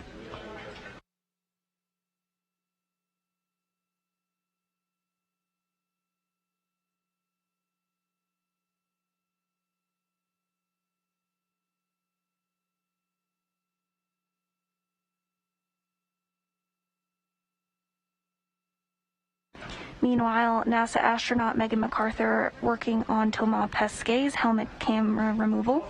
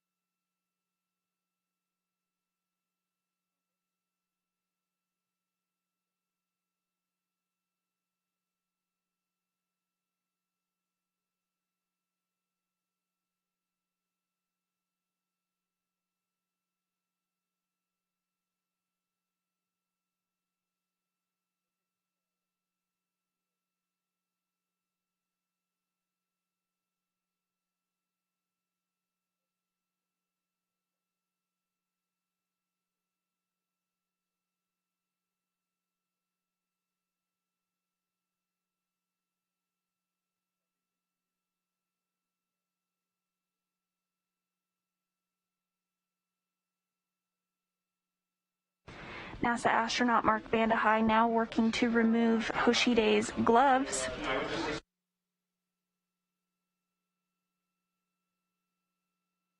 Once Pesquet's helmet camera is removed, MacArthur will work to remove his gloves as well.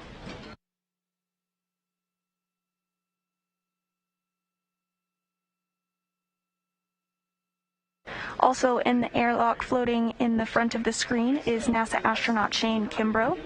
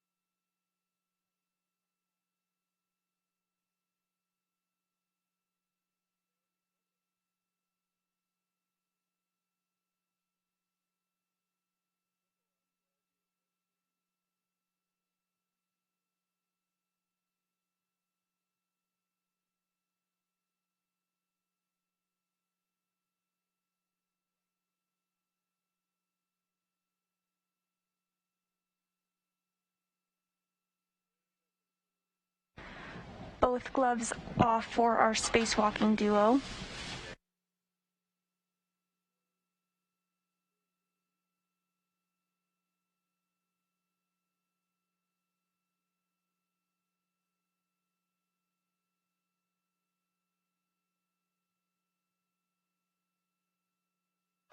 You see them stretching out their hands. Their hands really put in overtime during today's spacewalk, as that is how they moved and translate, installed and removed pieces and utilized the pistol grip tool.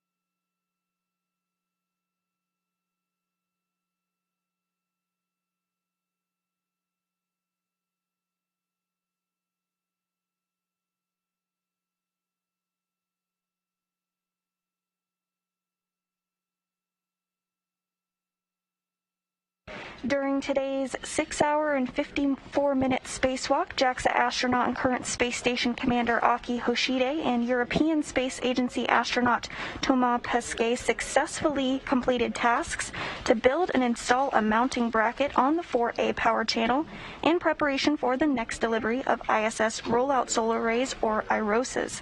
Additionally, they removed and replaced the Floating Potential Measurement Unit, or FPMU, ensuring the device can provide measurements for years to come. Hoshide completed a get-ahead task as well, in which he removed and replaced a pip pin in the airlock on the hatch. All tasks were completed today as planned during the 6-hour and 54-minute spacewalk. With the completion of today's spacewalk, that will conclude our coverage for today. Thanks for watching. Signing off for now, this is Mission Control Houston.